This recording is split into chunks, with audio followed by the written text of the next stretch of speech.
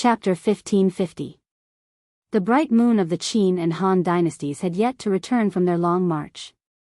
But with Long Qingfei here, no who would be allowed to cross the Yin mountain. Ever since the Qin and Han dynasties, the Yin mountain had never stopped fighting. There had always been disputes between the Han and Hu people, as well as grudges. At the end of the Sui dynasty, a major event happened here that shook the world. An old man in a green Daoist robe killed more than 200 Turkic wolf riders, who were famous in the world and had been raiding a village to the south of the Yin mountain. Then, he piled the rolling heads on the border between the grassland and the Yin mountain and built a temple. He also erected a stone tablet with a cross written on it: "Those who offend the Central Plains will be killed, no matter how far away they are." Ling Su. Spiritual master Ling Su's terrifying battle prowess was undoubtedly a great psychological deterrent to the Turks. Although the Turks had a large army, no one could guarantee that they would never be left alone. Thus, ever since then, although the Turks would occasionally go south to take advantage of the situation, they no longer dared to massacre villages and cities like before. This was because they were afraid that their heads would fall on that Jingguan temple. Time flew by, and in the blink of an eye, more than 10 years had passed. Now that someone mentioned the massacre at the Yin mountain, the Turkic soldiers thought of the past and felt a chill in their hearts. Ashina Shirchu rode his horse forward and stared at the white-clothed man with a dark expression. He asked in a deep voice, "Who are you?" On the city gate tower, the Tang soldiers who had originally planned to go down and fight to the death with the Turkic army suddenly saw a young man descend from the sky and beat back the arrogant and invincible Turkic state teacher Wuxia with a single sword. In their despairing and tragic hearts, a glimmer of hope instantly rose.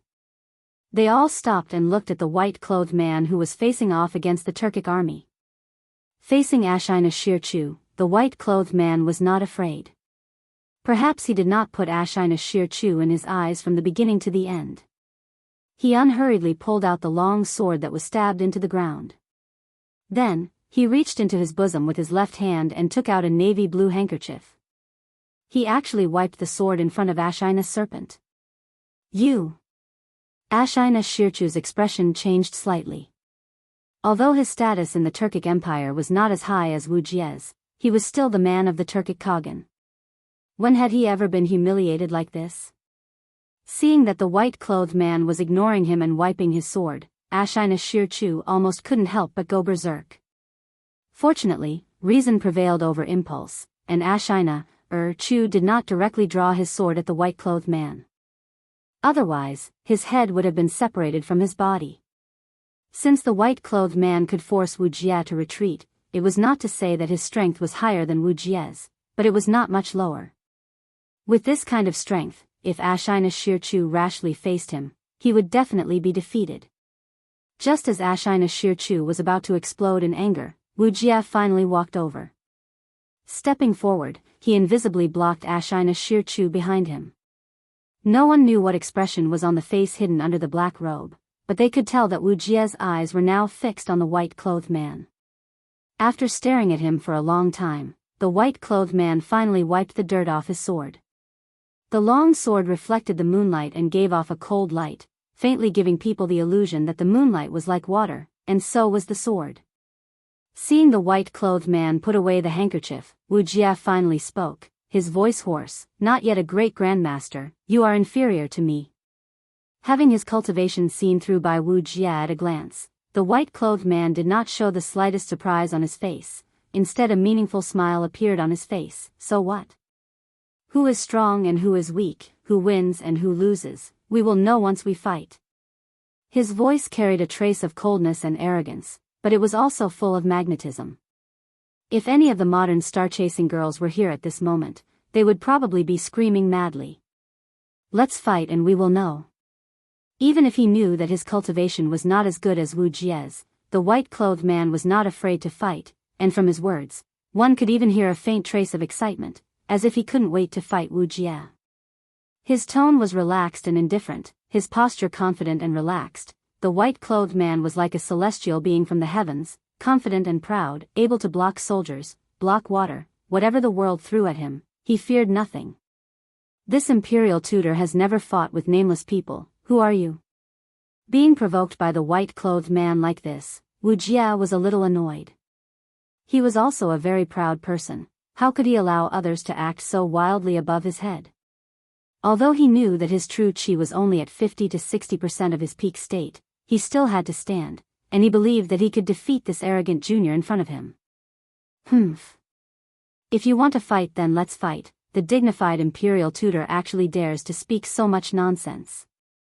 The white-clothed man waved his sword in his right hand, then proudly looked at Wuxia and said, "The one who injured you today is Dragon Tiger Mountain, Xianqing." Dragon Tiger Mountain, Xianqing. These 5 short words were spoken sonorously, and although his voice was not loud, it reached everyone's ears. Xianqing. It's Dragon Tiger Mountain's Daoist Xianqing. On the city gate tower, Shui Rengui, Fang Gongteng, Hong Wenxing, and the others all stared in shock, their faces filled with disbelief, but this was quickly followed by ecstasy. Hearing this, Wuxia remained silent, not showing any exaggerated reaction. On the other hand, Ashina Shi's heir Chu couldn't help taking 2 steps back after hearing the white-clothed man's identity. "You're from Longhu Mountain? What is your relationship with Ling Su?" When the white-clothed man appeared, he said, "Have you all forgotten the stone tablet at the foot of Yin Mountain?" Now that he said he came from Mount Longhu, Ashina Shi's heir Chu subconsciously thought of spiritual master Ling Su, who had already passed away. "Ha! You still remember my senior brother. Since that is the case, why did you invade the Central Plains again today? Do you want to be buried here?" This time, the white-clothed man did not ignore Ashina Shi or Chu, but looked at him lightly, then sneered. "Senior brother. You are Ling Su's junior brother?" Ashina Shi or Chu was stunned.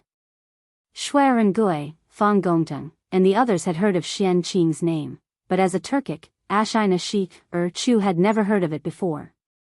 Now that he heard that Xianqing was Ling Su's junior brother, how could he not be surprised? Good.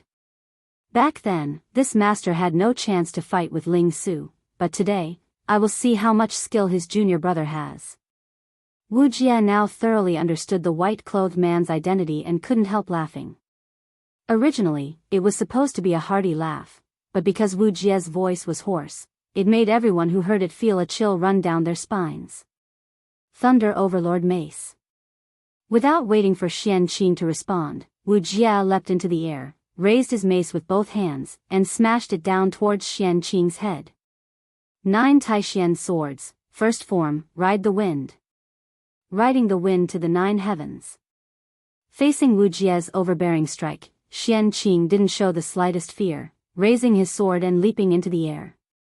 At the same time, an extremely pure sword intent burst out from his body, causing the soldiers closest to Xianqing to feel like their minds were filled with images of blades and swords. Both were 9 Taishian swords, and both were the first form of the 9 Taishian swords, but Xianqing's Ride the Wind, whether in terms of power or momentum, was far stronger than Li Zishuan's. This was the real 9 Taishian swords. Xianqing wielded his sword and pointed it straight at Wuxia. The two of them soon met in midair, sword and mace colliding with each other, emitting a resounding metallic clang. This was just the beginning of their fight, both of them pouring their true qi into their weapons and knocking each other back. Wuxia was forced back 3 steps, while Xianqing was forced back 5 steps. It was obvious that the gap between Xianqing, who had yet to reach the martial grandmaster realm, and Wuxia, wasn't very big. This scene, in the eyes of Shui Rengui, Fang Gongteng, and the others, were naturally overjoyed. After all, a man's name was like a tree's shadow, and in everyone's eyes, Wuxia was an insurmountable mountain. Now that Xianqing was only slightly at a disadvantage against Wuxia, in the eyes of Shui Rengui and the others, this was already very amazing. However, Xianqing seemed to be somewhat dissatisfied with this result, frowning slightly, and then changing the direction of his sword. He actually took the initiative to attack Wuxia. 9 Taishian swords, second form, Graceful Grace. Graceful Grace, Soaring Dragon. Carrying the lingering power of the first sword, riding the wind, Xianqing's sword moved even faster, the sword qi attached to it bursting out. Everyone below, whether it was the Turkic army or the Tang army, at this moment, all felt as if a dragon was soaring through the sky, baring its fangs and claws as it rushed towards Wuxia. The momentum was vast, and the sword chi was overwhelming. Wuxia's face paled slightly, and with a loud shout, the mace in his hands suddenly began to glow with lightning, and he raised it again to meet the incoming attack. Pung! The two weapons collided, and another loud bang rang out. This time, Wuxia was forced back 4 steps, and Xianqing was also forced back 4 steps. Xianqing felt a numbness in his palm, and the strange power of thunder and lightning was about to enter his meridians. He snorted and quickly used his genuine qi to dissolve the power of thunder and lightning. Then, without pausing for a moment, he followed up with the third form of 9 Taishian swords, snow treading. Snow treading without a trace, swift as a swallow. Xianqing was very clear on where the 9 Taishian sword strength lay, so he would not give Wuxia a chance to breathe, nor would he give himself a chance to breathe. He wanted to use the first 8 swords of the 9 Taishian swords in one go, wanting to use the superimposed power of the 9 Taishian swords to completely defeat Wuxia in his weakened state. Wuxia continued to wave his mace to block Xianqing's unexpected sword moves, but Xianqing changed his move again. 9 Taishian swords, 4th form, Wave Breaker. Wave Breaker, Tyrannical Sea, Thunderous Fury. 9 Taishian swords, 5th form, Parting Dust. 1 sword, Desolate and Cold. 9 Taishian swords, 6th form, Flowing Cloud. Broken Smoke, Flowing Cloud, Never Return. 9 Taishian swords, 7th form, Phantom Shadow, Knowing that all is an illusion. In the blink of an eye, the first 7 swords of the 9 Taishian swords had been used by Xianqing, and compared to Li Zishuan, each of Xianqing's sword moves was much more powerful. As a result, when the phantom shadow of the 7th form appeared, Wuxia was suddenly surrounded by 16 sword-wielding Xianqing swords. What's more, these 10 Xianqing swords were all real people, and each of them used a different sword move, making it even harder for Wuxia to defend. The situation on the battlefield was rapidly changing, and both sides were quietly switching positions. Chapter 1551. Reinforcements. Reinforcements are here. Longmen Pass is saved. As the saying went, the higher one stood, the farther one could see. The Tang soldiers on the city gate tower looked to the west and saw a black mass of cavalrymen holding torches galloping toward them. At first glance, there were at least 20 to 30,000 cavalrymen. Therefore, the soldiers on the city gate tower immediately became excited and cheered loudly. They had survived a calamity. At this moment, they could only use the phrase "surviving a calamity" to describe their feelings. At the very beginning, when the Turkic army of tens of thousands attacked, Longmen Pass only had around 1,000 soldiers. Fortunately, Fang Gongteng and the others had brought back more than 8,000 soldiers in time. But even with more than 10,000 people, defending Longmen Pass would be very difficult. This was because the Turkic army had a martial grandmaster. In a battle, although a martial grandmaster could not completely control the situation, they could still affect the balance of victory and defeat. This could be seen from how Wuxia had single-handedly blasted open the gate. If not for a peerless expert like Xianqing arriving in time to keep Wuxia in check, Longmen Pass might have already been breached. But the two sides were only keeping each other in check. The defenders of Longmen Pass did not have the strength to launch a counterattack against the Turkic army. But now, things were different. Not only had they defended Longmen Pass, they could also work with the reinforcements that had just arrived to launch a counterattack against the Turkic army. The attackers and defenders had changed hands once more. All soldiers, hear my order. The Turkic army has invaded the territory of the Great Tang and cannot be forgiven. Follow this general out of the city and pursue the Turkic wolf cavalry. Fang Gongteng was finally able to breathe a sigh of relief. He let out a loud roar and said with lofty sentiments, "Kill! Kill! Kill!" The morale of the 10,000 Tang soldiers on the gate tower soared. Join the army, many villagers from the nearby villages are coming from the south. They want to help us defend the city and protect Marquis. At this moment, a soldier hurriedly walked over and cupped his fist to Fang Gongting. Villagers? Fang Gongting raised an eyebrow in surprise. Hong Wenxing chuckled and said, "Haha. It seems like Marquis is also very popular in Jianghu." But now that reinforcements had arrived, there was no need to let these civilians get involved to avoid unnecessary casualties. Adjunct Fang, you only need to lead the soldiers out of the city to pursue the Turkic army. This official will pacify the common people in your place. Yes. I'll have to trouble Provincial Governor Hong then. Fang Gongting also understood that Hong Wenxing's words were reasonable. He cupped his fists and replied. With that, he turned around and roared, "Generals, listen to my order. Go out of the city and pursue." Here. The army roared in agreement. Soon after, under the command of Fang Gongting, the 10,000 soldiers quickly descended from the gate tower. With a creak, the gate that Wu Jie had tried his best to smash open was opened from the inside by the Tang army. However, the Turkic army no longer cared about the gate, because they had already begun to flee. Who is the main general of the Dragon Gate army? The army in the Longmen Pass rushed out. At this moment, a soldier rushed out from the reinforcement team in the west and shouted at them. "I am Fang Gongting from Bing Province, temporarily in charge of the defense of Longmen Pass. May I ask which province you are from?" This Fang is very grateful. Fang Gongting commanded the army to pursue the Turkic army as he reined in his warhorse and cupped his fists politely to the soldier. The soldier quickly cupped his fists and replied, "Adjunct Fang, we are from Qizhou. Please come forward. Our provincial governor has something to ask you." "Qizhou, these reinforcements are from Qizhou." Fang Gongting could not help but be shocked. However, when he thought about it again, he was somewhat relieved. Qizhou was located in the west of Jianghu province, while Longmen Pass was located on the west side of Jianghu province. The two were only separated by Pu province, which was very close. If Qizhou could receive the news this morning and send troops as soon as possible, it was entirely possible for them to arrive at Longmen County within a few hours. However, Fang Gongting could not help but wonder why the provincial governor of Qizhou was in such a hurry to rescue Longmen Pass. This was not him being cheap, nor was he being pretentious. Under normal circumstances, the provincial governor of a province absolutely could not easily bring the troops of his own province to other provinces. If he brought them out without permission, then he would be taking a huge risk. If he was accused of leading the troops to rebel, then he would be completely done for.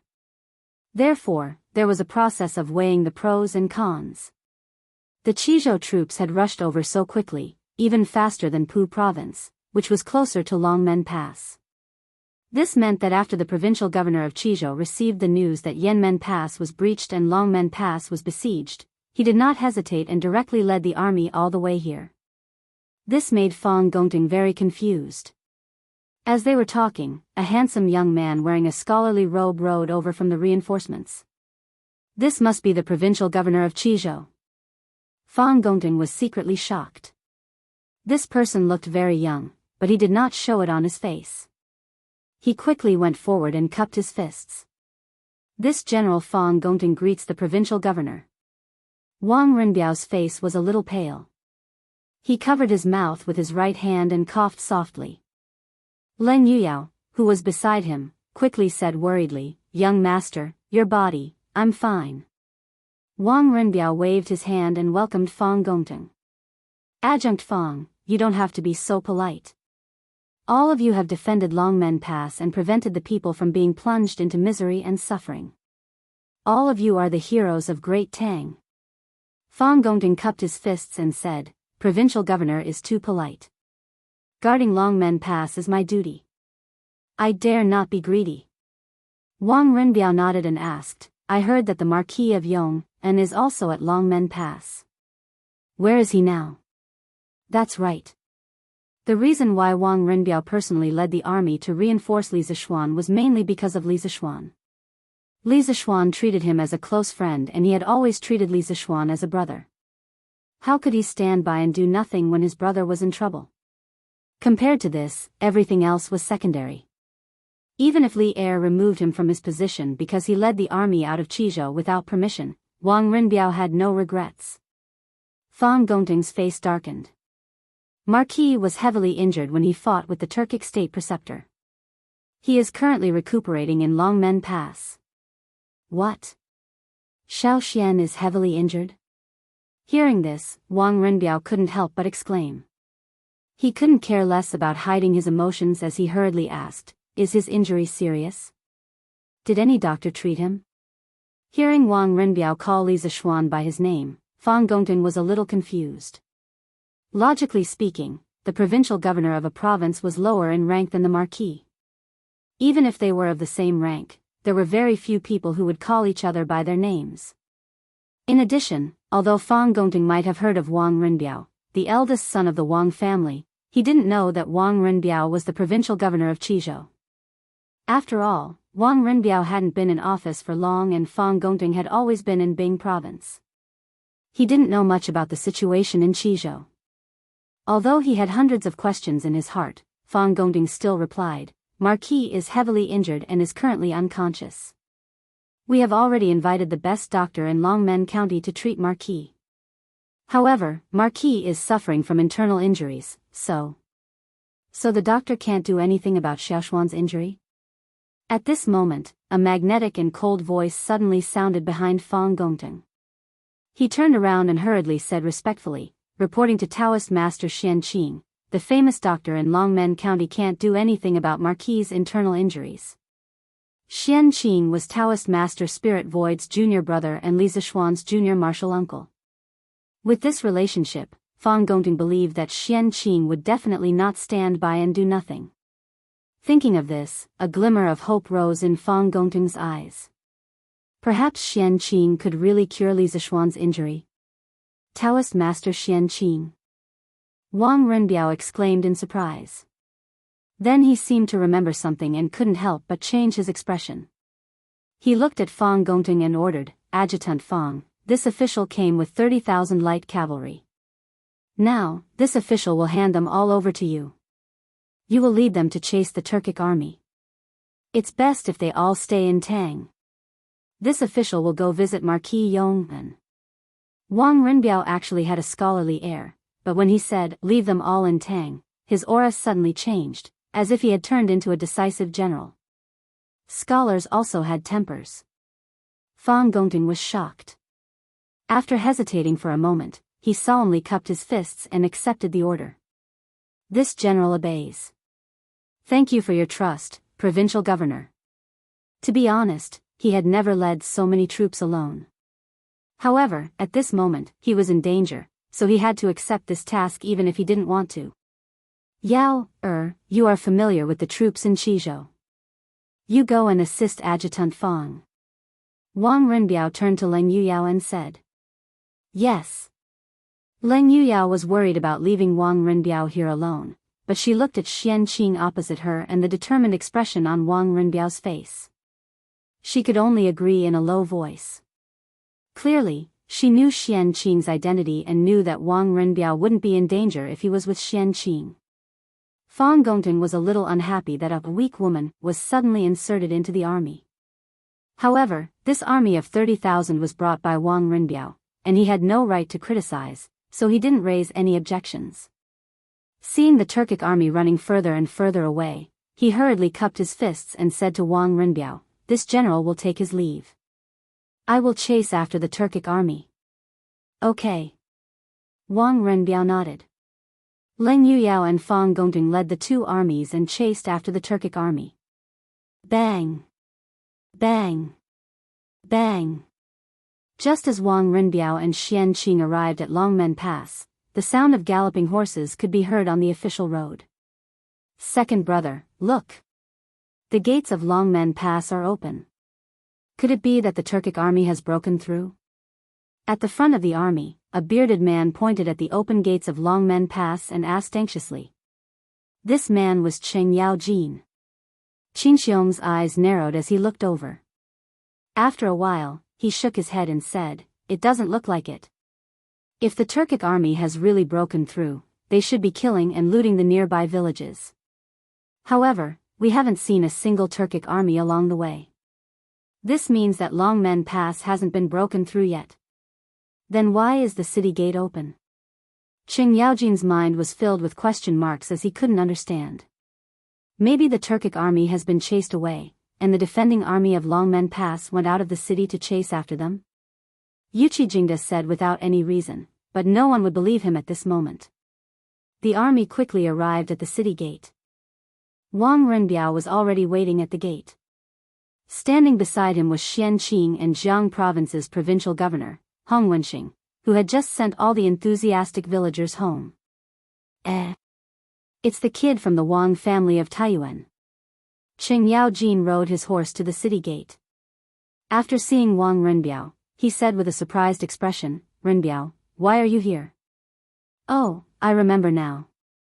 You are now the provincial governor of Qizhou. Are you here to rescue Longmen Pass as well?" Qinxiong and Yuqi Jingda also looked at Wang Renbiao suspiciously. After all, he was the only familiar person here. Wang Renbiao stepped forward and cupped his hands. "Greetings to the three high dukes. I am indeed here to rescue Longmen Pass. The Turkic army has just left, and the army of Bing province and Qizhou is desperately chasing after them. If the three high dukes want to chase after them, you should be able to catch up." Wang Renbiao knew the purpose of Qinxiong and the rest leading the army to Longmen Pass, so he spoke concisely. Hearing this, Qinxiong, Qing Yaojin, and Yuqi Jingda were all shocked. Qing Yaojin couldn't help but say, "Damn it, the Turkic army is so cowardly. I just brought people to chase after them, and they ran away. No. We have to chase after them." Qinxiong nodded and didn't bother to chat with Wang Renbiao and the rest. He waved his hand and said, "Generals, listen up. Chase after them." Chapter 1552. For the sake of Li Zishuan's safety, Lu Xianda had moved him to the cellar under Longmen Pass. Only a few people knew about this. When Hong Wenxing and Fang Gongting returned and heard Lu Xianda say that Li Zishuan had been moved to a quiet place to recuperate, they did not ask further. At that time, the soldiers were already at the gates and the situation was extremely critical. How could they have the time to get to the bottom of the matter? At this moment, Lu Xianda had already followed Fang Gongting to chase after the Turkic army. Fortunately, Lu Xianda's subordinate, Bai Qi, stayed behind. Under his lead, Xianqing, Wang Renbiao, and Hong Wenxing came to a cellar on the west side of Longmen Pass. At the entrance, they could see a faint light. When they walked in, they saw Li Zishuan lying motionlessly on a straw couch with his eyes closed. Next to the straw couch was a white-bearded old man who was anxiously taking Li Zishuan's pulse. Xiao Xian. Since they'd known each other, Li Zishuan had always had an appearance of having everything under his control. When had he ever been so dispirited and in such a sorry state? At this moment, seeing Li Zishuan like this, Wang Renbiao's heart sank. He hurriedly walked towards the straw couch and called out worriedly. Xianqing frowned and followed him. Seeing that someone had come in and that the other party was not a Turkic, Dr. Lu finally heaved a sigh of relief. However, these people had noble temperaments and he did not recognize them, other than Bai Qi. He did not dare to be rude and quickly stood to the side. Bai Qi stepped forward and introduced softly, "Physician Lu, this is the provincial governor of Qizhou. This is the Marquis Junior Marshal Uncle, Daoist Xianqing. This is the provincial governor of Hong Province. Now that the Turkic army has escaped, Longmen Pass is saved." Good. Hearing this, Dr. Lu could not help but be excited. He then bowed and said, "This old man, Lu Mingfeng, greets the two provincial governors and Daoist Xianqing." Hong Wenxing personally stepped forward and helped Lu Mingfeng up before saying, "Dr. Lu, there's no need to be so courteous. This official has already heard from Bai Qi that you ignored the danger and insisted on staying behind to take care of the Marquis of Yong'an. This official thanks you on behalf of Marquis Yong'an." Lu Mingfeng was flattered and said, "I don't dare. I don't deserve your thanks. I'm ashamed to say that I'm not skilled enough to wake up the Marquis. I'm ashamed. Xiaoshuan's injuries are internal. You are more or less able to stabilize his injuries. Xianqing finally spoke. But your acupuncture method. Xianqing, who was standing at the side, finally spoke. As he spoke, he walked towards the straw couch. Halfway there, he suddenly frowned and said, "The environment here is damp and airtight. It is not good for healing. Move Xiaoxian out first, and then I will treat him." When Hong Wenxing heard that Xianqing wanted to treat Li Zishuan's injuries and did not say that Li Zishuan's injuries could not be treated, he immediately knew what to do. He quickly ordered, "Bai Qi, quickly bring people to move Marquis to the turret." "Yes." Bai Qi responded and immediately turned to call for people upstairs. After a while, the unconscious Li Zishuan was moved to the turret of Longmen Pass. This was originally the temporary resting place for some of the guarding officials of Longmen Pass. The environment was not bad. At least it did not have the damp and moldy smell of the cellar. Xianqing finally nodded and said, "Provincial governors, both of you can go out first. I hope no one will disturb me while I am treating Xiaoxian." Hong Wenxing nodded repeatedly and said, Good.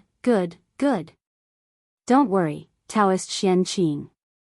I will send people to seal off the turret. No one is allowed to come near. You can rest assured and treat Marquis Yongmen. If something happened to Li Zishuan in Jianghu province, it was definitely not good news for Hong Wenxing. Although Li Er would not remove him because of this, it would be difficult for him to be promoted in the future. Although Xianqing was not as famous as Immortal Lingxiu, he was also a leading figure of the Celestial Master Taoism in Longhu Mountain. Since he was confident that he could treat Li Zishuan, Hong Wenxing would certainly be willing to cooperate. "Taoist Xianqing, can Xiaoshuan's injuries be cured?" Wang Renbiao could not help but ask worriedly. As the saying goes, concern leads to confusion. Hong Wenxing could see that Xianqing was confident in curing Li Zishuan's injuries, but Wang Renbiao could not. Or rather, Wang Renbiao could only be completely relieved after hearing Xianqing's personal guarantee. Xianqing turned his head to look at Wang Renbiao, then said indifferently, "I will do my best. It should be fine." Wang Renbiao heard this and could not help but heave a sigh of relief. Then, he cupped his hands and said solemnly, "Then I will leave it to you, Taoist Xianqing. I'll be waiting outside the house. If you need anything, just call me." Xianqing nodded and said lightly, Seeing this, Wang Renbiao, Hong Wenxing, and the others cupped their hands and retreated outside the house. "Kid, you haven't returned to Longhu Mountain for a year after leaving the mountain. Even if you don't visit your martial uncle, you can't not sweep your master's grave. If it weren't for the fact that you were busy running a school in Lantian County and couldn't leave, your sect leader would have come to you personally." After Wang Renbiao and the others left, only Li Zishuan and Xianqing were left in the house. Xianqing's cold face suddenly became a little soft. The high and mighty immortal in the heavens had now become a gentle and elegant elder. He looked at Li Zishuan, who was lying on the bed, and could not help but sigh with emotion. "It's martial uncle. Why did he leave the mountain?" Although Li Zishuan couldn't move, his consciousness had always been clear. At this moment, he finally remembered the true identity of Taoist Xianqing. Wasn't he the martial uncle of his predecessor? Soon, the memories of Xianqing flashed quickly in his mind like a movie. The fragmented memories finally formed a complete and vivid Xianqing's memory body. In his impression, martial uncle was a person who was cold on the outside but warm on the inside. He cherished his words like gold. If he could use his hands, he would never use his mouth. In addition, martial uncle was also a martial arts fanatic. He was obsessed with swordsmanship all his life. In the Celestial Master sect of Longhu Mountain, martial uncle's swordsmanship was the highest and his sword intent was the purest. Spiritual Master Spirit Su once said that the next great grandmaster of Longhu Mountain must be Xianqing. Take the 9 Taishian swords as an example. When Li Zishuan's predecessor left Longhu Mountain last year, Xianqing could already master the first 8 swords of the 9 Taishian swords. He could even barely use half of the 9th sword, Rushing Thunder. Among the Celestial Master sect members who had lost Spiritual Master Spirit Su, Xianqing's personal combat strength was undeniably the best. Even the sect leader Feng Lingzi couldn't compare with him. In Li Zishuan's memory, there was another interesting thing. The two words, Xianqing, were Martial Uncle's real name and also his Taoist name. Although Martial Uncle's surname was Xian, he was a genuine Han Chinese. It was said that during the Western Zhou dynasty, there was a Xian kingdom located in Guangshan County, Hunan Province. At the end of the spring and autumn period, Xian kingdom was annexed by the Chu kingdom. After the fall of the Xian kingdom, the nobles of Xian kingdom took the name of their former country and scattered everywhere. It was said that Martial Uncle's ancestor was a duke of a small country in the Western Zhou dynasty.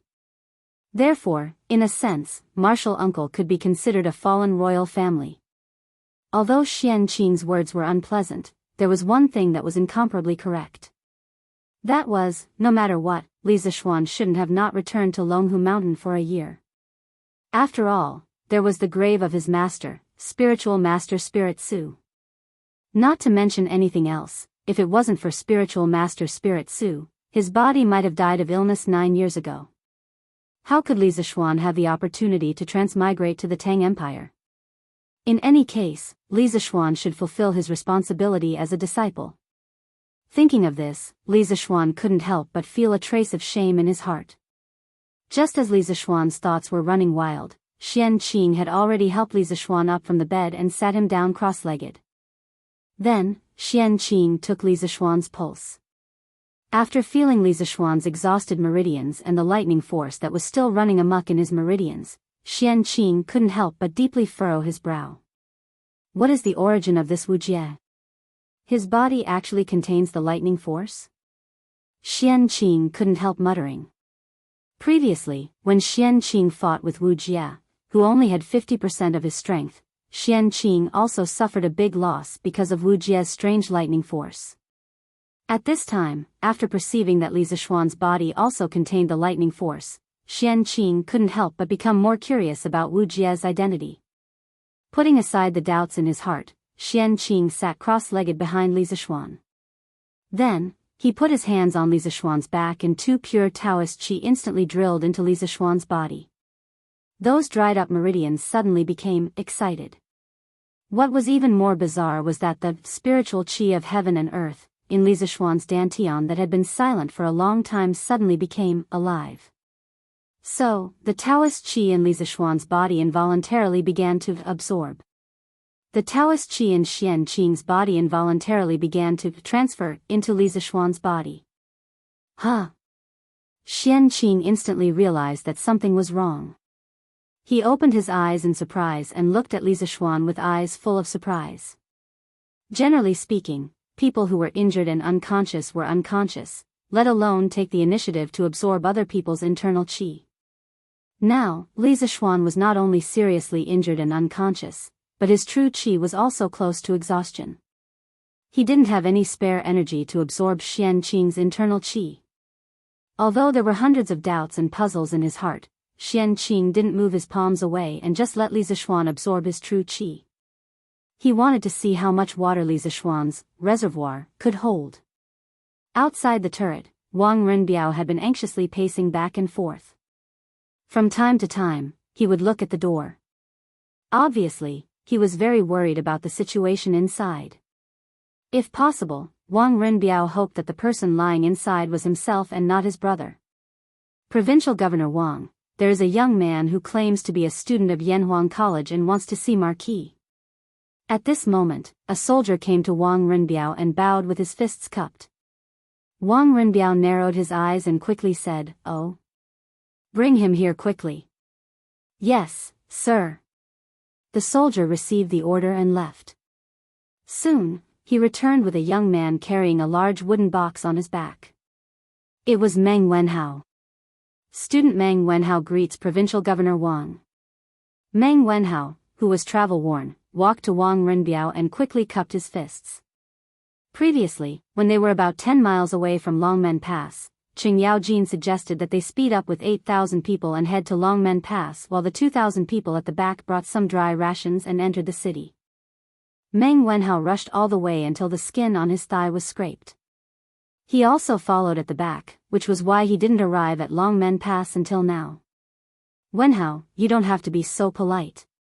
Wang Renbiao waved his hand and said. Meng Wenhao straightened up. After hesitating for a moment, he asked directly, I heard from the soldiers that Yamacho is seriously injured and unconscious. May I ask Provincial Governor Wang where is Yamacho now and how is his condition? Wang Renbiao looked back at the turret and said softly, Little Xian is indeed seriously injured. However, Daoist Xian Qing from Mount Longhu is currently treating him. I think he should be fine. Chapter 1553. At around 2:45 in the morning, it was already late at night. The moon had already risen to the western sky, and while everyone was still asleep, it was still silently watching everything that was happening, including the massive battle taking place outside Yonghe Pass. The three armies from Longmen Pass had been madly pursuing the Turkic army, but none of them had been able to catch up. This was because Ashina Shirkum had not only led his most elite cavalry in this invasion of the Great Tang, but each of them had been equipped with 2 warhorses. Thus, even though they were deserters, they had been able to escape faster than anyone else. In contrast, the soldiers brought by Qin Xiong, Fang Gongteng, and Leng Yuyao had either just finished a long journey or had just participated in a bitter battle to defend the city.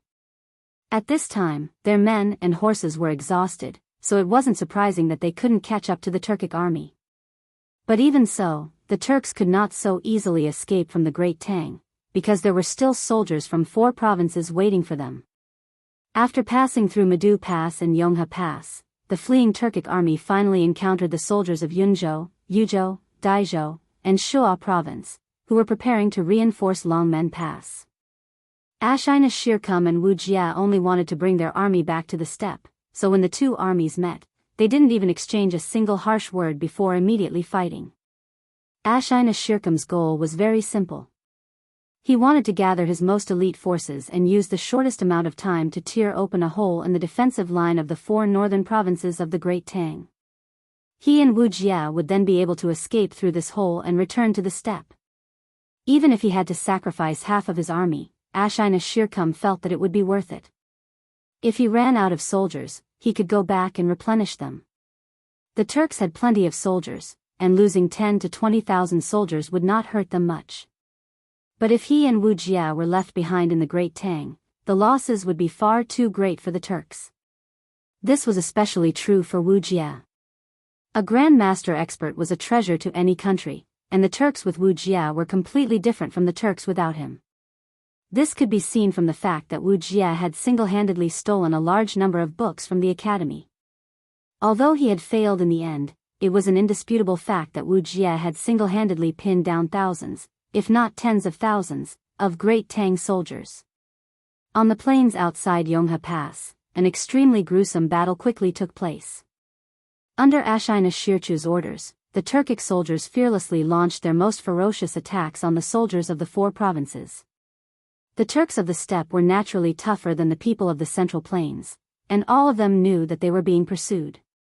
If they couldn't break out of the encirclement as quickly as possible, all of them would die here. In this desperate situation, the Turkic soldiers did not despair. On the contrary, their fighting spirit was stimulated. Kill. If you kill 1 Tang soldier, you will be rewarded with 50 cows and sheep. If you kill 10 soldiers, you will be promoted by 1 rank. Kill 100 people and you'll be rewarded with a tribe. Seeing that there was hope for breaking out, Ashina Shirchu hurriedly roared. His method of boosting morale was extremely effective. The Turkic soldiers were all excited by these words, especially the last reward that Ashina Shirchu had promised. It was simply too tempting. The majority of them were ordinary people of the steppe. The people of the Central Plains liked to study and obtain scholarly honors, while the Turkic people liked to become more courageous and fierce, becoming the warriors of their tribes. If they could become the leader of their tribes, that would naturally be even better.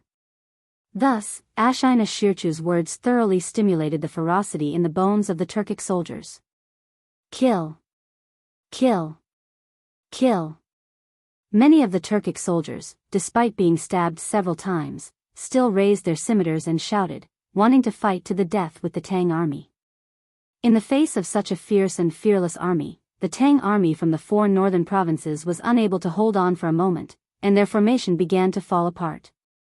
Even worse was that the Turkic army had a Grand Master expert leading the charge. That invincible stance of slaying gods and Buddhas was extremely effective in boosting morale. For a moment, the Turkic army was filled with war cries, and it seemed like they were on the verge of breaking through the encirclement. Although Wu Jia only had 30 to 40% of his strength left, he was still not someone that the ordinary soldiers of the Tang army could contend against. As time passed, the number of Tang soldiers around Wu Jia dwindled, because very few people were willing to face him. Commandant, the Daizhou army in the east is requesting reinforcements. They won't be able to hold on for much longer. What? They have 3,000 more men than us, how could they not be able to hold on? Tell them that they have to hold on even if they can't. We don't have enough men on our side. Yes. Commandant. What? Yinzhou's Commandant Meng isn't willing to send reinforcements? Commandant Huang, Commandant Meng said that they're under great pressure and can't send any men. Bullshit. What kind of pressure could they possibly be under? The Turkic state teacher is attacking our side. In my view, that Meng guy is worried that if the Turks escape, the responsibility will fall on his shoulders. Besides the fact that the Tang army's individual soldiers and commanders were inferior to the Turks, there was another fatal problem. The soldiers of the 4 provinces all had their own commanders, and most of them were fighting for themselves. No one had enough prestige to lead the soldiers of the 4 provinces. Thus, in terms of coordination, they were far inferior to the Turks. Moreover, the morale of the Turkic army was high, and the soldiers were like gods of war, all of them fearless in the face of death. For the soldiers of the 4 provinces to defend against Ashina Shi's fierce assault was much more difficult. Under Wu Jia's lead, the Daizhou army that had been waiting outside Yonghe Mountain Pass would soon be slaughtered by Wu Jia's army. Rumble. Bang bang bang. At this moment, several more armies appeared on the southern road. There were at least 30 to 40,000 of them, and they were rapidly approaching the battlefield. Jijia, Jingda, each of you will lead an army to flank them from the left and right to prevent the Turkic army from escaping from the flanks. This old man will lead the rest of the army to attack from the front. Tonight, we will ensure that these invading Turks remain in the Great Tang. These soldiers had come from Longmen Pass. At this moment, Qin Xiong unsheathed his sword and pointed it at the Turkic army. Along the way, Qin Xiong had relied on his powerful prestige in the Tang army to quickly integrate the Qizhou soldiers brought by Wang Renbiao and the Bing province soldiers led by Fang Gongteng. Thus, at this moment, he was the one giving orders to everyone. Okay. Second brother Qin, be at ease. With this old Qing here, not a single Turkic soldier can escape from the east. It would be best if we could capture Wu Jia and avenge little Xian. Qing Yaojin loved war the most, and when he learned that Li Zishuan had been heavily injured by Wu Jia, old Qing became even more furious. He truly wished that he could fight Wu Jia so that he could avenge Li Zishuan. Yuqi Jingda also clasped his fists and said, okay. With this old man here, not a single Turkic soldier can escape from the west. The two of them received their orders and then led a group to flank the Turkic army. Meanwhile, Qin Xiong roared, all soldiers, hear my order. The time to render meritorious service has come. Follow this general and kill the Turkic wolf cavalry. Kill. Qin Xiong could be considered a rather legendary figure in the Great Tang army. Moreover, he was one of the first to follow Li Er. His prestige in the army and among the people was extremely high. Under his leadership, the soldiers, no matter where they came from, were willing to listen to Qin Xiong's orders. Thus, after Qin Xiong gave the order, the more than 10,000 soldiers behind him quickly charged toward the Turkic army. Leng Yuyao was at the back of the army and didn't charge forward. This time, she was under Wang Renbiao's orders to assist Fang Gongteng in commanding the Qizhou troops. However, since Qin Xiong, Qing Yaojin, and Yuqi Jingda, these founding veterans, had brought people over, then there was naturally nothing for her to do now. This was because Qin Xiong, Qing Yaojin, and Yuqi Jingda, any one of them had the strength and prestige to control the 30,000 soldiers of Qizhou. Moreover, the development of the situation was more or less as she had expected. The 30,000 soldiers from Qizhou were orderly under Qin Xiong's command, as if they were his arms. This was the great positive effect that a commanding general with great prestige could bring to an army. Not good. The Tang army at Longmen Pass has caught up. And it seems that there is an additional army. No, it seems that Qin Xiong and Qing Yaojin are here. Hearing the movement here, Ashina Shi'er's expression changed. He quickly killed 2 Tang soldiers and rushed to Wu Jie's side. He shouted, "Imperial teacher, we must rush out as soon as possible." Qin Xiong and Qing Yaojin seemed to have brought people over. Wu Jie's mace couldn't help but pause. After a moment, he said in a hoarse voice, "Immediately gather all the troops and attack this place. Tear open an opening as soon as possible. Take as many as you can." "Yes, Imperial teacher." Ashina Shi'er replied and then shouted, "All soldiers listen to my order. Attack this place and follow this general to open a bloody path. Provincial Governor Wang, a young man, wants to pass. Our brothers won't let him, so he is making a ruckus below Longmen Pass, on top of the city gate tower." Wang Renbiao and Meng Wenhao were anxiously waiting for the results of the treatment inside. At this time, another soldier ran over and bowed with his fists cupped. "A young man wants to pass. Why is there still someone trying to pass so late at night?" Hearing this, Wang Renbiao frowned deeply. Then he thought for a moment and said, "This official will go down and take a look." It was already the middle of the night. If there was someone who wanted to pass at this time, it must be unusual. Wang Renbiao expected that Li Zishuan would not have a result for a while, so he decided to go down and take a look. "Provincial Governor Wang, this student will also go with you." Meng Wenhao was also a little curious, so he took the initiative to volunteer. Wang Renbiao nodded and said, "Good. Then let's go together." After that, the two of them looked back at the candlelight on the turret, then turned and walked down the stairs. I really have something urgent to do. Quickly call your general out and let me pass." Just as they walked down the tower, the two of them heard a clear voice anxiously urging them. "Little you, Meng Wenhao felt that this voice was a little familiar.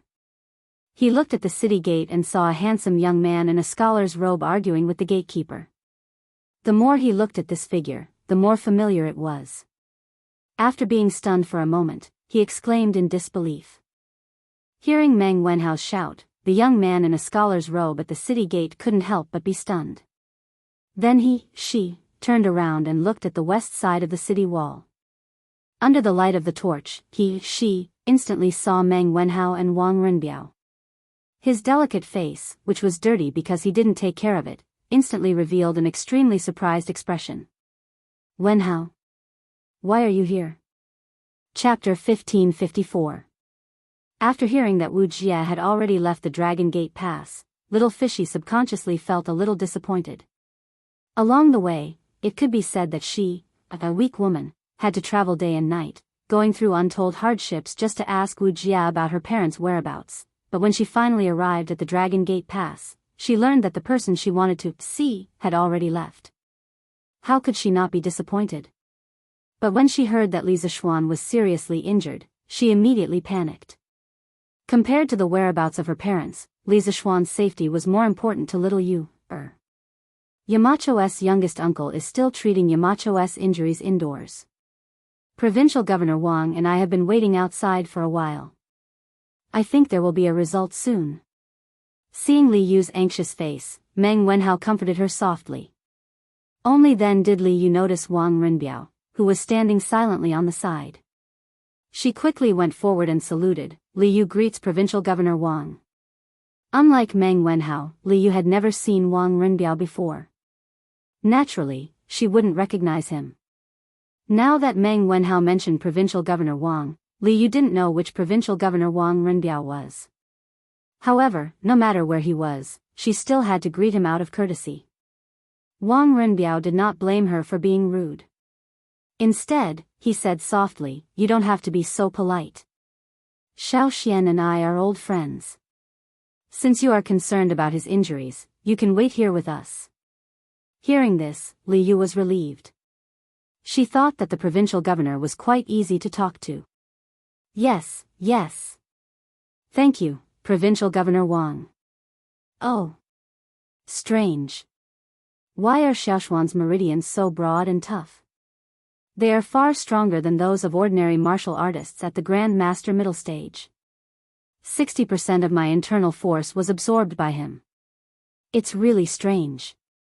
In the turret on the west side of Longmen Pass, after injecting a large amount of Taoist genuine qi into Li Zishuan's body to help him heal his internal injuries, Xianqing finally removed his hands from Li Zishuan's back and stopped completely. But when he looked at Li Zishuan, who had his eyes closed, he could not help but frown and murmur to himself. No. When Xiao Xian left the mountain, he was only at the peak of the qi refining stage. How could he jump 2 realms and directly become a master at the Grand Master middle stage in just 1 year? This kind of aptitude might not even be found in the Daoist sect in 100 years. If I remember correctly, although this child's martial arts aptitude is not bad, it is far from the level of being found once in 100 years. What has he been through in the past year? The more Xianqing thought about it, the more he felt that something was wrong. Especially when he thought about Li Zishuan's current realm, he felt even more incredulous. It was not that he was jealous of Li Zishuan's rapid progress. He had never been jealous of anyone in his life because he firmly believed that he could become the strongest person in the world. This belief could not be shaken by anyone and nothing. He was just curious as to how Li Zishuan managed to advance so quickly. Of course, Xianqing did not know that Li Zishuan, who was sitting cross-legged on the bed, although his body had not changed, his soul had been replaced by a 21st century engineering master with the same name.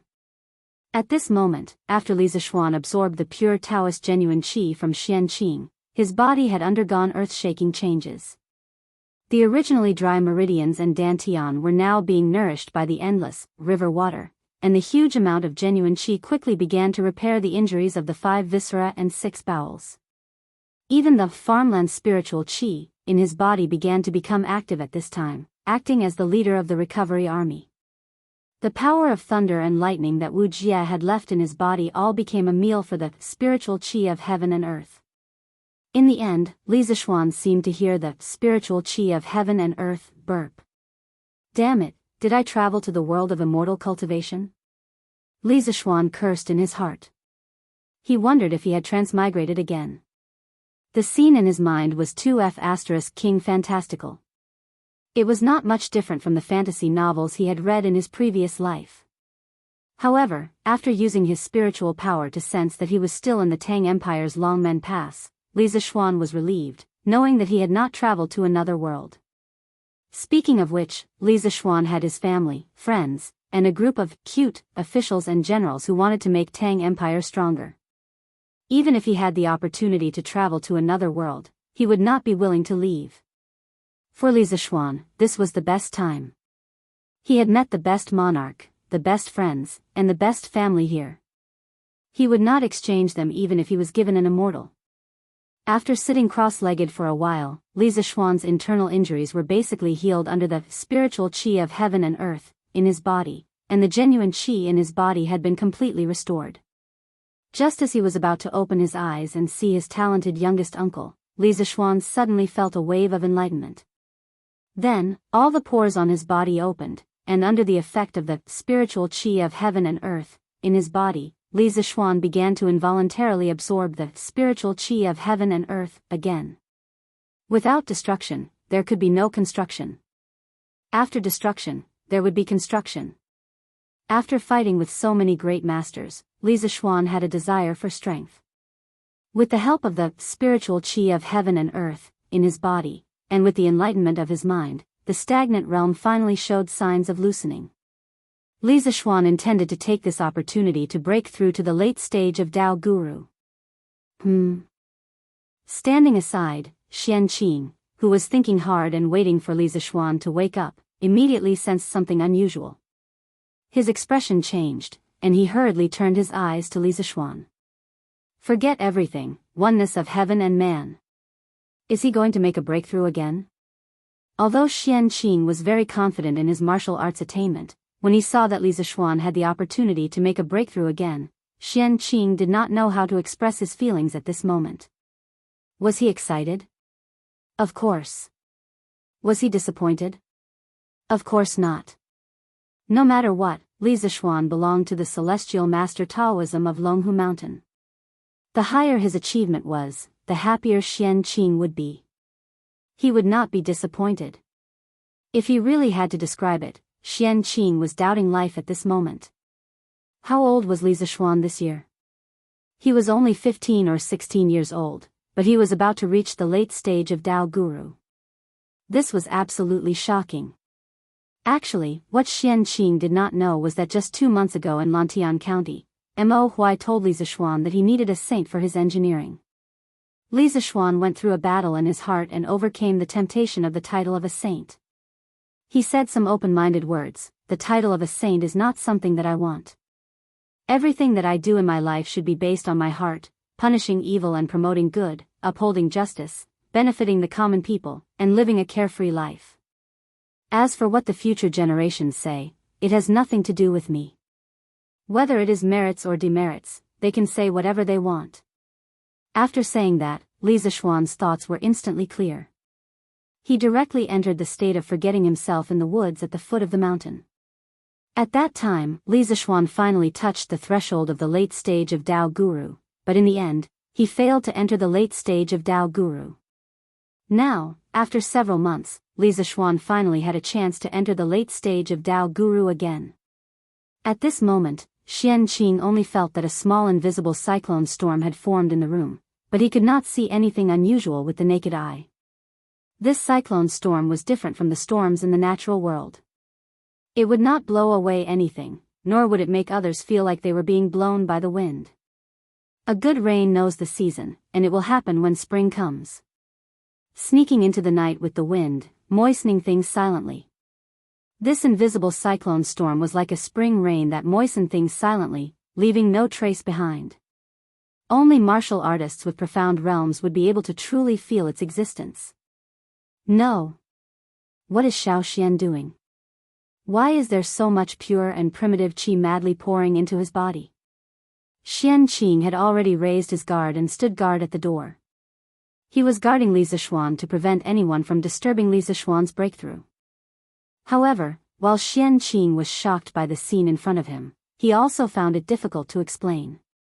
It seemed that Li Zishuan's method of breaking through was different from all other cultivators. If not for worrying about affecting Li Zishuan's breakthrough, Xianqing really wanted to step forward and grab Li Zishuan's pulse to see how different Li Zishuan's meridian structure was from ordinary cultivators. Kill!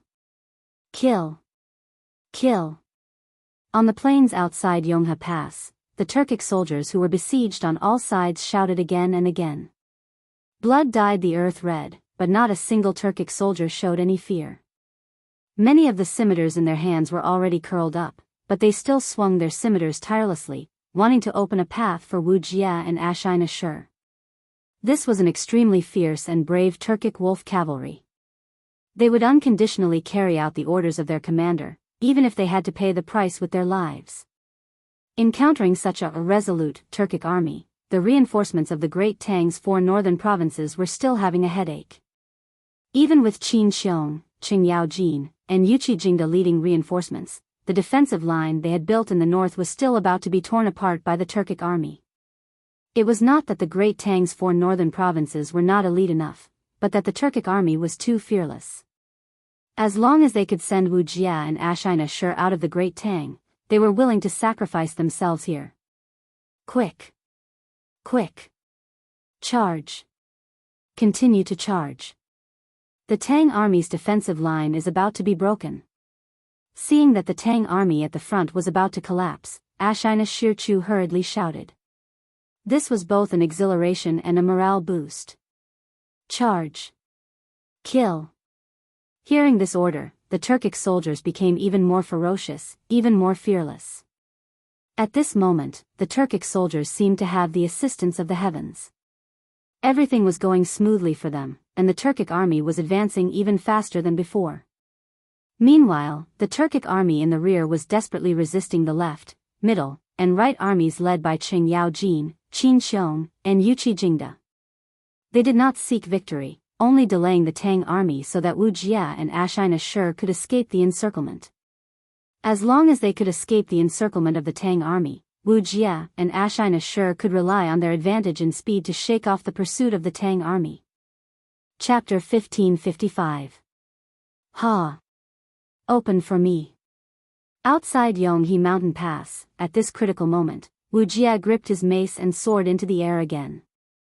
On the way here from Chang'an City, although he had experienced several major battles and had lost a great deal of his strength, his personal strength was still undoubtedly at the top of this battlefield. At this moment, the mace in his hand flashed with a faint lightning glow, and with him flying high up in the air, he looked like a god of thunder descending from the heavens, majestic and insufferably arrogant. With a loud roar, Wu Jia's aura reached its peak. Then, Wu Jia slammed his mace down, sending a powerful gust of wind towards the Tang army. Even those 3 zhang away could feel the immense power of this mace, because although Wu Jia's mace was only a meter long, he had poured a terrifying amount of true qi into it, increasing its power by more than 10 times. If this mace hit its target, it was likely that a person would be turned into a meat patty. Thus, many people subconsciously dodged to the side, wanting to avoid Wu Jia's mace. Pung! With a heaven-shaking boom, Wu Jia's mace finally struck the ground. Those soldiers who did not dodge in time, whether they were Tang soldiers or Turkic soldiers, were all smashed to pieces by Wu Jia's mace. Their fates were extremely tragic. Hu!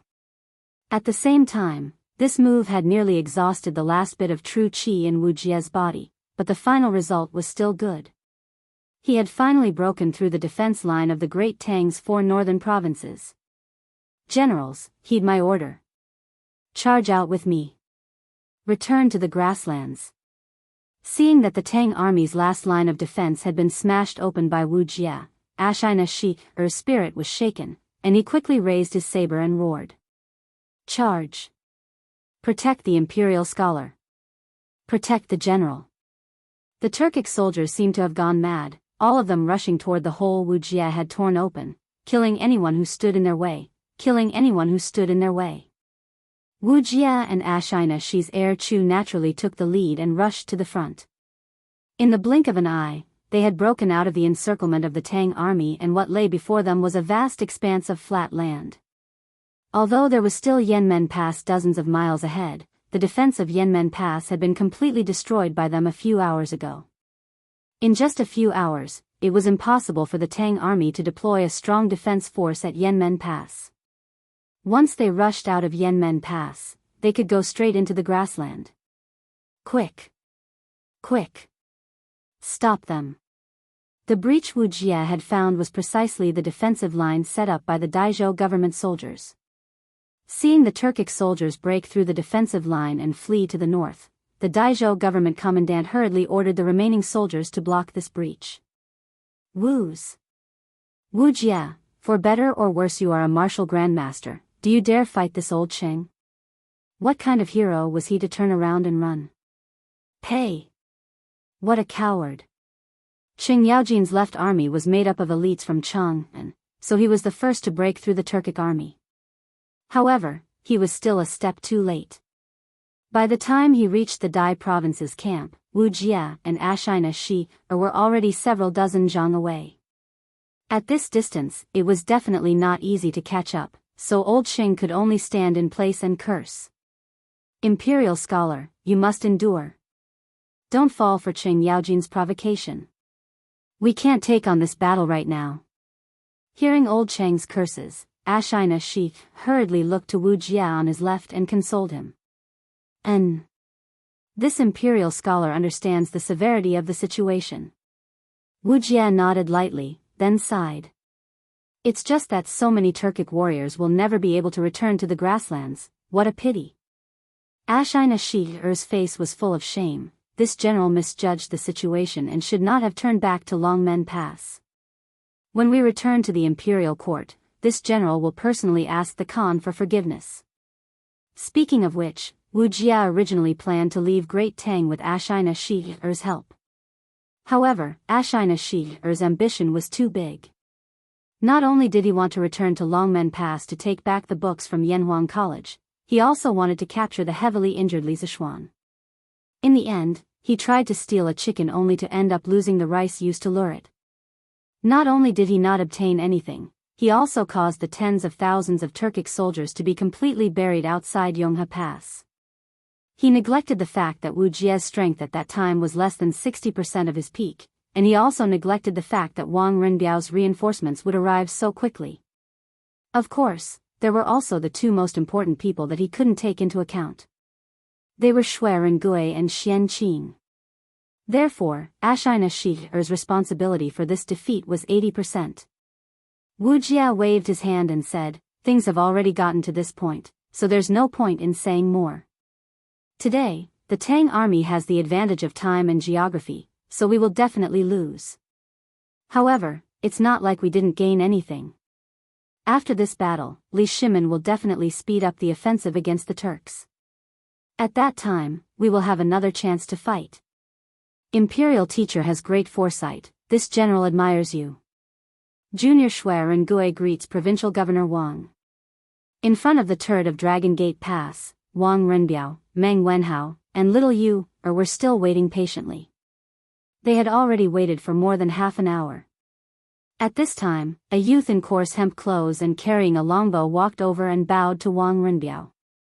Just now, when Wu Jia bombarded the gate, Shui Rengui thoroughly displayed his amazing archery skills to the soldiers guarding the gate. It was also because of his obstruction that Wu Jia's first attack didn't completely destroy the gate. Therefore, the soldiers in Dragon Gate Pass looked at Shui Rengui as if they were looking at a hero. If Shui Rengui wanted to find Wang Renbiao, no one would rashly stop him. "Oh, you are Shui Rengui?" Hearing this, Wang Renbiao's eyes lit up and he asked with interest. "Yes." Shui Rengui nodded and replied. "Good. Good. Good. You are the same as Little Xian, heroes come from the youth." This official has already heard about the situation just now from Provincial Governor Hong and the others. "Rengui, you blocked Wu Jia's attack with 9 arrows and prevented Dragon Gate Pass from being destroyed by Wu Jia alone. Your contribution cannot be ignored. After this matter, Little Xian will definitely ask for your merit in front of His Majesty." Seeing Shui Rengui nod, Wang Renbiao's face revealed a kind smile as he praised. Shui Rengui cupped his fists and said, "Provincial Governor Wang is too kind." Marquis was conferred the title of Marquis at a young age and was able to fight the imperial teacher of the Turkic Empire head-on without falling into a disadvantageous position. He is the true young hero. Rengui is just a mountain villager, how can I be compared to Marquis? As for the merit, what Rengui did tonight was only in self-defense.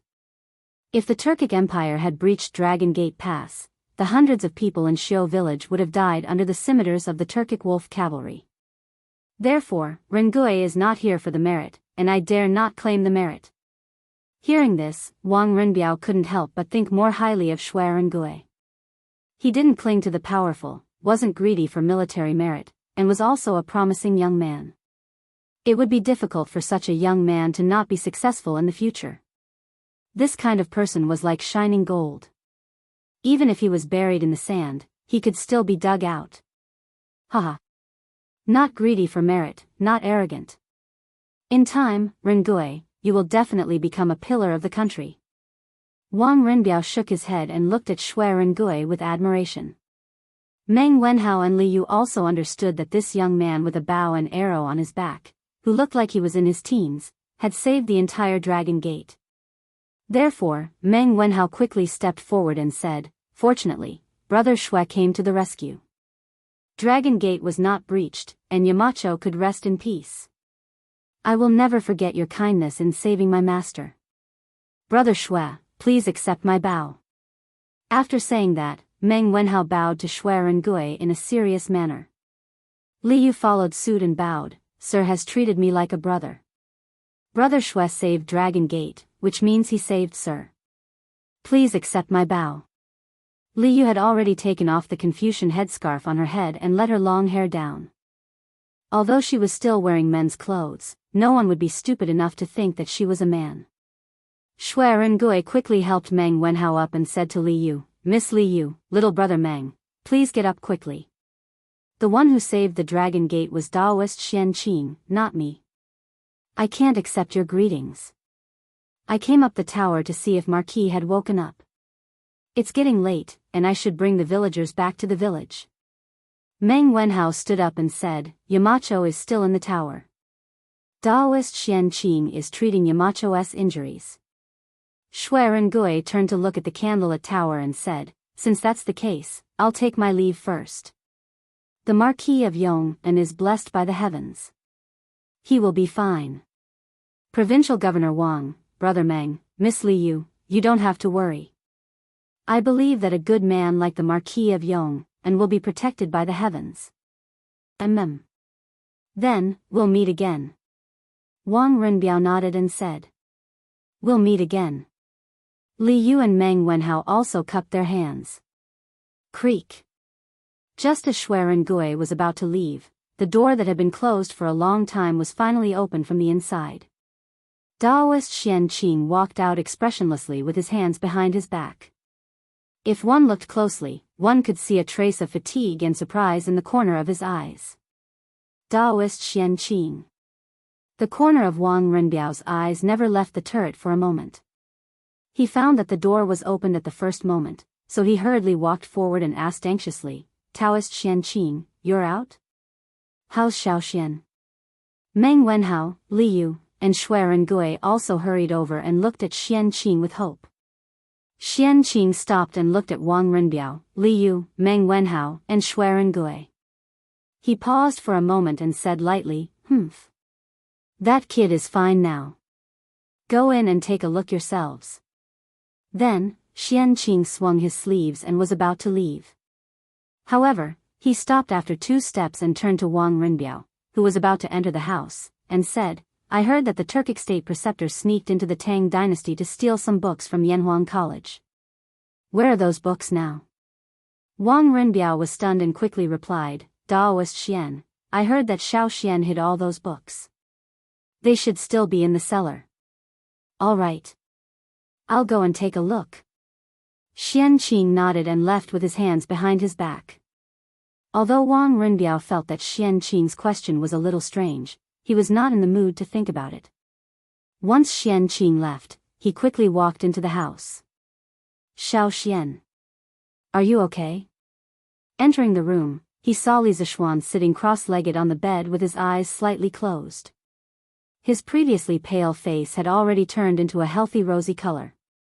Wang Renbiao knew that this was a sign that his injuries had recovered, so he couldn't help but exclaim excitedly. Yes. I'm fine. Not only am I fine, but I also benefited from the disaster and improved my martial arts. Hearing Wang Renbiao's question, Li Zishuan opened his eyes and smiled. Phew.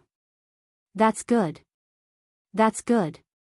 Wang Renbiao heard and could not help but heave a sigh of relief. Li Zishuan got up from the bed and looked at Wang Renbiao. He was surprised and relieved.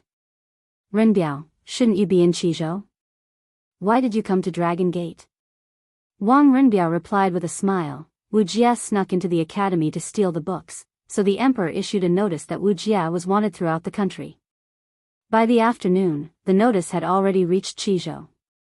After dinner, I heard that the Yanmen Pass had been breached. Thinking that little Xian, you should be in the Hedong Road area right now, and should have also heard about the theft of the academy's books, it was very likely that you would be organizing troops in Hedong Road to intercept Wuxia and guard against the invasion of the Turkic army. When I arrived in Puzhou, I heard that you had encountered Wuxia at Dragon Gate and a big battle broke out. At that time, I was worried about your safety, so I ordered the troops to rush to Dragon Gate. I did not expect to encounter Ashina Shi Er Kuei's army besieging Dragon Gate. Li Zishuan heard and could not help but gratefully cup his hands to Wang Renbiao. Today, Ren led the troops to help Dragon Gate. This brother will remember this debt of gratitude. I will do my best to repay this debt in the future. Wang Renbiao said seriously, Xiaoxian, you and I are brothers. We should go through thick and thin together and help each other. At that time, I was troubled by love. If not for your righteous help, I would have been hurt by love. Today, you are in trouble. How can I, as your brother, stand by and watch? You are so polite to me now. Are you treating me as an outsider? As a descendant of a large family like the Wang family of Taiyuan, Wang Rinbiao did not have many friends. Even if he did, it was only because of benefits. This kind of friend could only be made with benefits, but not with hearts. Only Li Zishuan had a sincere friendship with him. There were no benefits involved, so Wang Rinbiao cherished this friendship. When he sensed that Li Zishuan might be in trouble, he did not hesitate to lead the troops to leave Qizhou. When he made this decision, he did not even consider the consequences. This kind of behavior was absolutely inconceivable for a descendant of a large family who prioritized benefits. Rinbiao, that's not what I meant. Hearing this, Li Zishuan hurriedly explained. Then he waved his hand and said, forget it, forget it. Since that's the case, I won't be polite with you. But this time, you led the troops out of the country without permission. It should be considered a violation of the laws of the Great Tang. When I return to His Majesty, this brother will do his best to speak on your behalf. Chapter 1556. Wenhao, little you, why did you two come to Dragon Gate? After talking to Wang Rinbiao, Li Zishuan finally looked at Meng Wenhao and Li Yu. To be honest, he was a little surprised to see these two little guys. Meng Wenhao stepped forward and replied, Yamacho, His Majesty was furious when he learned that the books of the academy were stolen. He ordered General Qin, General Cheng, and General Yuqi to lead 10,000 light cavalry to chase after Wu Jie. In order to keep in touch with Yuan Cheng and city, His Majesty allowed General Qin and the others to carry a telegraph, but no one in the army knew how to use it. Later, General Cheng chose me, so I came with the army. Li Zishuan nodded, then looked at Li Yu and asked, little you, what about you? You're just a weak girl, you didn't come with the army, right? Sir, little Yu, opened her mouth and looked embarrassed. In front of so many people, she couldn't say that she came here to look for Wu Jie, could she? If she really said that, she didn't know how many strange looks she would receive. Yamacho, little Yu, didn't come with the army. She came here by herself. She was worried about your safety and wanted to see you in person. Seeing Li Yu's embarrassed face, Meng Wenhao, who knew the inside story, quickly explained. Li Zishuan's eyes flashed, and he nodded thoughtfully, little Yu, thank you for your concern. Sir, it's good that you're okay. Li Yu's expression was unnatural, and she quickly replied. Li Zishuan then turned his eyes to Shui Rengui, and he said in surprise, Rengui? Why are you here? During the day, he had bumped into Shui Rengui in the mountains, and the two of them had hit it off. He had also extended an olive branch to Shui Rengui. However, Shui Rengui had no intention of joining the army, and he had an arrogant personality. He did not want to climb up the social ladder, so he did not force him. But he didn't expect to meet Shui Rengui so soon. Rengui greets Marquis. Shui Rengui first cupped his fist and bowed to Li Zishuan. Then, he began to explain, around midnight, someone in the village saw a fire in the direction of Longmen Pass. They heard from me that you, Marquis, were also at Longmen Pass, so they wanted to come and help. My speed was fast and I was one step ahead. The young men of the village followed behind me. When I arrived at Longmen Pass, I happened to see the Tuzhu state preceptor bombarding the city gate. Thus, I followed Adjunct Fong to defend the city. At this time, Wang Rinbiao couldn't help but interject with a smile, little Xian, you don't know, but Rengui relied on his superb archery skills to block Wu Jie's first attack on the city wall, and forcibly destroyed 30% of Wu Jie's first attack. If it wasn't for him, I reckon the Longmen Pass wouldn't have lasted until Daoist master Xian Qing and the Qizhou army arrived. Shui Rengui hurriedly replied, Governor Wang, you flatter me. I just happen to possess brute strength. Li Zishuan smiled knowingly and said, haha. Rengui, you don't have to be humble. Your archery skills can definitely be ranked in the top 3 among all the people I know. This time, it's all thanks to your help in defending Longmen Pass. When we return to Chang'an, I will ask for a reward for you. Shui Rengui hurriedly waved his hand and said, Marquis, Rengui didn't do anything, and I don't dare to be greedy for it. Rengui's actions are not only defending Longmen Pass, but also protecting hundreds of lives in Xiu village. Seeing Shui Rengui's sincere face, Li Zishuan sighed with pity and said, Fine. Since Rengui insists, I won't force you.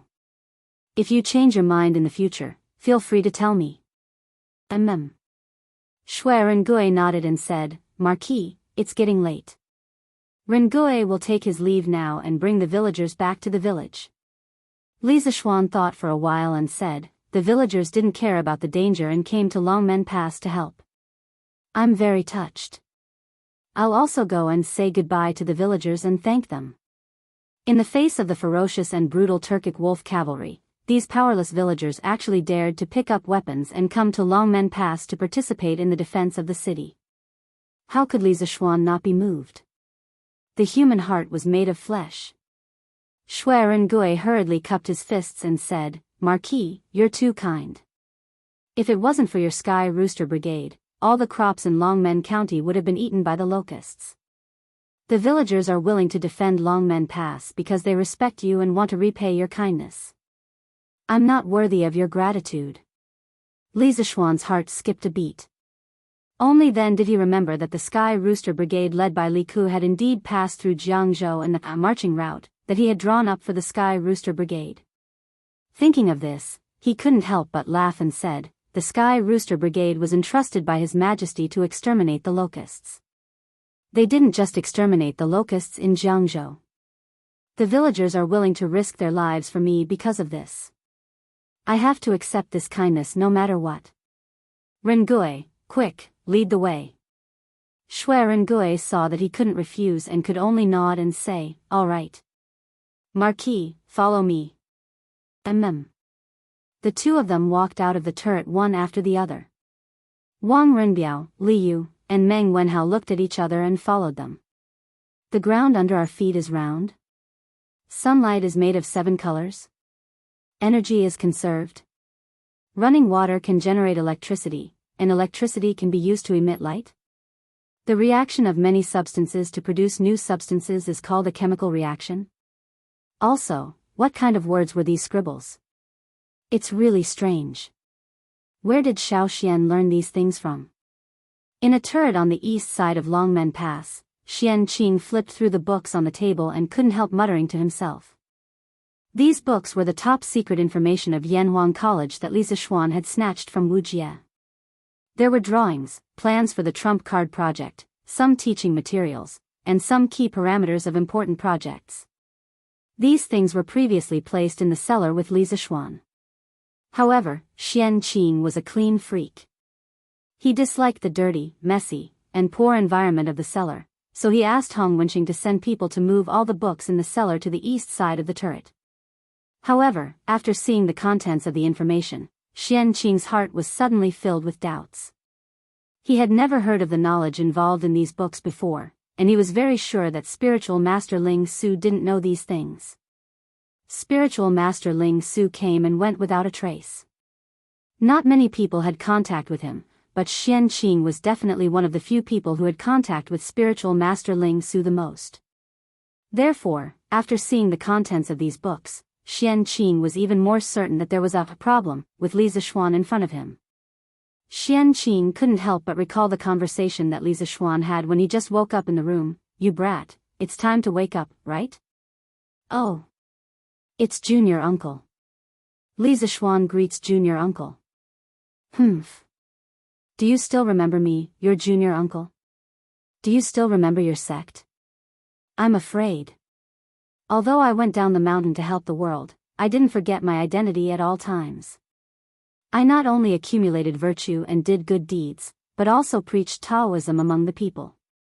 Because of the busy affairs of the academy, and the emperor also assigned me a lot of official duties, I couldn't return to the sect to visit Junior Uncle and the head of the sect for a long time. I'm ashamed. Humph. You still have some conscience. But the one you should visit the most is your master. Senior brother has no children. He not only treats you as a disciple, but also as his own child. He gave everything to you. You can't be ungrateful. Junior uncle, you're right. When this matter is over, I will personally go to Mount Longhu and kowtow in front of Master's tomb to apologize. Little Xian, let me ask you. When you went down the mountain, you were still at the peak of the qi refining stage, but now you're at the peak of the Zongshi realm. After my observation, I found that when you broke through the realm, the way you broke through was different from other warriors. Tell me honestly, did you practice some evil skills? Martial uncle, you've wronged me. Although I'm not a benevolent and virtuous person, I'm still in awe of heaven and earth and all living beings. Everything I've learned comes from Master. After Master passed away, I've encountered several life or death situations. In those desperate situations, I've gained some special insights into the martial way. Perhaps it's because of these insights that my way of breaking through realms is different from ordinary people? Well, are you willing to let me check your meridians? Don't misunderstand. I don't mean any harm. It's just that the Celestial Master Taoism has always been a righteous sect. We can't have evil people. I have to make sure that you don't stray into the evil path. Junior uncle, you don't have to explain. You saved my life. If you want to check my meridians, go ahead. I have a clear conscience and will never resist. Good. Then I'm being rude. Well, the path of genuine qi is indeed the path of the Taishan Sutra, and the genuine qi is also pure Taoist genuine qi. It seems that you've always been firm in your Taoist heart. I've wronged you. No. Why do you have such pure genuine qi in your body? Genuine qi. Junior uncle, what is genuine qi? You don't know genuine qi? Then why do you have genuine qi in your body? This. I don't know. The capacity of a person's dantian is limited. When one reaches the peak of the Zongshi realm, true qi will fill the entire dantian.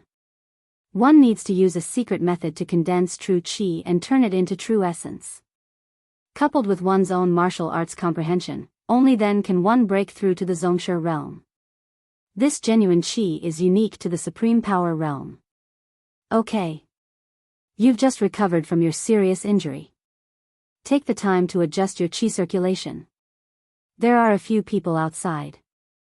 They should be looking for you. I'll leave first. Thank you, Junior uncle. Take care. It makes sense that this child's kung fu has improved by leaps and bounds. But where does this strange knowledge come from? Along the way, I have more or less heard of Yanhuang Academy. The commoners say that they impart knowledge of engineering. Engineering, what kind of knowledge is that? Why haven't I heard senior brother mention it? Recovering from his contemplation, Xian Qing's eyes became more and more confused. Clang, clang, clang, clang, clang. At this moment, 5 gongs and drums sounded under the city tower. Xian Qing was stunned and murmured, "It's already 5 o'clock. Forget it. As long as this child is on the right path and doesn't do anything harmful, I don't have to worry about it." After that, Xian Qing closed the book in his hand and walked to the bed next to him. As Li Zishuan's junior martial uncle and the flag bearer of Mount Longhu Celestial Master Sect, Xian Qing received some preferential treatment here. He had a separate space to rest, unlike the other ordinary soldiers who could only sleep in tents. On the other side, after Li Zishuan received and persuaded the nearby villagers who came to support Longmen Pass, he urged the people around him to disperse and rest. He returned to the turret and planned to wait quietly for Qing Yaojin and the others to come back. Previously, with the help of Xian Qing's power and some of his own comprehension, he broke through to the Supreme Power late stage. Now he was full of energy and couldn't fall asleep even if he lay on the bed. He simply sat on the bed and began to run the 8th level of Taishan Sutra to feel the new realm. "Sir, have you rested?" After about a quarter of an hour, little Yu's voice came from outside the door. Li Zishuan's heart skipped a beat and quickly stopped. Then he said softly, "Come in." When he just woke up, he saw that Li Yu's expression was a little strange. He always felt that this girl was hiding something. Now that Li Yu took the initiative to come to him, he guessed that she was going to take the initiative to lay her cards on the table. With a creak, Li Yu pushed the door and entered. Then she turned around and closed the door. Then she walked quietly to Li Zishuan and said with a guilty face, "Sir, you have just recovered from a serious injury. Did I disturb your rest?" Li Zishuan smiled and waved his hand, saying, "It's okay. I'm not sleepy now." "Little you are still awake. Is there something on your mind?" "Yes." Li Yu nodded and replied, "Yes." Then she bit her lips and said softly, "Sir, you've met the Tujua state preceptor before. Can you tell me what kind of person he is?" "National Master of the Tujua National Master?" Hearing this, Li Zishuan couldn't help but be surprised. Then he asked with some confusion, "Little you, why are you asking about the National Master?" Li Yu's face froze. After hesitating for a moment, she replied, "Sir, the National Master of the Tujua National Master may know the whereabouts of my biological parents, so, what? Wuxia knows the whereabouts of your parents? Little you, who told you this?" Li Zishuan was shocked. His eyes flashed with disbelief. Regarding Li Yu's background, he had always sent people to secretly search for it. According to the jade bracelet on Li Yu's wrist, Li Yu's parents must have been very rich.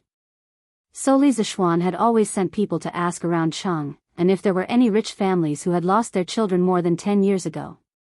There were quite a few people who met this condition, but when he asked them face to face, none of them met this condition. After searching for so long in Chang, and without finding any useful clues, Li Zishuan never thought that Li Yu's parents would have some kind of connection with Wuxia. How could he not be shocked? Seeing Li Zishuan's disbelief, Li Yu explained seriously. "Sir, this is what Wuxia told me personally. 2 nights ago, the academy was attacked.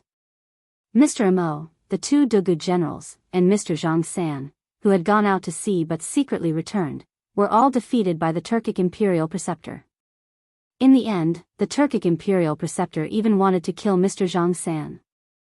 Chapter 1557. Is there such a strange thing? Inside the west tower of Dragon Gate Pass, after listening to Li Yu's story of that night, Li Zishuan was shocked. He rubbed his chin and pondered for a long time before turning his eyes to Li Yu and asking, "Is that why you came all the way from Chang and to Jianghu?" Sometimes he couldn't help but admire this little girl Li Yu. At her age, if placed in modern times, she probably wouldn't even have graduated from primary school, yet she dared to travel so far by herself. This could no longer be called independent, it should be called precocious. Li Yu nodded and said, "In order to find my parents, I ran all the way from Yuezhou to Chang, and, now that I've come all the way from Chang and to Jianghu, what does that count as?" "Sir, I really want to know who my parents are. I also want to know why they sent me away that year and didn't take me away. But I was still a step too late, the imperial tutor is now nowhere to be found." Towards the end, Li Yu's tone became slightly gloomy. She had traveled day and night without rest, but in the end she hadn't been able to achieve what she wanted, so naturally she couldn't help feeling disappointed. Li Zishuan thought about it for a moment before replying, "I've fought with Wuxia before. This man's martial arts are extremely high. He wears a black robe and a black hood, making it difficult to see his face, but his voice is very hoarse, as if it's been burned by fire, dry and hoarse. In addition, he also has a strange internal force that can release something similar to lightning, catching people off guard. Wuxia's fighting style is inclined towards one person's strength. He doesn't like to beat around the bush, relying on his moves and personality. Wuxia may also be the kind of person who doesn't like trouble, decisive and unstoppable. He really has the qualifications to be one of the world's top masters. However, I don't know much about Wuxia's background. Master rarely mentioned him before his death. Perhaps you can ask my little martial uncle tomorrow, he should know." Recalling Xian Qing's previous interrogation, Li Zishuan couldn't help feeling a little scared. So, regarding Wuxia, he didn't intend to ask Xian Qing himself. Wouldn't that be walking right into a trap? It was better for little Fishy to ask him herself. In the end, Li Zishuan was still worried that Xian Qing would find out that he was a fake. After all, he used to do many things under the banner of spiritual spirit Su, and Xian Qing had always had a good relationship with spiritual spirit Su. If Xian Qing investigated seriously, he would definitely find clues from many things. Yes. Good. I'll ask Daoist Xian Qing tomorrow. Li Yu didn't think much about it and just nodded, then she suddenly said, Yamacho, General Qin is leading the army to chase after the imperial teacher. Do you think Wuxia? Although he didn't finish his sentence, the gist of it was obvious. Li Zishuan frowned, paused for a moment, and then said, I heard from Renbiao that it's not just Uncle Qin and Uncle Cheng who are pursuing us from behind. To the north, there are also soldiers from Yunzhou, Shuazhou, Daizhou, and Yuzhou who are intercepting us. There are at least 60,000 of them, and the Turkic army has already been defeated at Longmen Pass, so their momentum is no longer there. In the face of these 60,000 soldiers, their defeat is certain. However, Wu Jia and Ashina Shirchu are both martial experts. If they escape with all their strength and pave the way for them with the lives of the Turkic soldiers, it will be difficult for Uncle Qin to catch them. Hearing this, Li Yu secretly breathed a sigh of relief. Li Zishuan looked at Li Yu's face and asked, Little fishy, do you want Wu Jia to die, or do you want him to live? Under Li Zishuan's gaze, a trace of panic flashed in Li Yu's eyes. She opened her mouth and said nervously, Of course I want him to die. I am a Tang and he is a Turkic. He killed so many Tang people, of course I want him to die. But before he dies, I want to hear the whereabouts of my father and mother from him. Li Zishuan nodded, then turned around and stood with his hands behind his back. That's good. Little fishy, no matter the situation, no matter the reason, I hope you remember that you are a Tang. You can never do anything to harm the Tang Empire, or I will never forgive you. The reason why Li Zishuan said this was mainly because he thought of a very frightening possibility. That Li Yu's parents were Turkic, or that Li Yu's father was Wu Jia. Although the possibility of this happening was slim, it didn't mean it was impossible. Moreover, even if Li Yu's father wasn't Wu Jia, he and Wu Jia probably had some sort of relationship. This time, for Li Yu, this was a rather big personal test. To choose between righteousness and personal feelings, to be honest, no matter who it was, this was a difficult choice to make. Li Zishuan's voice fell, and at this time, a loud noise came from outside the house. Li Zishuan's expression changed, and he listened carefully for a moment before saying to Li Yu, the army chasing Wu Jia has returned. Let's go and see. Li Yu's expression changed, but after a moment, she nodded and replied, N. The two of them left the house and went straight down to the gate tower. They saw that the gate tower was already brightly lit, with torches everywhere. Qin Xiong, Qing Yaojin, Yuqi Jingda, Hong Wenxing, Wang Renbiao, and the others were standing in front of the army, discussing something. Seeing this, Li Zishuan quickly walked up and cupped his fists. Uncle Qin, Uncle Cheng, Uncle Yuqi, you're back? Hey! Little Xian. Are you really okay? That's great.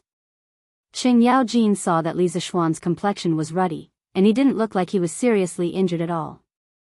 He excitedly greeted him and laughed loudly. I told you, little brat, you're a man of great fortune. How could you fall so easily? Haha. Good. Qin Xiong stroked his beard, a look of relief on his face as he said, when we were in Yonghe Pass, Army Advisor Fang said that you were seriously injured by Wu Jia, and us old men were worried sick. Just now, Provincial Governor Hong said that you were rescued by Daoist Xianxia, and your injuries were healed. This old master didn't believe it, but now that I've seen you in person, this old master can finally rest assured. Haha. Being able to fight Wu Jia head-on and take away his treasures, after today, little Xian, your name will be known throughout the world. Yuqi Jingda said with a face full of emotion. What he said wasn't false. Li Zishuan, with his mid-stage martial scholar Cultivation, fought against a great grandmaster. Although he was at a disadvantage in the process, the result could be said to be his victory, because Wu Jia's treasures were stolen by Li Zishuan. Uncle Yuqi, please don't make fun of your nephew. This time, I was lucky enough to not die, and it was all because of Martial Uncle's healing, otherwise, would still be in a coma. Li Zishuan said modestly, quickly taking the initiative to ask, let's not talk about this for now. How is the situation on the front line? Out of the corner of his eye, he noticed little Yu, looking at him anxiously with pleading eyes. Qing Yaojin's face darkened. Pay.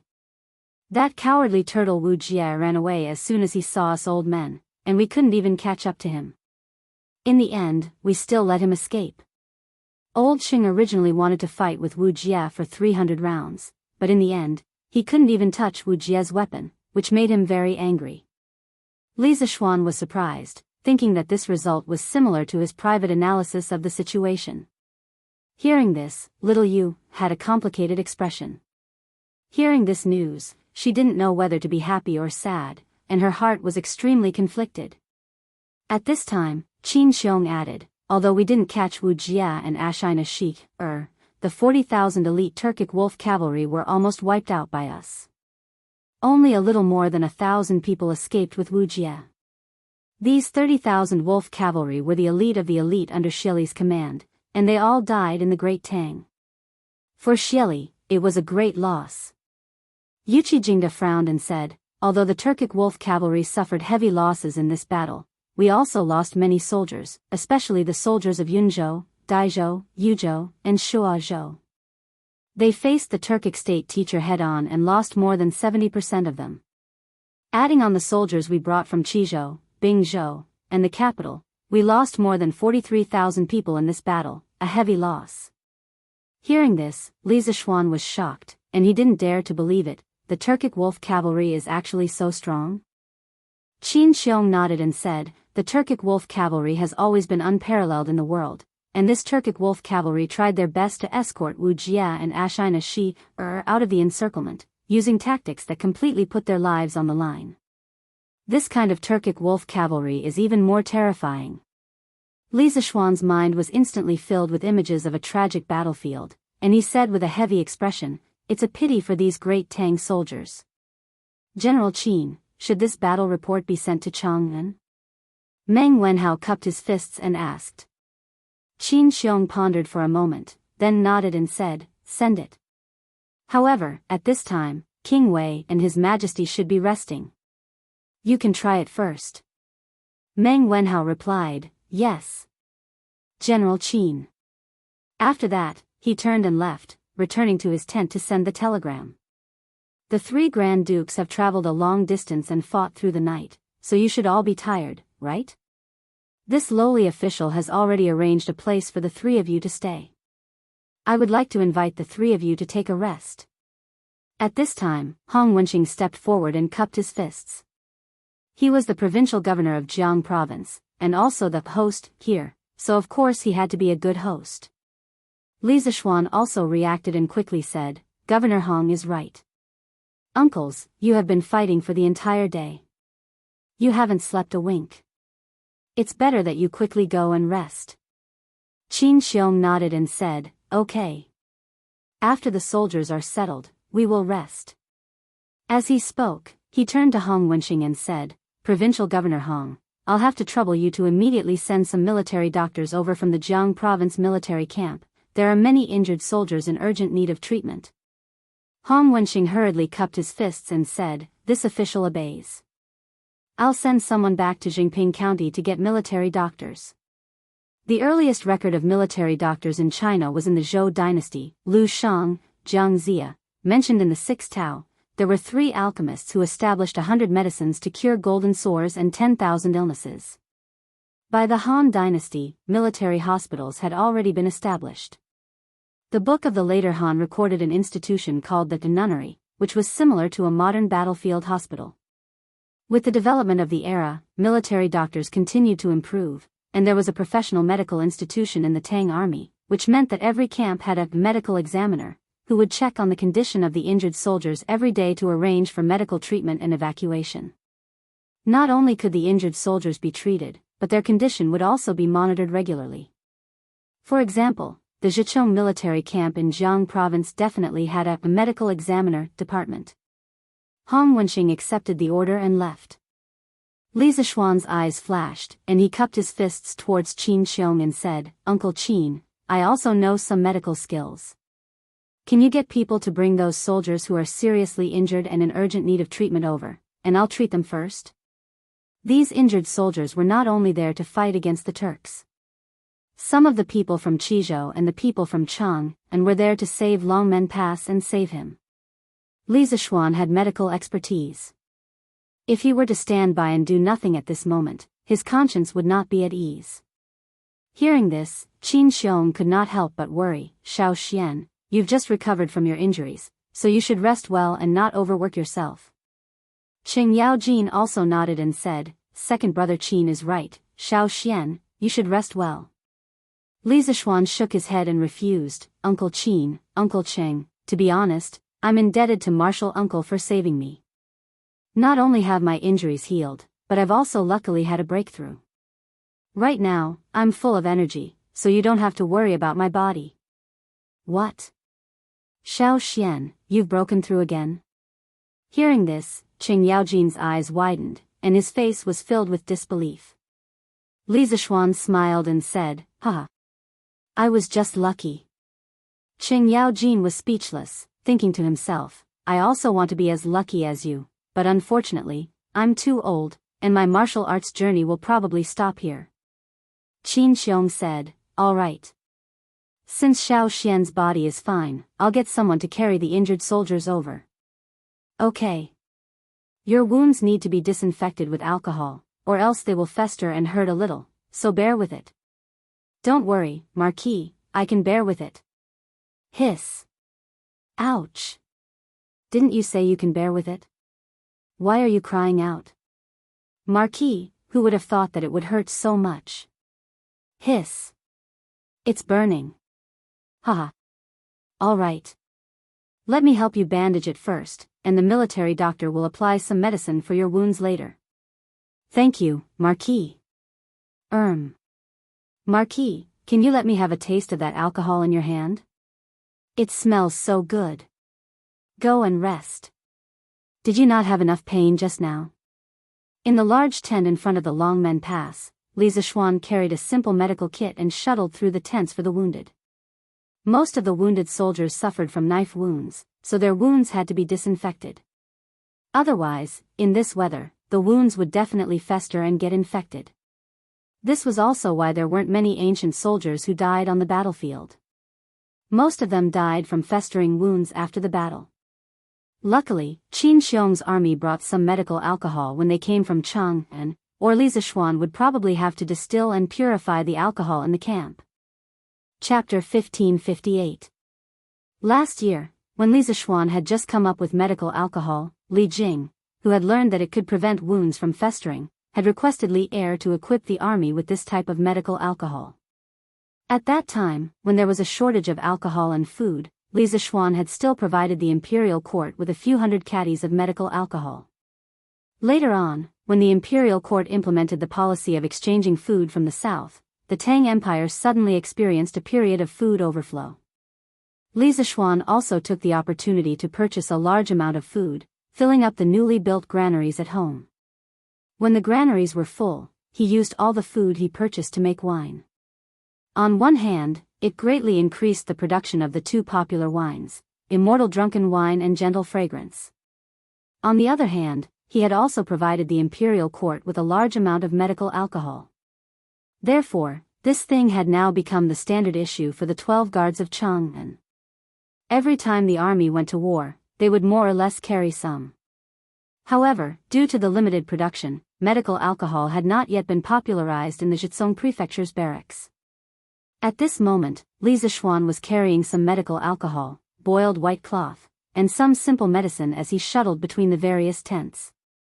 At first, when the heavily injured soldiers heard that Li Zishuan was coming over to treat their wounds, they were more or less a little frightened or flattered. After all, Li Zishuan was a marquis, and they were just ordinary soldiers.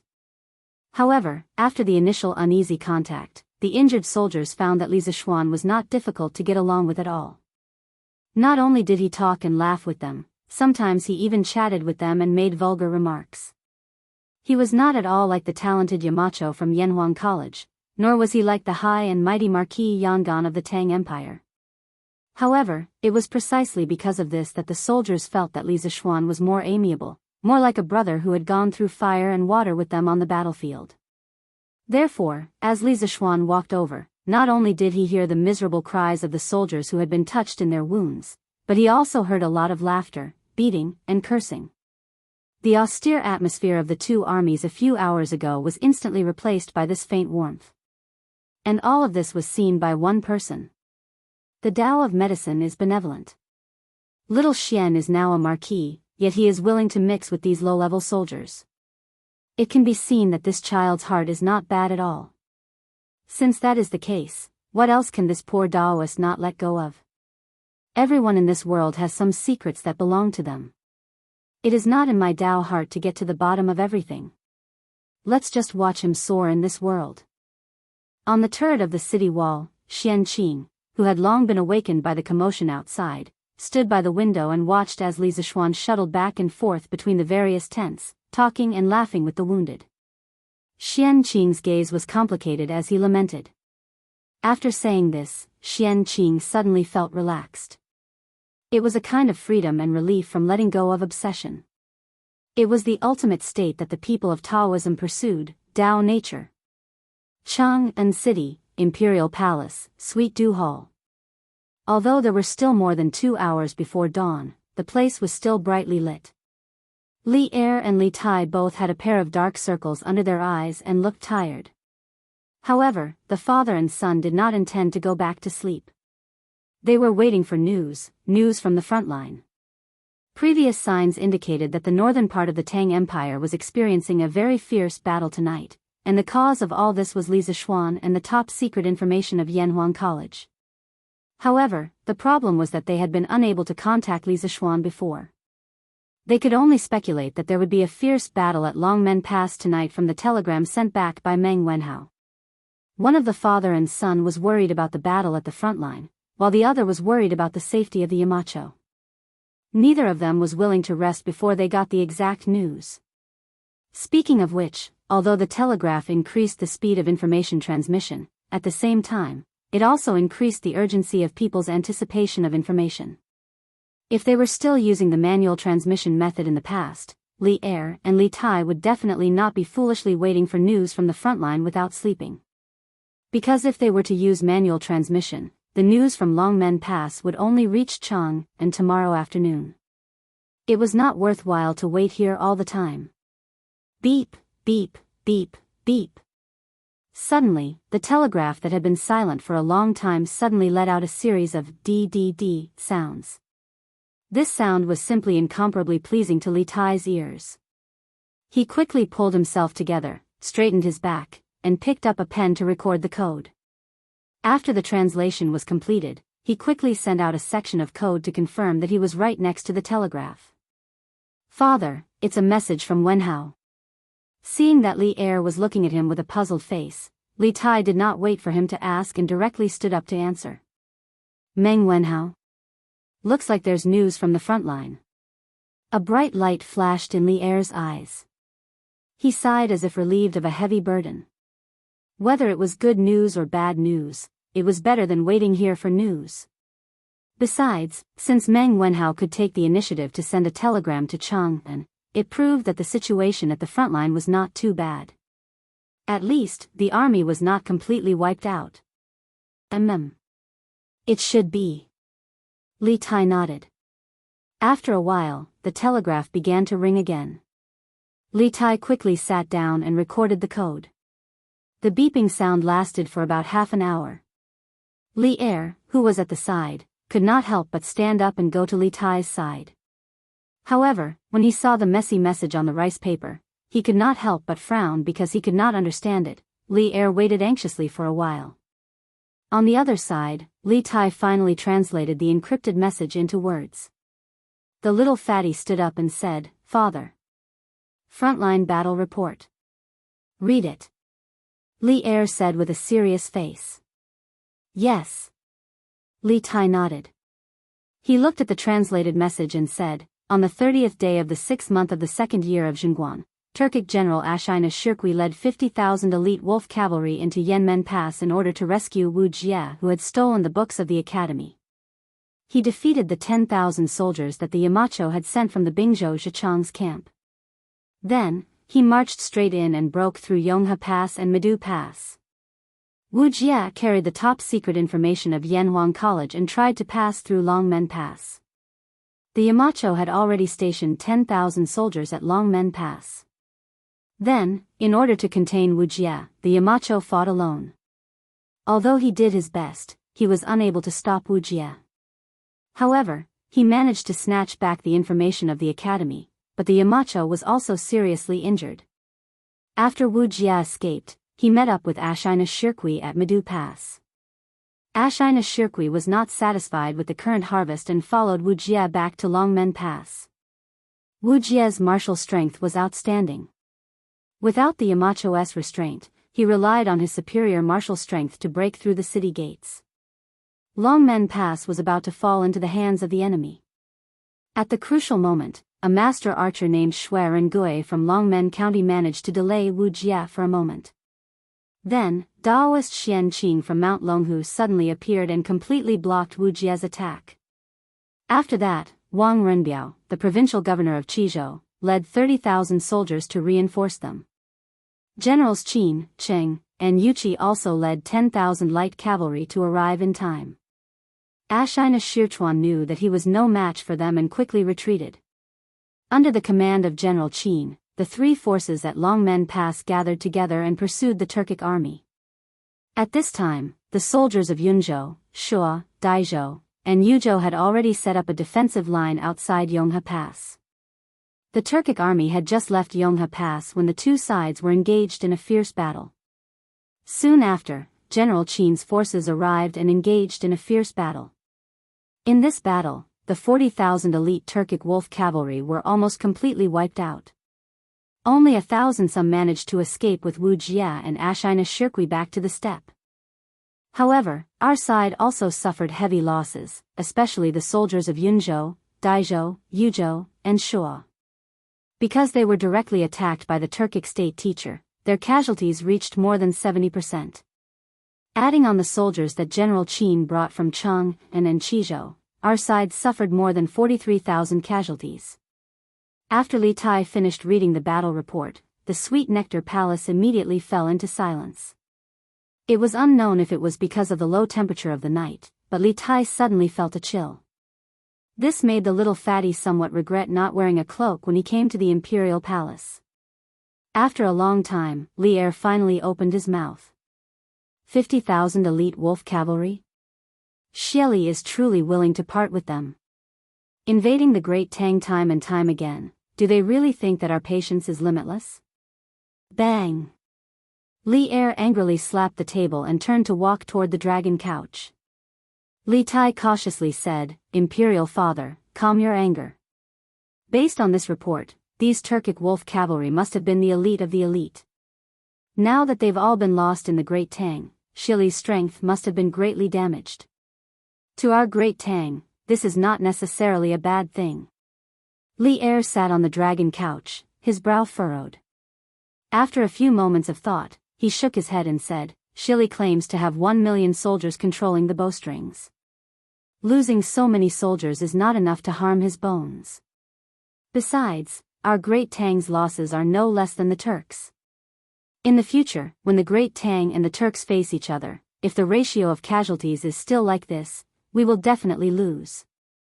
In this war, from start to finish, the Great Tang side had lost nearly 60,000 soldiers, including the Turks' attack on Yanmen Pass, Yonghe Pass, and Medu Pass, while the Turks had lost 49,000 elite wolf cavalry. Just from the number of casualties, the Tang army did not have the advantage.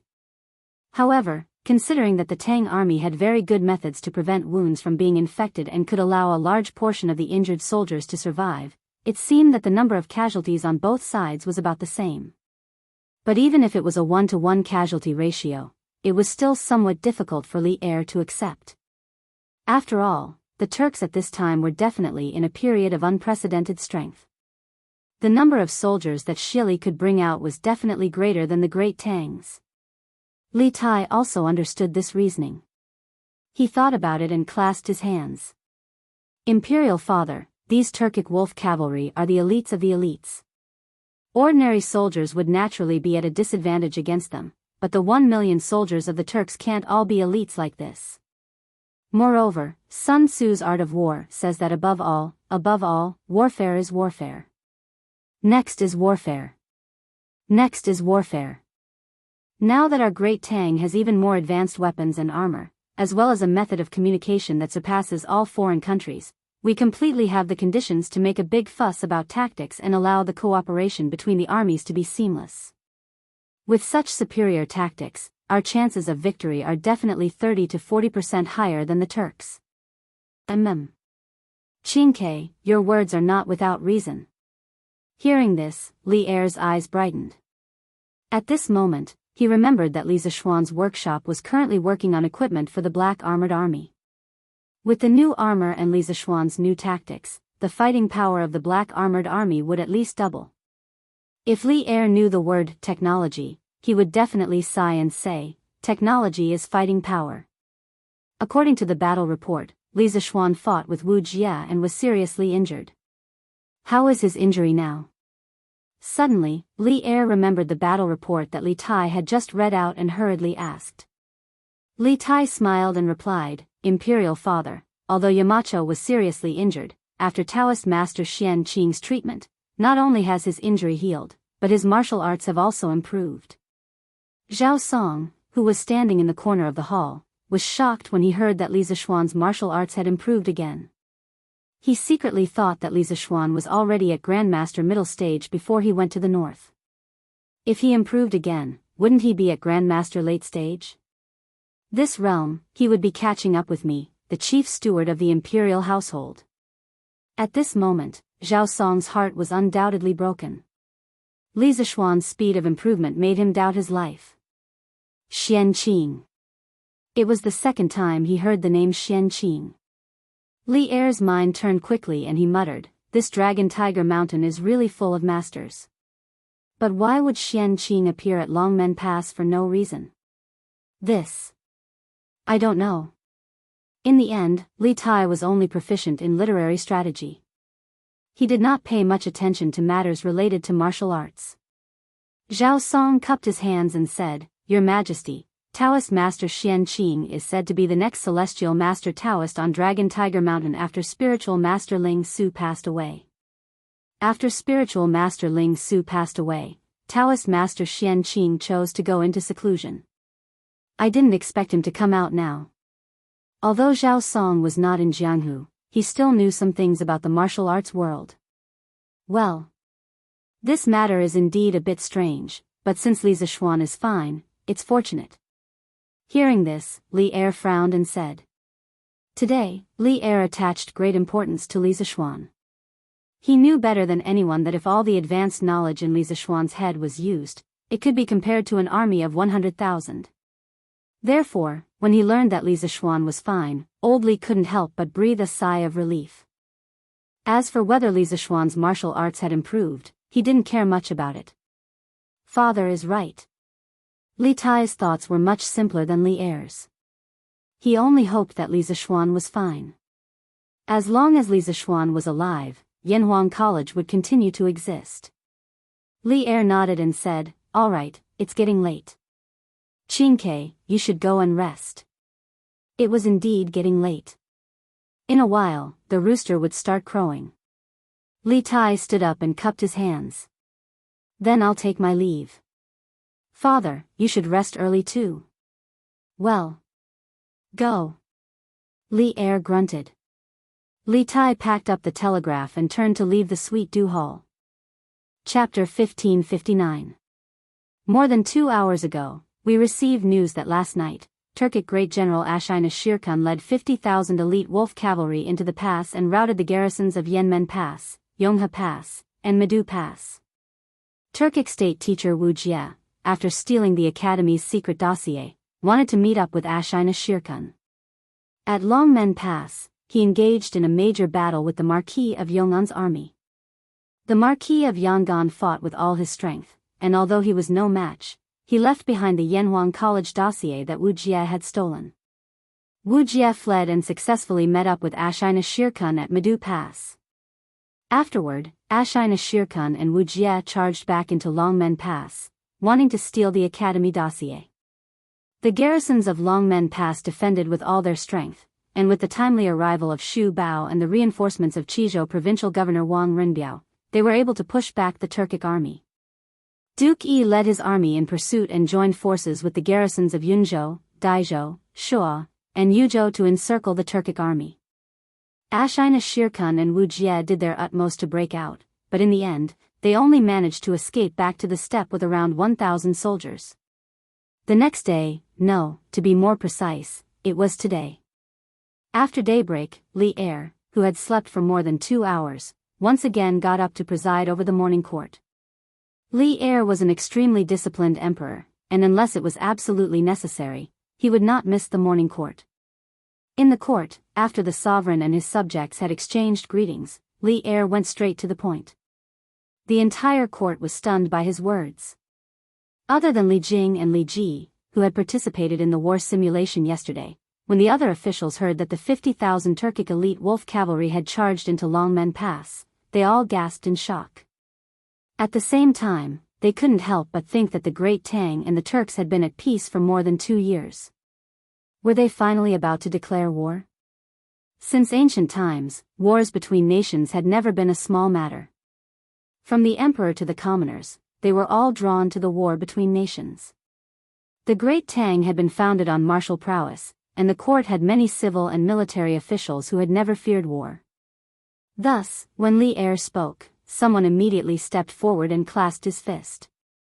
"Your Majesty, Shili has gone too far, daring to once more attack my Great Tang. Does he still think the Great Tang is as weak and easy to bully as it was 2 years ago? This old subject requests battle. I am willing to lead the army into the grasslands and capture Shili alive." The one who stepped forward was Niu Jinda. This time, Li Er had ordered Qin Xiong, Qing Yao Jin, and Yuqi Jingda to lead the army north to pursue Wu Jie, but he had been left out. This made Niu Jinda somewhat unconvinced. Logically speaking, his martial arts weren't any worse than Qing Yao Jin and Yuqi Jingda's, so why hadn't Old Li appointed him as a general? Thus, when he heard Li Er mention the battle at the front during the morning court assembly, Old Cow immediately became spirited. He knew that Li Er would definitely be extremely dissatisfied with the Turks and might directly send troops to attack the grasslands. How could he be willing to miss this rare opportunity? "Your Majesty, the Turks have disregarded our Great Tang. This old subject requests battle. Please send troops to exterminate the Turks." Li Ji also stepped forward and bowed. This old subject requests for battle to exterminate the Turks. With a whoosh, all the people in the general's camp stepped forward and cupped their fists to Li Er. After the Great Tang was established, especially in the last few years, the world was at peace and there were very few wars. This highlighted the value of military merit. Now that the curtains to the war between the Great Tang and the Turks were about to begin, how could these generals sit still? They all wanted to get a share, some, of the spoils, contributions, in this kingdom war. With the generals like this, the civil officials did not show any weakness. The civil officials of the beginning of the Great Tang were not all pedantic scholars. Many civil officials not only knew how to ride horses and shoot arrows, some could even pick up swords and sabers and knew some martial arts. Seeing the generals express their stance, many civil officials could no longer sit still. "Your Majesty, our Great Tang has been recuperating for the last 2 years. Not only is the people's livelihood flourishing, our national treasury is also growing by the day. Now, Shili has sent an army to invade the borders of our Great Tang. This is not putting your Majesty in his eyes, not putting our Great Tang in his eyes. Since ancient times, if a sovereign is humiliated, a subject dies. If your Majesty decides to go on a campaign against the Turks, this old subject, Wei Zheng, is willing to accompany the army."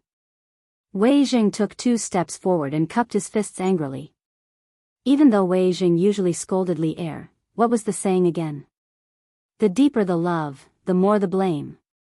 Even though this saying was not very appropriate for Wei Zheng and Li Er, Wei Zheng's goal in scolding Li Er was to hope that Li Er could become a sage. In the 2 years since Li Er ascended the throne, even though there were still some areas where he was lacking, he had not made any major mistakes. He was already very close to the sage in Wei Zheng's heart. Seeing that the Great Tang was getting better and better, more and more prosperous, the Turks were actually marching south and invading the Great Tang's territory. Even though Wei Zheng was only a civil official, he was also filled with patriotism. For this country, he was willing to personally go to the front lines and kill the enemy. Wei Zheng was definitely not just saying this. If there was really a need, he would immediately return home to pack his things and prepare to follow the army. The spirit of a scholar, full of vigor. This was precisely Wei Zheng's current state. At this time, there was no need to be calm. What was needed was the spirit of a scholar and the strength of patriotism. Your Majesty, Left Minister Wei is right. Now that our Great Tang is strong and prosperous, our strength is no longer the same as before. Xili sent his army to invade our Great Tang's borders. This is looking down on our Great Tang's prestige. Only by severely punishing and killing the chicken to warn the monkey can our Great Tang's borders be completely stable. Only then can the surrounding small countries put away their thoughts of coveting Great Tang. Your subject believes that the imperial court should send out troops and also has the ability to send out troops to suppress the Turks. Fang Xianling also stood out with Wei Zheng and cupped his fists towards Li Er. This old subject agrees. Zhang Sun Wuji pondered for a moment, then stepped forward and cupped his fists. With his secondment, the rest of the civil officials also couldn't wait to clasp their fists towards Li Er. Your subject agrees. Your Majesty, please send out troops to suppress the Turks. The civil and military officials of the imperial court, from top to bottom, were united in their support of war. This was the Great Tang, this was the attitude of the civil and military officials of the Great Tang towards war. It was said that the Great Tang was strong and the Song was weak. This wasn't without reason. It was precisely because of the Great Tang's martial spirit that caused them to be able to stand out bravely and fight for the country when faced with a war between countries. It was unlike the Song dynasty, where almost no one in the entire imperial court could stand out when faced with a war. Most of them were in favor of peace. They only wanted a moment of peace. Who cared if their descendants would be slaughtered by other races in the future? Good. My beloved subjects are indeed the pillars of the country. I am very comforted.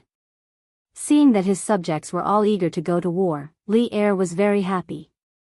He laughed and said, now that the locust plague in the Guangzhou region has mostly been quelled, even if there are some places that haven't been quelled, the food stored in Taicang and Hanjiakang is more than enough to deal with the disaster. The 6 departments of the imperial court should be able to free up their hands and prepare for the upcoming war. For this attack on the Turks, I plan to send out 300,000 soldiers. These 300,000 soldiers will be transferred from the Chang and 12 guards. Along the way, I will recruit the elite soldiers of the various provinces to expand the army to 400,000. I want to fight with Xieli on the grassland. Officials of the 6 ministries, within 3 months, they must prepare the provisions, armor, war horses, and medicine needed for an army of 300,000. Officers and soldiers of Chang'an, during these 2 months, they must step up their training and must not slack off in the slightest. Zhen will enter the camp to inspect. If anyone is found slacking off in training, the officers in the camp will definitely punish them severely. 3 months later, the army will officially set out. I want to destroy the entire Turks and let the northern border of the Great Tang be completely peaceful, so that the descendants of the Great Tang will no longer be threatened by the foreign tribes in the north. Everyone's heart trembled. They did not expect that Li Er would actually plan to attack the Turks in 3 months. This was somewhat sudden, but it was also reasonable. After all, in a few more months, it would be winter, and fighting in winter would be very disadvantageous for the Great Tang army. However, at the same time, everyone's blood was boiling from Li Er's bold words. Thus, as soon as Li Er finished speaking, the civil and military officials in the imperial court bowed in unison and said, "We obey the decree." This was a massive war between 2 countries, the first time the 2 most powerful countries in the world were going against each other. Even though the Great Tang had a strong army and ample treasury, against a colossus like the Turks, they still had to go all out. The 300,000 soldiers that Li Er had spoken of was already the minimum estimate. It wasn't that he didn't want to send more soldiers, but deep in the steppe and engaging in long-range battles was an extremely arduous challenge. The more soldiers there were, the more difficult it would be to resupply. 300 to 400,000 soldiers was already the limit of what the supply line could maintain. Any more and there would be problems with supplies. On the other hand, Li Er had to consider not only the Turks, but also the smaller countries on the Great Tang's borders. If the Great Tang mobilized its entire army, it would inevitably leave its rear empty. The smaller countries on the border like Tibet, Tuyuhun, Gaochang, and Jinla might have designs on the Great Tang and take advantage of its weakness. Thus, in Li Er's view, the most important thing in attacking the Turks was quality, not quantity. When the time came, with excellent armor and outstanding tactical command, an army of 400,000 might be able to shake the 1 million mighty soldiers of the Turks. Yushi, why is your complexion so poor? Are you sick? Lantian District, Yong and Marquis residence. As usual, Han Yushi had woken up early to prepare breakfast for her parents-in-law. Although in this era, ordinary families only ate 2 meals a day without breakfast, a large clan like the Li clan naturally couldn't lack 3 meals a day. While eating, Madame Li saw that Han Yushi's complexion was haggard and couldn't help but worriedly ask. Han Yushi forced a smile. Mother, I'm fine. Don't worry, I just didn't sleep well last night. HAA. Silly child, do you think that mother doesn't know you? Madame Li stared at Han Yushi's face for a few moments before sighing and asking, are you worried about little Xian? So worried that you couldn't sleep last night? Mother. I'm not. Husband is highly skilled in martial arts, so there's nothing to worry about. He'll definitely be able to return safely in a few days. Han Yushi hurriedly shook her head and explained, I'm just worried about the academy, so in a little while, I want to go to the academy to take a look. Yanhuang College has always stood aloof from worldly affairs. This time, they've suffered a great calamity, and Xian is hundreds of miles away. Yushi, you should go to the academy to take a look. This old man also heard that old Mr. Li Gang is bedridden. This old man will also visit him later. Li Jingma, who was sitting next to Madame Li, said in a deep voice. HAA. Old Mr. Li is a person of virtue and prestige. He's been untainted his entire life. He's clearly at the age where he can enjoy the rest of his life, yet he still insists on teaching at the academy. In terms of character, how many people in the world can compare to him? But I didn't expect old Mr. Li to be bedridden after this illness. I don't know if Dr. Sun has a way to cure Mr. Wenji. Hearing this, Mrs. Li sighed with a sad expression. Father, mother, let's not talk about this for now. The food is getting cold. Hurry up and eat. Come, Lan, you eat too. Han Yushi hurriedly said when she saw that the atmosphere in the room was a little depressing. Lan nodded heavily and said, yes, yes. Lan has to eat more. When Big Brother comes back, he won't be able to carry Lan anymore. Young girls don't know how to worry. Lan's heart can only hold beautiful things, but some people and some things can't be beautiful forever. Young madam, you were clearly worried about young master and didn't sleep for the whole night. Why didn't you tell master and madam the truth just now? After the meal, Han Yushi packed up some things and got on the carriage. Under the personal escort of Lu Feng, Lu Yun, and the others, she went to Yanhuang College. As for Father Li, who originally said that he would go to Yunshan to visit Li Gang, he would go later because he was afraid that he would disturb Li Gang's rest.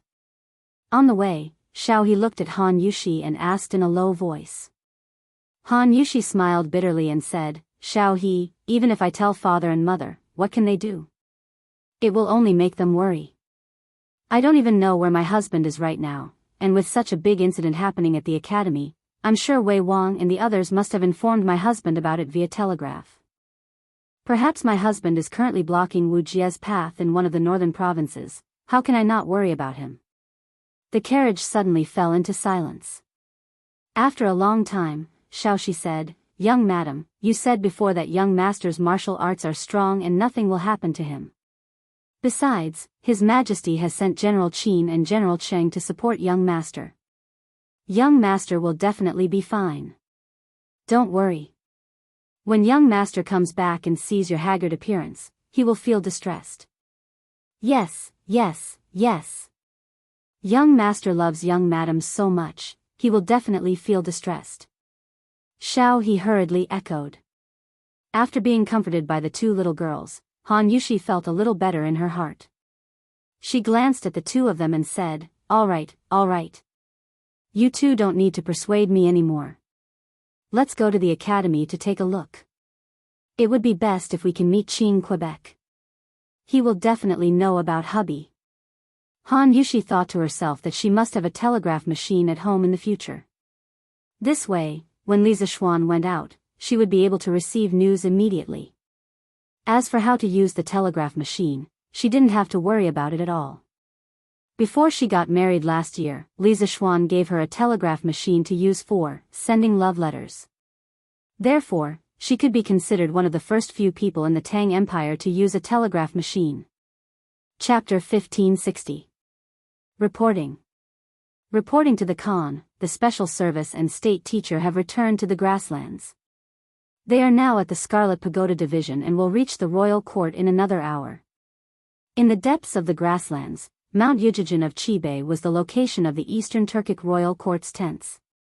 In the most majestic tent, a Turkic soldier reported respectfully to a middle-aged man sitting at the head of the table. The so-called special service was a kind of official title on the Tujue side. The Book of Zhou, History of the Tujue said, high officials have Yi Hu, secondary office, secondary office, secondary office, secondary office, all 28 ranks, all of them. However, the new Book of Tang said that the special service was a title for the Khan's descendants and not a noble title. It was not within the 28 ranks.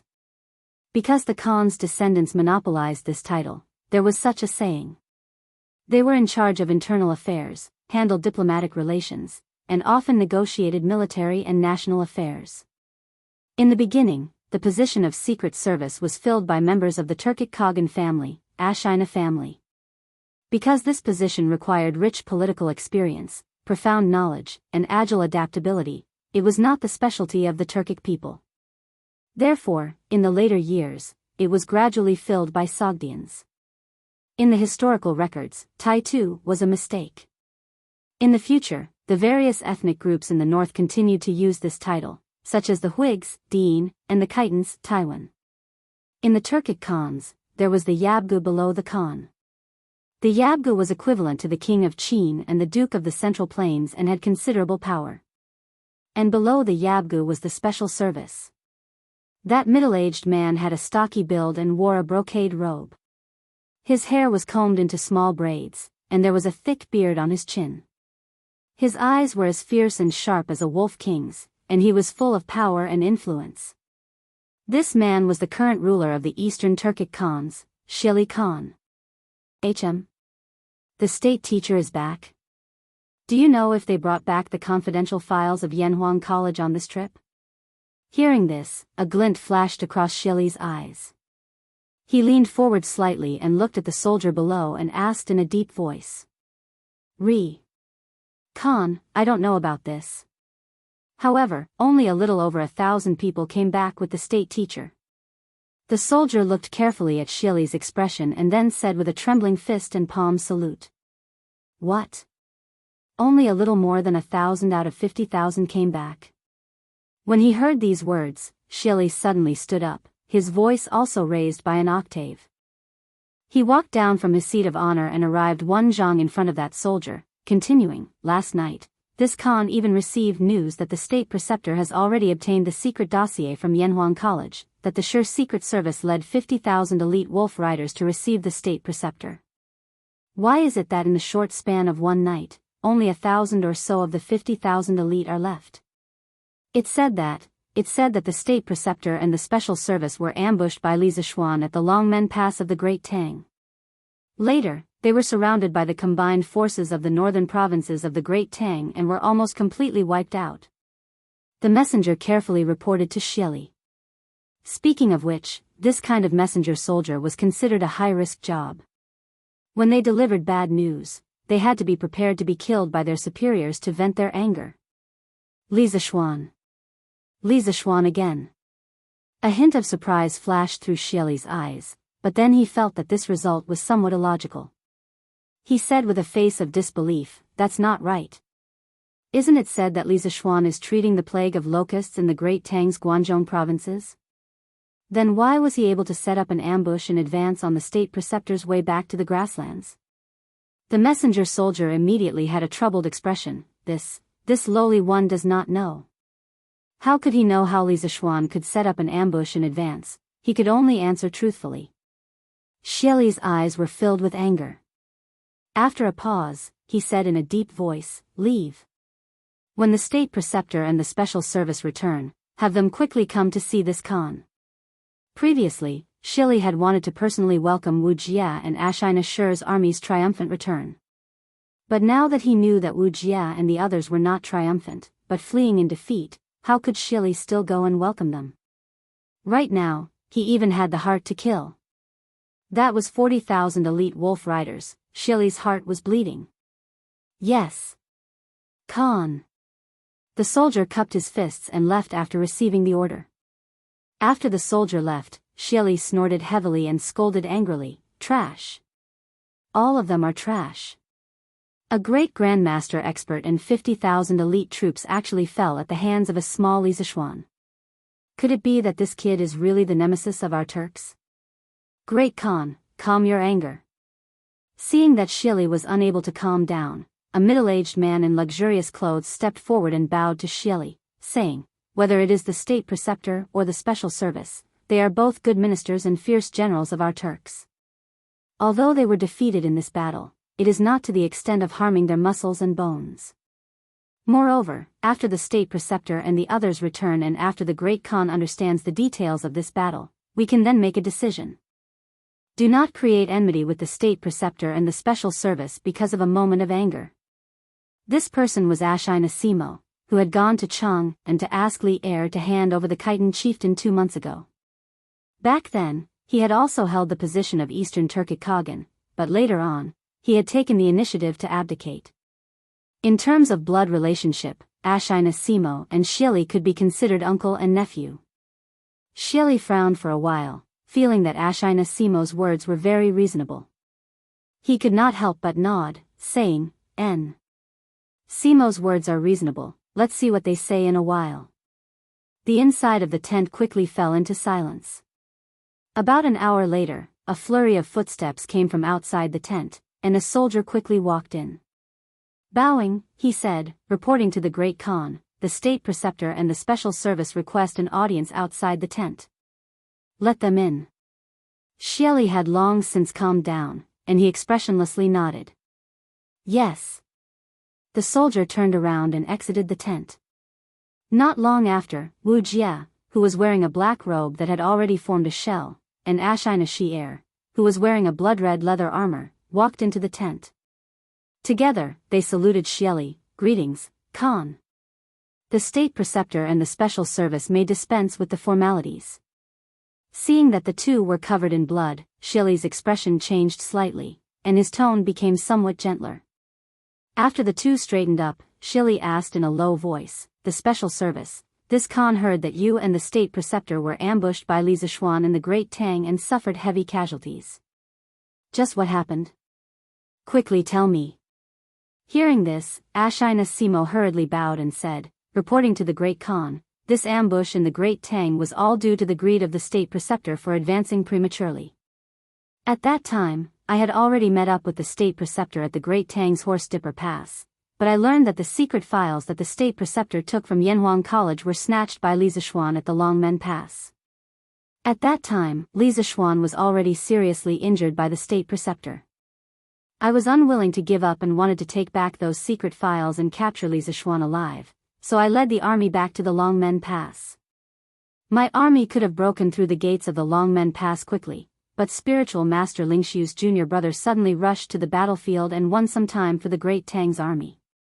After that, Qin Shubao, Qing Yao Jin, and the rest of the Great Tang's army arrived with reinforcements and chased after us. Later, outside the Yonghe Pass, my army was besieged by the Great Tang's army. After a narrow escape, the state preceptor and I escaped from the Great Tang and returned to the grasslands. But this time, when we entered the Great Tang, my army suffered more than 48,000 casualties, while the Great Tang's army suffered more than 60,000 casualties. I was greedy and rash, causing the army to be besieged by the Great Tang's army and suffer heavy casualties. I am willing to accept all punishment. Xianxia did not shift the blame and directly took all the blame. In fact, the loss of this war was indeed his fault. However, if he had not been greedy and rash and led the army back to the Longmen Pass, Wuxia would have been the one to take the blame. Because it was Wuxia who lost the secret files of Yanhuang College. If he was not the one to take the blame, who would take the blame? Unfortunately, there were no ifs in this world. It was his greedy and rash advance that caused the army to suffer heavy casualties. Compared to the consequences he caused, Wuxia losing the files of the Great Tang Academy seemed insignificant.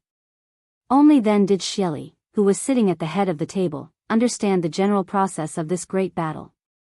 With a solemn face, he said coldly, "So, this time when you sneaked into the Tang Empire, not only did you not bring back the secret dossier of Yanhuang Academy, you also lost more than 40,000 elite wolf riders in the Tang Empire and almost got wiped out, right?" If they had obtained the files of the Great Tang Academy and lost more than 40,000 elites, Xieli would have felt better. But now, not only did they not obtain the files, they also lost so many soldiers for nothing. Was this not a double loss? It would be strange if Xieli was not angry. "We have failed at the start of the war. Please punish us, Khan." Seeing Xieli angry, Xianxia and Wuxia both bowed and asked for punishment. "Humph. Good. You have caused the Turks to lose soldiers and generals. You deserve 10,000 deaths. Men." Xieli's anger could not be quelled. He could not help but shout and call for men. "Great Khan, calm your anger." Seeing that the situation was about to get out of control, Xianxia hurriedly stood up and bowed. "Great Khan, calm your anger." Although the Imperial Advisor and the Sure Secret Service were at fault, they definitely do not deserve death. The Tang Army's casualties in this war are obviously more than ours. Both the Imperial Advisor and the Sure Secret Service have meritorious service. Merits offset demerits. Great Khan, please be lenient with your punishment. Hearing this, Xieli subconsciously wanted to fly into a rage on the spot. But seeing Xianxia looking at him with eager eyes, those eyes seemed to be able to speak, constantly hinting him not to be impulsive. Taking a deep breath, Xieli said in a deep voice, "What Simo said is reasonable. But the two of you can be exempted from death. But more than 40,000 Turkic warriors have been buried in the Great Tang. There must be an explanation for this matter. Men, drag the Sure Secret Service out and whip him 50 times. As for the Imperial Advisor, although the Imperial Advisor has no merits, he has worked hard. The Imperial Advisor should go back and have a good rest." Although Xieli was somewhat dissatisfied with the result of Wuxia's infiltration into the Great Tang, in order to leave some face for Wuxia, he could only suppress these dissatisfaction in his heart. After all, the persimmon to pinch was the soft persimmon. Obviously, Xianxia's Secret Service was a soft persimmon. Many thanks for Kagan's leniency. Xianxia's Secret Service was not dissatisfied with Xieli's punishment. In fact, the moment he had been defeated at Yonghe Pass, he had already thought about the punishment he would receive upon his return. In comparison, this result could already be considered good. He also did not feel unbalanced because Wuxia had not been punished. On one hand, the main reason the Turkic army had suffered such heavy losses was because he had made a wrong strategic decision. On the other hand, if not for Wuxia's formidable strength, he might not have been able to break out of the encirclement with his 1,000-some men, and there was a high chance that his entire army would have been wiped out. Wuxia was expressionless.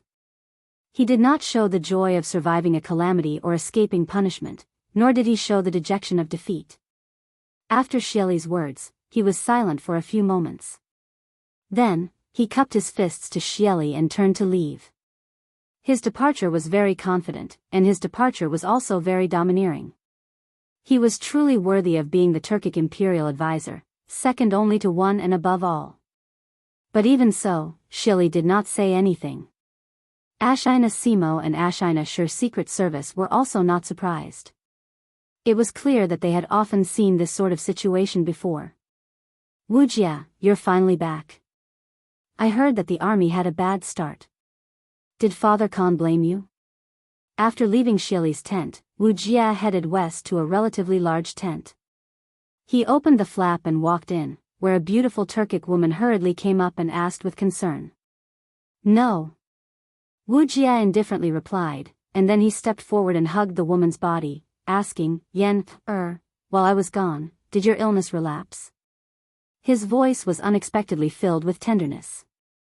In the eyes of outsiders, Wuxia was a murderous demon, but in front of a woman, he had transformed into an infatuated man.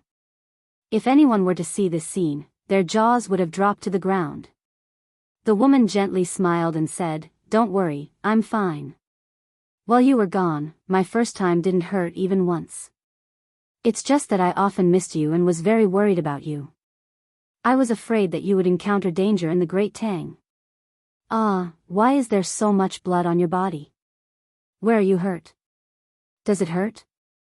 I'll have someone call the Kashi shaman. The so-called shaman was the primitive religion of the northern tribes.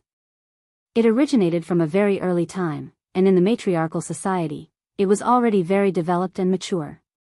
Shamans were almost all clan leaders, and the deified Queen Mother of the West was both a shaman and a tribal chief. Historians did not use the term shaman, but only referred to them as Wu. In the Xiongnu era, shamans played a certain role in politics and military affairs.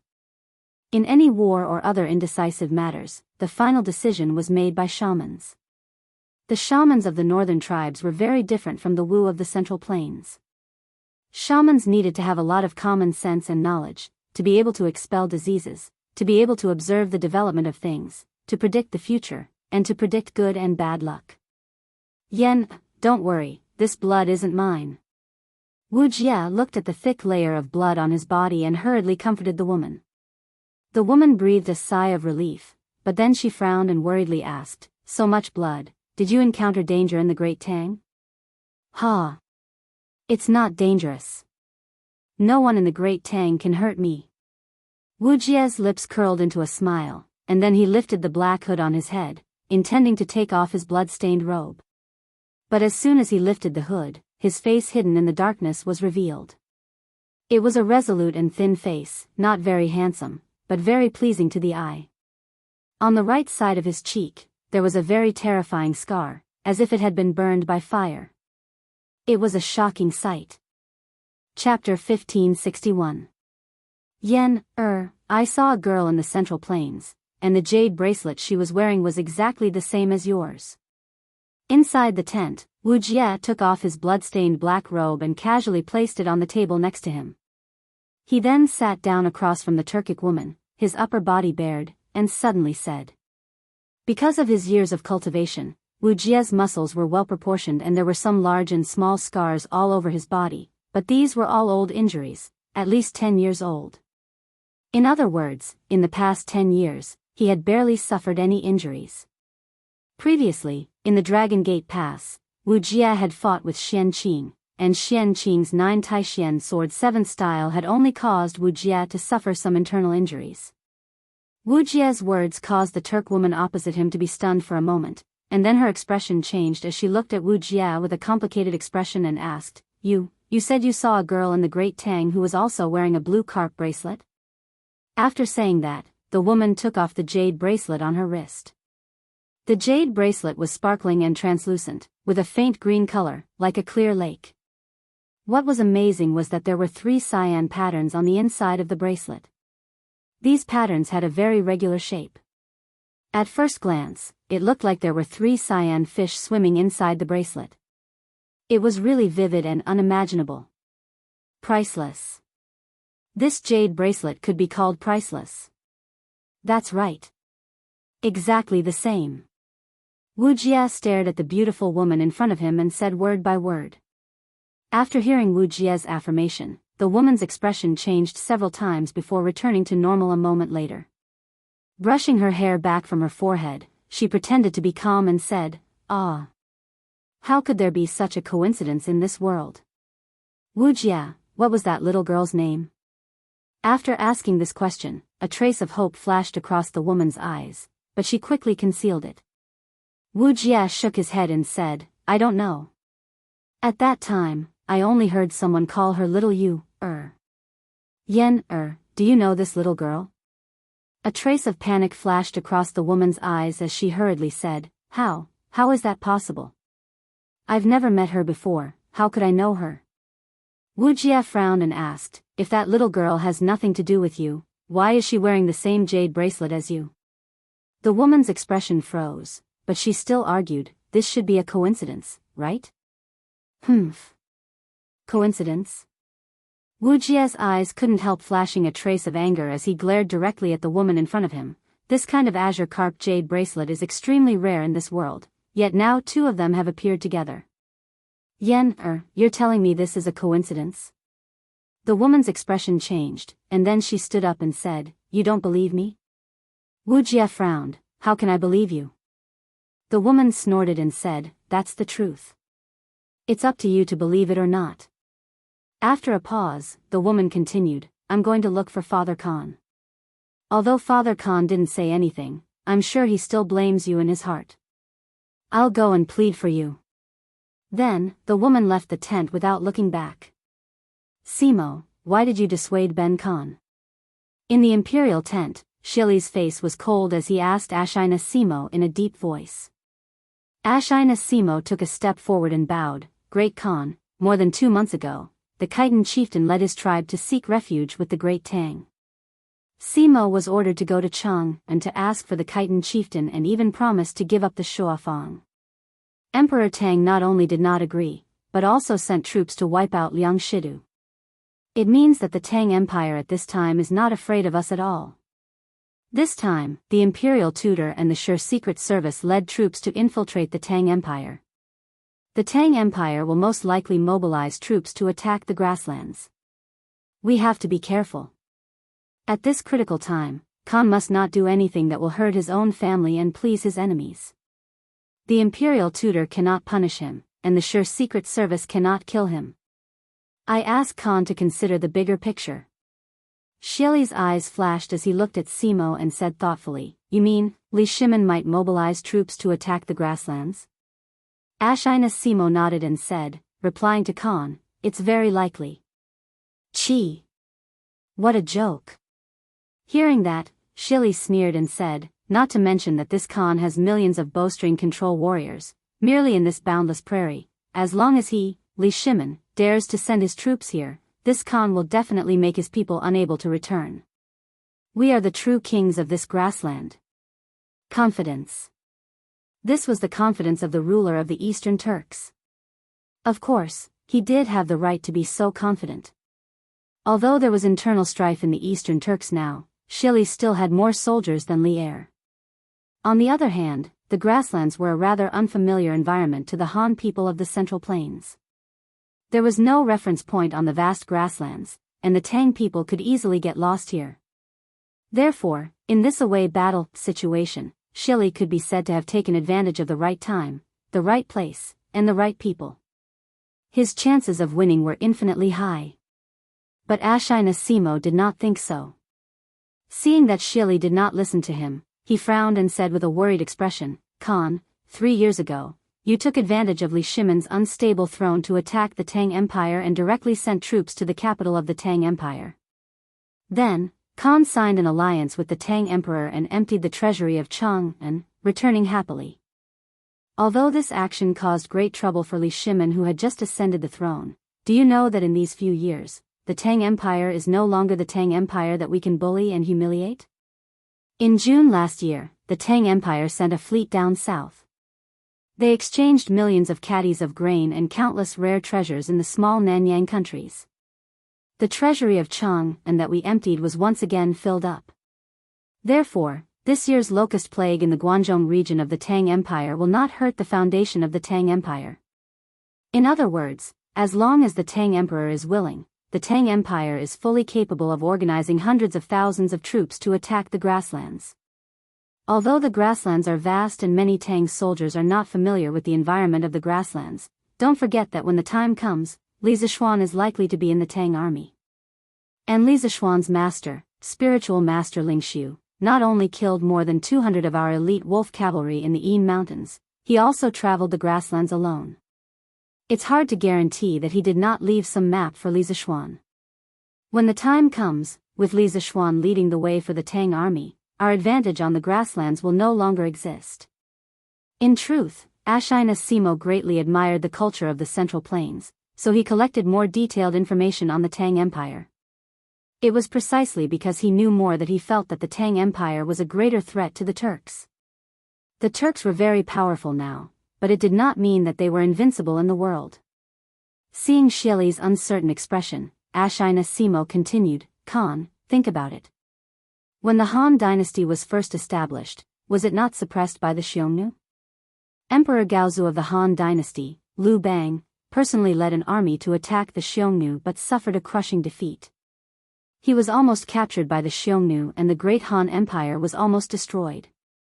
One must know that when the Han dynasty was first established, there were many strategists and generals.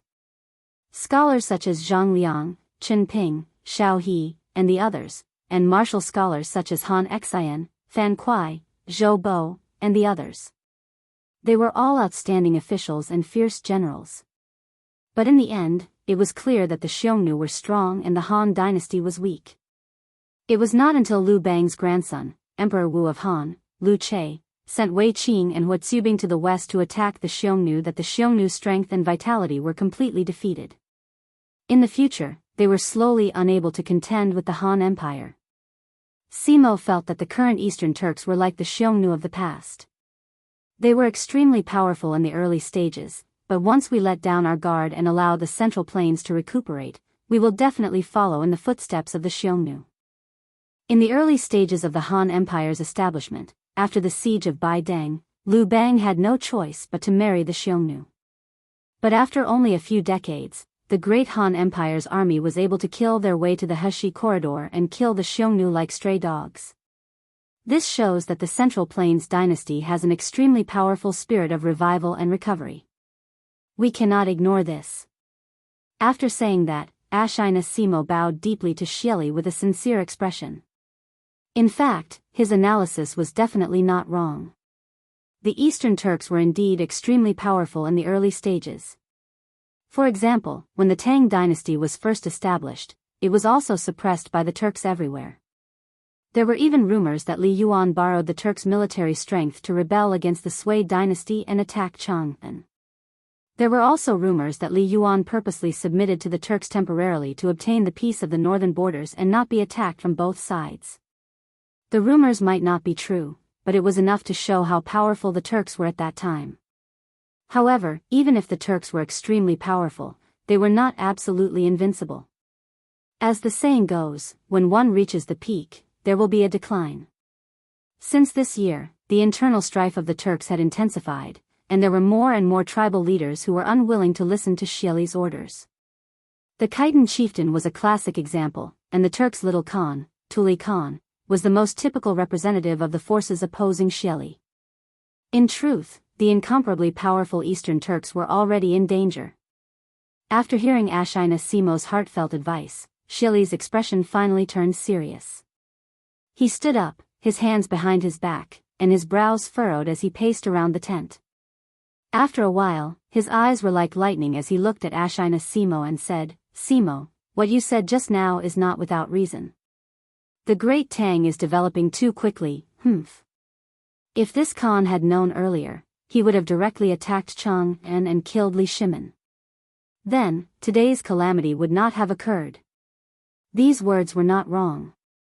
Back then, there was a great opportunity in front of Xieli, but Xieli did not cherish it, giving Li Er and the Great Tang a precious chance to recuperate. Now, the Great Tang's national strength was rising with each passing day, and it was no longer something that Xieli could casually control. If this continued, what awaited the Turks was only destruction. "Great Khan, there is no point in bringing up the matter of the past. The urgent matter at hand is to think of a plan to deal with the Tang army," Ashina Simo sternly said. Xieli nodded and said, You are right. Pass down the order, all the Yabgu, special agents, Berg, and all the tribal chiefs are to come to the tent for a meeting this afternoon. Yes. Great Khan. Seeing that Xieli finally took the Great Tang seriously, Ashina Simo could not help but breathe a sigh of relief. At least, his persuasion was not in vain. Reporting to Khan, Princess Xu Yan requests an audience. At this moment, a Turk soldier entered the tent and bowed to report. A trace of gentleness appeared on Xieli's face. He smiled and said, Quickly let Yener in. Yes. The soldier received the order and left. Ashina Simo bowed and said, Since that is the case, Simo will take his leave. He could almost guess why Princess Ashina Simo came to find Xieli. He did not want to get involved in Xieli's family matters, so he directly and cleverly asked to take his leave. Go. Xieli nodded and said, Madam, we have arrived at the academy. Along the way, Han Yushi and the others finally arrived at the Yanhuang Academy after listening to the sound of rolling wheels. After the carriage heard the news, Lu Yun stood guard by the side with his saber while Lu Feng shouted into the carriage to remind them. Don't look at how Xiao He and Xiao Shi addressed Han Yushi as young madam. That was because these two girls had followed Li Zixuan for a long time. They had always called him young master, young master. Wasn't this young master's wife called young madam? But Lu Feng and his brother were different. They followed Li Zixuan for less than half a year and usually called Li Zixuan Marquis. And Han Yushi was naturally Madame Marquis. Han Yushi responded, and then jumped off the carriage with the two maidservants. Then, she looked at the magnificent academy. Han Yushi felt something in her heart. She thought to herself that the academy was still the same academy from before, but some of the people from back then were no longer in the academy. Leave the carriage here. Let's go directly to Dr. Sun's courtyard to visit teacher Wenji. After recovering from her contemplation, Han Yushi instructed softly. Yes. Madam. Lu Feng cupped his fist and accepted the order. Some of the guards of the House of Marquis went to the front to open the way, and some followed behind Han Yushi in case of any accidents. After Wu Jia attacked the academy, the guards of the House of Marquis attached great importance to the safety of Li Zixuan's family. After a while, Han Yushi came to the small courtyard where Sun Simiao was. Coincidentally, Sun Simiao didn't go to the Tang Alliance Medical Center to be on duty today. Instead, he stayed in the courtyard and gave Li Gang acupuncture and qi to extend his life. Li Gang was at the end of his life. Young madam, please wait for a moment. Master is performing acupuncture on teacher Wenji. Hearing the movement outside the courtyard, the fairy doctor hurriedly greeted and said softly. Han Yushi glanced at the courtyard in surprise and then asked, Dr. Sun didn't go to the clinic for consultation today? Hu shook her head and said, Teacher Wenji's condition has worsened. Master can't leave, so he asked for leave from the medical center and let Dr. Wang and Dr. Qin treat him. Master plans to stabilize teacher Wenji's condition first, then go to the medical center to treat other patients. Hearing this, Han Yushi's face turned pale and asked with sadness in her eyes, What? Teacher Wenji's condition has worsened? How is the old man now? Does Dr. Sun have a way to stabilize teacher Wenji's condition? Do your best and leave it to fate. Hu was about to answer, but Sun Simiao had already walked out of the room. The old Taoist stroked his beard and sighed. Chapter 1562. Dr. Sun. Seeing Sun Simiao come out, Han Yushi quickly went up to him. Master, you're out? I'll get you a glass of water. Hu actually also quickly came to Sun Simiao's side. Seeing that Sun Simiao's forehead was full of sweat, he thought that the healing process must have been very difficult. Hu actually quickly ran into the house and brought water and a towel for Sun Simiao. Sun Simiao knew that he couldn't persuade him, so he didn't try anymore. He pointed to the stone bench under the big tree in the yard and said, Aunt Han. Mrs. Li, let's go over there and sit. He originally wanted to call Han Yushi Miss Han, but on second thought, Han Yushi got married last year, so it was very inappropriate to call her Miss Han, so he quickly changed his words. Although Sun Simiao was an outsider, his ambition was to practice medicine and save people. He needed to deal with people every day, so Sun Simiao still knew some of the ways of the world. Dr. Sun, please. Han Yushi nodded, then moved aside to let Sun Simiao go first. Sun Simiao didn't refuse. He walked to the stone bench and stone table under the big tree in the yard, and the two sat opposite each other. As soon as they sat down, Han Yushi couldn't wait to ask, Dr. Sun, how is Mr. Wenji's condition? Alas. It's a long story. Sun Simiao sighed.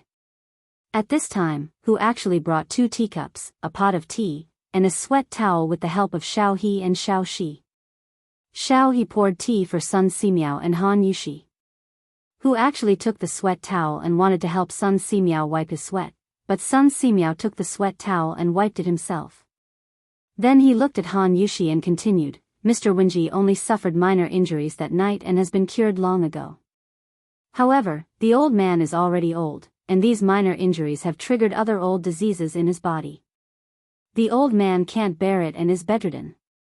At this time, relying solely on the medicine to strengthen the corporeity can no longer stabilize the old man's condition. This poor Daoist can only use acupuncture to transfer qi and the 1,000-year-old ginseng sent by Qing Ke to help Mr. Wenji maintain the normal operation of his heart meridians.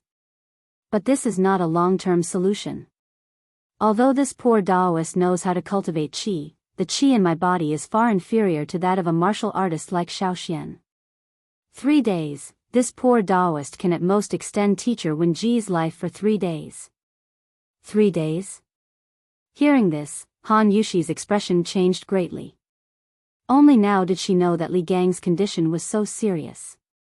After thinking about it, she asked anxiously, Dr. Sun, is there really no other way?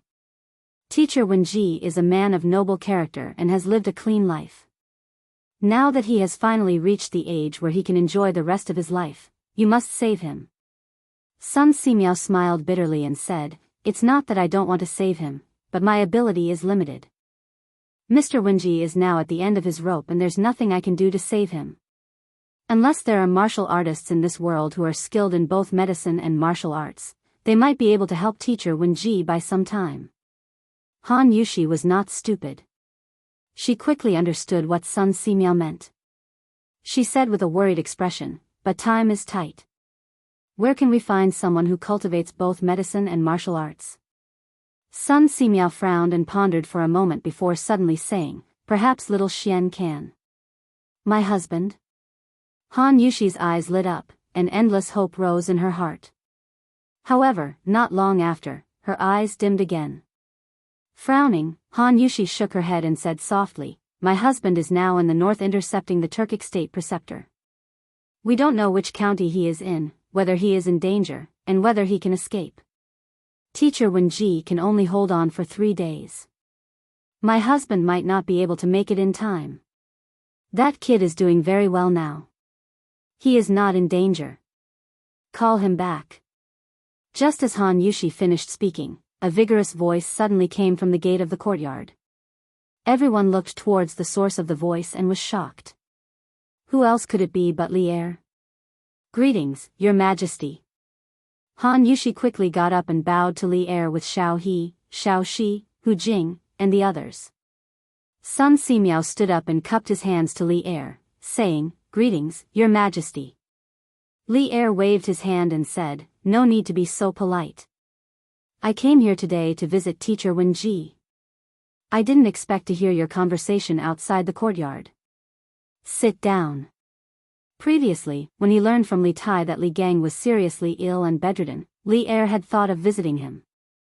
Although Li Gang used to be Li Jianqing's teacher, the old man had a noble character. He only cared about teaching and educating people all his life.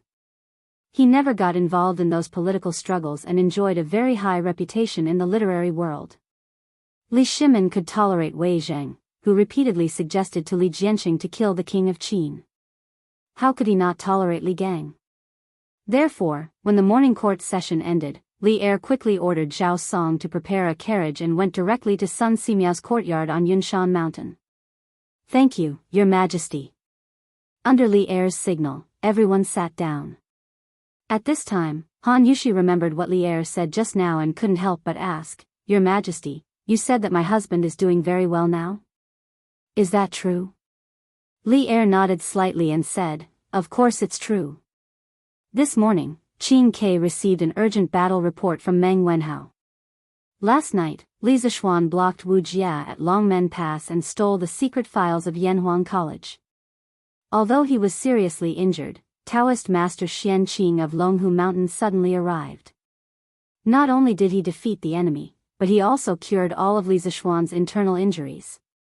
If I need someone who is skilled in both medicine and martial arts, I can ask Li Zishuan to hurry back. Sun Simiao cupped his hands and said, If Xiao Xian can come back, that would be great. If I remember correctly, Xiao Xian also knows how to perform acupuncture.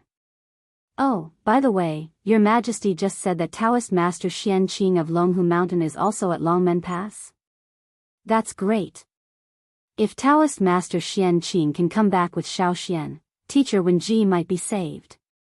Li Er's face lit up and said, Good. I will send someone to ask Qin Ke to immediately send a telegram to Li Zishuan and urgently summon him and Daoist Master Xian Qing to return to the capital.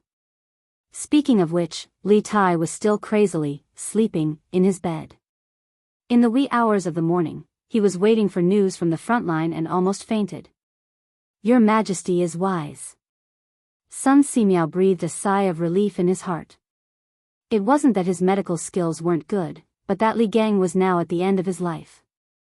Forcefully extending his life was against the heavens. Sun Simiao's medical skills were indisputable, but sometimes, medical skills weren't omnipotent. I will go and see Teacher Wenji. After handing over the matter to the eunuch beside him, Li Er stood up and said. Chapter 1563. Young martial uncle, I remember you started your closed-door training last year. You suddenly came down the mountain this time. Have you broken through to the Great Grandmaster realm? After a simple breakfast in Longmen Pass, Li Zishuan followed Xian Qing to stroll among the tents and check if there were any severely injured sergeants who needed help. After checking on the recovery of several seriously injured sergeants, Li Zishuan suddenly asked Xian Qing. Speaking of which, ever since he recovered from his injuries last night, he had been busy treating the wounds of the heavily injured soldiers in the barracks until dawn. If it wasn't for the military doctor that Hong Wenxing had sent someone to invite over, he would have been busy until now. After that, he went back to the corner tower and slept for more than 2 hours. But even so, Li Zishuan didn't feel sleepy at all. Instead, he felt refreshed.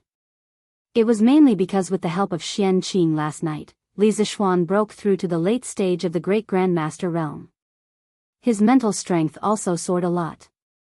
Not sleeping for a day had no effect on him at all. Besides, when he fought Wu Jia alone, he was exhausted and fell into a coma. He had slept for several hours. When he was interrogated by Xian Qing last night, Li Zishuan was in a panic. He was afraid that his identity as a time traveler would be exposed. But after a night of digestion and contemplation, he felt a lot more at ease. But he began to wonder why his young martial uncle would appear here at this time. To reach the Great Grandmaster realm, in addition to talent and hard work, you need more opportunities and martial arts comprehension. It's easier said than done. Xian Qing carried the heavy sword case on his back and walked with his hands behind his back. He answered Li Zishuan's question with a blank face. Li Zishuan, who was a little behind Xian Qing, glanced at the sword case on Xian Qing's back. In the memory of his predecessor, no matter where his young martial uncle went, he would carry a sword on his back. He remembered that his young martial uncle once said, "The sword never leaves the body. As long as the sword is with you, the sword is Xian Qing's best brother. It will never betray him." It was because of this almost crazy obsession that Xian Qing's talent in swordsmanship was rarely matched by others. It made his swordsmanship so pure that even spiritual master Ling Su felt inferior in this aspect. Then, junior martial uncle, what realm are you at now? Hearing this, Li Zishuan could not help but ask curiously. Regarding Xian Qing's cultivation, he really couldn't see through it. What's more, when Xianqing was fighting Wu Jia outside the Dragon Gate, he wasn't there, so naturally he couldn't judge Xianqing's current strength. In his impression, Xianqing was already at the peak of the supreme power realm before he started his closed-door training. With his talent and aptitude, he must have made great progress in the past year of closed-door training. Half-step to Great Grandmaster. Although he had seen the threshold of Great Grandmaster, it was difficult for him to cross it.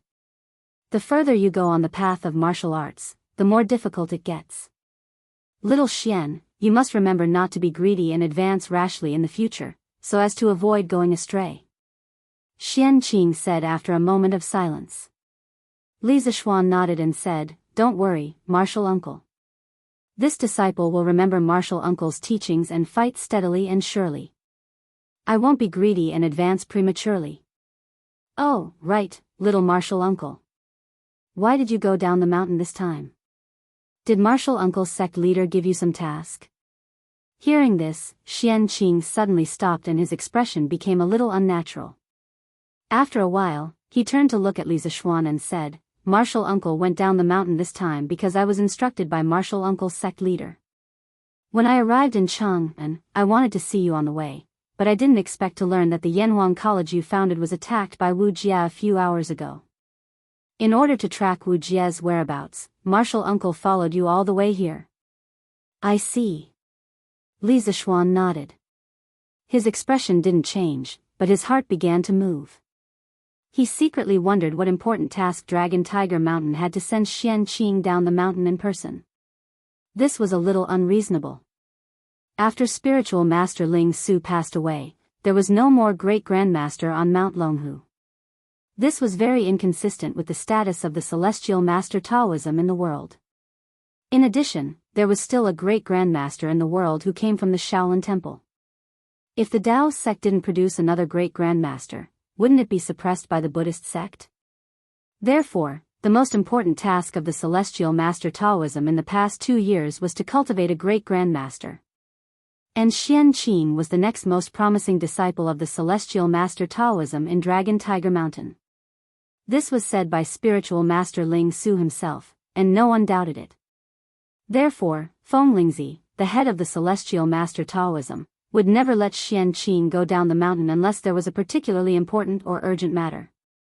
"Do you want to ask what task the sect leader gave me?" Xianqing's deep eyes seemed to be able to see through the soul. He fixed his gaze on Li Zishuan and asked after a while. Martial uncle, if it's inconvenient for you to say, then forget it." Li Zishuan was stunned at first, and then he said unexpectedly. The implication was that he really wanted to know what task the sect leader of the celestial master Taoism had given Xianqing. Xianqing was silent for a moment, then he turned and said as he walked, "Previously, when your sect leader learned that you were now the Marquis of the Tang Empire, he sent me down the mountain to visit the emperor through your recommendation. But it happened that you were killing locusts in the northern provinces and counties, and Wu Jia attacked Yanhuang College, so I came here to solve your problem first." Xianqing's temperament was destined to be a straightforward person. He would not beat around the bush and said whatever he wanted to say. Li Zishuan next to him was stunned. After being surprised for a long time, Li Zishuan couldn't help but ask, Little martial uncle, is the sect leader planning to let the celestial master Taoism enter the secular world?" In Li Zishuan's impression, the celestial master Taoism of Longhu Mountain could be regarded as a semi-secluded sect. They did not deal with the local government, nor did they have disciples enter the imperial court as officials. Of course, Li Zishuan was an exception. Their usual contact with the outside world was probably only to treat the mountain people. They existed in the world, but they were hidden from the world. This was the previous state of the celestial master Taoism of Longhu Mountain. That was why Li Zishuan was so shocked when he heard from Xianqing about the mission given by Feng Lingzi. Xianqing seemed to have prepared for this question. As soon as Li Zishuan's voice fell, he directly replied, "Xian, you are also a member of the celestial master Taoism. Since the moment you entered the imperial court, the celestial master Taoism has already entered the secular world. Our sect leader said that now the world is gradually stabilizing, and the current emperor is also a wise emperor. If the celestial master Taoism wants to pass on from generation to generation, it must deal with a good relationship with the current ruler. It is not to flatter him, but to not offend him. Blindly avoiding the secular world will only lead to the gradual extinction of the celestial master Taoism. You are wise, sect leader. Hearing this, Li Zishuan could not help but give a thumbs up and said, although there are still wolves around the Tang Empire, the current emperor is working hard to govern the country. The strength of the Tang Empire is getting stronger day by day. This is something that everyone can feel. If Taoism wants to pass on for a long time, it should not hide from the secular world. Only when the world knows the positive role of Taoism in the Tang Empire, will there be a steady stream of people who want to cultivate Taoism. Taoism is like this, and so is the celestial master Taoism of Longhu Mountain. In the next 10 or 20 years, the Tang Empire will undergo earth-shaking changes and become unprecedentedly powerful. For the celestial master Taoism, there are only two choices. One is to follow the trend of the times and make some changes in time to lead Taoism to become more prosperous and strong. The other is to completely hide from the secular world. After 10 or 20 years, the world will forget about the celestial master Taoism, and then there will be no celestial master Taoism in the world. Besides, if the celestial master Taoism cultivates in seclusion, what is the difference between it and those Buddhist monks who only know how to eat vegetarian food, chant Buddhist scriptures, burn incense, and knock on wooden fish? Sect Master Martial Uncle's decision is undoubtedly a very wise one. As a member of Taoism, Li Zishuan naturally wanted to see Taoism become more and more prosperous and strong. In addition, Taoism was a local sect in the Central Plains. He did not want Taoism to be completely suppressed by Buddhism. Compared with the Buddhist monks who only ate vegetarian food and chanted Buddhist scriptures and did not work, he preferred Taoism's way of cultivating in seclusion. He felt that the seclusion of the celestial master Taoism in Longhu Mountain was very inappropriate. Xianqing nodded frequently. Suddenly, he looked at Li Zishuan strangely and said, Xiao Xian, I didn't expect that after leaving the mountain for more than a year, you would see things more deeply than before. When you were in Longhu Mountain, you were still a simple and honest boy who only knew how to cultivate. Li Zishuan was shocked. He secretly thought that he was too smart. He had to restrain himself to prevent Xianqing from discovering his identity. But he did not know that Xianqing did not intend to investigate his abnormal behavior for a long time. When I was in Longhu Mountain, I had my master to take care of everything. Why would I need to worry about these things? Li Zishuan scratched his head and quickly found an excuse for himself. Hearing Li Zishuan mention Lingxiu, Xianqing's face darkened. After a long silence, he sighed and said, Xiao Xian, you continue to patrol the barracks.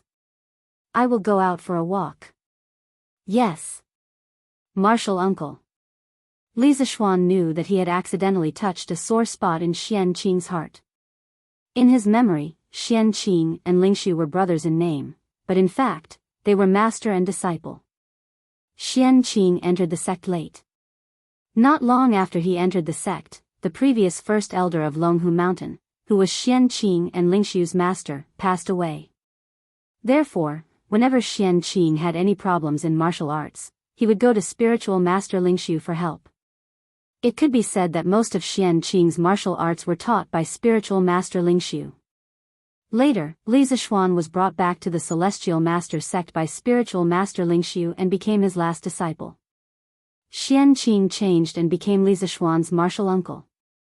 Because they were from the same sect, Xianqing usually took care of Li Zishuan.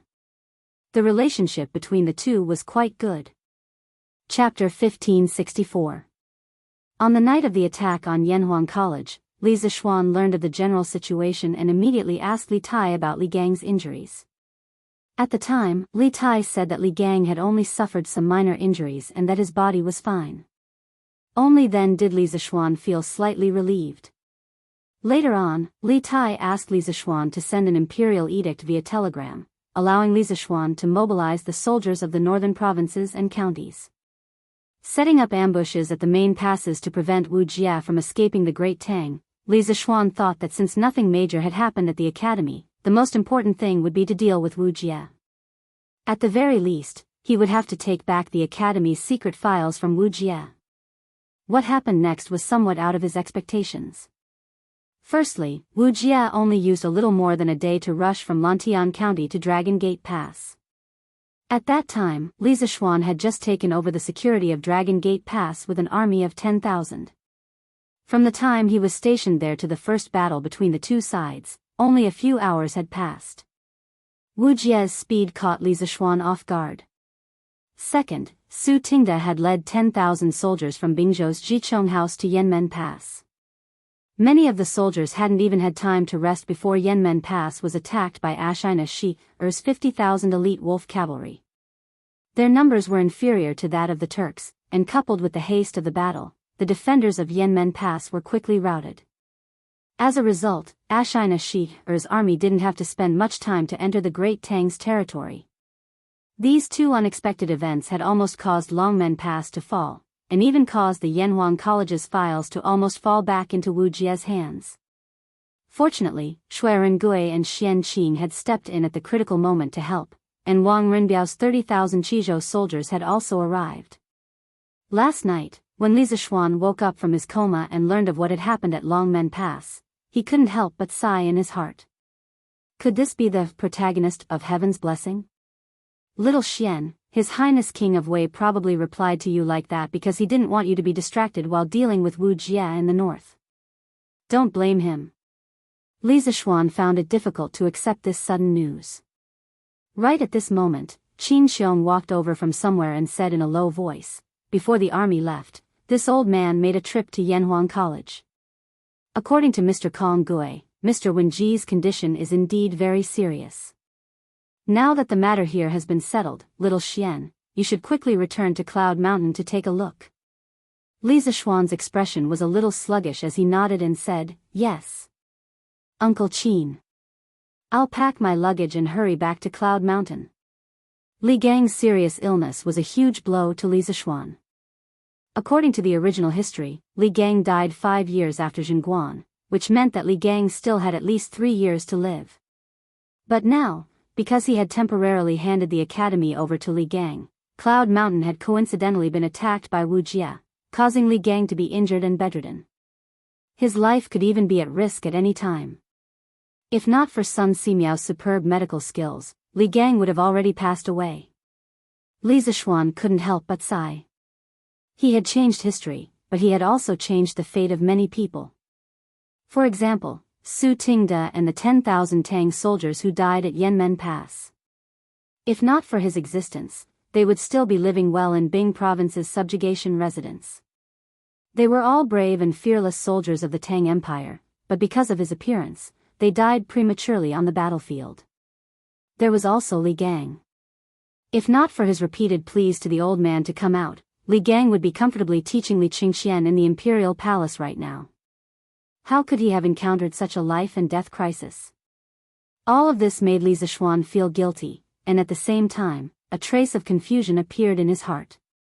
He felt that on his path to making the Great Tang even more prosperous, he had inadvertently taken the lives of many innocents. Even though he had done it unintentionally, the truth was that he was shouldering more and more lives. Li Zishuan suddenly felt that his shoulders were very, very heavy. Remember to call Daoist Xianqing. Qin Xiong saw Li Zishuan's brow furrowed in pain, and he couldn't help but feel somewhat distressed, but he still loudly reminded him. I know, Uncle Qin. Li Zishuan didn't turn his head, only responded in a low voice. HAA. This child is good at everything, but sometimes his heart is too soft. Qin Xiong stared at Li Zishuan's back, and after a long while, he shook his head and sighed. Teacher Wenji? It's Li Gang, right? After leaving the camp, Li Zishuan went up the city gate tower. In the eastern corner tower, Li Zishuan found Xian Qing, who was meditating cross-legged. He briefly told Xian Qing about Li Gang's serious illness and how Sun Simiao needed their martial uncle and nephew to go back together to help. After hearing this, Xian Qing frowned and said, then let's go back to Lantian immediately. Without any hesitation, Xian Qing agreed to Li Zishuan's request. Li Zishuan had spent so much effort before, but he didn't expect Xian Qing to agree so easily. Li Zishuan couldn't get used to this super-efficient communication method, so he was a little confused at this moment. What are you waiting for? You and I, quickly pack our luggage and go back to Lantian. Seeing Li Zishuan standing there in a daze, Xian Qing couldn't help but frown and urge him. Yes. Little martial uncle. Li Zishuan came back to his senses and hurriedly cupped his hands in obeisance. He couldn't help but think in his heart, little martial uncle's personality really hasn't changed. Not only is he a man of few words, but he is also swift and decisive. He is simply a model of doing more and talking less. The bosses of modern big companies must like a real person, like little martial uncle. In fact, in Xian Qing's opinion, Li Gang had been the imperial tutor of 2 princes and had a good reputation among the scholars. Now that he was injured and even bedridden because of Li Zishuan's Yanhuang College, he, as his martial uncle, had to go and help no matter what. Besides, the purpose of his trip down the mountain this time was to visit Li Heir in the imperial palace. Tracking Wu Jia was just a side quest he had issued for himself. Now that the side quest had been completed, it was time for him to return to the main quest. Little Xian, Daoist Xian Qing, where are you going? Martial uncle and nephew had finished packing their luggage and had just brought their mounts from the stables when they met Wang Rinbiao. Wang Rinbiao saw that Li Zishuan and Xian Qing were both carrying a bag and couldn't help but ask. There was another person behind him, and that was Leng Yuyao. Seeing that the person who came was Wang Rinbiao, Li Zishuan couldn't help but be startled. Then, he felt ashamed. If it wasn't for Wang Rinbiao leading the army in time yesterday, it was unknown whether or not Longmen Pass could be completely defended. Wang Rinbiao was willing to take the risk of being suspected by his superiors and lead the army of Qizhou to support Longmen Pass 2 or 3 times. Li Zishuan didn't even have time to thank him and almost directly returned to Lantian County without saying anything. He really didn't do it properly and felt sorry for Wang Rinbiao's deep friendship. It's Rinbiao. You've come at the right time. I have something to tell you. Li Zishuan coughed awkwardly and then shamelessly said with some apology, I just received news from Qingke that teacher Wenji suffered some minor injuries in order to protect the academy that night. Due to his old age, he was bedridden and now his life is in danger. As the Yamacho of Yanhuang College and my youngest martial uncle is quite proficient in medical skills, we must return to Yunshan as soon as possible to save teacher Wenji's life.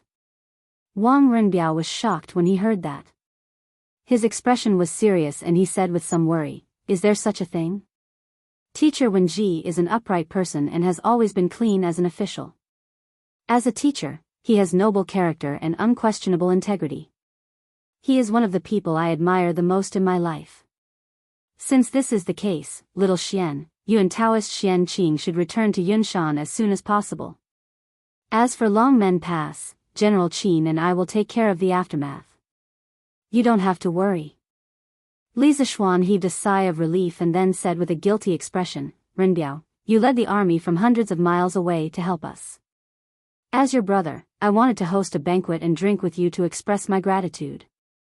However, now that teacher Wenji, little Xian, you don't have to say any more. Wang Rinbiao did not let Li Zishuan continue. Instead, he interrupted him, little Xian, you and I are brothers. There's no need for formalities between us.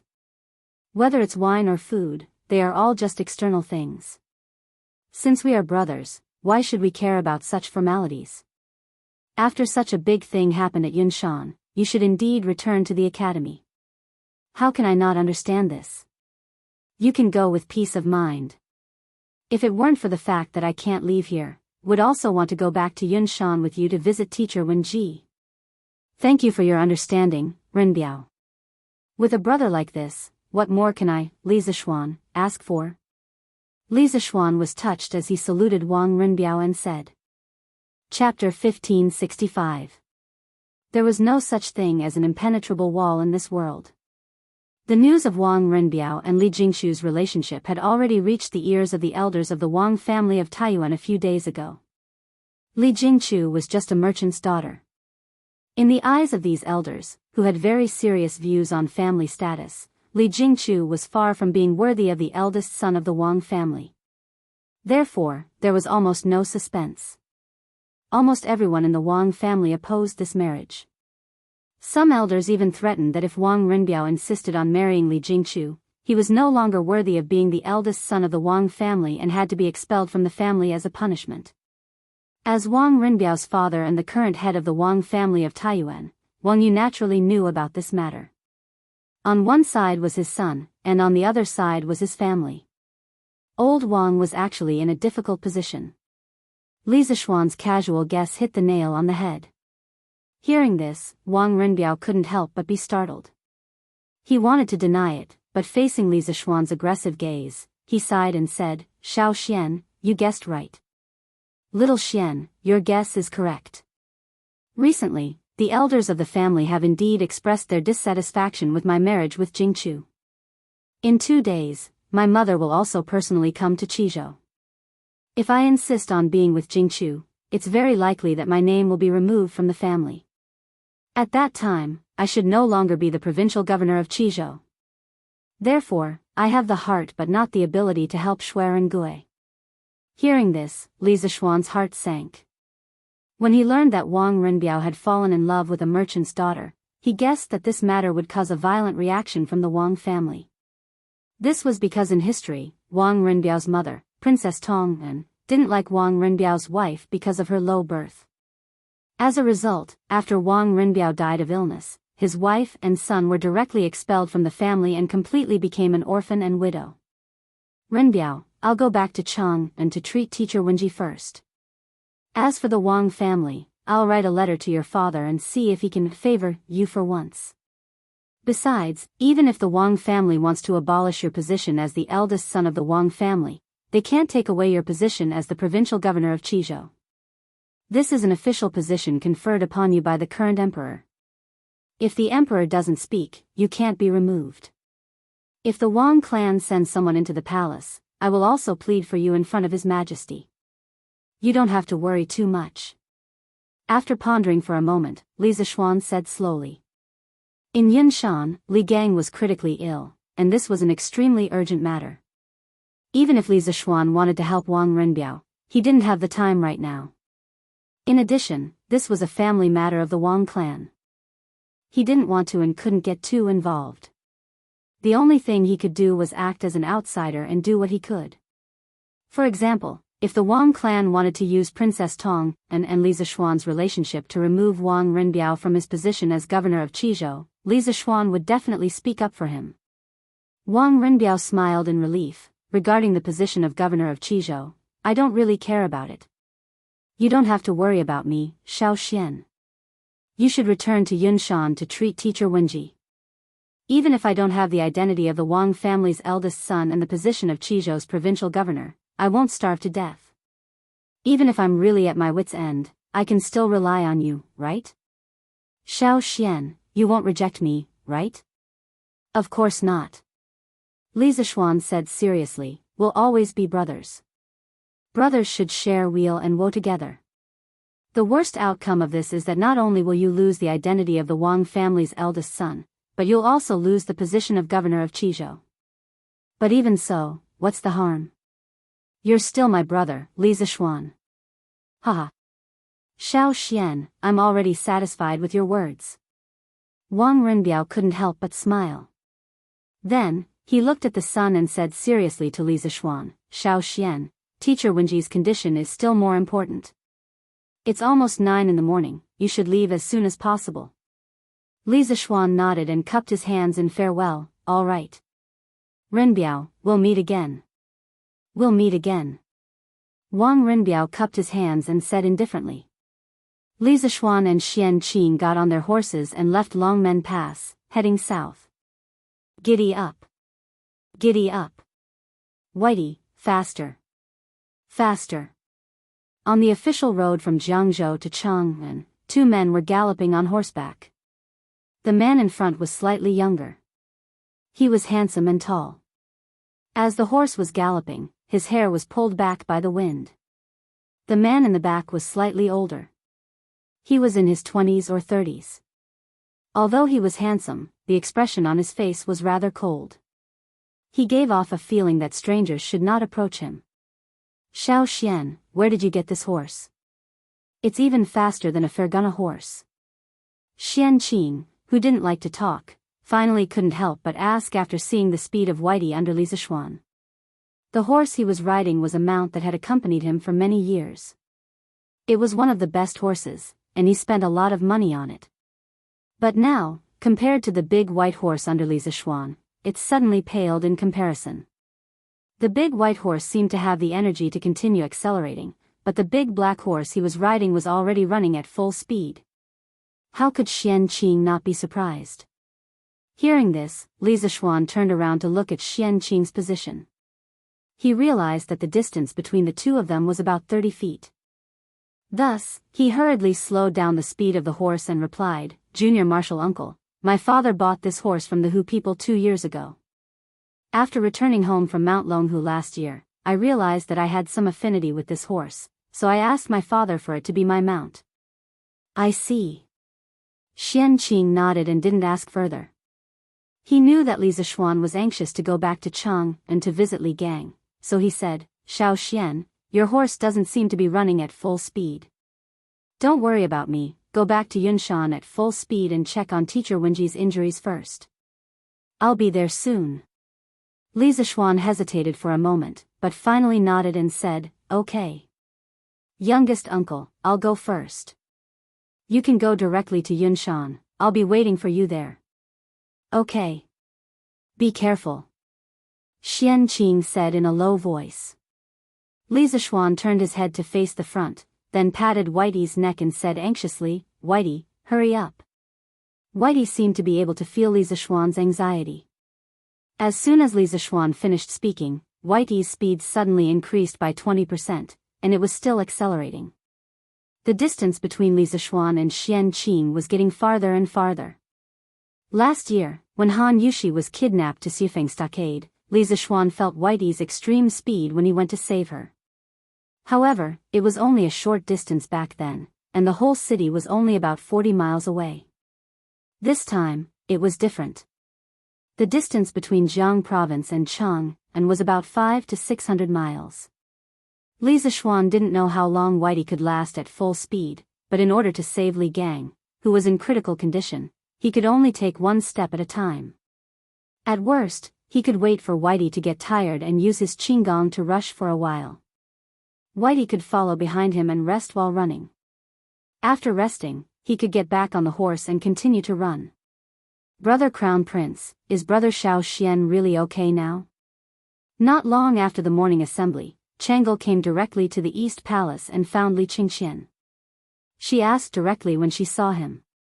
Obviously, some of the discussion in the morning assembly had reached Tranquil's ears.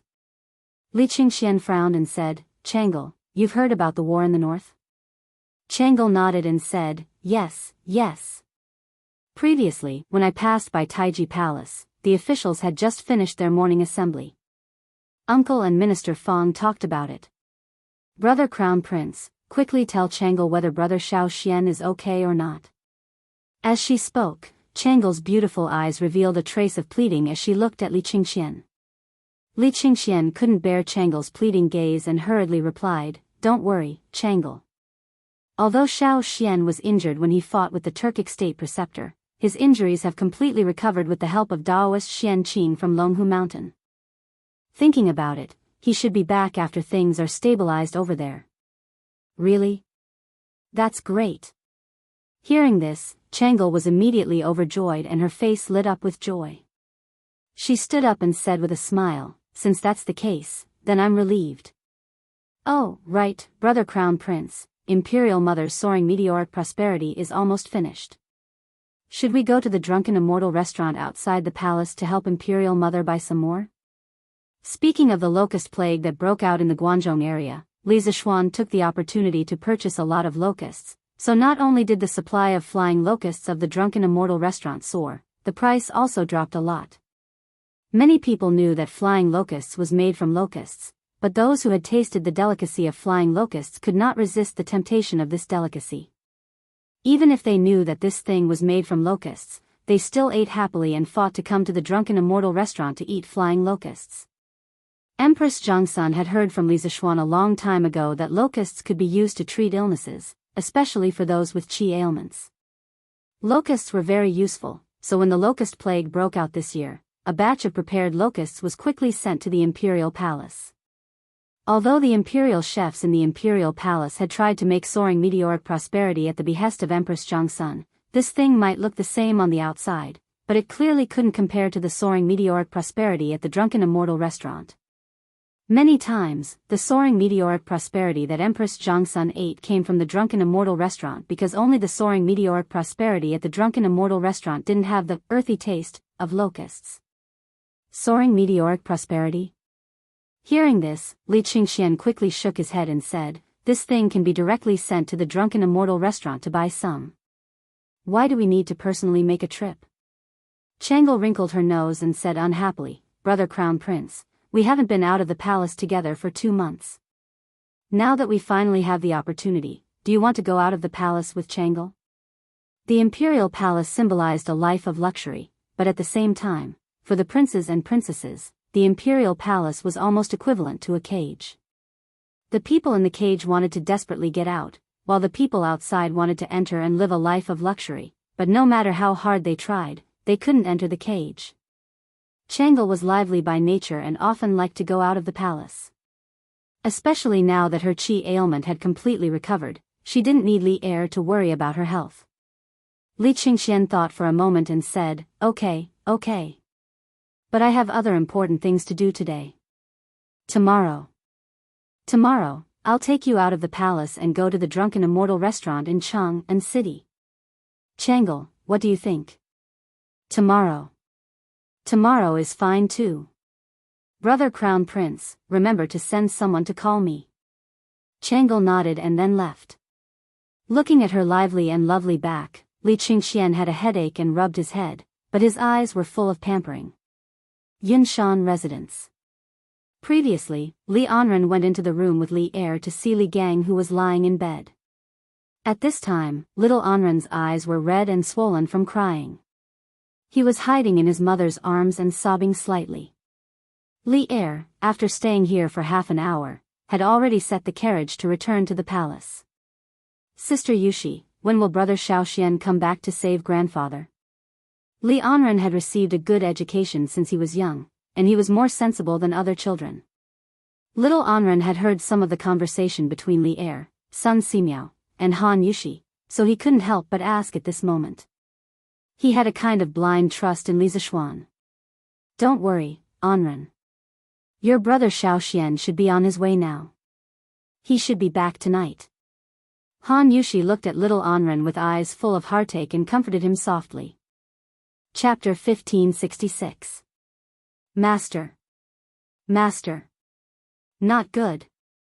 Mr. Wenji's body is hot and his breath is getting weaker. His condition seems to be worsening. At noon, Sun Simiao had just finished his lunch when Hu ran over and said anxiously, "What? This poor Daoist will come right away." Hearing this, Sun Simiao's expression suddenly changed, and then he quickly walked towards Li Gang's room. "Master, look, Mr. Wenji is sweating a lot. Shall I get some medicine to reduce his fever?" Hu followed Sun Simiao to Li Gang's room. Seeing Li Gang sweating profusely, Hu hurriedly stepped forward and used a handkerchief to wipe Li Gang's sweat. After that, she turned to Sun Simiao and said. Sun Simiao had been observing Li Gang's complexion from the side. He frowned and said, "No need. Mr. Wenji is suffering from an internal deficiency and external heat. Yang deficiency is at the bottom and yang deficiency is at the top. It's hot at the top and cold at the bottom. You can't just use medicine to reduce his fever." Hu frowned and couldn't help but touch the back of Li Gang's foot with her hand. Sure enough, it was cold to the touch. She said in surprise, "It's hot on the inside and cold on the outside." "Master, Teacher Wenji." Speaking of this, she couldn't say the rest of her words, and a trace of deep sadness flashed in her eyes. Sun Simiao sighed and said, "Alas. You guessed right. This is a sign that his condition is worsening and he is about to die. The remaining life source in Mr. Wenji's body is rapidly dissipating to maintain the circulation of life. Actually, you go out first.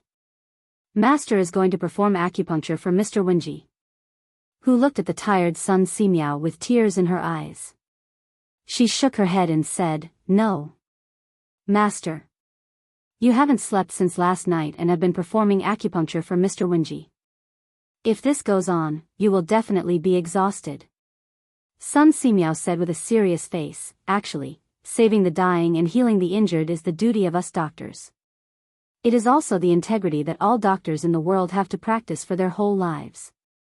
If I am afraid of difficulties and don't save people, how can this poor Taoist be worthy of the title of divine doctor? How can I face the hundreds of teachers and students on Yunshan?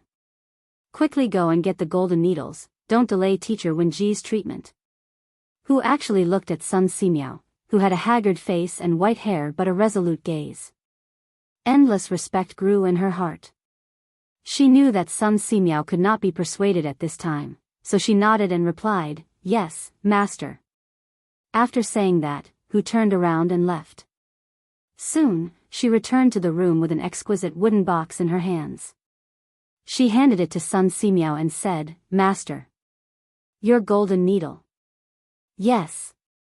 How dare you leave first? Close the door and don't let anyone disturb us." Sun Simiao took the wooden box and instructed. "Yes. Master." Who actually wanted to stay and help, but she had never practiced internal martial arts. Naturally, there was no true qi in her body. Staying here would not help at all. It was better to go out and help Sun Simiao, because Sun Simiao could not be disturbed when he was performing acupuncture. "Brother Wenji, hang in there. Little Xian will be back soon." In the room, Sun Simiao looked at Li Gang, who was lying on the bed with his eyes closed and a haggard face. He sighed worriedly and said. Only a few days had passed, but Li Gang looked as if he had aged a few years. It was said that illness came like a landslide. For the 82-year-old Li Gang, this sudden accident was burning the last of his life force, and he could die at any time. In fact, just looking at age, Sun Simiao was older than Li Gang by 6 years. However, Sun Simiao paid attention to health and had been practicing Taoist true qi. Therefore, the quality of his body was much better than Li Gang's. The same injury on Li Gang might be fatal, but on Sun Simiao, it was estimated that he would be fine after 2 days of recuperation. After sighing with emotion, Sun Simiao went forward to help Li Gang up. Half lying on the bed, he removed his outer robe and took out the golden needles from the wooden box. With lightning speed, he pierced 3 golden needles into the Zhongting, Jiawei, and Juk acupoints on Li Gang's chest. These 3 acupoints were close to the heart, and if the strength was wrong or the position was off, it would be fatal. Ordinary doctors would be extremely careful when piercing these 3 acupoints, but Sun Simiao pierced all 3 at the same time. His movements were as smooth as flowing water, without a trace of hesitation. After the golden needles were pierced into the 3 acupoints, Sun Simiao did not stop. He used his right hand to twirl the golden needles on the Zhongting, Fengwei, and Juk acupoints. Traces of Taoist true qi passed through the golden needles and slowly into Li Gang's body. Soon, the 3 golden needles began to vibrate together. Sun Simiao opened his palm and an even more majestic true qi flowed from his palm into the golden needles. Then, through the golden needles, it was guided into Li Gang's heart meridian. Sun Simiao's goal was very simple. He wanted to use his Taoist true qi to supply energy to Li Gang's heart meridian, thereby reducing the consumption of Li Gang's life force. Li Gang's condition had reached such a stage that it was impossible to save him with the power of the medicinal stone. Because all medicine was 30% poisonous, any medicinal herb required the human body to use the liver, kidneys, and other organs to break it down in order for the medicine to work in the body. And all of this required energy to support it. Li Gang was already at the end of his life. It was already difficult for him to maintain the basic activities of life. If he were to take any more medicine, it would undoubtedly speed up his death. Because he understood this, Sun Simiao temporarily gave up on using medicine and switched to the method of transferring qi through the golden needles. It was just that this method of transferring qi through the golden needles consumed too much true qi. In less than 15 minutes, Sun Simiao's forehead was full of sweat. But Sun Simiao did not have any intention of stopping. He was still transferring qi through Li Gang with a serious face. Gradually, as time passed, Sun Simiao's face became paler and paler. However, Li Gang's face gradually became rosy. After some time, Sun Simiao finally could not hold on any longer. He lost his balance and almost fell onto the bed. Luckily, old Sun's hands and feet were still agile. He held on to the beam of the bed in time and steadied himself. Daoist son. Don't waste your energy. I know that my time is up. I can't drag you down with me. Unexpectedly, at this moment, Li Gang, who had been in a deep sleep all this time, opened his eyes and spoke softly. Brother Wenji, you're awake. Hearing Li Gang's voice, Sun Simiao finally heaved a sigh of relief. He stood up straight and looked at Li Gang with a face of joy and said, Wenji, what you said is wrong. What do you mean by wasting my energy? Before I treat a patient, I will never care if that person can be saved or not. Because no matter what kind of patient it is, I will try my best to save them. Until the last moment, life or death is uncertain. Li Gang used all his strength to move the corners of his mouth and smiled. Daoist son's medical ethics are noble and your medical skills are superb. Who doesn't know of this? Who doesn't know? But I am already at the age where I have one foot in the grave. If I die, so be it.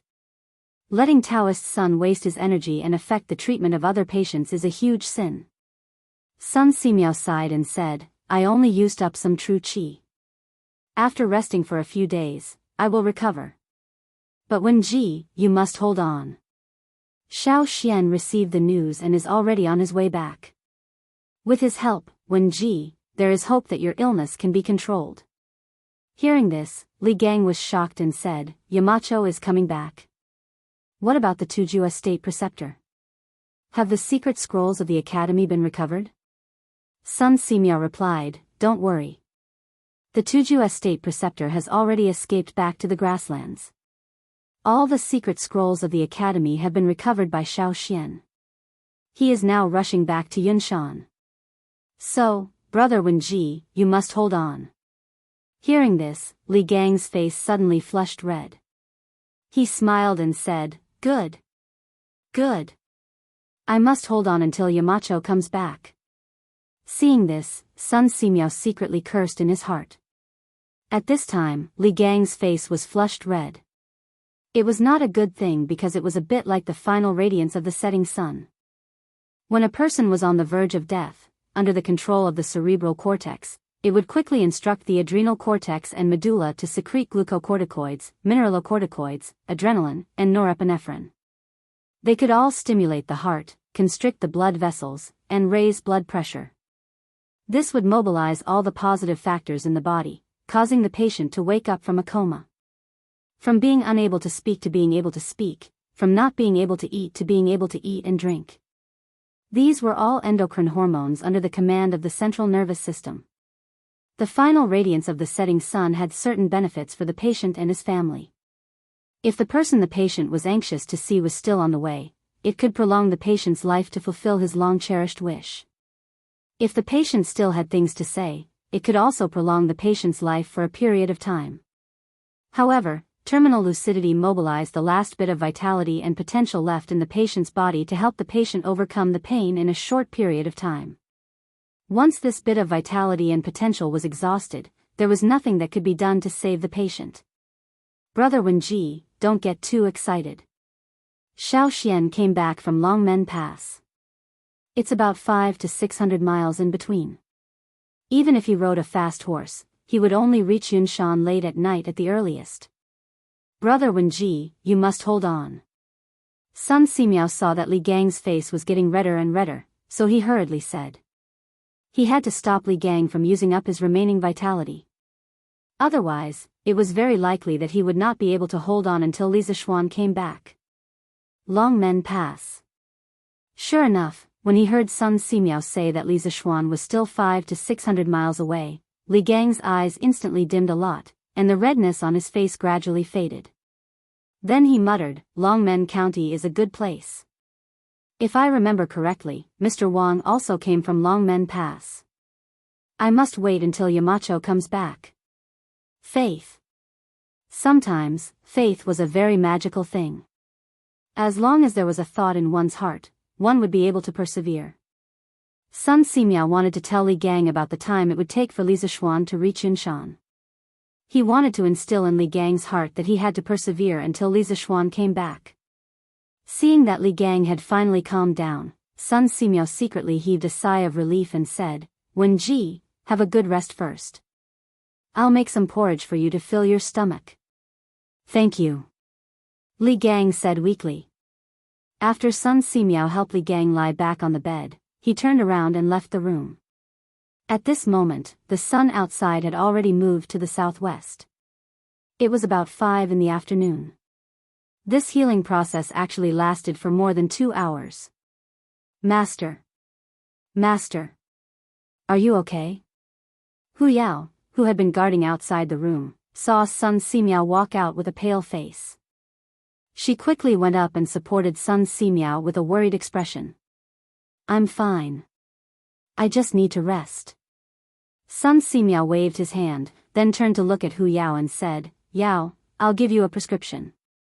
Quickly go and get the herbs according to the prescription. There can't be any mistakes." "Prescription? Get the herbs?" Hu Yao heard this and her eyes widened. She said with a shocked expression, "Master, are you planning to use medicine on Teacher Wenji? But Teacher Wenji's body is so weak now. How can he withstand the medicinal properties of various herbs?" Hu Yao was respectfully called Little Fairy Doctor by many people. She still had this bit of medical knowledge. Even if Sun Simiao did not say it, she knew that with Sun Simiao's current body, he would not be able to withstand the power of the medicinal stone no matter what.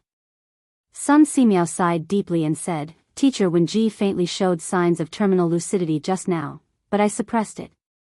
The speed of his deterioration is more serious than I thought.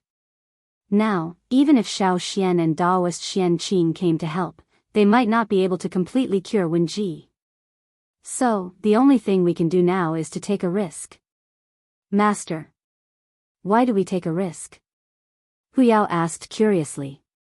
Sun Simiao paused for a moment and opened his mouth to explain. Wenji is now completely relying on his will to support himself.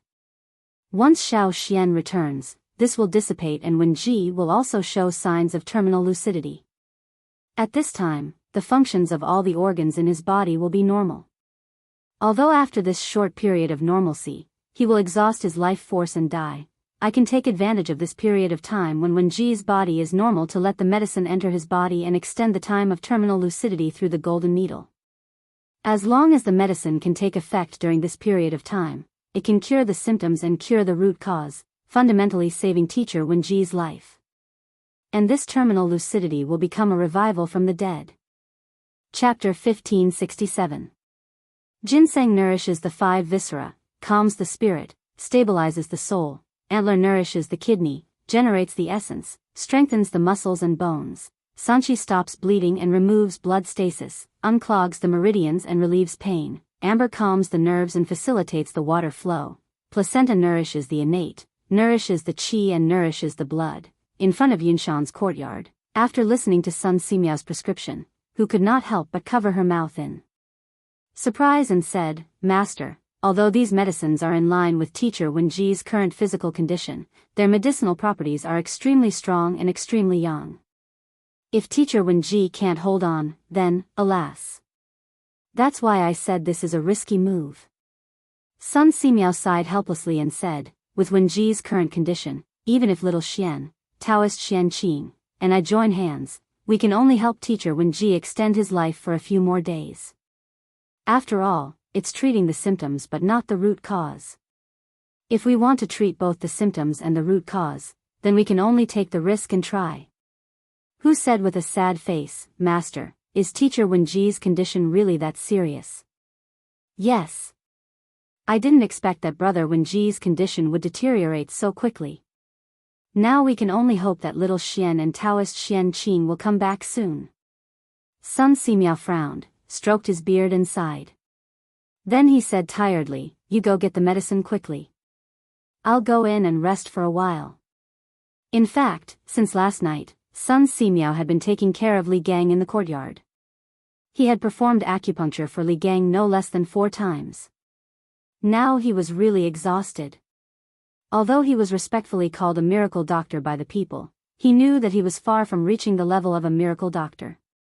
At most, he knew more than ordinary people in pharmacology, pathology, and diagnosis experience. Facing a patient like Li Gang who was extremely weak and could not use medicine, Sun Simiao also felt a little powerless. This was the same principle as a clever housewife could not cook without rice. Sun Simiao, as a doctor, was facing a dying patient who could not withstand the power of medicine. His skills were immediately limited by more than half. Fortunately, he had started to practice Daoist qi cultivation when he was young. That was why he was able to perform acupuncture on Li Gang and delay his illness. Otherwise, Li Gang would have died a long time ago. Master, quickly go and rest. I'll take care of teacher Wenji. Hu nodded and said, yes. Sun Simiao glanced at Hu Jing, then turned and left. Qingke, why didn't you come to class this morning? During the afternoon break at Yanhuang College, Sun Zifan came to Li Tai's seat and asked. Li Tai yawned. Last night, he and Li Er had stayed up the entire night in the Sweet Nectar Hall. In the morning, when he was snoring in his sleep, he was woken up by an imperial eunuch who asked him to send a telegram to urge Li Zishuan to come back quickly. After the imperial eunuch left, Li Tai tossed and turned for a long time before falling asleep. This was because the news of Li Gang's critical condition made his heart very heavy. Go. Don't mention it. Last night, I accompanied my father in the palace to wait for news from the front lines. I fell asleep at about 5:00 in the morning and was even woken up to send an urgent report to Yamacho. How could I have the energy to come to class? Li Tai glanced at Sun Zifan and said unhappily. News from the front lines? Sun Zifan's eyes lit up when he heard this. He exclaimed, Qingke, what news from the front lines? Was that hateful Turkic state preceptor captured? Also, how is Yamacho now? Is he injured? He was so pleased with himself that his voice was a little loud. The other students around heard this and pricked up their ears curiously. Those who were far away couldn't help but come closer, wanting to get the first-hand news. Li Tai looked around and then glared at Sun Zifan. He said in a low voice, what are you shouting for? Do you think your father doesn't know about the news from the front lines? Why don't you go back and ask your father directly? No, it's only Wednesday today. The academy isn't on holiday, so how can I ask my father? Go, what are you looking at? Class is about to start. Won't you all go back to your seats? Sun Zifan complained for a while, but then he realized that he had overreacted and hurriedly waved his hands at the surrounding students. No, Zifan, Qingke, how is Yamacho? Not only are you concerned about Yamacho, but so are we. Wang Meng retorted, unafraid of Sun Zifan's might. The other students immediately joined in the commotion. Wang Meng is right. We are all concerned about Yamacho's safety. Qingke, quickly tell us. That's right. Also, has the Turkic state preceptor who stole the academy's secret files been captured? Mr. Zhang San, Mr. Mo, and Mr. Wenji are all seriously injured. Nothing must happen to Yamacho. Since Yanhuang College was attacked by Wu Jie that night, all the secret files were stolen. In addition, the bearded guest and Mo Huai were seriously injured, and the academy's acting Yamacho, Li Gang, was bedridden. For the newly established Yanhuang College, this was undoubtedly a very painful blow. The academy was currently without a leader and everyone was in a state of panic. All the students urgently wanted to hear some good news, especially the students in Class 1 who were closest to Li Zishuan. They were most concerned about Li Zishuan's current situation. Everyone, listen to me. Li Tai's face darkened. He could feel the worry and anxiety in the students' voices. Thinking about it, last night's battle in the north wasn't considered a secret. He pressed his hand down and said, last night, Wu Jie fought with Yamacho at the Dragon Gate. Yamacho was seriously injured, but he was able to take the secret files that Wuxia stole from the academy. After Wuxia broke through the Dragon Gate, he successfully met up with the Ashina Serpent's army. What? Yamacho was seriously injured by Wuxia? I already said that the Turkic state preceptor's martial arts are so high. Yamacho can't fight him alone. Now that Yamacho is also injured, what will the academy do? Fortunately, the academy's files were taken back by Yamacho. What's the point of those files being taken back? For the academy, Yamacho is the most important. With Yamacho, what can Yanhuang College not create? When the students heard that Li Zixuan was seriously injured by Wuxia, they couldn't help but discuss loudly. To them, this news was no different from a bolt from the blue. After a while, the whole classroom was in chaos, and a feeling of panic quietly spread. This was because Li Zixuan was the sky of the Yanhuang Academy. All of them had resolutely joined the Yanhuang Academy because of Li Zixuan. If Li Zixuan fell, it would be tantamount to the collapse of the sky for them. How could this not make them panic? Silence. Everyone listen to me, I'm not done yet. Seeing the students in chaos, Li Tai hurriedly shouted, Yamacho is fine. Let me finish. Yamacho was later rescued by Daoist Xianxia of Mount Longhu and is now in peace. Ashina Shirchu's army of 50,000 was surrounded by General Qin's troops and the northern province's soldiers at Yonghe Pass. In the end, Ashina Shirchu and Wuxia were defeated and fled back to the grasslands with more than 1,000 soldiers. Hearing this, the students immediately cheered in surprise. What? Yamacho is fine?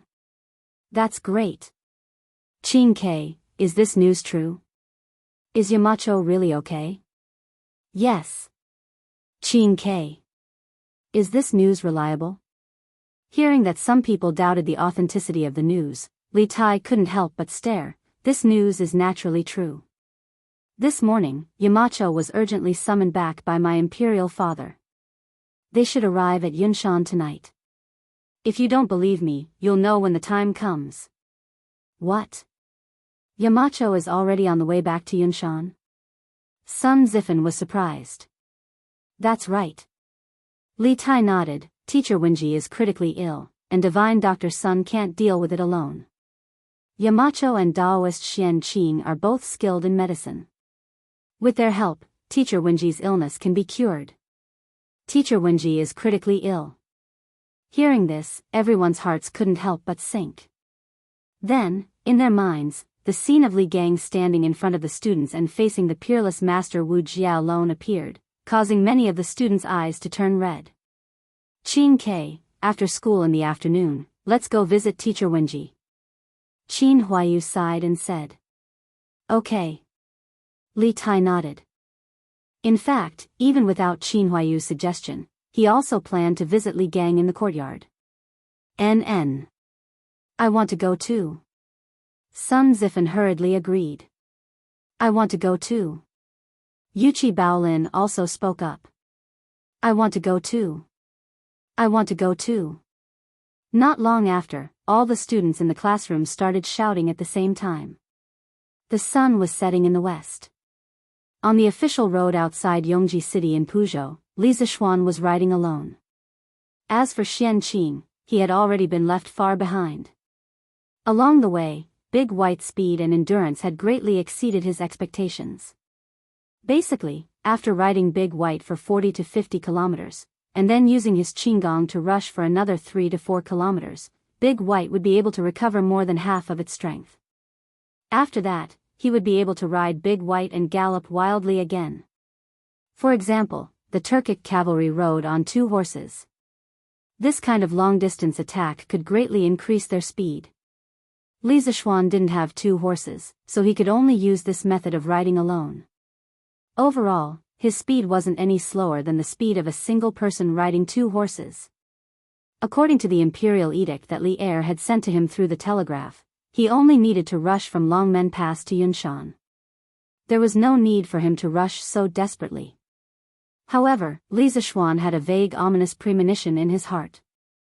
As he got closer to Chang'an, the ominous premonition became stronger. Teacher Wenji, you must hold on. Although Li Zixuan didn't want this ominous premonition to be related to Li Gang, at this time, other than Li Gang's illness, he couldn't think of anything else that could make him feel so uneasy. Therefore, he could only pray silently as he ran. At Yunshan, after the afternoon classes, the students of Class 1 were led by Li Tai to Sun Simiao's courtyard to visit Li Gang. The students of the other classes also rushed over when they heard that Li Gang was critically ill. After a while, Sun Simiao's courtyard was filled with hundreds of students. It's actually a girl. Where's Teacher Wenji? The students all wanted to visit Teacher Wenji when they heard that he was critically ill. Li Tai, who was standing at the front of the group, asked Hu Jing, who had gone out to check on the situation. Li Gang usually treated the students of the academy very well. None of the students disrespected or disliked him. Although there were hundreds of people gathered outside the courtyard, no one made a fuss. Everyone was watching Li Tai and Hu Jing negotiate. They didn't dare to make a sound, for fear of disturbing Li Gang, who was recuperating in the room. It was precisely because the students did not kick up a fuss that Hu Jing's expression became slightly better. She looked at Li Tai, frowned, and said softly, "Your Highness Prince of Wei, Teacher Wenji is now critically ill. My master is currently administering acupuncture and transferring qi to Teacher Wenji. Both of them need to be quiet and should not be disturbed. Once my young master and Daoist priest Xian Qing arrive at Yunshan, my master will work with them to save Teacher Wenji. Now, your highness and young masters should return." Although Li Tai was anxious, he knew that Hu Jing's words made sense. He nodded sadly and cupped his hands, saying, "All right then. Miss, if Teacher Wenji gets better, please come to the academy to inform us. Tai will be very grateful." Who actually nodded her head lightly and replied, Go back." Li Tai turned around and waved to the rest of the students. Although the students were unwilling in their hearts, they had no other choice in the current situation. They could only leave. Thus, the students reluctantly looked at the door of the courtyard as they moved their feet and turned to leave. Wait. Chapter 1568. Teacher Wenji, don't worry. We'll definitely do our best tomorrow. Teacher Wenji, don't worry. We'll definitely do our best tomorrow. Li Gang's words didn't sound out of place when spoken by Sun Simiao. Instead, Sun Simiao's low tone resonated with the students. Especially when they thought about how Li Gang was bedridden and needed someone else to relay his words, the students couldn't help but feel sour in their hearts. Thus, under the leadership of Li Tai, the group of students spoke with determination. Finishing their words, the students bowed towards the direction of the courtyard before turning around and leaving. The academy had a self-study session at night. After listening to Li Gang's words, the students' hearts were filled with energy as they planned to shine in this final exam. At the very least, they couldn't disappoint Li Gang. "Boyang, help me get a meal from the cafeteria later." "I won't be going." I was just about to say that." "Wenbo, why don't you help me get a meal?" I suddenly remembered that I still haven't figured out the question that Teacher Su taught yesterday. "You only haven't figured out one question." "I still have a few questions that I haven't figured out in the previous math exam. Hurry up and help me get a meal. I'm going back to the classroom to study." "It's settled then. After the exam, I'll treat you to a big meal at the Drunken Immortal restaurant." No. I don't want to go to the Drunken Immortal restaurant. I want to study."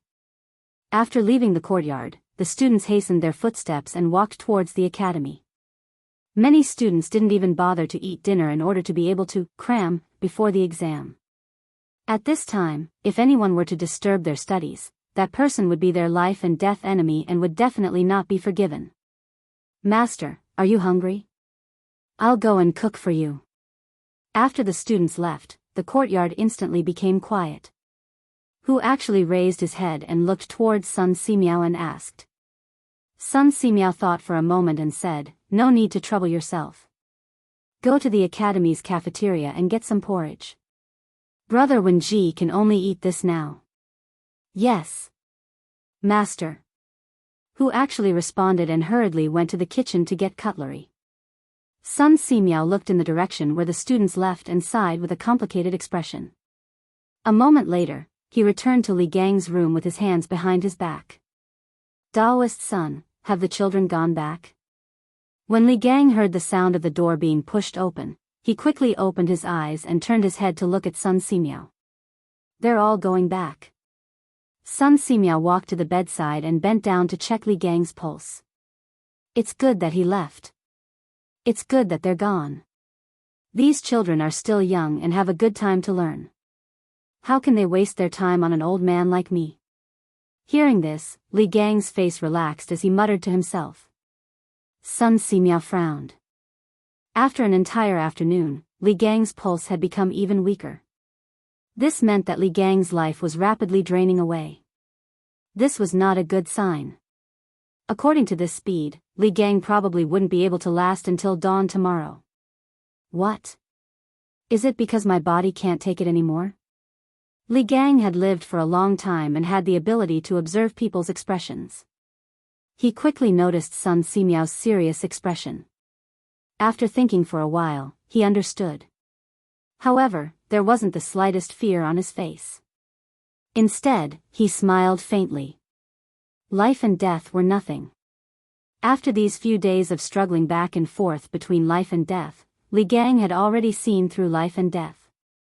In fact, his heart was already prepared for death. Brother Wenji, the students of the academy all hope that you can recover as soon as possible. You must hold on. She actually went to the cafeteria to get some porridge. Eat some before you rest. I estimate that Xiao Xian will be back in a few hours. Regarding Li Gang's illness, Sun Simiao chose to avoid talking about it. At this time, the most important thing was to stimulate Li Gang's desire for life. Yamacho, Li Gang murmured, and his eyes suddenly became deep. Then, he turned to look at Sun Simiao. When their eyes met, Li Gang sighed and said, Taoist son, this old man is not afraid of death, but this old man also doesn't want to die. Since Yanhuang College was established last year, a group of children have been cultivated into talents that are absolutely useful to the Tang Empire in just 1 year.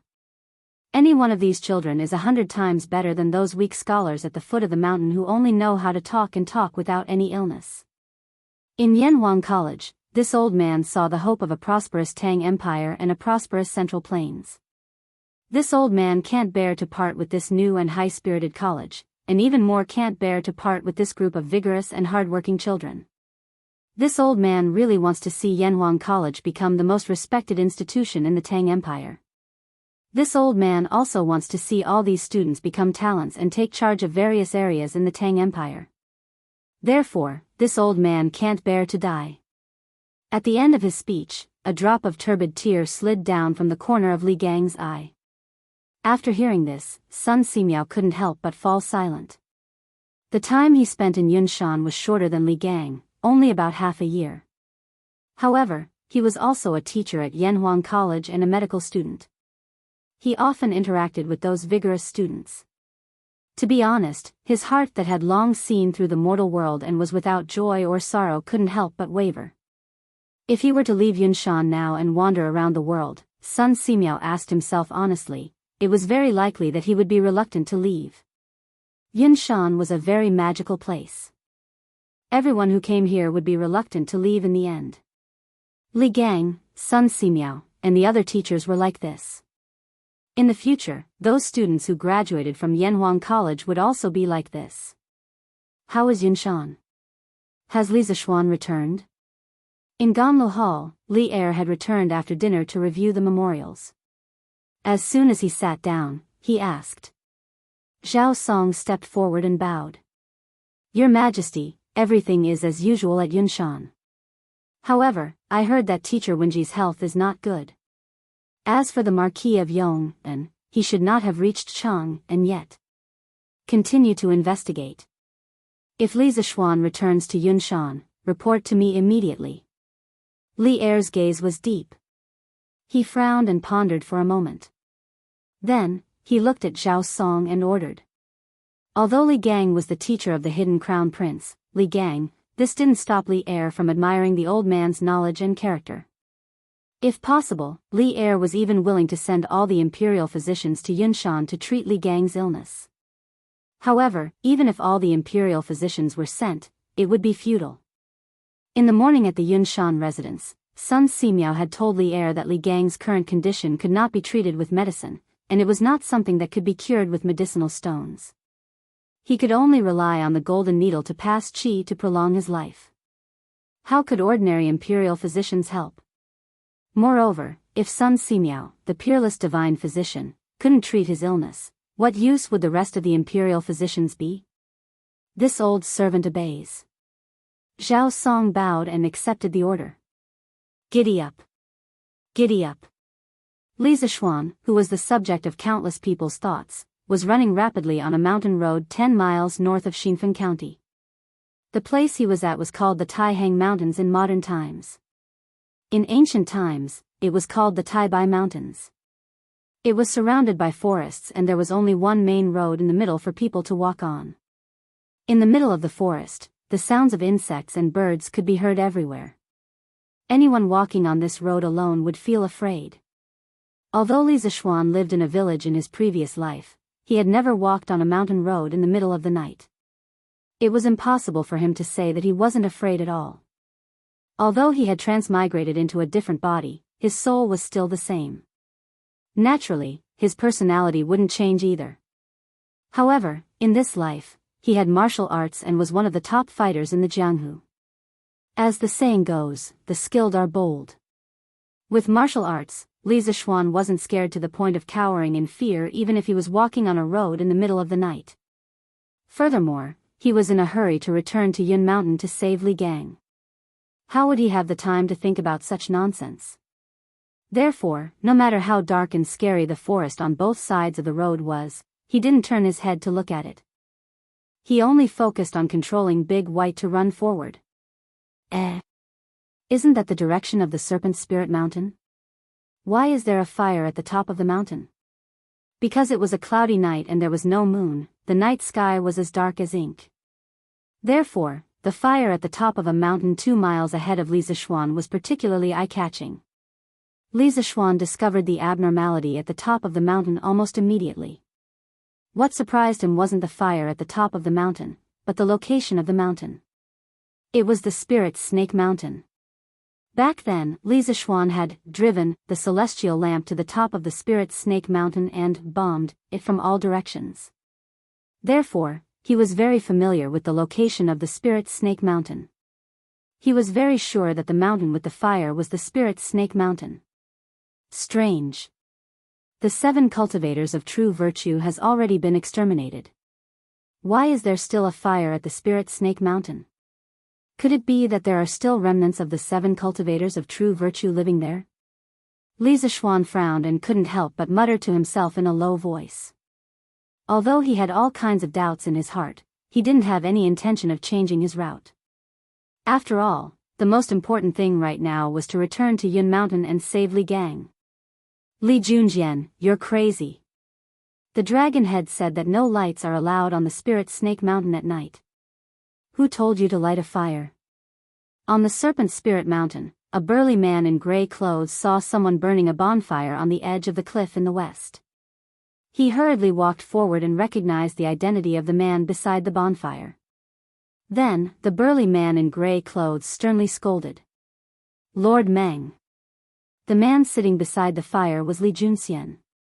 When he heard someone coming from behind him, he quickly stood up and said, Lord Meng, my brothers went down the mountain today and caught a chicken.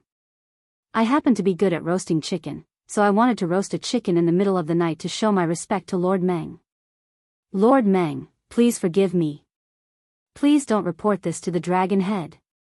After saying that, Li Junxian waved the roasted chicken with a wooden stick in his hand. The rich and fragrant aroma of chicken immediately rushed toward the man in gray. The man in black's expression froze for a moment before he laughed heartily. Haha. Since it's your kind intention, I won't be polite. Quick. Put out the fire and don't let anyone see it. Yes. Lord Meng. Chapter 1569. Mr. Wenji. After Li Zixuan got off his horse, he didn't even have time to rest. He directly rushed into the courtyard and sensed the fluctuation of true energy in the room near the west side. Then, without thinking, he walked in that direction and pushed the door open. Li Zixuan's heart ached when he saw the haggard Li Gang lying on the hospital bed with his eyes closed. He felt both grief and self-reproach as he called out to Li Gang. "Xiao Xian, you're back." Sun Simiao's body trembled, which almost affected the acupuncture. After stabilizing his hands, Sun Simiao turned around and said excitedly. At the same time, his tensed heart finally relaxed. However, this relaxation caused his entire body to become unsteady. Daoist Sun. Li Zixuan saw Sun Simiao's excited face at first, but then he put his hand on his forehead and his body swayed. He quickly stepped forward and supported Sun Simiao. At the same time, a pure Taoist genuine qi, no, it was Taoist true essence, followed Li Zixuan's palm and passed into Sun Simiao's body from his back. Taoist Sun, your internal breath is almost exhausted. You'd better have a good rest. It was when he was transmitting his Xinqi to Sun Simiao to nurse his body that he found that Sun Simiao's meridians were dry. Thinking of the scene where Sun Simiao was injecting Xinqi into Li Gang's body before he came in, he instantly understood that old Sun's Xinqi was overused and his physical strength was exhausted. You can't rest. You can't rest. Brother Wenji's breath is weak, and his life is in danger. If he doesn't have genuine qi to sustain his life, I'm afraid he will die. Sun Simiao said tiredly. Suddenly, he felt that something was wrong and said in surprise, "Xiao Xian, your genuine qi. Did you make a breakthrough in your martial arts realm?" Sun Simiao found that the purity and quantity of genuine qi in Li Zixuan's body were completely different from before. He was shocked. Let's talk about this later. Taoist Sun, you sit aside and adjust your qi circulation. I'll transfer qi into Mr. Wenji's body. In this short period of time, Li Zixuan had already used his true qi to help Sun Simiao recuperate his body. Finished speaking, he removed his hand from Sun Simiao's back and went directly to the front of the bed. He saw that Li Gang's chest still had 3 golden needles sticking out. Seeing this, Li Zixuan couldn't help but rejoice in his heart. Fortunately, I've found the acupoints. I only need to control the genuine qi to enter Li Gang's body through the golden needles. Otherwise, I may not necessarily be able to do acupuncture. Although he had solved the cholera in Chang'an City before, it was just a coincidence. At that time, he happened to recover the memory of pathology and pharmacology of his predecessor. In addition, the old Chinese medicine doctor in his village in his previous life had told him about cholera, so he came up with the prescription to treat cholera. But when it came to feeling the pulse and applying acupuncture, he really didn't dare to rashly try. Although he was very familiar with hundreds of acupoints on the human body because of his martial arts practice, he not only had to know the position of the acupoints, but also had to control the strength. Sometimes, when the position was right, the strength was not suitable, which would affect the treatment effect. But now that Sun Simiao had helped him with the acupuncture, he didn't need to worry about this anymore. Old Sun's acupuncture skills were absolutely beyond doubt. Now he only needed to transfer the genuine qi to Li Gang through the golden needles, which was what he was good at. After all, he was a master at the late stage of the supreme power realm, so his control of the genuine qi was absolutely accurate. Li Zixuan's right thumb and middle finger pinched a golden needle on the Zhongting acupoint. The golden needle slowly rotated on his fingertips, and the Taoist genuine qi in his body quickly flowed like a trickle into Li Gang's heart meridian. At the same time, Li Zixuan suddenly felt an inexplicable familiar feeling in his heart. It felt like he had used this slender golden needle before. This made Li Zixuan very puzzled. "Xiao Xian, why did you come back alone? Where is Taoist Xianqing?" At this time, Sun Simiao, who was sitting aside and adjusting his qi circulation, asked. Li Zixuan came back from his meditation and replied, "Uncle is still behind. His horse is not as fast as my whitey, so it will take a while for him to arrive at Yunshan." Sun Simiao nodded and said, "I see. According to my original estimation, you should arrive at Yunshan at least at midnight." Now you have arrived nearly 4 hours earlier. It must be because of your Whitey. Speaking of Whitey, Li Zishuan couldn't help but exclaim, I only knew that Whitey was quite intelligent, but I didn't expect its endurance to be so outstanding. This time, Whitey really played a big part in rushing back to Yunshan from Jianghu province. Mr. Wenji's heart seems to be beating more vigorously. Sun Simiao was shocked when he heard this. He quickly got up and said, Really? Let me take a look. After that, he quickly walked to the bed, leaned over and pressed Li Gang's pulse, and began to feel Li Gang's pulse. After a while, Sun Simiao straightened up and said with joy, Indeed. Little Xian, it seems that your true qi is more effective than mine. I reckon that brother Wenji will wake up soon. Li Zishuan frowned and said, Although Mr. Wenji's heart is beating more vigorously now, it is still very weak compared to a normal person. Daoist son, what is the source of Mr. Wenji's weakness? This was a question that he urgently wanted to know. Before returning to Yunshan, he roughly heard about the situation that night from Meng Wenhao. Logically speaking, Li Gang only suffered some superficial wounds at most. His life shouldn't be in danger. Sun Simiao sighed and said, Little Xian, Wenji is already 82 years old this year. Once a person gets older, their limbs, bones, and internal organs become more fragile. Although brother Wenji only suffered some superficial wounds that night, for a person of his age, such injuries can be fatal. It's not his body that is injured, but his vitality. When his vitality dissipates, it will be the day his soul returns to the world. Li Zishuan thought for a moment and asked doubtfully, Since he has lost his vitality, why don't you give Mr. Wenji some medicine to consolidate his vitality? The effect should be better if the medicine is combined with the gold needles, right? Sun Simiao shook his head and said, When brother Wenji was first sent here, he could still take some medicine. But later, his body became weaker and weaker, to the point where he couldn't withstand the power of the medicine.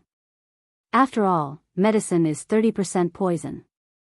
He doesn't have the ability to detoxify the poison in the medicine now. Giving him medicine is tantamount to feeding him poison.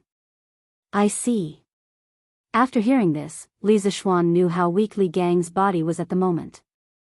Sun Simiao was exhausted from transferring true qi to Li Gang. If he came back later, Li Gang would probably die. Sister Yushi. Is brother Little Xian back? In the main hall of Sun Simiao's courtyard, Han Yushi and Li Lian's family of 3 were all here. As soon as the two sides met, little Anren ran over quickly and looked up at Han Yushi. Compared to before, little Anren's face no longer had the innocent smile of the past. His eyes were also red. He must have cried many times this day. Looking at his pitiful appearance, Han Yushi bent down and stroked Li Anren's little face. She said affirmatively, Yes. Anren. Your brother Little Xian is indeed back. He's now inside treating your grandfather. Let's wait outside now. Don't disturb him. Speaking of which, she saw Big White outside the courtyard just now. Naturally, she was sure that Li Zishuan had returned to Yun Mountain. Yes, yes. Li Anren nodded heavily. Then, he looked up at Han Yushi with a hopeful expression and asked, Sister Yushi. Brother Little Xian can definitely cure grandfather's illness, right? Looking at the pleading in the depths of Li Anren's eyes, Han Yushi felt very uncomfortable. This reminded her of the way her mother looked at the doctors in the city when she was about to die. It was exactly the same as the way Li Anren was looking at her now. After a moment of silence, Han Yushi said softly, He will. Anren, your grandfather's illness will definitely be cured. Yamacho, you're back. In the room, after about half an hour, Li Gang finally woke up from his deep sleep. After seeing Li Zishuan in front of him, Li Gang was pleasantly surprised. Yes. I'm back. Mr. Wenji, I'm back late. I've made you suffer. Li Zishuan's nose twitched, and he almost cried out. Li Gang was already at the age where he could enjoy the rest of his life. Why was he still working hard on Yun Mountain?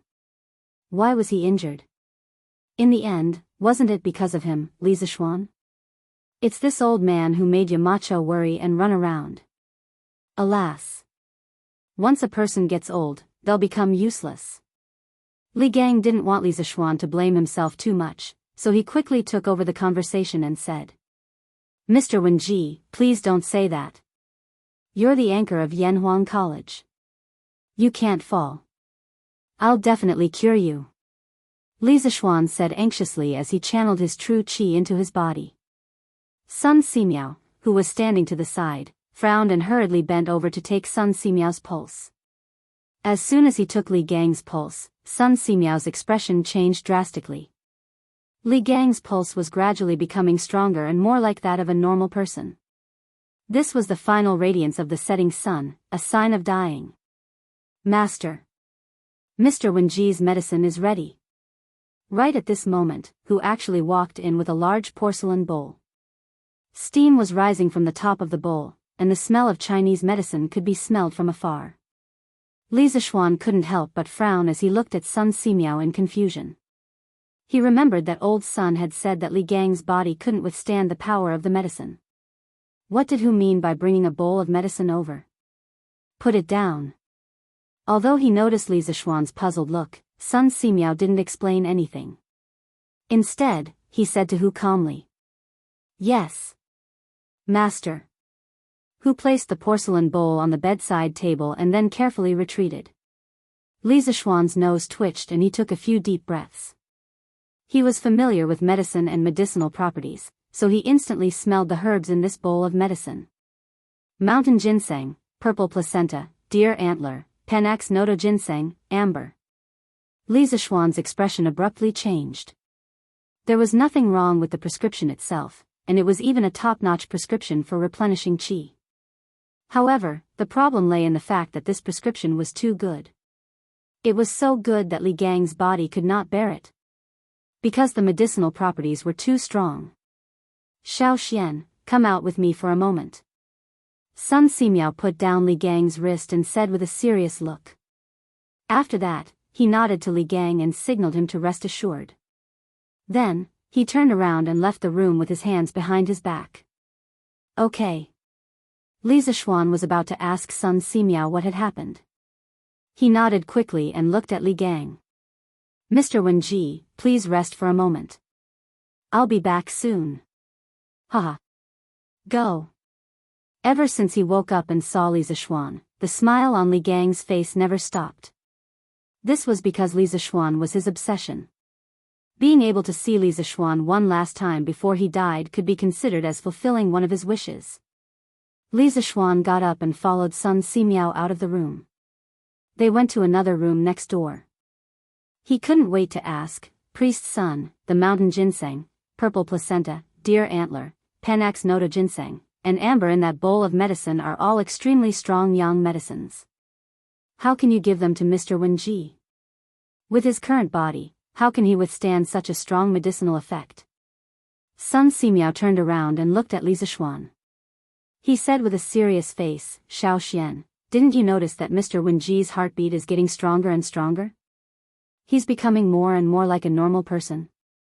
Hearing Sun Simiao suddenly mention this, Li Zishuan frowned and thought for a moment. He nodded and said, it seems so. But isn't this a good thing? It means that Mr. Wenji's condition is getting better. That's not the case. Sun Simiao shook his head and said, Wenji didn't take any medicine. How can his breath and pulse get stronger and stronger? It's like a pool of water without a source. The water level can't rise out of thin air unless there's a storm. Then Mr. Wenji, Li Zishuan also felt that Sun Simiao's analysis was reasonable. He couldn't help but feel his heart skip a beat. He asked in a deep voice. Sun Simiao sighed and said, Wenji is having a final radiance. At this moment, all the life potential in his body has been stimulated. That's why his heartbeat is getting stronger and stronger, and he's becoming more and more like a normal person. What? Li Zishuan felt as if he was struck by lightning. His whole body was stunned on the spot. Sun Simiao continued, that's why I plan to use strong medicine when Wenji's body is in its best condition. I'll make this final radiance of the setting sun come back to life. Only in this way can Wenji have a chance to live. Strong medicine for critical illness. After Li Zishuan understood Sun Simiao's meaning, his face couldn't help but change. He never thought that Li Gang would be faced with a life and death choice as soon as he came back. If he retreated, he would definitely die, but he wouldn't die immediately. If he advanced, he might have a chance to live, but if he failed, Li Gang might not live past tonight. Xiao Xian, while Wenji's body is in good condition, we have to feed him the medicine as soon as possible. Then, you and I will use the golden needles to help him dissolve the medicine and prolong the final radiance of the setting sun. If Wenji can successfully absorb all the medicine, there's still hope for him to live. Sun Simiao's expression was solemn. He then stared into Li Zishuan's eyes and said in a deep voice. Priest's son, how confident are you? Li Zishuan's eyes were red as he asked in a hoarse voice. Chapter 1570. Little Xian, a 10% chance or 100% chance is the same to this Daoist. Because no matter what the situation is, this Daoist will do his best. This is a matter of life and death, and this Daoist cares about the patient's life more than anyone else.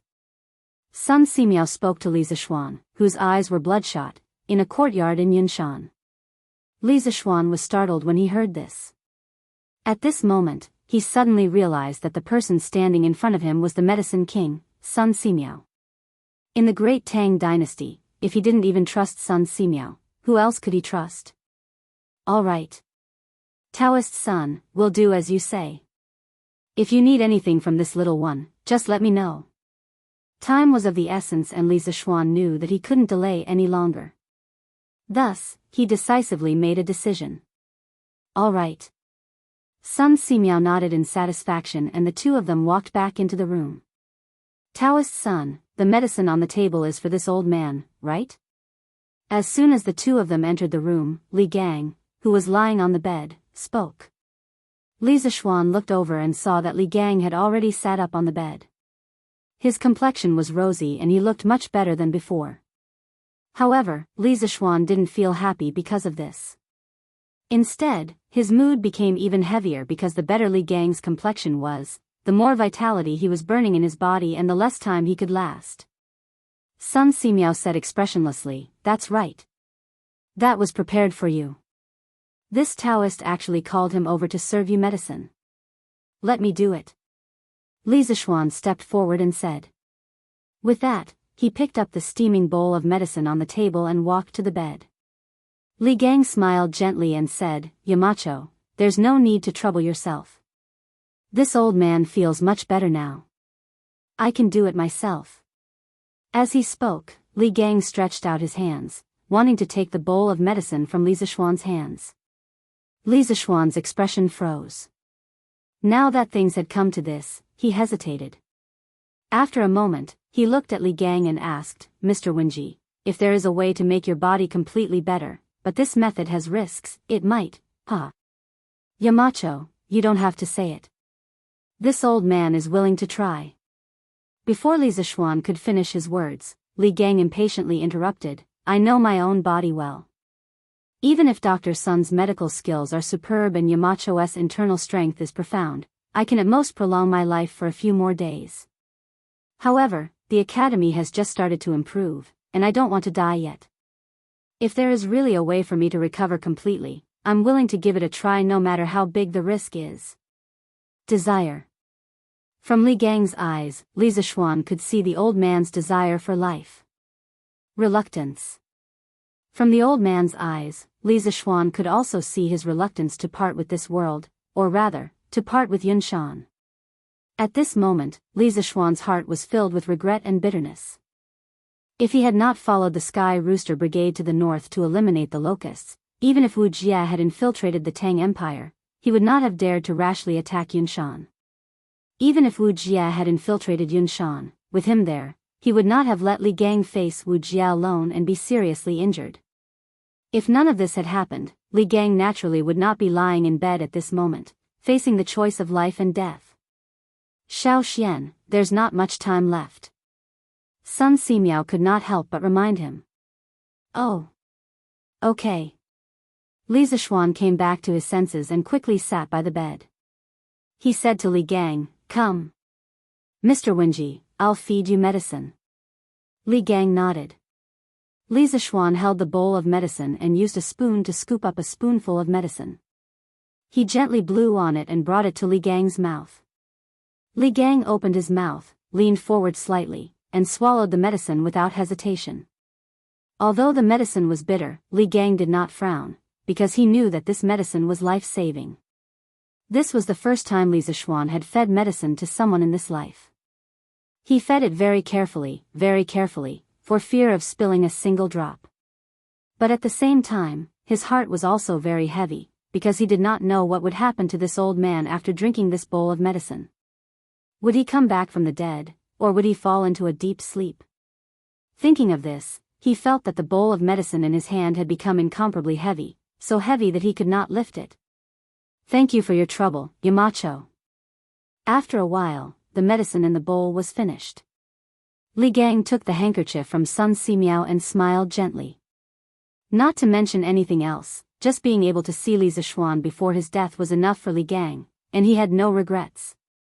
"Mr. Wenji, after taking the medicine, you must lie down as soon as possible, close your eyes, and calm your mind. Do not be agitated and harm your body." Seeing that Li Gang had finished taking the medicine, Sun Simiao quickly went forward and reminded him. "Okay. Daoist son, do as you please, there is no need to hold back. Anyway, this old man is a dying man. If I can be saved, it will be my great luck. If I can't be saved, then it is my fate." Li Gang nodded and said with an indifferent expression. After that, he closed his eyes and lay flat on the bed. His breathing gradually became even. "Xiao Xian, let's begin." Sun Simiao saw this and said in a low voice. Li Zishuan's face was serious as he nodded and replied, "Okay." This guy agreed very straightforwardly, but Sun Simiao's next sentence made him dumbfounded. "Then you will do the acupuncture. This poor Taoist will tell you which acupuncture points to use." "Ah. Son. Priest's son, aren't you going to do the acupuncture?" Hearing this, Li Zishuan was dumbfounded. Sun Simiao said helplessly, "Mr. Wenji's heart pulse is weak. The person who performs the acupuncture must use qi to control the needle. In my current condition, I can't perform the acupuncture for a long time. Only you, Xiao Xian, can do it for me." Li Zishuan said with a bitter face, "But, priest's son, I am not good at acupuncture." Sun Simiao heard this and said with a shocked face, "How is that possible? When priest Spirit Void was alive, his acupuncture skills were unparalleled in the world. As his last disciple, how can you not be good at acupuncture? Xiao Xian, are you lying to this poor Taoist?" Li Zishuan touched his nose and said embarrassedly, "Priest's son, last year when I was in the Zhongnan Mountains, I was accidentally beaten down a cliff by the mountain bandits. There are some things in the past that I can't remember clearly, including the acupuncture skills that my master taught me. This kind of strange thing happened?" Sun Simiao said with some disbelief. Li Zishuan was embarrassed, but he couldn't tell Sun Simiao that he was an outsider and that his memory was not completely integrated when his soul crossed over, right? If he really said that, Sun Simiao probably wouldn't believe him. "Priest's son, how about this?" Li Zishuan saw that the rise and fall of Li Gang's chest was gradually stabilizing. He guessed that Li Gang had fallen asleep. He knew that he couldn't delay any longer. Just at this moment, a thought flashed through his mind. He thought of an idea and said, "Daoist son, I will pass my true qi to you. You can perform acupuncture. This way, you won't have to worry about your true qi drying up." Sun Simiao's eyes lit up, but then he frowned and said, "Xiao Xian, this method is feasible, but for you, the consumption of your true qi will be very terrifying. It will be faster than you using your true qi to perform acupuncture. Have you thought about it?" Li Zishuan gritted his teeth and said, "I have thought about it. Don't worry, priest's son, I can definitely hold on. In addition, my martial uncle is also rushing back to Cloud Mountain. With martial uncle around, teacher Wenji will definitely be fine." Sun Simiao thought about it and then nodded. That's good. Let's begin. After saying that, he took a wooden box from the table next to him and took out 2 golden needles from the wooden box. Then, Sun Simiao took a deep breath and suddenly moved his hands at the same time. 1 upward and 2 downward, he stabbed Li Gang's Fengmen and Jian acupoints. Li Zishuan, who was standing at the side, saw Sun Simiao's amazing acupuncture technique and couldn't help but be immersed in it for a moment. Xiao Xian, quickly transfer your true qi to this poor priest. Just as Li Zishuan was immersed in Sun Simiao's extraordinary acupuncture technique, Sun Simiao's words woke him up from his contemplation. Oh. Okay. Li Zishuan hurriedly responded. Then he put his palm on Sun Simiao's back and controlled his true qi to slowly enter Sun Simiao's body. He and Sun Simiao were both Daoists. Although they practiced different qi-nourishing skills, they were essentially of the same origin and there was no mutual rejection of true qi. However, Sun Simiao was right about one thing. That was, by transferring true qi to others and then letting others use qi to control the needles, the consumption of true qi would be even greater. Fortunately, Li Zishuan was now a martial arts master at the late stage of the supreme power realm. The amount of true qi he had was not the same as before. According to Xian Qing's words, Li Zishuan not only had true qi in his body, but also the true essence that only the masters of the supreme power realm had. This was what Li Zishuan was relying on now. With the support of Li Zishuan's true qi, Sun Simiao's movements became faster. In just a few breaths, Li Gang's body was covered with 12 golden needles. When Sun Simiao was inserting the needles were quickly and smoothly pushed in at the right time. Li Zishuan was amazed by Sun Simiao's performance. He thought to himself that Sun Simiao was indeed a miracle-working doctor. With just this acupuncture technique, he could dominate the world for hundreds of years. As time passed slowly, Sun Simiao's movements became faster and faster. Correspondingly, Li Zishuan felt that the consumption of true qi in his body was getting faster and faster. According to the consumption rate of true qi, Li Zishuan felt that the true qi in his body would be exhausted in 2 hours at most. Thinking of this, Li Zishuan could not help but frown. At this moment, he finally felt that it was tricky. Li Gang, who was lying on the bed, had more and more golden needles on his body. The pain caused by the needles piercing his skin did not keep Li Gang awake. Less than half a quarter of an hour after Sun Simiao inserted the needles, Li Gang had fallen asleep. The frequency of his chest rising and falling was slowly decreasing. Although the speed of decrease was very slow, Li Zishuan next to him noticed it. Oh no. Mr. Wenji's breathing rate has changed from 18 times per minute to 14 times per minute. It seems that the bowl of decoction is harming the original vitality in his body while consolidating his corporeity. It can't go on like this. Li Zishuan had been paying attention to Li Gang's breathing rate, so he could notice such a small change as the loss of 4 breaths per minute. A normal person's breathing rate was 16 to 18 times per minute. Now, Li Gang's breathing rate was only 14 times per minute. Li Zishuan thought that it was a bit serious. It meant that Li Gang was probably in a deep coma now, and the vitality in his body was rapidly decreasing. After hesitating for a while, Li Zishuan carefully mobilized the spiritual qi of heaven and earth in his body, which was the Jinqi that Xian Qing mentioned. He did not dare to transfer all of this Jinqi to Sun Simiao.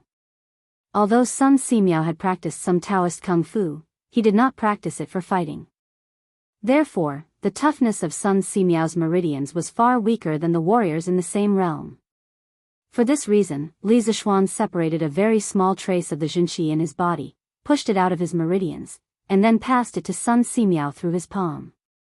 Sun Simiao's body suddenly trembled because he suddenly felt a very lively and vigorous qi enter his body. Then, this trace of qi was not under his control at all. It directly drifted out of his meridians, followed his palm, and then followed the golden needle in Li Gang's chest and drilled into Li Gang's heart meridian. Humph. Li Gang, who was in a deep sleep, suddenly groaned. His pale face quickly became rosy at a speed visible to the naked eye. Seeing this, Sun Simiao could not help but be overjoyed. He murmured, "It's done. The decoction is finally working. Wenji's body is gradually getting better. Little Xian, work harder. We must buy time for Wenji." Seeing that the trace of Jinqi did not cause any harm to Li Gang, Li Zishuan could not help but let out a sigh of relief. At this moment, he heard Sun Simiao's excited shout. Li Zishuan hurriedly said, "Daoist son, just do your best. I can still hold on." Sun Simiao let out a light sigh and nodded, "Good. Then I'll continue with the acupuncture." With that, Sun Simiao took out 3 more golden needles from the wooden box and pierced them into Li Gang's Shinkei, Shimen, and Zhongzhu acupuncture points. "Your Majesty. Your Majesty. Good news. Good news. Sweet Duhal." Li Er finished reading the memorials and was preparing to return to the harem to rest. Suddenly, Zhao Song walked in quickly from outside and said excitedly, "Your Majesty, Marquis Yong, and has returned to Cloud Mountain. He is now working with Dr. Sun to treat teacher Wen Ji." "What? Li Zishuan is back?" Li Er was stunned at first, then he was overjoyed. He stood up and said, "This kid came back so quickly? I thought he would only reach Cloud Mountain after midnight." Zhao Song smiled and said, "The Shuo province is more than 600 miles away from Cloud Mountain. It is indeed a miracle that Marquis Yong and could come back so quickly. I didn't expect it either." Li Er walked 2 steps with his hands behind his back, then he turned around and said to Zhao Song, "Send someone to inform Dugu Xian that if there are any changes in teacher Wen Ji's condition, immediately send someone to inform me. The night guards of Chang and city and the palace are not to obstruct the messenger from Cloud Mountain." If it was not for the fact that it was already late at night, Li Er would have personally gone to Cloud Mountain. However, he was the emperor after all. If news of him not staying in the palace at night but bringing his guards out of the palace or even out of the city were to spread, wouldn't his subordinates be furious? Therefore, he could only rely on Dugu Xian to send someone to deliver the message. "As you wish." Hearing this, Zhao Song was not surprised. He respectfully cupped his hands and promised. Then, he turned around and left the palace to deliver the decree. Chapter 1571. Clang. Clang. Clang. Translator, Nyoibo Studio Editor, Nyoibo Studio in the Academy. Most of the students in Class 1 did not rush out of the classroom and return to the dormitory to rest as usual. Instead, they sat quietly in their seats and flipped through their books, as if they did not hear the gongs and drums. "Qingke, how do you think teacher Wenji is doing now?" Yuchi Baolin lay weakly on the table. After hesitating for a long time, he got up and walked to Li Tai, who was sitting next to him, and asked. Li Tai was still doing exercises. When he heard this, he immediately stopped writing. He thought seriously and said, "The situation should not be optimistic. In the evening, we went to see Dr. Sunday. If teacher Wenji's illness could be cured, Dr. Sun would definitely give us a definite answer on the spot and tell us not to worry anymore. But Dr. Sun did not do that. This means that teacher Wenji's illness is difficult to treat even for Dr. Sun." Ah. When Yuchi Baolin heard Li Tai's words, he immediately panicked. Even Dr. Sun finds it difficult to treat? Then isn't teacher Wenji hopeless? Bah. Baolin, what are you talking about? It was unknown when Sun Zifan had also come over. Hearing this, he hurriedly said, "Teacher Wenji has a noble character. He is still teaching and educating people even when he is at the end of his life. If such a person of virtue and prestige can't live a long life, then God must be blind." Yes. Zifan is right. Someone as upright and noble as teacher Wenji must live to 100 years old. Qin Huayu suddenly came over and said with a firm expression. Sigh. No one wants anything to happen to teacher Wenji, but the reality is. Li Tai sighed worriedly. Then, his eyes suddenly lit up and he said, "That's right. Yamacho set off from Jianghu this morning and rushed to Wang Yunshan's place. I don't know if Yamacho has reached Yunshan yet. With Yamacho around, teacher Wenji's illness has a great chance of getting better." Sun Zifen was stunned, then he excitedly slapped his thigh and said, "That's right." Yamacho had not only cured General Qin's old injuries, but also solved the cholera in Chang'an. Their medical skills were not inferior to Dr. Sun's. With Yamacho here, Mr. Bunji's illness will definitely be cured. Yuchi Baolin whispered, "Qingke, why don't I secretly climb over the east wall and go to the side yard to see if the mountain elder has returned?" Hearing this, all of them widened their eyes and stared at Yuchi Baolin in shock. Sun Zifen opened his mouth and said in shock, "Baolin, you can't be serious, right? By the way, why are you so concerned about Teacher Wenji's condition?" "Of course I'm telling the truth." Yuchi Baolin straightened his neck and said, "Teacher Wenji is a good teacher. I respect him and don't want anything to happen to him." This simple and honest young man had always been straightforward and didn't like to talk to others in a roundabout manner. Although his words were simple, they were the truest portrayal of his heart. If he did not respect Li Gang from the bottom of his heart, he would not have risked his life to protect Li Gang when Wuxia broke into the Cloud Mountain that night. Hearing this, Sun Zifen immediately stopped joking and his expression became serious. He thought for a moment, then looked Yuchi Baolin up and down and said, "Baolin, I think that with your size, if you secretly climb over the wall, you will definitely be discovered by the Academy's guards. Do you think Teacher Kong Gue will hit your palms?" Yuchi Baolin subconsciously hid his hands behind his back and argued, "Zifen, don't look down on me. I'm more skilled than you. I definitely won't be discovered by the Academy's guards." "Hey! You're more skilled than me. But you're bigger than me," Sun Zifen retorted. "That's enough. You two don't need to argue." Li Tai rolled his eyes and said, "Baolin, although we all want to know if Yamacho is back, we can't let you take the risk of climbing over the wall. How about this, I'll go to the Academy's gate and ask Mo Zhong and Mo Yun. If Yamacho is back, he will definitely pass by the Academy's gate. They will definitely know." "That's right. How could I forget about this?" Sun Zifen's eyes lit up and said excitedly, "Qingke, go ask them quickly." "Yes." The constitution strengthening powder has already taken effect in Wenji's body. Wenji's qi and blood are becoming more vigorous, but the medicine has activated his internal organs. He needs to consume more vitality to maintain his body's normal operation. "Little Xian, we can't let our guard down at this time. Otherwise, the poison in the medicine will backfire on Wenji's heart meridians." In the Yunshan courtyard, Li Gang's treatment had reached the most critical stage. Although Sun Simiao had the support of Li Zishuan's true qi, he was the one who applied the needles. In addition, Li Zishuan's true qi was circulating through his body, which also brought a lot of burden to him. Therefore, at this time, Sun Simiao was already tired and sweating profusely. Taking advantage of the time when the golden needles were inserted into the acupuncture points, Sun Simiao wiped his sweat and said with a serious face. Li Zishuan, who was instilling vital energy into Sun Simiao, gritted his teeth and said, "Don't worry, Daoist Sunday. I can still hold on for a long time." In fact, Sun Simiao's current situation was also very bad. Even though he was already a master at the late stage of the Supreme Power Realm, he had consumed more than 30% of his true qi in just half an hour. Especially later, when there were more and more golden needles on Li Gang's body, Sun Simiao had to consume more true qi to control the needles with his qi.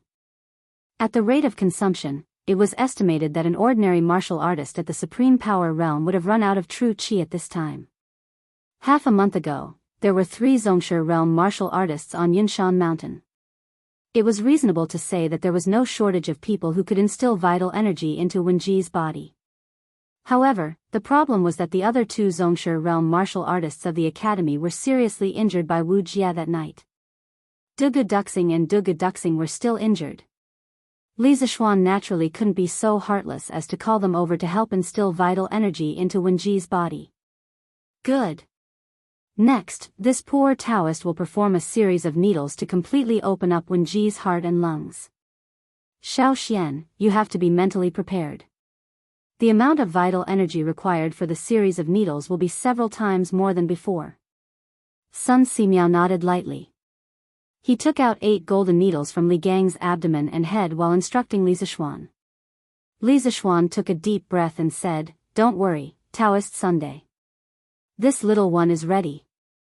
"Good," Sun Simiao responded. Then, he took out a golden needle and pierced it into the Huagai acupoint above the heart like lightning. Then, his fingers moved slightly, and the golden needle stood on Li Gang's body and began to vibrate spontaneously. Then, Sun Simiao didn't stop. He took out another golden needle and pierced it into the Yutong acupoint. A moment later, this golden needle also began to vibrate spontaneously. After that, Sun Simiao did the same thing and used the golden needles to pierce the Zhongting, Fanwei, Tonggu, Yumen, and Shinfeng acupoints. Li Gang's Yuxiong acupoint suddenly showed a situation of 7 needles. Moreover, these 7 golden needles were all trembling involuntarily under the effect of Sun Simiao's true qi. If one was close enough, they could even hear the trembling of the golden needles. Xiao Xian. Speed up the infusion of vital energy. Only the most crucial step is left. Sun Simiao held the 8th golden needle and took a deep breath as he spoke to Li Zishuan. "Okay." Li Zishuan gritted his teeth and replied. Then, he controlled more vital energy and channeled it into Sun Simiao's body through his palm. Humph. Sun Simiao had only practiced some qi-nurturing techniques. The toughness of his meridians was far from Li Zishuan's, and even worse than Yuqi Baolin's. Suddenly receiving such a powerful amount of vital energy, his face quickly began to redden. Suppressing the pain from his meridians, Sun Simiao held the 8th golden needle in his hand and quickly pierced it into Li Gang's Lingshu acupoint. Clang! Li Zishuan, who was in the middle of instilling vital energy into Sun Simiao, suddenly heard an extremely clear metallic sound.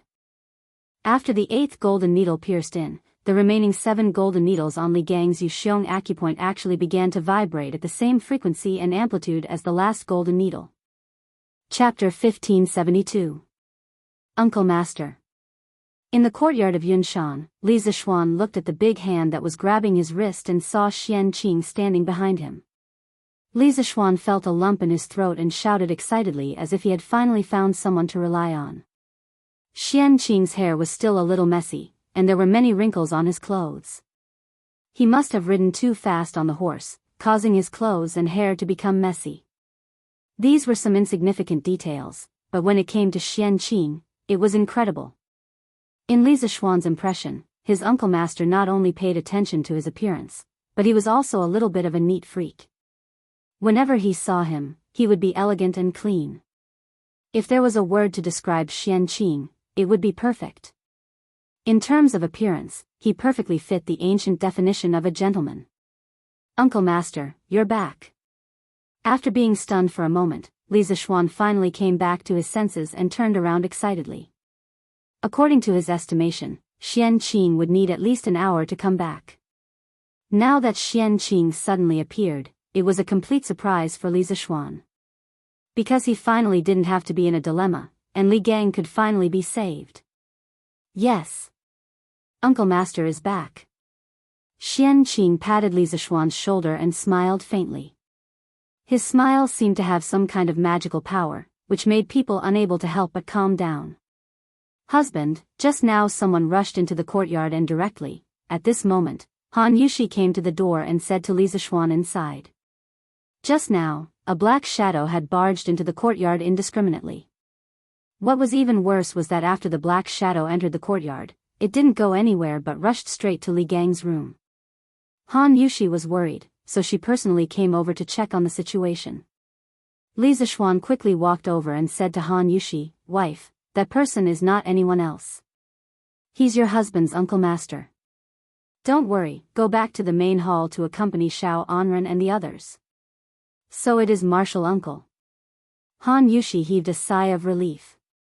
During the day, she had heard from Li Er that not only was Li Zishuan coming back today, but Li Zishuan's martial uncle from Mount Longhu's celestial master Dao was also coming back. "Then, husband, I won't disturb you anymore." After saying that, Han Yushi looked at Li Zishuan reluctantly. Speaking of which, although Li Zishuan had returned to Yunshan for quite some time, this was the first time the couple had met. In addition, Li Zixuan had gone to the north for disaster relief for more than 10 days. How could Han Yushi not miss him? However, this was the critical moment to save people. Han Yushi also understood that Li Zixuan couldn't be delayed, so she decisively took the initiative to leave. After watching Han Yushi leave, Li Zixuan couldn't help but feel a little heartache as he looked at her thin and beautiful back. However, he adjusted his mentality in the blink of an eye. He reached out to close the door and then turned to the bedside. He pointed at Xian Qing and introduced him to Sun Simiao, Daoist son. This is my martial uncle. What do you think about my martial uncle starting the needle? Without waiting for Sun Simiao to speak, Xian Qing said, Daoist son, tell me how to start the needle. Although my medical skills are not as good as senior brothers, I think I should be able to start the needle. Sun Simiao nodded and said, I've heard that Daoist Xian Qing cultivates both medicine and martial arts. With you starting the needle, I'm naturally relieved. Good. Let's start over there. Xian Qing didn't hesitate at all. He directly stepped forward and came to the bedside. He took a deep breath and was ready to start the needle for Li Gang. Sun Simiao slowly opened his mouth and said, concentrate and calm your qi. Let the qi go to the dantian. Break the blue spirit and Shaohai. Move a part of the genuine qi to the thumb. Start with the genuine qi, break the acupoints with the genuine qi, and then start the needle. Sun Simiao explained the method of starting the needle with the 8 wandering dragon needles. Xian Qing carefully started the needle according to the method taught by Sun Simiao. As the golden needles were removed from the 8 acupoints on Li Gang's upper body one by one, Xian Qing's expression didn't become relaxed. Instead, he frowned more tightly. At this moment, Li Zixuan was concentrating on observing Xian Qing's method of removing the needles. He didn't notice the change in Xian Qing's expression at all. When the last golden needle was removed, Xian Qing's expression finally changed greatly. He couldn't help but say, oh no. Mr. Wenji's heart meridian is deteriorating rapidly. I'm still a step late. The genuine qi has hurt his heart meridian. What? How could this be? Hearing this, Li Zixuan was shocked. He hurried forward to check on Li Gang's condition. Sun Simiao also came over. After checking, his expression changed greatly and he said, it's true that I'm a step late. What should we do? In order to protect Li Gang's heart meridian, Sun Simiao used his trump card. But when he was about to succeed, he failed because he was a step late. Even Sun Simiao, who had excellent medical skills, didn't know what to do at this time. Are there any unused golden needles here? Just when everyone was in a panic, Xian Qing asked. Li Zixuan was stunned, and then he nodded quickly and said, yes, yes, yes. Uncle, please wait a moment. I'll get them now. After that, he turned around and walked directly to the door. Although there were many golden needles in the wooden box beside the bed, they were all used just now. In Xian Qing's opinion, they were contaminated with foul qi and were not suitable to be used again.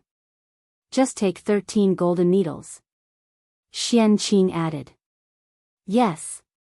Uncle. Li Zixuan replied and quickly walked out of the room without looking back. Merely less than 10 breaths of time passed before Li Zixuan returned to the room. He passed the wooden box in his hand to Xian Qing and said, Martial uncle, for you. 13 gold needles. He went out to ask for them from Hu Meng just now. Xian Qing took them and then turned around to the bed. He took out a golden needle from the wooden box, gathered qi on his fingertip, and pierced it into the Guigong acupoint on Li Gang's face like lightning. Humph. Li Gang, who was in a coma, couldn't help but groan after the golden needle pierced into his body. Obviously, this was not like Sun Simiao's acupuncture that was neither painful nor itchy. Sun Simiao couldn't help but frown because Xian Qing's first needle pierced into Li Gang's Guigong acupoint. This was a little illogical. The Guigong acupoint was 3 inches below the nose, where the water protruded. Stimulating this acupoint could wake up the mind and clear away the heat and extinguish the wind. This seemed to have nothing to do with Li Gang's current illness. As for Li Zixuan, he had been completely immersed in Xianqing's acupuncture since the moment he used it. This was because Xianqing's acupuncture technique felt incomparably familiar to him. It was as if he had seen it in a dream before. Under the control of qi, the golden needle rotated 13 times in Li Gang's Guigong acupoint. Then Xianqing took out another golden needle and did the same thing, piercing it into Li Gang's Guixin acupoint. Then Guixin acupoint, Guixin acupoint, Guixin acupoint. In just a few breaths, Xianqing had already pierced 6 needles. In terms of the speed of acupuncture, he was faster and more decisive than Sun Simiao. Watching him perform acupuncture was like watching him kill enemies on the battlefield. One sword cut off a melon's head, clean and neat. There are 13 acupoints for people who are suffering from 100 evils. For the body of needles, it starts from Guigong acupoint, then Guixin acupoint, Guixin acupoint, Guixin acupoint, Guixin acupoint, Guixin acupoint. 13 ghastly needles. The ghastly 13 needles. At this moment, Sun Simiao had already seen through Xianqing's acupuncture technique. He suddenly came back to his senses and exclaimed in disbelief. The Ghost Gate 13 needles was created by Bian Ke during the Warring States period. The corresponding 13 acupuncture points were Ghost Seal, Ghost Palace, Ghost Cave, Ghost Fortress, Ghost Road, Ghost City, Ghost Hall, Ghost Pillow, Ghost Heart, Ghost Leg, Ghost Faith, Ghost Camp, Ghost Song, and Ghost Minister. Those with weak heart meridians and insufficient vitality would never relapse after being cured by the ghastly 13 needles. It could be said to be a medical miracle. Other than protecting the heart and replenishing vitality, the Ghost 13 needles could also be used to treat insomnia, depression, and rage. It was said to be able to drive away all kinds of evil. It was a special treatment method of acupuncture and was also the most magical part of acupuncture and moxibustion. The first needle stops in the Ghost Palace. The left needle goes down and the right needle goes out. Under the big fingernail of the second hand, the famous Ghost Xian stabbed 3 centimeters deep. The 3 needles under the big fingernails were called Ghost Piling Tu Fun. 4 needles were inserted into the Daling acupoint behind the palm. 5 needles were inserted into the Ghost's heart. 5 needles of the Shenmai meridian is the Ghost Path. The fire needle is 3 times and 7 times shiny. The 6th needle goes down the spine, 1 inch into the hair and is called Ghost Pillow. The 7th needle goes down 5 centimeters and is called Ghost Bed. Needle needs to be warm. The 8 needles are called Ghost City. From the left to the right, you must remember. While Sun Simiao was shocked, Li Zishuan's eyes blurred and he muttered to himself. Is this the acupuncture technique of the Ghost Gate 13 needles? Sun Simiao's heart was in turmoil. He stared at Li Zishuan as if he had seen a ghost. Because just half an hour ago, Li Zishuan told him that he didn't know how to use acupuncture. But now, how could he explain these words that came out of Li Zishuan's mouth? Was he pretending to be stupid before? Or did he have an epiphany at this moment? Sun Simiao was puzzled, but he was more inclined to the latter guess. Li Zishuan had an epiphany at this moment. That's right, Li Zishuan did have an epiphany at this moment. To be precise, he finally found the memory of the previous owner of his body using acupuncture to save people. In his memory, spiritual master Lingshu's best acupuncture technique was the Ghost Gate 13 needles. Under his influence, the previous owner of this body had already memorized the acupuncture technique of the Ghost Gate 13 needles. He also had a lot of acupuncture experience. But for some reason, when Li Zishuan transmigrated, he was unable to integrate the memories of the previous owner of this body. Maybe it was because his realm was not high enough, or maybe it was because he didn't have enough opportunities. At this moment, his realm was high enough, and his opportunities were high enough, so he remembered everything. Not bad. It seems that you haven't forgotten the Ghost Gate 13 needles that eldest senior brother taught you. Come and give Marshal Uncle a hand. At this moment, after piercing the 8th needle, Xianqing raised his head and looked at Li Zishuan with a gratified smile. The reason why he could come back so quickly was that when he was still 30 miles away from Cloud Mountain, he abandoned his horse and used Qinggong to hurry back. Even though Xian Qin was a top expert of half a step to the great grandmaster realm, he couldn't bear such a huge consumption of energy. At this moment, after piercing the 8th needle, the vital qi in his dantian was almost empty. Coincidentally, he saw that Li Zishuan still remembered the Ghost Gate 13 needles clearly, so he said this. Chapter 1573. Yamacho is back? That's great. At Yanhuang College, Li Tai personally went to the entrance of the college to ask Imo Zhong and Imo Huai.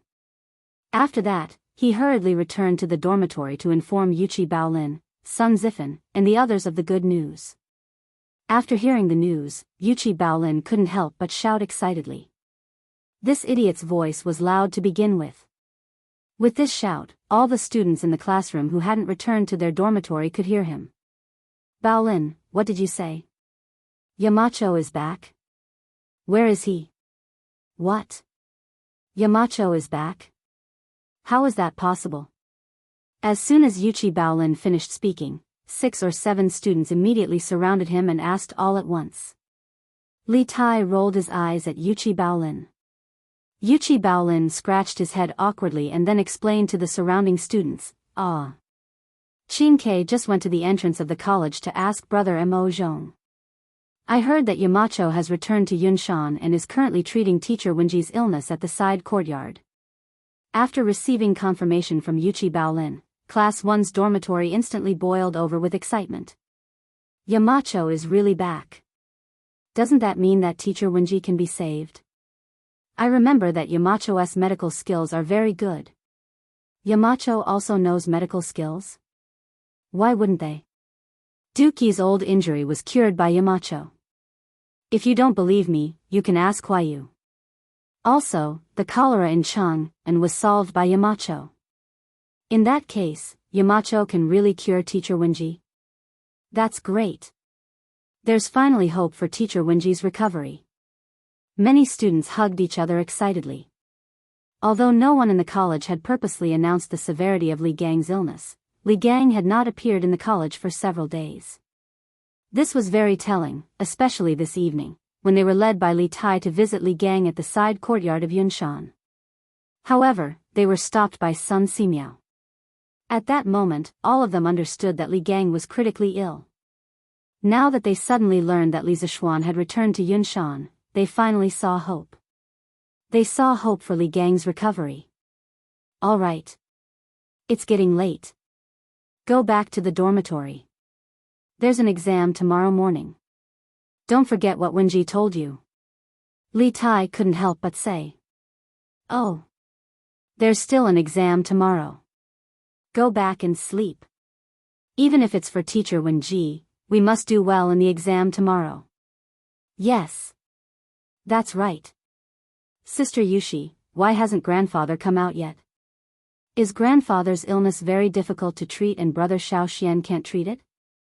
In the side courtyard of Yunshan, little Anren's eyes were fixed on the door inside. He wanted to know how his grandfather was lying inside, but he didn't dare to go forward and see for himself because he was afraid that his peeping would affect Li Gang's treatment.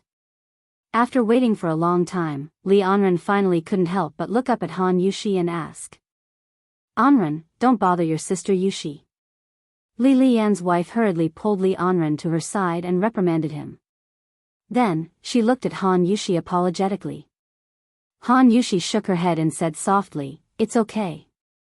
Anren is also worried about his grandfather's health. He's so filial at such a young age.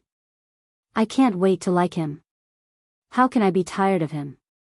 After saying that, Han Yushi walked to Li Anren, bent down, and touched Li Anren's little face with her hand.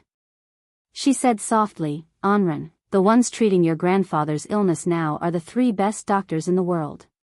Your grandfather will definitely be fine." Well, in Han Yushi's heart, her husband was omnipotent. There was nothing wrong with giving him the title of one of the best doctors in the world. 3? How can there be 3? Brother Xiaoxian and Dr. Sun should only be 2, right? Li Anren counted with his fingers and analyzed, with a serious face. Han Yushi couldn't help rubbing Li Anren's little head and said, "There was another person who entered that room just now. Did Anren forget?" That person is your brother Xiaoxuan's martial uncle. His medical skills are also very good. Oh. Then my grandfather will definitely be fine. Li Anren thought for a while and nodded heavily. Creak. As soon as Li Anren's voice fell, the door of the inner room was pushed open from the inside. Li Lian and his wife, Han Yushi, and Li Anren, 4 people, 8 eyes suddenly looked at the door in unison. They saw Li Zishuan walking out first with a relieved smile on his face. Behind him was the arrogant and cold Xian Qing, as well as the kind-looking son Simiao. Brother Xiao Xian. How is my grandfather? Li Anren was the first to react. Then he strode his little legs and ran quickly towards Li Zishuan. Haha. Little Anren. Your grandfather is fine. Having just pulled Li Gang back from the gates of hell, Li Zishuan was in a good mood. When he saw Li Anren running towards him, he quickly bent down, lifted Li Anren up, and laughed loudly. Really? Brother Xiao Xian, is grandfather really fine? Can I go in and see grandfather? Li Anren's eyes widened, and his little face was full of surprise. Li Zishuan smiled and nodded. Of course you can. After that, he put Li Anren on the ground again and said, but Anren, don't stay in there for too long. Your grandfather has just recovered from a serious illness and needs to rest more. Do you understand? It was said that filial children were more likable. Li Anren was the kind of other people's child, who was cute, filial, and had good grades. Li Zishuan also liked this little guy very much. He had thought more than once in his heart that it would be great if he could have such a sensible son in the future. Yes. Anren will just watch for a while and leave in a while. Li Anren nodded solemnly and then quickly ran into the inner room. Li Lian and his wife already knew that their father-in-law, had been saved. Both of them were excited and went forward to bow to Li Zishuan. My father is seriously ill and bedridden.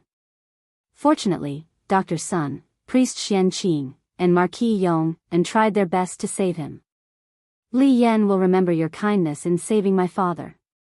If the 3 of you have any requests in the future, even if it means going through fire and water, Li Lian, will do my best to repay you.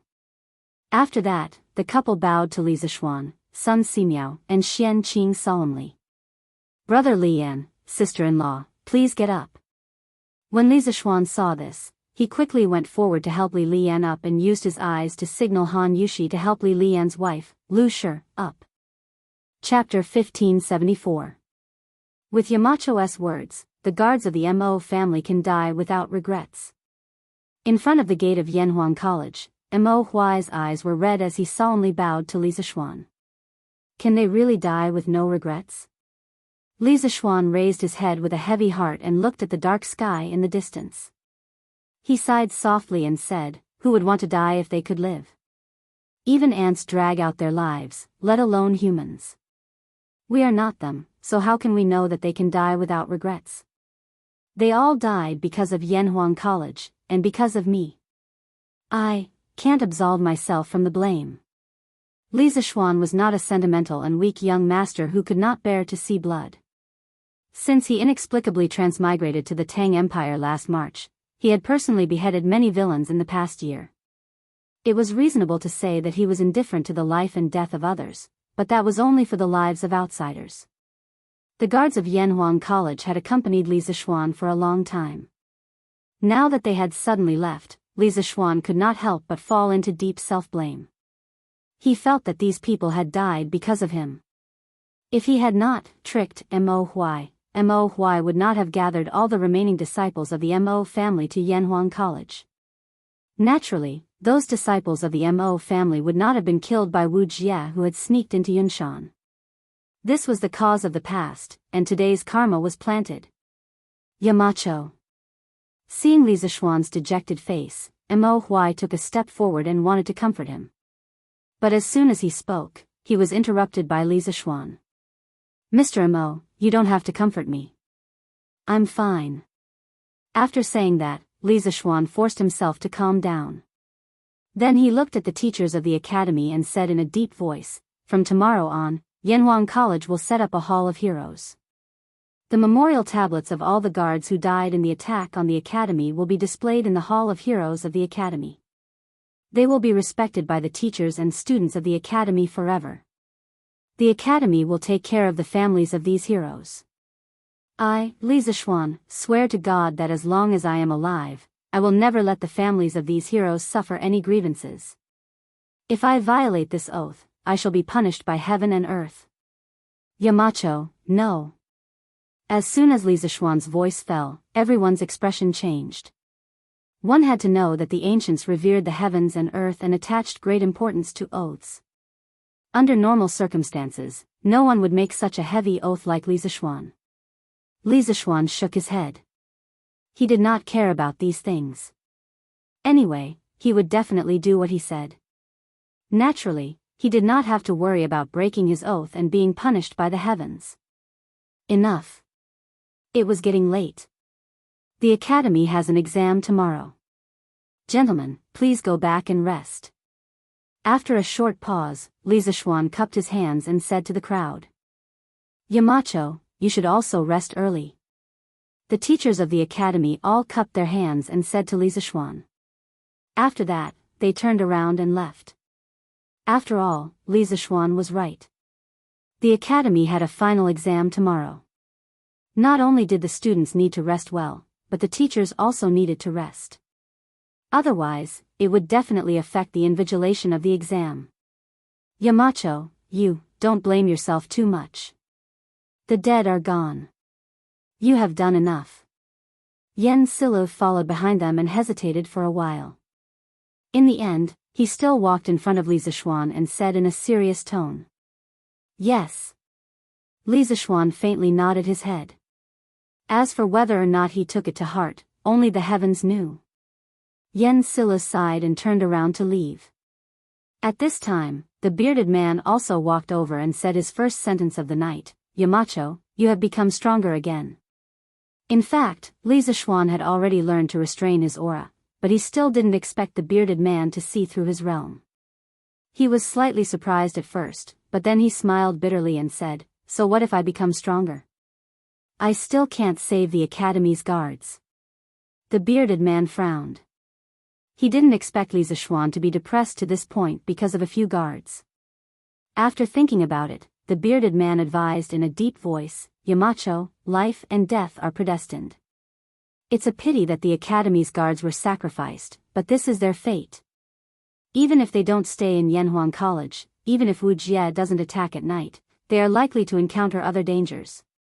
In addition, if Yanhuang College wants to stand tall in the world, it will certainly encounter a lot of troubles and accidents in the future. Yamacho, you are a person who does great things. Don't be depressed because of a few lives. Yes. I got it. Li Zishuan narrowed his eyes and replied. The bearded man knew that Li Zishuan wasn't someone who could be persuaded with just a few words. Thus, he gave up and said indifferently, 2 days later, after my injuries have healed, I will be going out to sea. This time, I will really leave. Yamacho, take care. Li Zishuan was stunned and said with slight surprise, so soon? The bearded man replied, it's already the middle of July. If I don't leave now, I won't be able to leave. I won't say anymore, I will go back to rest. Yamacho, you should also rest early. Chapter 1575. Husband, it's time to get up. Oh. Wife, it's not dawn yet. Sleep a little longer. Husband. You have to attend the morning court today. Get up quickly. Oh, I'm not getting up. There are so many civil and military officials in the court. It doesn't make a difference whether I'm there or not. If I don't go, His Majesty may not find out. Wife, don't be noisy. Let me sleep a little longer. Husband, are you getting up or not? I'm not getting up. Husband, are you getting up or not? Pfft. Ha ha ha ha. I'll get up, okay? Wife, stop scratching me. After a tough struggle, Li Zishuan finally got up from the bed reluctantly. It turned out that even a martial arts master at the late stage of the Grand Master realm was afraid of being scratched. In addition, Li Zishuan couldn't help but sigh. His wife seemed to have been led astray. Before Han Yushi got married, due to her family background, not only did she have to take care of her father, but she also had to take care of her younger brother. She could be considered half of the Han family's pillar. Therefore, at that time, she had to be hardworking and strong to support half of the family. In fact, she also had the lively nature of those girls her age, however, due to various reasons. She suppressed these natures. Now that she was married and did not have to work for the family's livelihood, those suppressed natures were gradually released. After all, she was only 15 years old. In modern times, oh. By the way, wife, did you feed Whitey last night? It's all thanks to Whitey that I was able to come back so quickly from Jianghu this time. In fact, before Han Yushi woke Li Zishuan up, she had already prepared breakfast, Yangchun noodles. Li Zishuan asked in a muffled voice as he slurped the noodles in his bowl. Compared with him, Han Yushi's table manners were more elegant. Hearing Li Zishuan's question, Han Yushi gently bit off the noodles in her mouth. After swallowing, she said, "As soon as you came back last night, I asked General Lu to feed Whitey with the best grass. Husband, don't worry about him." "Oh. My wife is so thoughtful." Li Zishuan was slightly relieved. Suddenly, he felt that something was wrong. He thought for a moment, then stared and asked, "Aya." "Oh, right. Wife, after I go to the morning court, prepare some breakfast for junior marshal uncle. When your husband returns from the morning court, we'll go back to Lantian County together in the afternoon. Junior marshal uncle is the closest person to me on Mount Longhu other than master. I must bring him to see father and mother." "Husband, junior marshal uncle, he woke up long ago." Han Yushi hesitated for a moment before she spoke. "Ah. Little marshal uncle is already up? Where is it?" Li Zishuan was stunned. He quickly put down his bowl and chopsticks and looked around. Han Yushi was speechless. "Husband, don't look for him. Little Uncle Master went out early in the morning to practice his swordplay. He said that Cloud Mountain was beautiful and full of spiritual energy. It was a treasure land for cultivation, and it was a pity not to practice his swordplay early in the morning. Then, he went out with his sword. He even said that we don't have to wait for him to eat." "Oh. Junior marshal uncle is really diligent." Li Zishuan murmured with emotion when he heard that. This guy didn't feel ashamed at all. Instead, he continued to shamelessly pick up his bowl and slurp it down. This was because his ambition had never been to cultivate martial arts. The reason why he was able to reach his current realm was basically all due to luck and luck. It was just that his inadvertent cultivation had reached a martial arts realm that ordinary martial artists would never be able to reach in their lifetime. If this were to spread out, it was estimated that a bunch of envious and jealous people would come knocking on his door and chop him to death. "Oh. I'm done eating. Wife, your culinary skills are really getting better and better. A bowl of Yangchun noodles is even better than delicacies from the mountains and seas." After a moment, Li Zishuan put down his bowl and chopsticks, stood up, and rubbed his stomach as he spoke with satisfaction. Although it wasn't appropriate to eat too much for breakfast, Han Yushi's Yangchun noodles were really too delicious. Li Zishuan couldn't help but finish a big bowl. "Husband, you're talking nonsense again." Han Yushi rolled her eyes and said angrily. However, although she said this, her heart was quite sweet. Before she got married, she was already very good at cooking. However, after marrying into the Li family, she realized that there was always someone better than her. Li Zishuan's culinary skills were completely incomparable to hers. However, she didn't retreat because of this. Instead, she began to study cooking diligently. In just a short year, Han Yushi's culinary skills were already unparalleled in the Li family. Logically speaking, as the wife of Marquis, she didn't need to cook personally. However, she really enjoyed the satisfied expression on Li Zishuan's face when he ate the food she cooked, just like just now. "Hey! Your husband isn't talking nonsense. Li Zishuan said with a smile, "Fortunately, I married you back. Otherwise, with your culinary skills, if you opened a restaurant, then our family's drunken immortal restaurant would completely have no customers. All right. Husband, quickly change into your court attire. It's getting late. Don't be late." Han Yushi got up and grabbed Li Zishuan's arm and urged him. "All right. Then I'll have to trouble you, my wife." Since he couldn't avoid the morning court, Li Zishuan simply accepted his fate. Under Han Yushi's service, Li Zishuan quickly changed into his court attire. "My wife, then I'll leave." Li Zishuan waved his hand and said goodbye to Han Yushi. He was ready to go out.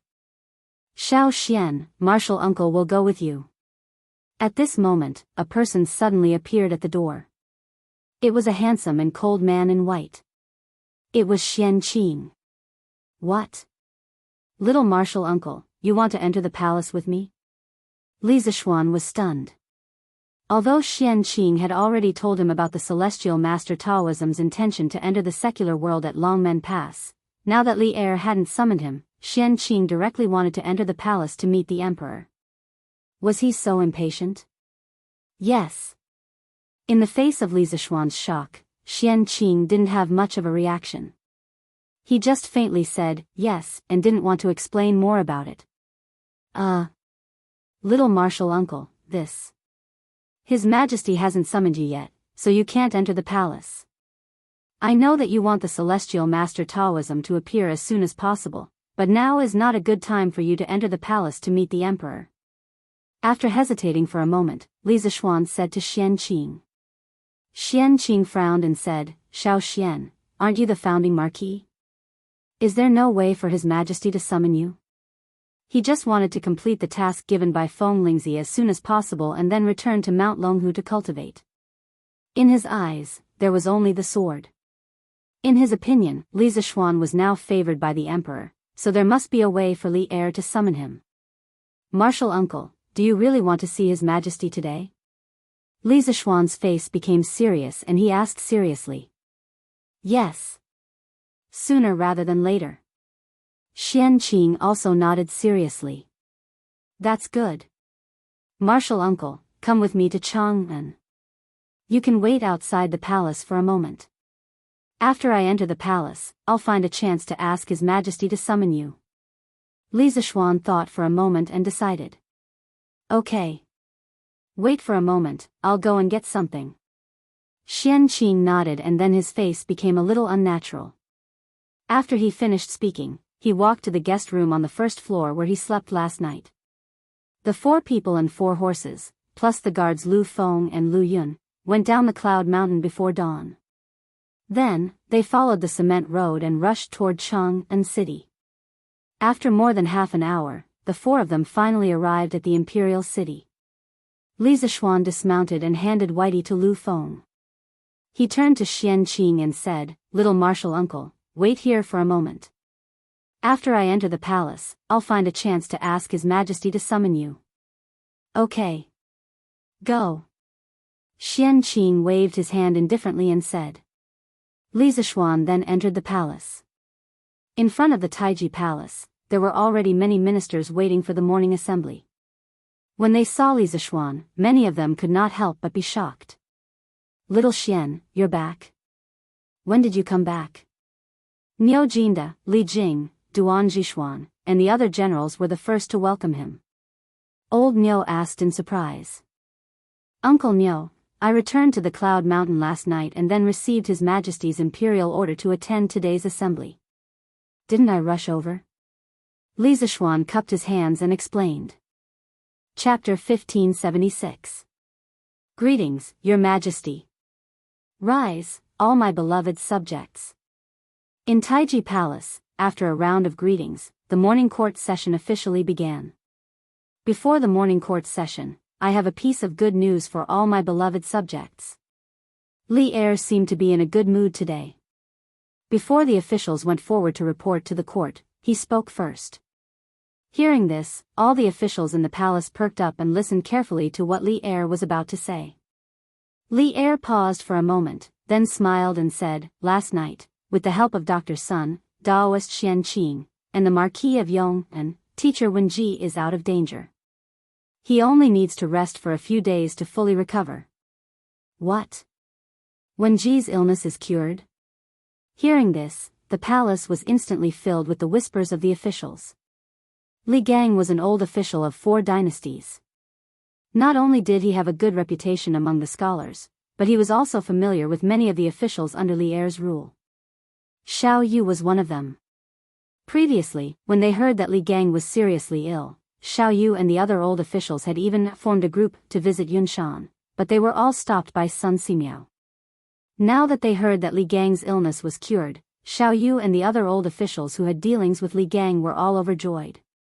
Teacher Wenji has been through 4 dynasties. He is upright and outspoken, serving the country and the people. It can be said that he is loyal to the core. Fortunately, the Marquis of Yong and Dr. Sun and Daoist Xianxia have saved teacher Wenji's life and saved our Tang Empire from losing a good official. This is a joyous matter. Congratulations, Your Majesty. The first person to stand up was not Xiao Yu. There was someone who was even more enthusiastic than him, and that was Wei Zheng. This time, the old flame didn't scold anyone. Instead, he stood up to congratulate Li Er. This made old Li wonder if the sun had risen from the west. Congratulations, Your Majesty. All of the civil and military officials, regardless of whether they were familiar with Li Gang or not, all of them clasped their hands towards Li Er with joy. This was the reputation of an old official of 4 dynasties. Li Er was in a good mood. He laughed heartily and said, "Haha. Good." Actually, the Marquis of Yong and played a huge part in Wenji's recovery. I'm sure all of you know that before yesterday, the Marquis of Yong and was still at Longmen Pass, which is 600 kilometers away. After receiving the news of Wenji's critical condition, the Marquis of Yong and rode a fast horse and rushed back to Yunshan within a day. According to what I know, if the Marquis of Yong and had arrived a moment later, Wenji would have been in danger. When the ministers heard this, they all looked at Li Zishuan with respect. Li Zishuan had transmigrated here. Although his skin had become thicker, he still couldn't handle so many hot gazes. Hence, he quickly stepped forward and cupped his hands. Your Majesty, you flatter me. This official only did what he should have done. What he said was the truth. Li Gang was a teacher from Yanhuang College. This time, he was injured because of Yanhuang College. Treating Li Gang was his duty. He had never thought of this as a merit.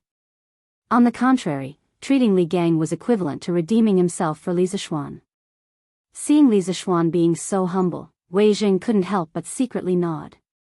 Ever since the water wheel was used to solve the drought problem, Wei Jing found Li Zishuan more and more pleasing to the eye. However, Li Zishuan didn't let Wei Zheng have his way. According to Wei Zheng, Li Zishuan was a talented person and should have taken the path of a civil official.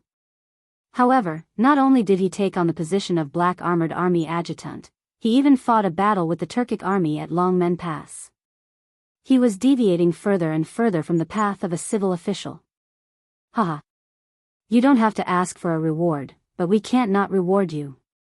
However, this is not the only merit you have earned this time. Later, I will reward you for all your merits. Li Er smiled and waved his hand as he spoke. In fact, the reason why Old Li was so concerned about Li Gang's matter and specially brought this matter to the morning court was inseparable from Li Er's appreciation of Mr. Li Gang's personality and charm. According to the official history, Li Er invited Li Gang to be Li Gang's teacher the 2nd year after he ascended the throne.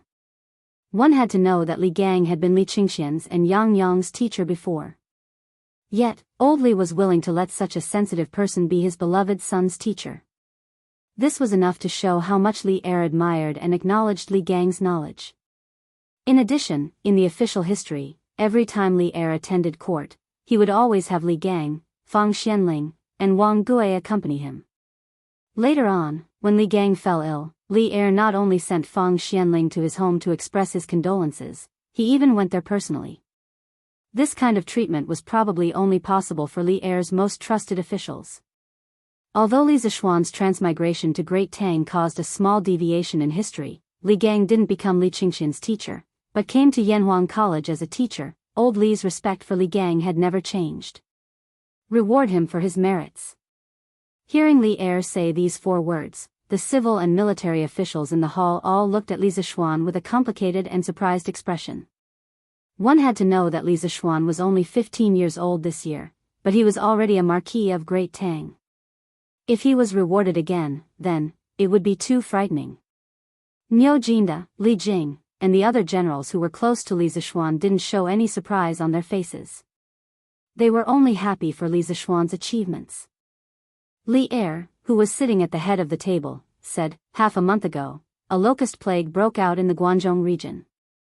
The people were in a constant state of panic. At the same time, under the influence of some people with ulterior motives, rumors spread among the people. At this time, the Marquis of Yong led a sky pheasant brigade made up of more than 100,000 chickens and set off from Lantian County. In just half a month, the sky pheasant brigade destroyed the locust plague in more than 70 counties, benefiting millions of villagers. Not only did it stabilize the people's livelihood, it also stabilized the people's hearts. Since ancient times, every time there was a locust plague, there would be countless people who would leave their homes and become homeless. The tragedies of selling children and children would be endless. But now, our Great Tang is facing a locust plague. The scale and severity of the locust plague far exceeded the past, but with the help of the Marquis of Yong and Sky Pheasant Brigade, not only did Great Tang not have a large number of refugees, the locust plague was also stabilized and controlled in the shortest time possible. The Marquis of Yong has contributed greatly to all of this. It had been nearly half a month since the locust plague began, and the Sky Pheasant Brigade's disaster relief work was nearing its end. In the Great Tang, more than 100 provinces and counties had been affected by the locust plague. In this half a month, the Sky Pheasant Brigade had saved more than 70 provinces and counties. There was no time to save the remaining 20 to 30 provinces and counties. This was because half a month was enough for the locust plague to finish eating all the crops. The people of these provinces and counties could only rely on the imperial court to provide relief food. But speaking of which, it was much easier for the imperial court to provide food for 30-some provinces and counties than for 100-some provinces and counties. Given the Great Tang's current grain reserves, there was no problem in providing relief food to 30-some provinces and counties at the same time. Thus, Li Zishuan's Sky Pheasant Brigade had done Li Er a great favor this time. Otherwise, the Great Tang would have suffered a great loss. At the very least, once the disaster relief was over, the imperial court would not have the energy to organize an army to attack the steppe. Li Zishuan's Sky Pheasant Brigade had greatly reduced the losses caused by the locust plague. It was precisely because of this that Old Li had the confidence to issue a war mobilization order to the officials of the 6 bureaus. Within 3 months, the officials of the imperial court would organize an army of 300,000 and set out for the steppe. Your Majesty, the Marquis of Yong first built the water wheel to alleviate the drought and feed the people. Now, he is using the Sky Pheasant Brigade to eradicate locusts and stabilize the people. This old subject believes that the Marquis of Yong has rendered great service to the country and should be rewarded. As soon as Li Er finished speaking, Wei Zheng stepped forward and said. Although Wei Zheng was unwilling to see Li Zishuan promoted too quickly, Old Wei was wholeheartedly convinced by Li Zishuan's great contribution in eliminating the locust plague. In the words of the modern people, Li Zishuan did not deserve to be slandered this time. Fang Xianling frowned and wanted to object. However, after thinking about it carefully, he felt that it would be unreasonable if he did not reward the Marquis of Yong's great contribution. This was a contribution that would make people wholeheartedly convinced and unable to have any thoughts of objecting. Thus, he stepped forward and clasped his hands. Your Majesty, the Marquis of Yong has put an end to the locust plague and prevented the Great Tang from starving. He has rendered great service to the country and the people. He should be rewarded. Zhang Sun Wuji's eyes flashed and stepped forward. Your Majesty, Prime Minister Fang is right. This old official agrees. The old cunning fox's thoughts were actually quite complicated. Li Zishuan became the Marquis of the Great Tang Empire at such a young age. To be honest, even he was shocked by the speed of his promotion. Now that Li Zishuan had made another great contribution, Zhang Sun Wuji was no longer as fearless as his name suggested. To be honest, he was starting to feel some fear towards Li Zishuan. He was afraid that in a few years, Li Zishuan would directly replace the positions of these old fellows. As for these old fellows, they could only retire early. However, even though he had fear in his heart, Zhang Sun Wuji could not directly object at this moment. This was because Li Zishuan was also a staunch official of the Crown Prince's faction. If he were to object at this moment, wouldn't he be leading an internal strife? The influence would be very bad. Your Majesty agrees. Fang Xianling and Zhang Sun Wuji expressed their opinions one after another. Very quickly, the position of the civil officials appeared to be one-sided. Your Majesty agrees. The military camp led by Niu Jinda and Li Jing also bowed and seconded at this moment. This was Li Zishuan. If it was someone else, they might not be able to get the support of both the civil and military camps at the same time. As the person involved, Li Zishuan could be said to be extremely conflicted at this moment. Firstly, he really did not want to be promoted. This was definitely not a lie. He really did not want to be promoted. His current official position was enough for him to live a carefree life for the rest of his life. The higher the official position, the greater the responsibility. If old Li were to arrange another important position for him, wouldn't he be busy to death every day? But on the other hand, if he were to reject the reward under such circumstances, wouldn't he hurt the hearts of people like Niu Jinda and Li Jing who were sincerely thinking for him? Would he be labeled as someone who did not know what was good for him? After weighing the pros and cons in his heart, Li Zishuan gritted his teeth and finally took a step forward. He bowed and said, Your Majesty, the matter of the Sky Pheasant Brigade going up north to exterminate the locusts was not done by me alone. That was done by His Highness King of Shu, Qing Chumo, and hundreds of children from the Han family village and Plum village who worked tirelessly for thousands of miles. Until today, they are still exterminating the locusts in the north. Compared to them, this little bit of merit that I have is not worth mentioning. If Your Majesty wants to reward me, I implore Your Majesty to reward me along with these children. If not, I will not be able to accept this reward. Chapter 1577.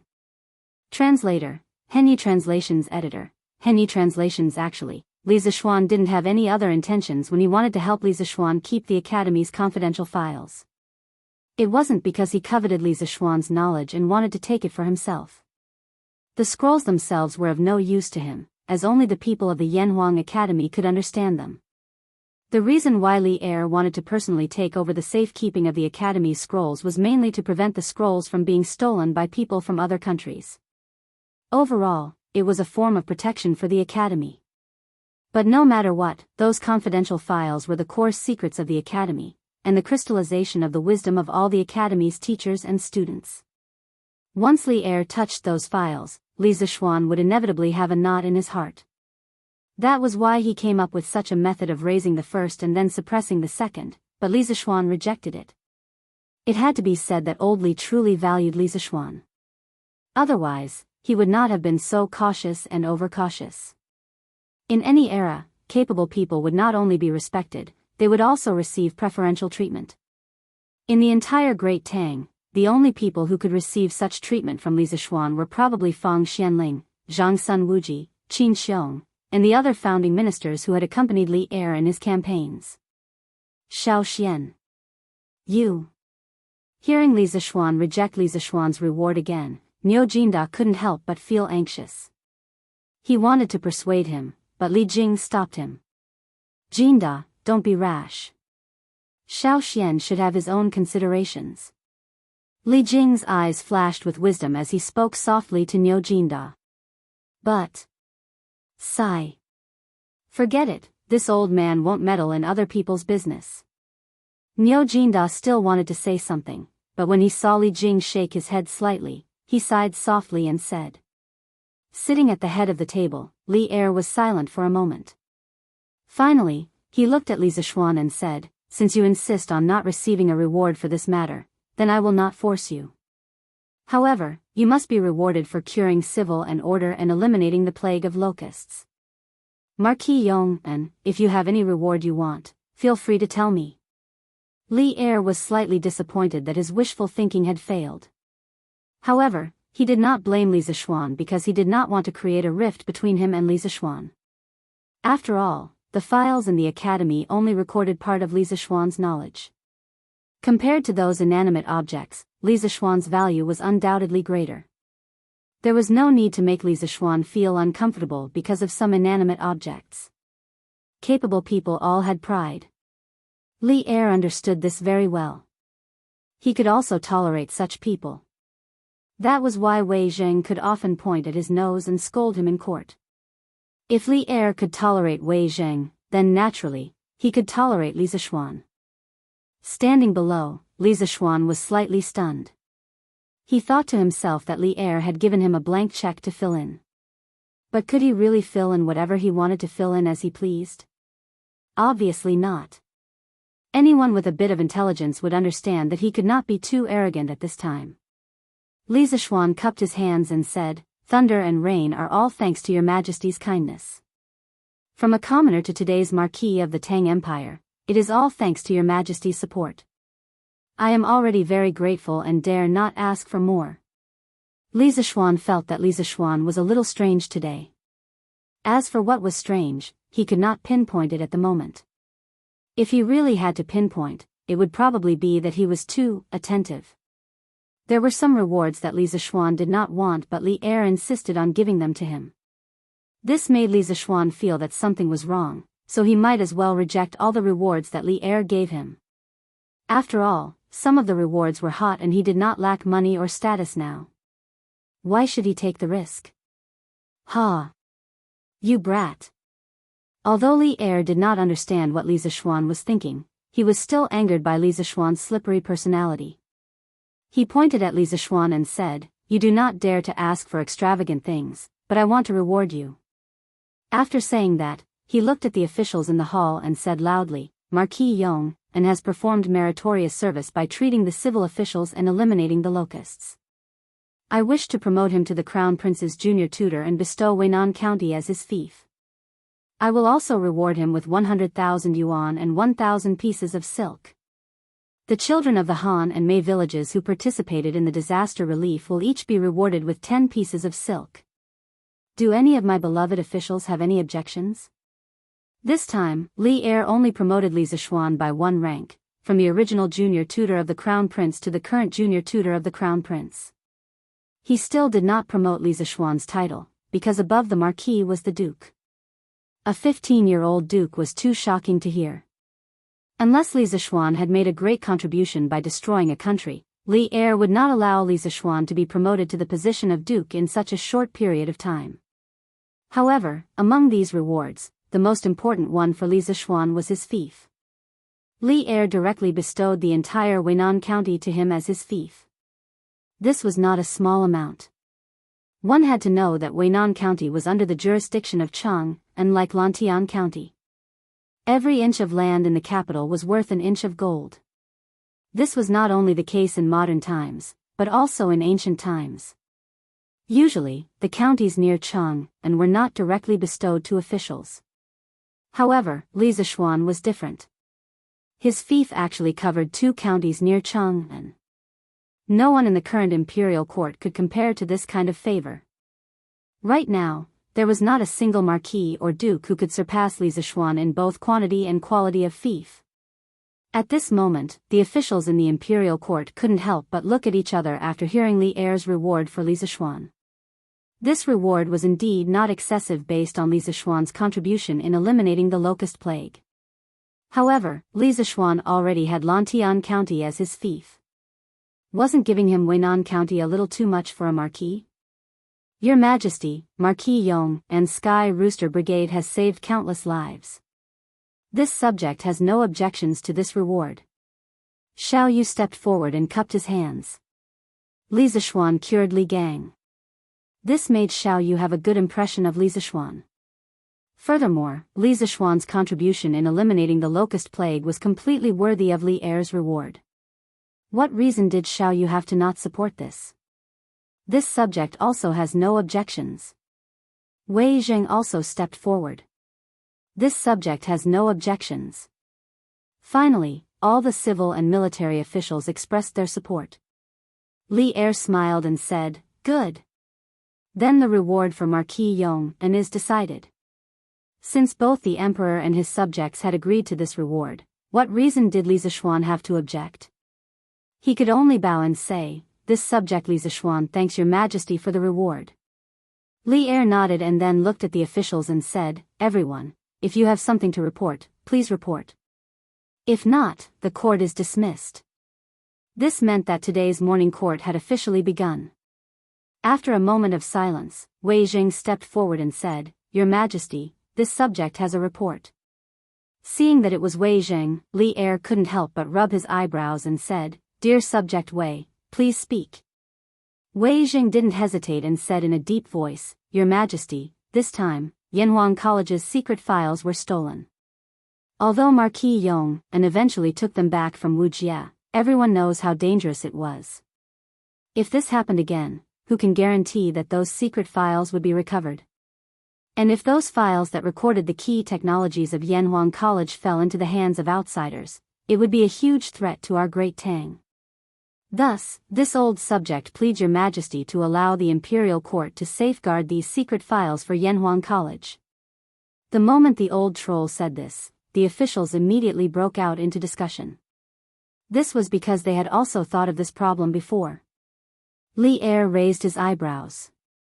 Although he had this idea from the beginning, he definitely did not collude with Wei Zheng beforehand. Wei Zheng, who had always opposed him in the past, was secretly helping him today for the first time. This made Li Er feel a little uncomfortable for a moment. "Your Majesty, Left Minister Wei's words are reasonable." Unexpectedly, the one who stood out to support Wei Jing wasn't from the civil officials' camp, but from the military camp, Qiu Xingong. Under Niu Jinda's furious gaze, Qiu Xingong clasped his fist and said, "Your Majesty, Marquis Yong and's engineering has indeed created many advanced tools and weapons, which have greatly improved our great Tang's civil and military affairs.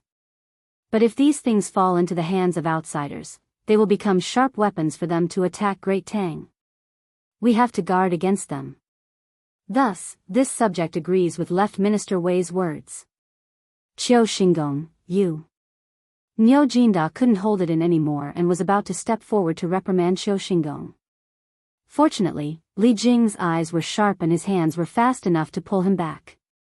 At this moment, a few more officials in the Taiji Palace bowed in agreement. Chapter 3875. In addition to the void crack where the void giant tortoise was, there were other void cracks in this ancient and mysterious void. They were densely packed, one after another. Almost every fissure had one or two primordial beings in it. These creatures had different auras. Some were primordial era supremes, some were primordial era mighty figures, and some were even weaker than primordial era mighty figures. Even their state of existence was different. Some were full of vitality. Clearly, after a long period of hibernation, they had mostly recovered from the injuries they sustained in the primordial era battle. It was almost time for them to return to the world in their peak state. It was not far away. As for some, they had already turned into corpses. The injuries left behind in that incomparable battle back then were too severe. Furthermore, they did not receive a top-grade resource like the source of all evil, so they were unable to hold on and ultimately died. What remained in the void cracks were merely corpses, but they still retained the pressure and aura they had when they were alive. It was obvious that they were extremely powerful beings. However, most of them were extremely weak like the void tortoise. Some were in slightly better condition, but they could only be considered as primordial era creatures who had yet to recover from their injuries. As far as Yi Xian could see, he could see ancient creatures that had long been extinct in the three great universes of the current world. It was impossible to see them again. Blue wand, silver dragon, blue fire elephant, golden crow, mutated unicorn. However, it was hard to tell which camp these primordial era creatures belonged to in the primordial era battle. Perhaps the creatures of the desolate era in the spatial rifts were from both sides. Who knows? The primordial era battle must have been very tragic. The experts from both camps who were lucky enough to survive did not care too much. They randomly found a void crack, plunged into it, and began to hibernate to recover. This was very likely. However, for the void refining array with the netherworld furnace as the center, this mysterious void crack was definitely of great significance. It was an excellent source of raw materials. However, when the void refining array was set up by the heavenly Dao's green eye after the primordial era battle, it clearly did not make this mysterious void crack into a void crack connected by raw materials. Either the heavenly Dao's green eye hadn't discovered this void at that time, or there was some other reason that made him think otherwise. But no matter which one it was, it didn't matter to the current netherworld furnace. After this round of evolution, the netherworld furnace had developed a basic level of self-awareness. It was as if it had a spirit of its own, and could now leave the origin of all evil and enter other planes of existence to hunt. This was the reason he had come to this mysterious void. While Yi Xian was mulling over all of this, the hunt for the netherworld furnace finally began. Hua! Walala! The sound of chains rang out, interrupting Yi Xian's train of thought. His gaze was drawn over, causing Yi Xian's gaze to freeze. In his line of sight, the chains of the netherworld furnace had already started moving again, sweeping towards the nearest spatial crack. In that spatial crack, there was clearly a 3,000 zhang long silver dragon, but from the looks of it, it should have already fallen. Even so, the silver dragon's 3,000 zhang long body was still shining with silver light. It emitted a dazzling light. Its aura was still oppressive, and there was a hideous wound on its back that occupied a third of its long and narrow body. Silver dragon blood could be seen that had not dried up yet. This was definitely an extremely powerful silver dragon. Even if its cultivation strength had not reached the level of the primordial era when it was alive, it was not far from it. Walala! Thousands of chains swung out at the same time, each of them millions of li long. They were all like giant pythons in the starry sky, appearing extremely agile and extraordinary.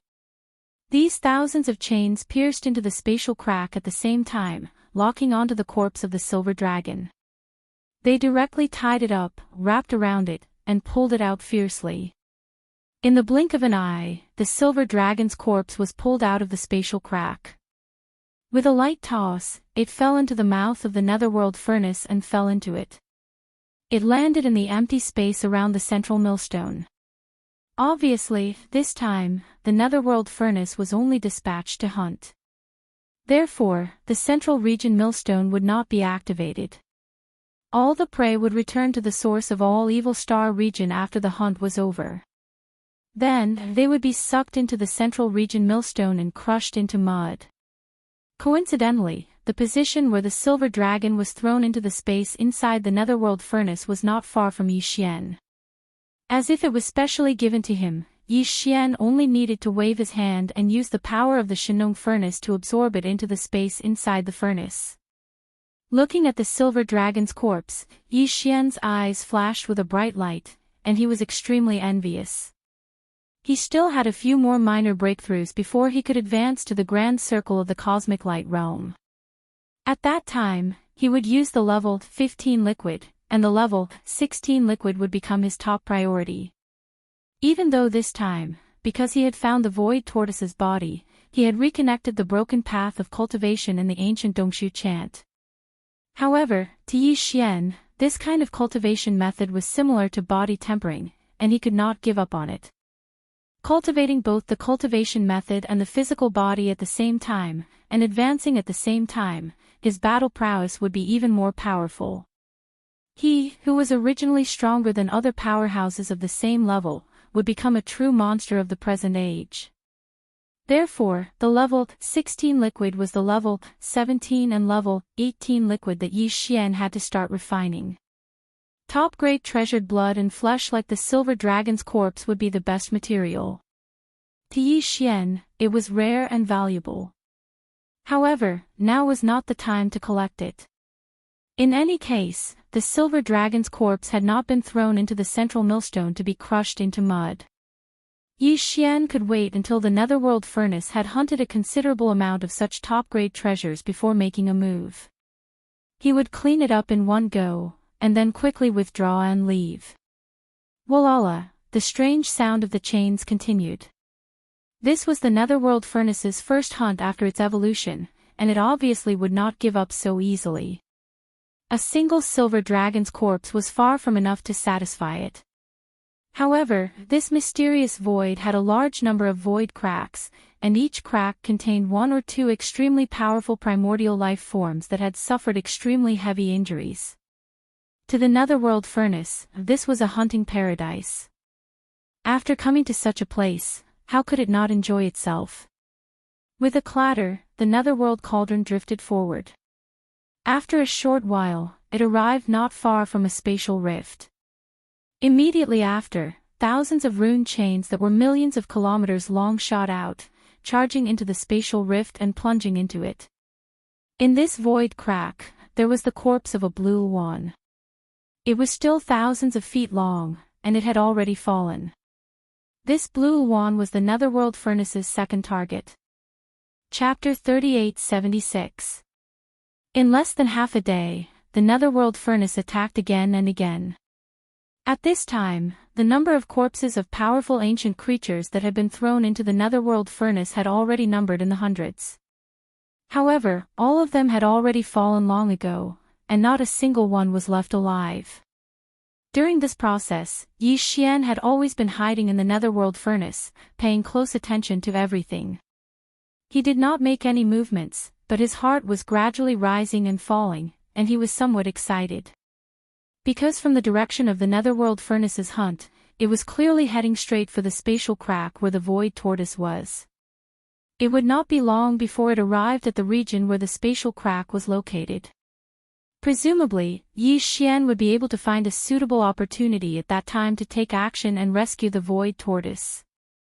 Wolala, the chains made strange sounds. This time, out of the nearly 10,000 rune chains, a total of 3,000 shook at the same time. Like giant pythons in the starry sky, they shot toward the spatial crack on the right side.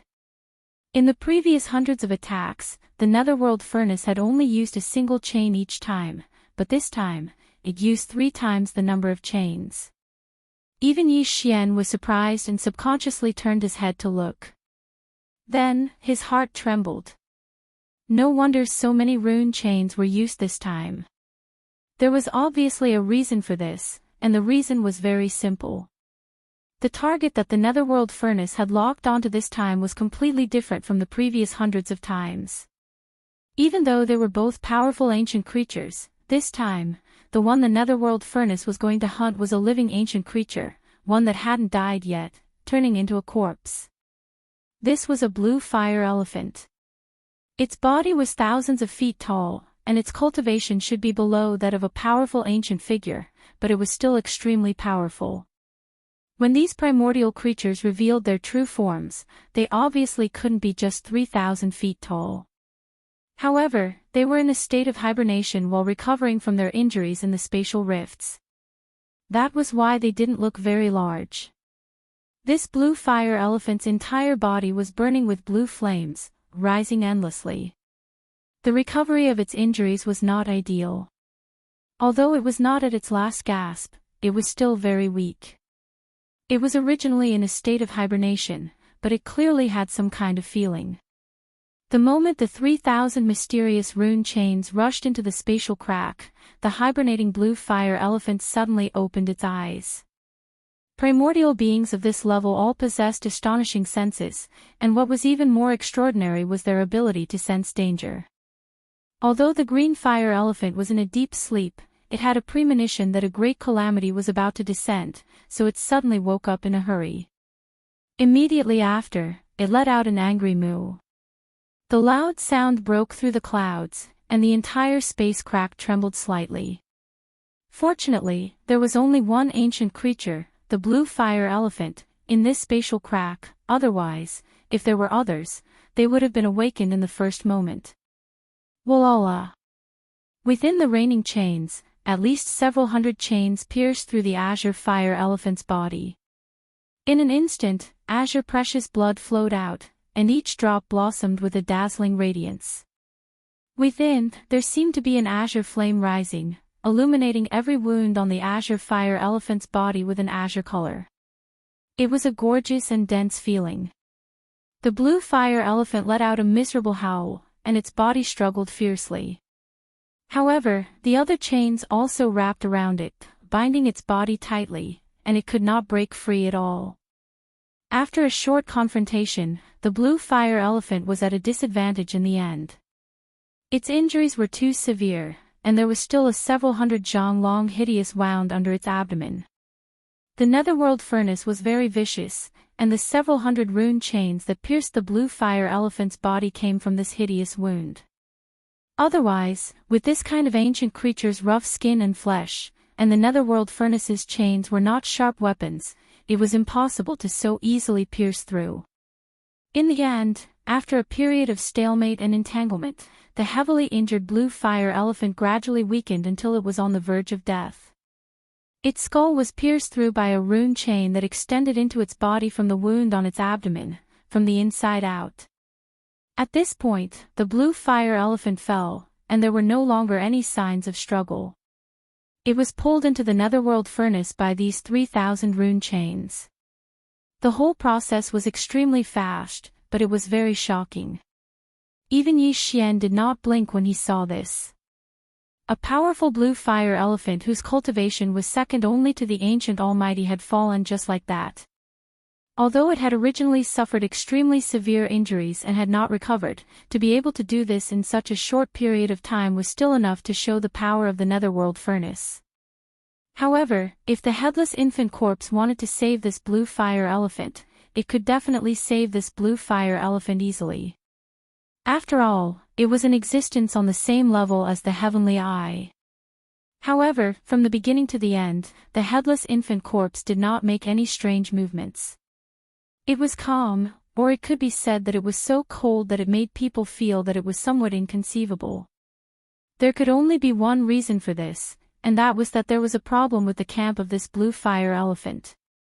In that incomparable battle in the ancient era, it was definitely not on the side of the headless infant corpse, but on the side of the opposing camp, the heavenly eye. From this, one could see the ruthlessness and viciousness of the heavenly eye. Even if the injuries of a primordial being on their side were too severe, there was no reason for them to treat it like this, right? They actually wanted to directly kill this blue fire elephant, drag it into the netherworld furnace, and use it as a raw material for refining the all-evil origin elixir. It was said that the heavenly eye was heartless, treating all living things as dogs. This was simply the most realistic portrayal. When this azure fire elephant was thrown into the netherworld furnace, although it still had a breath of life left, it was already on the verge of death. If it was a creature from the primordial era on their side, Yi Xian might have considered whether or not to take the risk and save them. Moreover, the headless corpse of the infant would probably do the same. However, since it was in existence on the side of the heavenly eye, there was naturally no need for this. Yi Xian looked on coldly from the side, remaining dormant. As for the netherworld furnace, after hunting this blue fire elephant, it did not waste any time. It moved forward again, charging into the void ahead, approaching the next spatial crack. Time passed very quickly. In the blink of an eye, another 3 days had passed. By now, the number of corpses of primordial beings in the netherworld furnace had already reached over 2,000. Among them, there were only a few dozen that still had a single breath left. However, these several dozen primordial beings were clearly not on the side of the headless infant corpse. This was because when the latter was ruthlessly hunting them in the netherworld furnace, the headless infant corpse on Yi Xian's left chest did not react at all. However, the mysterious energy that protected Yi Xian and concealed all of his aura was still present. This meant that the infant corpse had always been in an awakened state, paying close attention to everything inside and outside the netherworld furnace. Chapter 3877. Currently, there were close to 3,000 primordial life forms in the Dark Cauldron. Apart from the dozens of beings on the side of the Eye of the Heavenly Tao who were still on the brink of death, the rest had been dead for a long time and were no longer breathing. The auras of these primordial life forms were very powerful. The weakest among them was at the immortal rank, while the strongest had an aura similar to that of the golden divine dragon and the void tortoise. They should be at the primordial supreme level. Yi Xian had briefly seen immortal rank existences in the ancestral grounds of the Space Rat clan and the Hell Ant clan, so he could still distinguish immortal rank auras. Before the Dark Cauldron evolved this time, the lowest requirement for raw materials to refine the all-evil elixir was at the universe rank. The remains of primordial life forms at the Sector Lord rank that were lower than the universe rank were directly spat out as waste.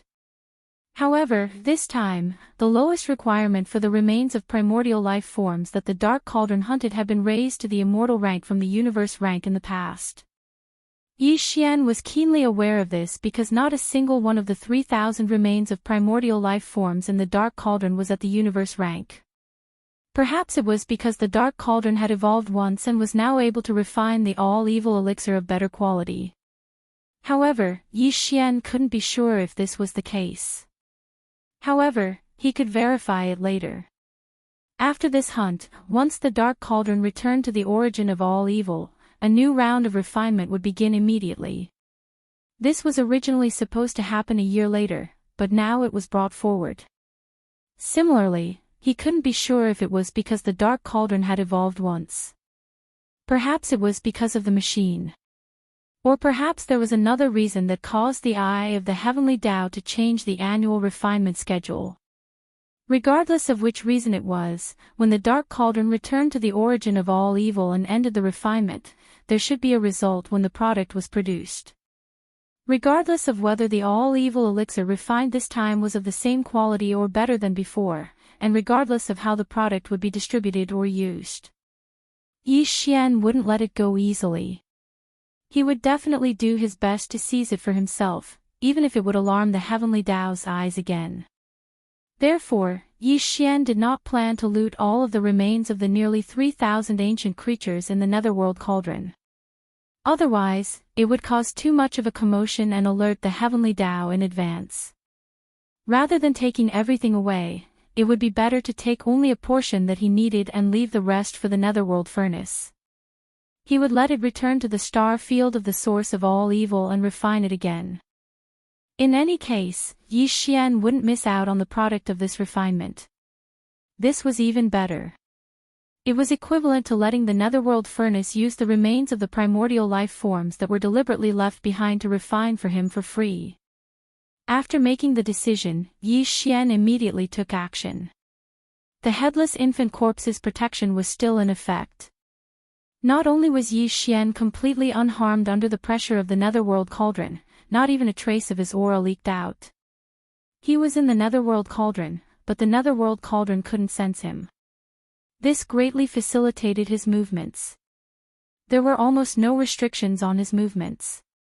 He moved smoothly in the Netherworld Cauldron, choosing suitable remains of primordial creatures. There were nearly 3,000 primordial supreme-level remains in the Netherworld Cauldron, but there were only slightly more than 20 of them. Yi Xian took half of them and put them into the Shinon Cauldron with a wave of his hand. The rest were primordial supreme-level remains, but there weren't many primordial supreme-level remains. There were only a few hundred of them, and Yi Xian also took half of them. The remaining 2,000 were primordial creatures below the primordial supreme level. The weakest was at the immortal level, but Yi Xian didn't know what the strongest was. He only knew that above the Star Lord level was the Domain Lord level, above the Domain Lord level was the Sector Lord level, above the Sector Lord level was the Universe level, and above the Universe level was the Immortal level. As for the realm after the Immortal level, Yi Xian didn't have any relevant information. In fact, Yi Xian didn't even know how many realms there were between the Immortal level and the Primordial Supreme level. From the bottom to the top, he only knew that there were realms from the Star Core level to the Immortal level, and it stopped at the Immortal level. From the top to the bottom, he only knew that below the Heavenly Tao's green eye and the headless infant corpse, the strongest was the Primordial Supreme level, followed by the Primordial Supreme level, and it stopped at the Primordial Supreme level. As for what was below the Primordial Supreme level, he had no clue at all. But it didn't matter.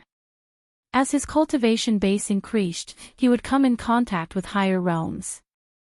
There would be a day when he would understand the entire system of realms.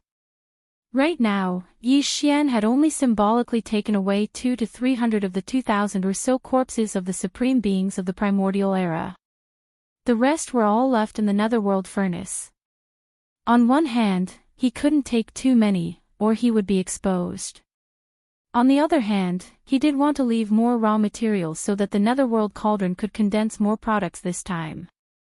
After all, they would all end up in his pocket in the end. 13 supreme beings of the primordial era, more than 200 supreme beings of the primordial era, more than 200 supreme beings of the primordial era, and more than 200 supreme beings of the primordial era. This was Yi Xian's current harvest. Although it didn't seem like much compared to the total amount of remains in the netherworld cauldron, Yi Xian would have to rely on luck if he wanted to obtain even one of these remains in another place.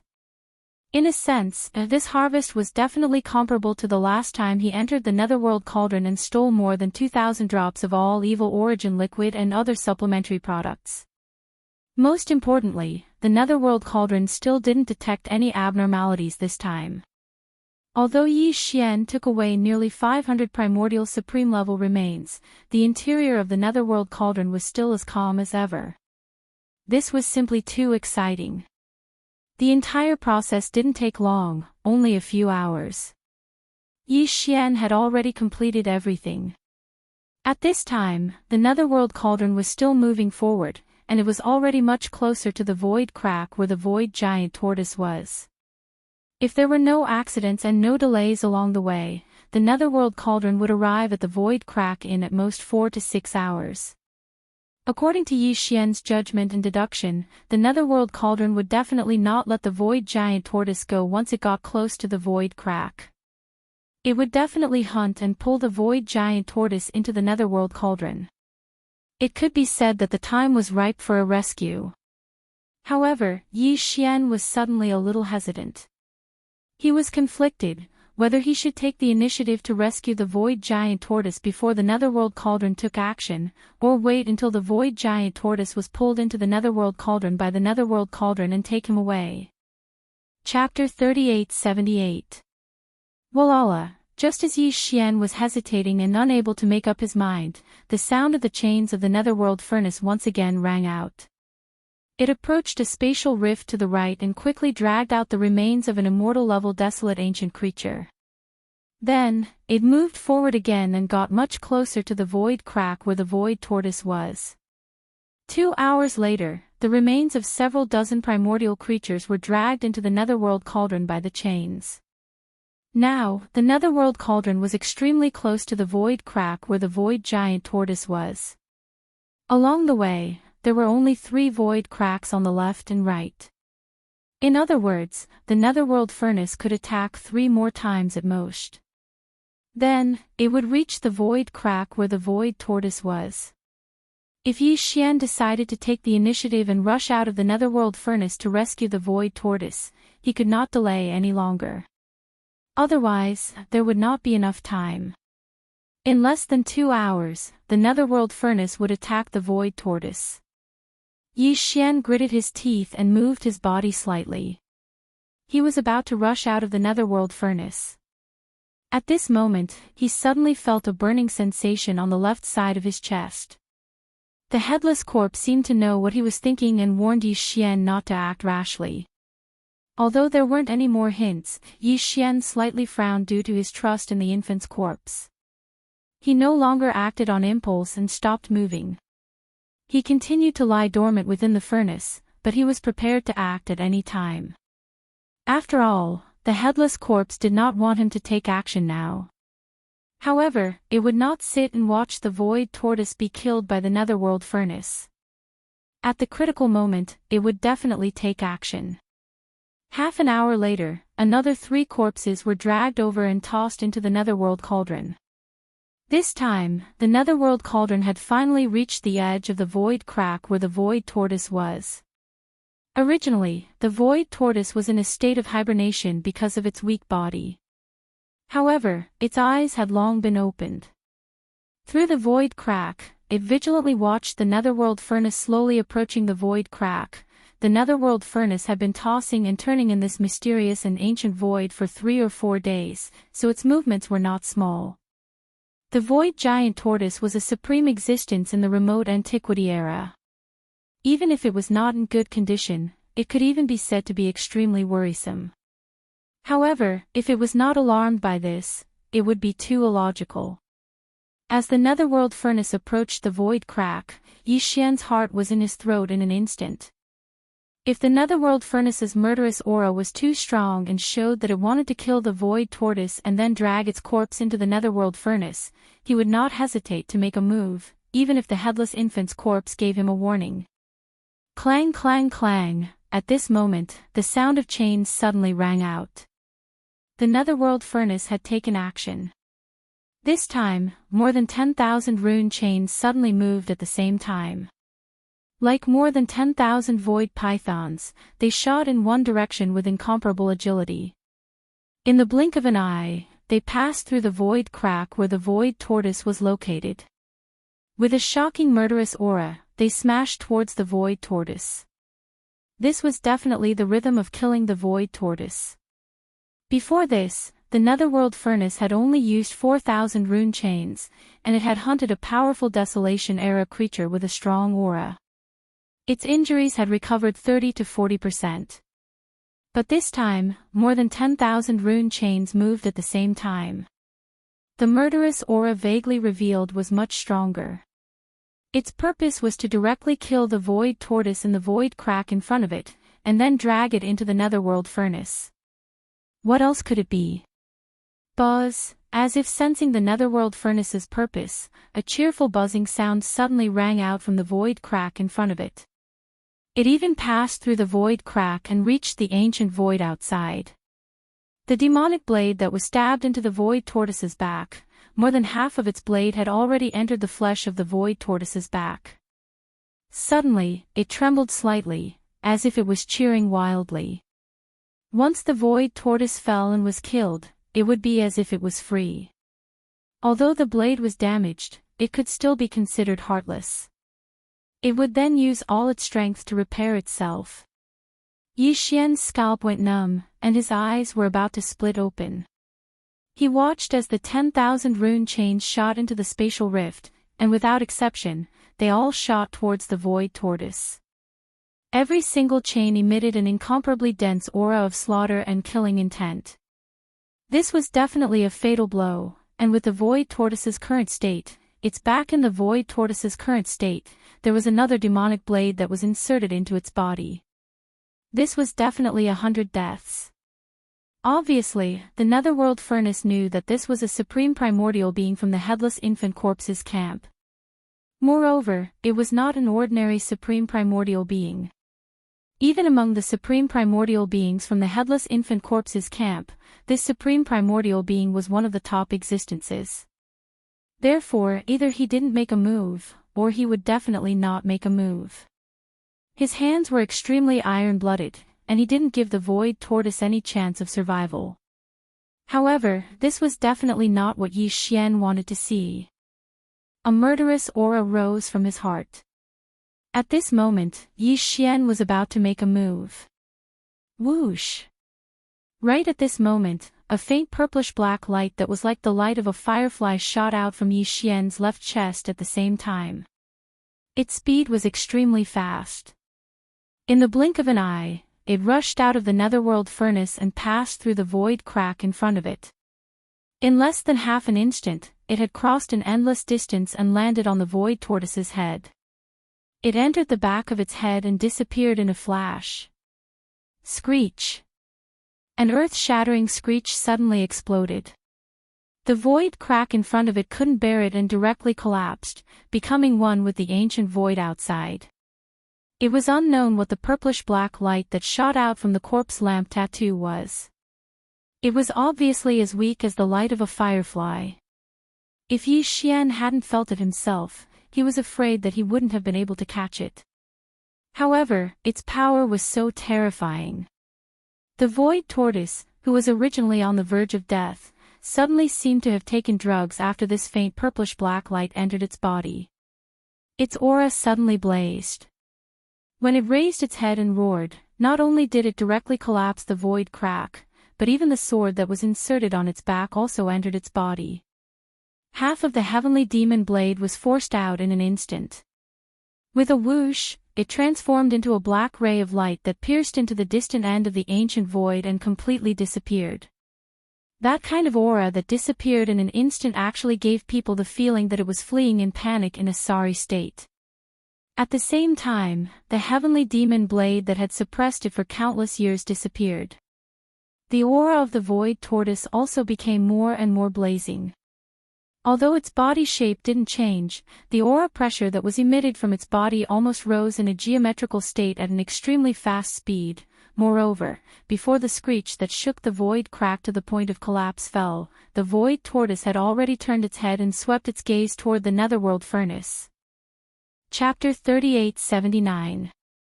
As the headless infant corpse made its move, the situation was reversed almost instantly. The void tortoise was originally in a situation of certain death, but all of this changed in an instant. All of this made Yi Xian aghast. He had long known that the headless infant corpse was in existence on the same level as the heavenly Tao's green eye. He had even guessed the true origin and background of the headless infant corpse. But even so, Yi Xian still didn't expect that the headless infant corpse could be so powerful. Just a wisp of weak purplish-black light, like a firefly's glow, shot out from the corpse lamp tattoo, was able to make the severely injured Supreme Primordial Lord, who was on the verge of death, instantly release a powerful battle strength. At this moment, Yi Xian's face was full of shock. His mind was full of question marks. He didn't understand what the weak purplish-black light was. But regarding this, he obviously couldn't get an answer immediately. In fact, the current situation didn't even allow him to dwell on this matter too much. Because when the void tortoise turned its head to look, its gaze seemed to ignore the distance in the void and the obstruction of the power of the netherworld furnace. It actually strangely met Yi Xian's gaze. Yes, although they were separated by the void, although one side was outside the netherworld furnace, and the other side was inside the netherworld furnace, and even Yi Xian was still under the protection of the headless infant corpse's power. His aura had been perfectly concealed, but at this moment, Yi Xian had an incomparably clear understanding. His gaze, at this moment, the void tortoise had definitely seen him. This, perhaps, was because of the mysterious purplish-black light that shot out from the corpse lamp tattoo and entered the void tortoise's body. But whether this was true or not, it was no longer important to Yi Xian. The most important thing was that this time, they looked at each other from afar. It was so short that they only looked at each other for a single breath. Yi Xian's gains were so great that his mind couldn't help but tremble. Not because of fear, but because of excitement. With just a single glance, Yi Xian's mind seemed to be filled with boundless tempestuous waves. In an instant, it exploded, and endless obscure information appeared out of thin air. In the end, all of this obscure information gathered together in an instant, fusing into an ancient tortoise shell that entered Yi Xian's sea of consciousness and floated above it. This tortoise shell represented the complete inheritance of the void tortoise bloodline. At this point, there were a total of 9 objects suspended above Yi Xian's sea of consciousness.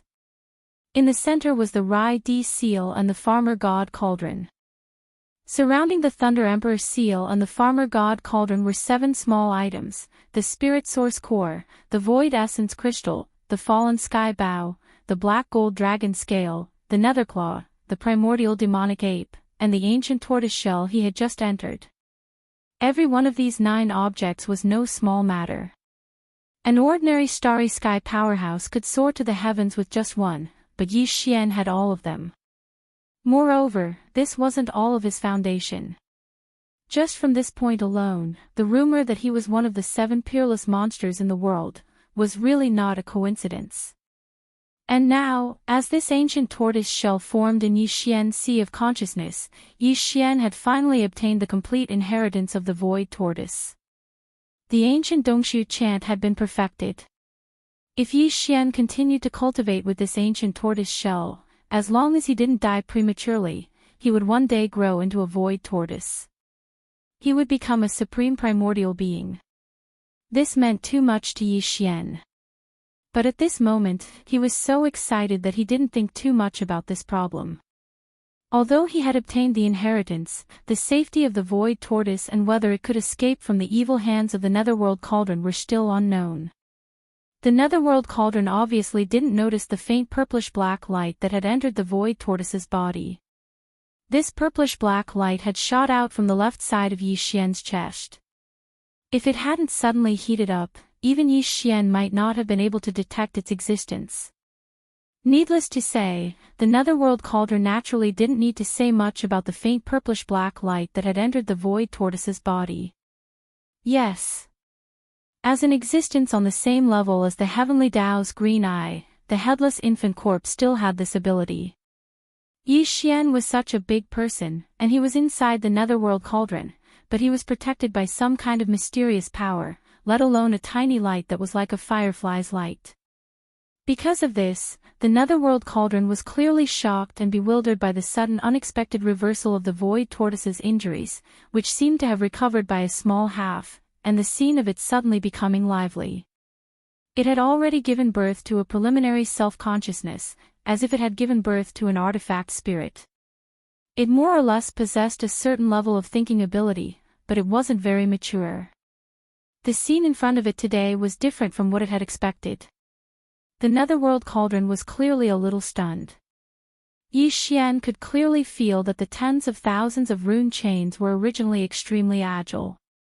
His nimble and swift movements suddenly came to a complete halt. Walala, but soon after, the strange sound of the chains rang out again. In the end, the netherworld cauldron still didn't stop. The tens of thousands of rune chains were still there, like countless giant pythons in the starry sky, smashing towards the void tortoise. Screech, the giant tortoise roared, and a terrifying aura surged out from its body. Without any fear, it directly met the tens of thousands of rune chains that were smashing towards it. The void tortoise was planning to fight head-on. It was already furious. Thinking about it, it made sense. After all, he was in existence at the level of the Supreme Primordial Lord. Moreover, among the many Supreme Primordial Lords in the Headless Infant Corpse's camp, he was one of the top existences. Although he didn't participate in that battle, there must be some secret and mission that was carried out in the dark. In the end, he was still seriously injured. He was entangled by the demonic blade of the extraterrestrial demon and stabbed into his back. Hundreds of millions of years had passed, and he had never recovered. In fact, his condition was getting worse and worse. And now, because of the secret help of the headless infant corpse, the void tortoise had broken free from the demonic blade that had been entangled for hundreds of millions of years. It had shaken it out of its body and retreated in fear. At this moment of excitement, there was actually a netherworld cauldron that rushed forward, wanting to hunt him down like prey. How could the cold arrogance of the void tortoise, the supreme primordial lord of the ancients, hold back this anger? A heaven-shaking battle was already in front of him. If nothing unexpected happened, it would arrive in an instant. Rumble, Kacha. It was also at this instant that a large expanse of black tribulation clouds suddenly appeared above this expanse of space without the slightest sign. As soon as the tribulation clouds appeared, a black bolt of lightning exploded out in that expanse of space, and the horizon seemed to be on the verge of being split apart as fine cracking sounds that caused one's scalp to go numb resounded. Yi Xian's heart suddenly jumped, and an extremely bad feeling suddenly emerged at this moment. Chapter 3880. The heavenly green eye was alarmed. Its consciousness had already locked onto this mysterious void and was about to descend. The situation was extremely critical at this moment. Once the heavenly green eye descended, not only was the void tortoise very likely to die, but it was only the supreme primordial lord after all. Moreover, its injuries had only recovered by 20 to 30%. It was too far from being able to withstand a blow from the heavenly green eye, even if the latter was still heavily injured. In addition, even Yi Xian and the headless infant corpse would be discovered. The headless infant corpse's mysterious protective ability could be hidden from the netherworld cauldron, but it definitely could not hide from the heavenly green eye. The two were originally existences of the same level. In the ancient war, each was the commander of the two opposing camps. In that war, the heavenly green eye's camp was very likely to be the winner. Even if it was a Pyrrhic victory, it was still a victory in the end. At least, the heavenly green eye was only heavily injured and hibernating.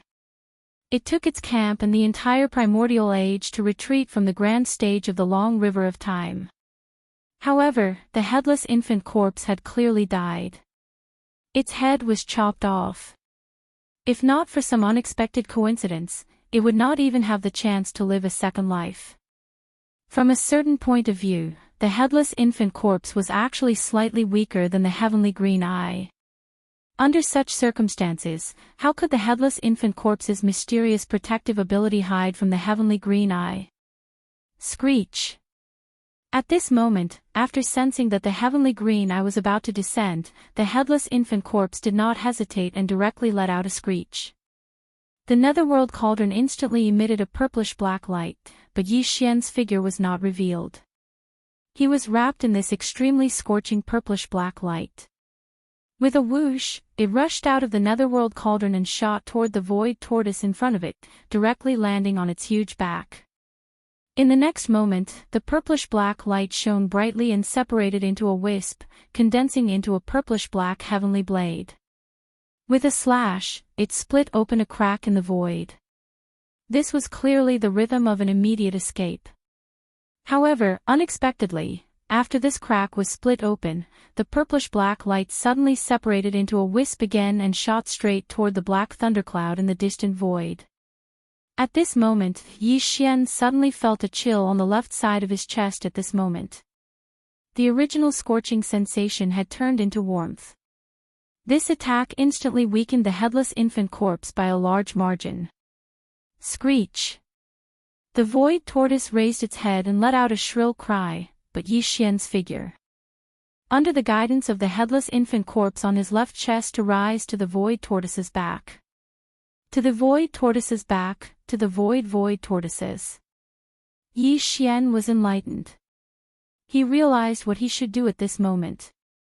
The headless infant corpse was left behind to help the void tortoise escape. Although the latter had the ability to tear through the void and escape, how could it escape the pursuit of the heavenly Dao's eye? However, the headless infant corpse was different. The void crack he tore through with a secret technique was extremely unique. After sending the void tortoise away, once the void was flattened, all traces would be erased. Even the heavenly Dao's eye of the same level would not be able to find any traces. Naturally, it was impossible to carry out the subsequent pursuit. Now, the void tortoise was safe. On the other hand, Yi Xian and the headless infant corpse were getting closer and closer to danger. The headless infant corpse might have the ability to fight with the heavenly Dao's eye that had yet to recover. However, if that was the case, Yi Xian would definitely be exposed. At that time, the heavenly Dao's eye might not be able to find the whereabouts of the headless infant corpse, but it would be too easy to find Yi Xian. No matter what, Yi Xian could not meet it. Otherwise, there would be no end of trouble. After all, the one that had met Yi Xian in the desolate ancient cage was only a consciousness clone of the heavenly Dao's eye. Its ability to deduce was limited. Although it had met Yi Xian, it could deduce more information. However, the true body of the heavenly Dao's eye was different. It was too dangerous to meet it face to face. Yi Xian would be forced into a passive position. Fortunately, Yi Xian had already made preparations to retreat at any time. He immediately ordered the devouring system in his body to use the planar-level interstellar coordinate jump ability. This was just a test because this ancient void was clearly not one of the three great planes. Instead, it was an extraterritorial void. Yi Xian had never activated the interstellar coordinate jump ability in the extraterritorial void of the three great planes. He did not know if it would succeed. Whoosh! Fortunately, the familiar sound of teleportation breaking through the air still appeared in the end. Half an instant before the space in the distance split open, Yi Xian's figure completely disappeared, along with the green light that protected him. Moreover, the way he disappeared was extremely strange. He did not leave a single trace. From this point of view, the devouring system's ability in this aspect was simply heaven-defying. Boom! Crack! The thunderous roar exploded again, followed by the crisp sound of lightning. A huge crack finally appeared in the void in the area densely covered by the black tribulation lightning. The black tribulation clouds automatically parted, and the crack appeared in the center of the tribulation clouds. A corner of a huge green eye appeared, and it was in the middle of the tribulation clouds. It opened. Whoosh! Right at this moment, before the headless infant corpse and Yi Xian left, the wisp of purplish-black light that shot towards the void also arrived. Its speed was extremely fast. It directly pierced into the void crack that had just appeared in the center of the tribulation clouds. With a loud bang, it pierced straight towards the opening of the heavenly Dao's eye. Screech! In the next moment, a vicious howl that shook the heavens and the earth resounded from within this spatial rift. The sky was on the verge of being split apart, and it revealed monstrous resentment and unwillingness that caused one's soul to leave its body. Then came the endless sound of explosions. The endless tribulation clouds on both sides of the crack exploded at the same time. Although the headless infant corpse's sneak attack was successful and the heavenly Dao's eye was hit, it was obviously not serious. However, it stopped him from descending this time. The void crack was slowly closing. And as these thunderous explosions raged, the entire vast and boundless ancient void seemed to be implicated in some way. A large number of void cracks collapsed. Originally, there was a stable connection to this ancient void, but at this moment, a large number of cracks had become blurred and were moving away. In the end, they disappeared. Obviously, this was one of the headless infant corpse's goals. It completely cut off the hundreds of thousands of cracks and the stable connection to this ancient void that had been discovered by the heavenly Dao's eye. Whoosh, whoosh. Chapter 3881. Hua. Walala, the sound of chains became louder and louder. This ancient void was originally extremely stable, and there were tens of millions of void cracks connected to it. But now, the headless infant corpse's final attack before it left had forced the heavenly Dao's green eye to retreat, caught off guard. The tremendous energy that erupted had destroyed at least 80% of the stable channels that connected the cracks in the void to this ancient void. The remaining ones were gradually becoming blurry. Obviously, this ancient void was no longer stable. At the very least, the millions of cracks in the void that were connected to it had disappeared without a trace. For the netherworld furnace, this was definitely an enormous loss.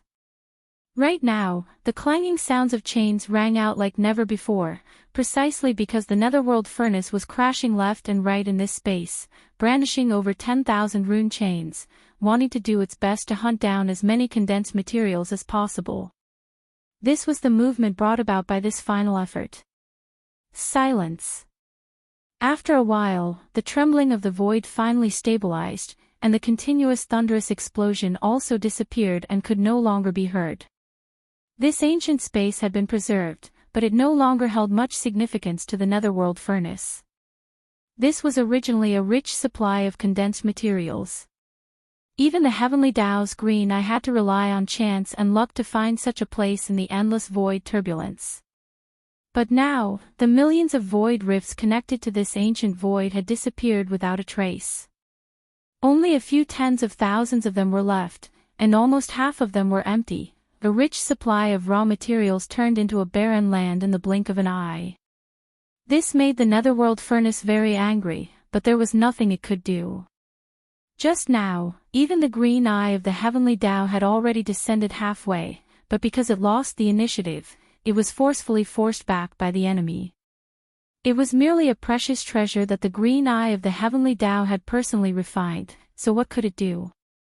In the end, the netherworld furnace left unwillingly, breaking through the void and returning to the source of all evil, Universe 3, in the territory of the Heavenly Wind Empire under the rule of the human race's science and technology faction's immortal dynasty. A battleship was slowly sailing alone in the void. This was a starry sky fortress with a diameter of 70,000 meters, but it was not a battleship, but a merchant ship. It was just that the surface of the battleship was slightly damaged, giving people the feeling that it had encountered space pirates, broken through the siege, and escaped alone. In the command cabin on the top floor of the small fortress, the atmosphere was a little strange. Although there were many figures in the huge command cabin, at this moment, they were all drinking wine lazily and eating the bloody meat of ferocious beasts. They did not look like merchants, but more like space pirates. Every one of them was full of hostility, and the auras in their bodies were extremely powerful. They were all in the cosmic realm. Like the existences in the universe realm, their auras were all filled with ruthlessness and bloodthirst. Only the figure in the center, like a gentleman, at this moment, he was sitting in front of a large table, slowly tasting wine, while holding a knife and fork, he was cutting a large piece of ferocious beast's meat on the plate. Although he was also eating the meat raw and looked quite horrifying, his movements couldn't have been more elegant, as if he were tasting the best beef. He gently cut off a small piece and put it into his mouth with a fork, chewing and swallowing it slowly. He nodded in satisfaction after he swallowed it, then took a sip of wine from a maid nearby and continued cutting the meat. The 1,000 figures in the top cabin were all very young. There were very few female cultivators, and most of them were strong men. Unlike the Cosmic Realm experts, the Cosmic Realm experts were all in the Cosmic Realm. The man who was leisurely drinking wine and tasting the bloody meat was exactly Tuoba Linfeng, the Zombie King. Judging from his aura at this moment, he had already reached the first level of the Star Lord state. Tuoba Linfeng had successfully made a breakthrough during the previous void hunt. He was already a Star Lord at the moment. Even the 1,000 or so zombie warriors under the Zombie King's command in the top cabin had improved a lot this time, but none of them had reached the Star Lord state, and they were still some distance away from that state. And now, thousands of Universe Realm and Universe Zombie generals, escorting Emperor Tuoba Linfeng, were still drifting aimlessly in the universe void of the Heavenly Wind Empire territory, patiently waiting for the next target to come knocking on their door. Crack. The wine glass in his hand was crushed in an instant, making a cracking sound. Tuoba Linfeng, who was enjoying the massage of the two beautiful female zombie warriors, had a huge change in expression at this moment. He suddenly stood up in shock, and directly threw the two beautiful female zombie warriors who were half lying on his body to the ground. Tuoba Linfeng didn't even look at them. He had already swept his eyes to the left, and his consciousness quickly extended to the end of the void on the left through the wall of the battleship. Just a moment ago, his celestial demon body suddenly reacted, and a strong feeling of flesh and blood appeared out of thin air from the end of the void on the right. Otherwise, why would Tuoba Linfeng, who had already become a zombie king and a Star Lord, be so shocked? Whoosh! As soon as the exclamation sounded, Tuoba Linfeng had already leaped away. His original physical body turned into an illusory existence in an instant. It wasn't a soul, nor was it an energy body, nor was it a consciousness body. It was the celestial demon body from the outer space. As the celestial demon body was activated, Tuoba Linfeng passed through the wall of the zombie fortress like a ghost and shot toward the end of the void on the right.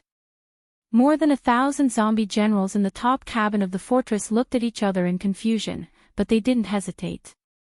They immediately got up, rushed out of the zombie fortress, and followed closely behind.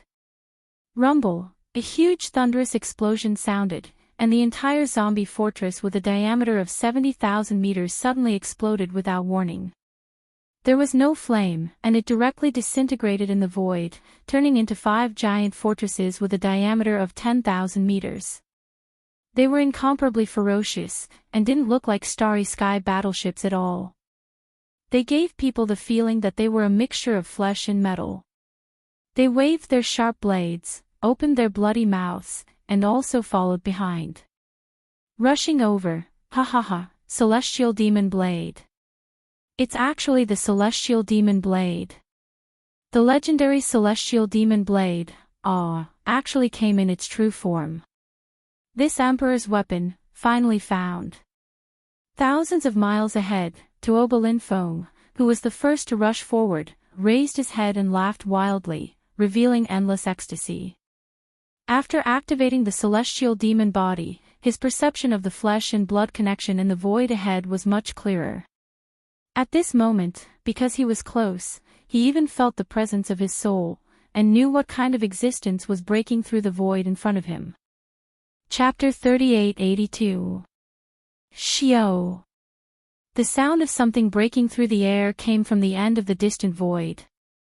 A black ray of light, displaying a shocking speed, was shooting towards this side. When it was about to reach him, there was an ear-piercing sound of something tearing through the air, and there was even a trembling sound that was clearly filled with joy.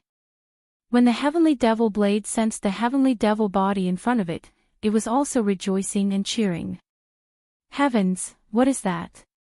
A battle blade, such a fierce demonic aura, this is definitely a supreme demonic blade, a great treasure. The rhythm of a great treasure appearing. Stop it immediately. While the demonic blade was shooting over, in the distant void about 20 million miles away from where Tuoba Linfeng was, a huge fortress with a diameter of 10,000 meters was sailing in the starry sky. This starry sky fortress belonged to an exploration team. In the universe, the most daring people besides interstellar pirates were interstellar explorers. In the face of treasures in the starry sky, almost all interstellar explorers were crazy, like hungry wolves with bloodshot eyes. Once they encountered something, they would not easily let it go, even if it was at risk of their lives, they would fight for it with all their might. The demonic blade shooting over had already attracted the attention of this interstellar exploration team. From within this 10,000-meter large fortress, there was a large amount of exclamations and cheers in an instant. Searching for treasures in the boundless starry sky, sometimes they would not have any harvest even after many years. In fact, even if they had any harvest, they would definitely not encounter a supreme treasure of this level. But today, a great treasure fell from the sky and actually found its way to them. Looking at the situation, this black demonic blade should have just been born in some region, and now it was still without an owner, shooting aimlessly in the void. The powerhouses of the interstellar exploration team were indescribably excited. They felt that they were too lucky. An unprecedented great creation fell from the sky like a pie. In the midst of the noisy cheers, the 10,000-meter large fortress changed its course at the first moment, slanting diagonally, wanting to intercept the path of this newly born supreme treasure blade, trapping it in the void, and then find a way to collect it. Of course, although they were inexplicably excited, they did not forget the necessary caution. The 10,000-meter fortress immediately activated the energy shield, and the entire surface of the huge ship was surrounded by a circle of yellowish-brown energy. Boom! After 2 breaths of time, the unmatched precious blade shot over. The 10,000-meter fortress trembled slightly. The ship cannons opened fire, shooting out an energy net cannon. This kind of energy net cannon was a patent for specially modified ship cannons. Normally, very few ordinary warships would be equipped with it. Its purpose and effect was to shoot out energy beams from the ship cannons and form a net of energy light to capture ferocious beasts and other prey in the void of space. And now, for the galactic exploration team, their prey was none other than the black demonic blade that was shooting toward them at extreme speed. The distance between the two parties was close to begin with, and the speed of the demonic blade was extremely fast. Therefore, as soon as the energy net shot out, it collided head-on with the demonic blade. Slash! An incomparably clear sound of tearing silk rang out. The energy net of the 10,000-meter fortress did not even last half an instant and was instantly cut open. However, the demonic blade's rapid speed was not obstructed in the slightest. Its speed was still the same as before, and it slashed toward the 10,000-meter fortress. Run! It's too sharp. What kind of murderous weapon is this? It's over. I was careless, rumble. Seeing this scene, the galactic explorers in the 10,000-meter fortress cried out in shock and wanted to escape. However, before they could finish their words, a huge explosion resounded through the void and continued to wreak havoc. This time, the heavenly demon blade that was shooting over at an extremely fast speed finally stopped. It did not continue forward, but it was not stopped by the 10,000-meter tall fortress. Instead, it stopped on its own accord. The 10,000-meter fortress had long been cut in half, but it did not explode. What was strange was that not a single starry sky expert had escaped from the 10,000-meter fortress that had been cut in half. Logically speaking, since the battleship had not exploded, even if the 10,000-meter fortress had been cut open, there should have been a large number of survivors. But in fact, this was not the case. Soon, the entire 10,000-meter fortress that had been cut in half gradually withered as if it had been decayed by time. Even the energy inside it and the starry sky experts were the same. Screech. A black light rushed out of the 10,000-meter fortress and let out a scream of joy. It was the demonic blade. After absorbing the metal essence of an entire 10,000-meter fortress and the flesh and blood essence of a large number of starry sky experts, the damage of the demonic blade had obviously been slightly repaired. However, the blade was still full of ferocious cracks. Obviously, it would take a long time for it to fully recover. Walala, with a sharp screech, the 10,000-meter fortress that had been cut in half completely disintegrated. It was not disintegrating in large chunks, but like a sand sculpture, it collapsed into dust and was blown away by the cosmic hurricane. The demonic blade was indeed worthy of being the supreme treasure of the extraterritorial demon world. A 10,000-meter fortress, along with all the energy inside and the flesh and blood of the starry sky experts, was completely absorbed by it. What was left was only complete dregs that were blown away by the wind and turned into ashes. This scene happened to be seen by the zombie emperor Tuoba Linfeng, who had just arrived and was now floating in the void not far away. It made his eyes burst with light and he was pleasantly surprised. Not only can it absorb the metal essence, but it can also absorb pure energy, and it can also absorb the flesh and blood essence and vitality. Sure enough, it is worthy of being the supreme treasure of the extraterritorial demon world. It is just like the demonic body that can change between any form at will. There is no taboo. Ha ha ha, raising his head and laughing, Tuoba Linfeng's eyes suddenly flashed with a sharp light. His figure flashed and he raised his hand to grab the black demonic blade. The demonic blade was originally 10,000 meters in size, but now it was extremely obedient. As Tuoba Linfeng raised his hand to grab it, the 1,000-meter-long blade shrunk by itself. In the blink of an eye, it turned into a ferocious demonic blade that was nearly 10 meters long and was held in Tuoba Linfeng's hand. Even though he had shrunk to a size close to 10 feet, he still exceeded the height of Tuoba Linfeng in his human form. Moreover, he was taller by a large margin. At this moment, his right hand was like holding a door. Although it was strange, it was incomparably domineering. Xiao! With a face full of ecstasy, Tuoba Linfeng held the demonic blade in his hand and slashed at the distant void. Rip! A clear sound of ripping silk was heard, and a 10,000-meter-long crack was easily cut open in the void. Chapter 3883. Aged Yellow Star. Gunghuang Planet was originally a lifeless planet without any life forms. It did not even have an atmosphere.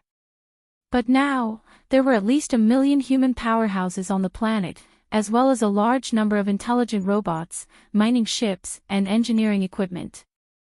This planet was not even named Aged Yellow Star before, it only got its name 100 years ago.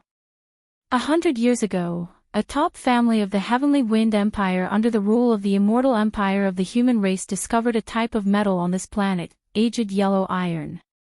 Then, together with the Heavenly Wind Empire, they began to excavate the minerals of this star, and 100 years passed. Today, the aged yellow iron resources on this aged yellow star were basically all mined, leaving only some poor ores, but they were still mining. After all, although the aged yellow iron was not a particularly precious metal, it was rarely found in the countless mineral stars in the universe. And to make the alloy of the battleship, it was a metal element that must be added. So, as long as there was a little bit of aged yellow iron left, the mining would not stop. However, the main force of the mining army had already evacuated, and now, there were only a large number of mining ships, engineering equipment, and intelligent mining robots left on the aged yellow star. There were only about 100,000 strong human warriors left. A somewhat dilapidated interstellar fortress appeared in the distant void of the aged yellow star, and it was quickly approaching. This was a mineral star, and it had already reached the late stage of mining, so it could be said that there was not much value in it. So, normally, no one would come here, even the space pirates were too lazy to pay attention to it. Because of this, the sudden arrival of this interstellar fortress immediately attracted the attention of the human warriors stationed on the mineral star. Of course, part of the reason was because this interstellar fortress looked very strange, not only because of its dilapidated appearance, but also because of the size of the ship. Ordinary interstellar fortresses were either 50,000 meters in diameter or 100,000 meters in diameter.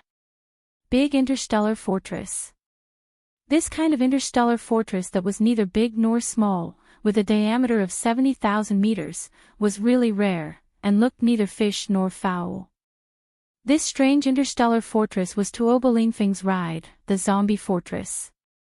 At this time, in the command cabin on the top floor of the zombie fortress, as the emperor of this zombie army, Tuoba Linfeng slowly stood up. For the sake of this emperor's supreme weapon, the hunt begins. With a faint smile, he gently raised the wine cup in his hand and drained it in one gulp. His eyes burst out with a blazing bloody light. Rumble, in the next moment, just as the starry sky fortress landed on the surface of the Gunghuang star, a huge thunderous explosion resounded. The entire 70,000-meter diameter starry sky fortress exploded without any warning, shocking everyone on the Ore star. But what truly shocked them was yet to come. Surprisingly, there was no fire in the strange fortress that had exploded.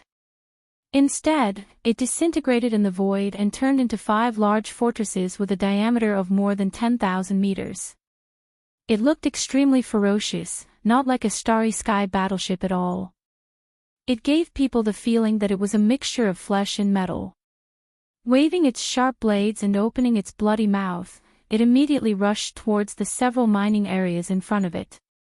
Moreover, as Shanghang's small fortress exploded, 5 ferocious monsters of flesh and metal appeared. At the same time, nearly 1,000 figures fell out of Shanghang's small fortress and appeared in the void. Although they were all human cultivators, they began to transform as soon as they appeared. Roar! A young human beauty with an extremely enchanting figure raised her head and roared. Her body instantly expanded and turned into a ferocious monster with a height of 10,000 meters. Her body was covered with tentacles, and some mucus was secreting from the small holes all over her body. Moreover, among the countless tentacles of this meat mountain, there were clearly invisible ripples spreading out. In an instant, it shrouded this void and more than 10 Shanghang's large and small fortresses. These invisible ripples were a unique biological frequency. Its function was to temporarily interrupt the communication in this corner of the void, so that the signal on the star network could no longer be transmitted. Immediately afterward, an extremely pleasant human female voice sounded from this disgusting meat mountain. "Boss, the control is successful. The aged yellow star has been isolated, and the signal on the star network can no longer be transmitted. We can start now." Roar! Screech! Just as he finished speaking, the nearly 1,000 figures in the surrounding space had already moved together. Shocking roars and ruthless howls rang out one after another as the nearly 1,000 figures all began to transform. Just like those powerhouses in the second universe's federation, they activated their bloodline and revealed their bloodline true body. After they transformed, the huge figures that appeared were not only strange, but they all exuded a strong evil aura. Some of them were even full of rotten flesh and blood, constantly squirming as if they wanted to devour everything. There was even a rotten bone dragon that was hundreds of meters in size. A large amount of flesh and blood remained on the huge dragon's body, but it was all rotten and exuded a disgusting aura. It was incomparably evil. All of this was too shocking. All the miners and powerhouses on the aged yellow star were already trembling with fear. At this time, they finally understood what was going on. In horror and despair, a series of exclamations sounded in an instant: zombies. Universe zombies. Screech. An earth-shattering roar sounded.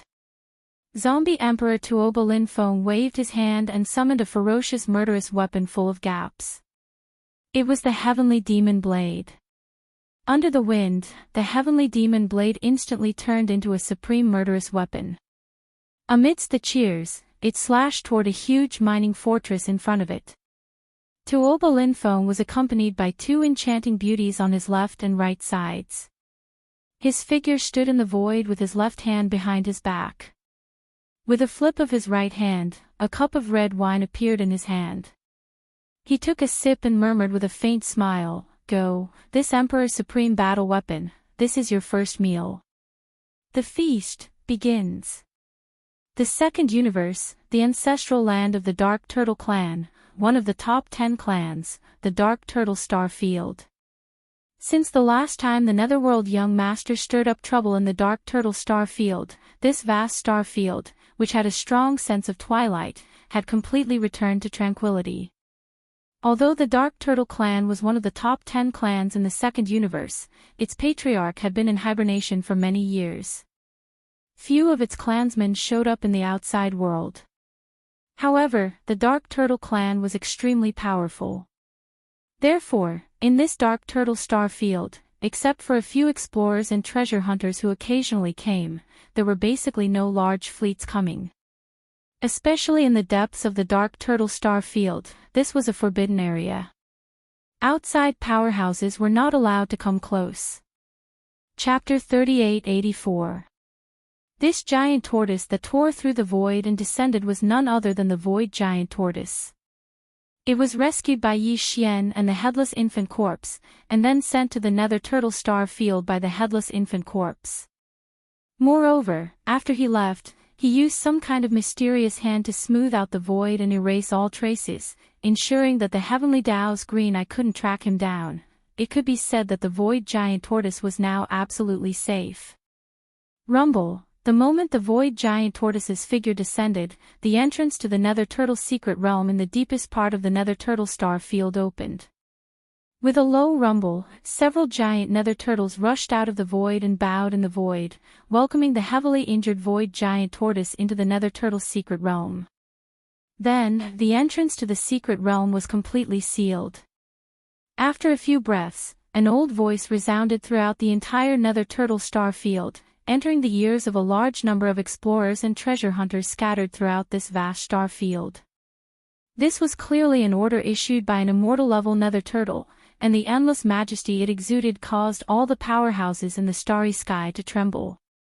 Within 10 days, all non-members of our race are to evacuate.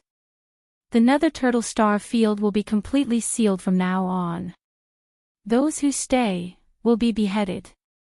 In the first universe, at the black hole of life not far from the demon star field. Whoosh! The sound of air breaking rang out, and Yi Xian's figure appeared. This interstellar coordinate jump was finally a success. The reason why the target of this interstellar coordinate jump was targeted at the black hole of life was partly because Yi Xian had not finished his business in the first universe. Also, the black hole of life was located in the first universe, just like the source of all evil star field. The ancient void where Yi Xian activated the interstellar coordinate jump ability was not in the 3 universes. Yi Xian was not sure if it was adjacent to the second and third universes. When the netherworld furnace tore through the void and entered that ancient void, it went from the source of all evil star field in the first universe. If there were no accidents, that ancient void should at least be adjacent to the source of all evil star field in the first universe. Therefore, the interstellar coordinate jump ability this time was a success. Only then would the probability be maximized. Fortunately, nothing unexpected happened. Otherwise, it would be a headache to find the void path to return to the three universes in the chaotic void turbulence. How many fleets that left the three universes to explore the unknown void of the universe left forever and never returned? It was like being exiled forever. Letting out a light breath, Yi Xian turned his head to look around. After confirming that the interstellar coordinate jump this time had been a success and that he was currently in the familiar black hole of life, his heart, which had been hanging in his throat, finally completely returned to his chest. Yi Xian was the nether turtle star field, of the headless infant corpse, once again, of course. Of Yi, not. It was very important. Although Yi Xian didn't know where the void tortoise was sent to buy the headless infant corpse because it was the headless infant corpse that tore open the void fissure, the headless infant corpse must know. It must be an absolutely safe place for the void tortoise to recover from its injuries in peace. When it was born, a supreme primordial lord at his peak would be Yi Xian's greatest support, apart from the headless infant corpse. The only thing he felt was a pity was that he didn't have time to send some all-evil origin liquid to the void tortoise. Yi Xian still had a little over 2,000 drops. If the void tortoise needed it, he could give it all to it. However, he was in too much of a hurry. He didn't have the chance. Although he had a great harvest this time, the headless infant corpse must have used up a lot of energy after so many attacks. First, he sent out a wisp of weak violet-black light that was like the glow of a firefly, and it entered the void tortoise's body. Even though it seemed inconspicuous, that wisp of violet-black light was definitely extraordinary. How could it be ordinary since it was able to instantly revive the void tortoise that was on the verge of death?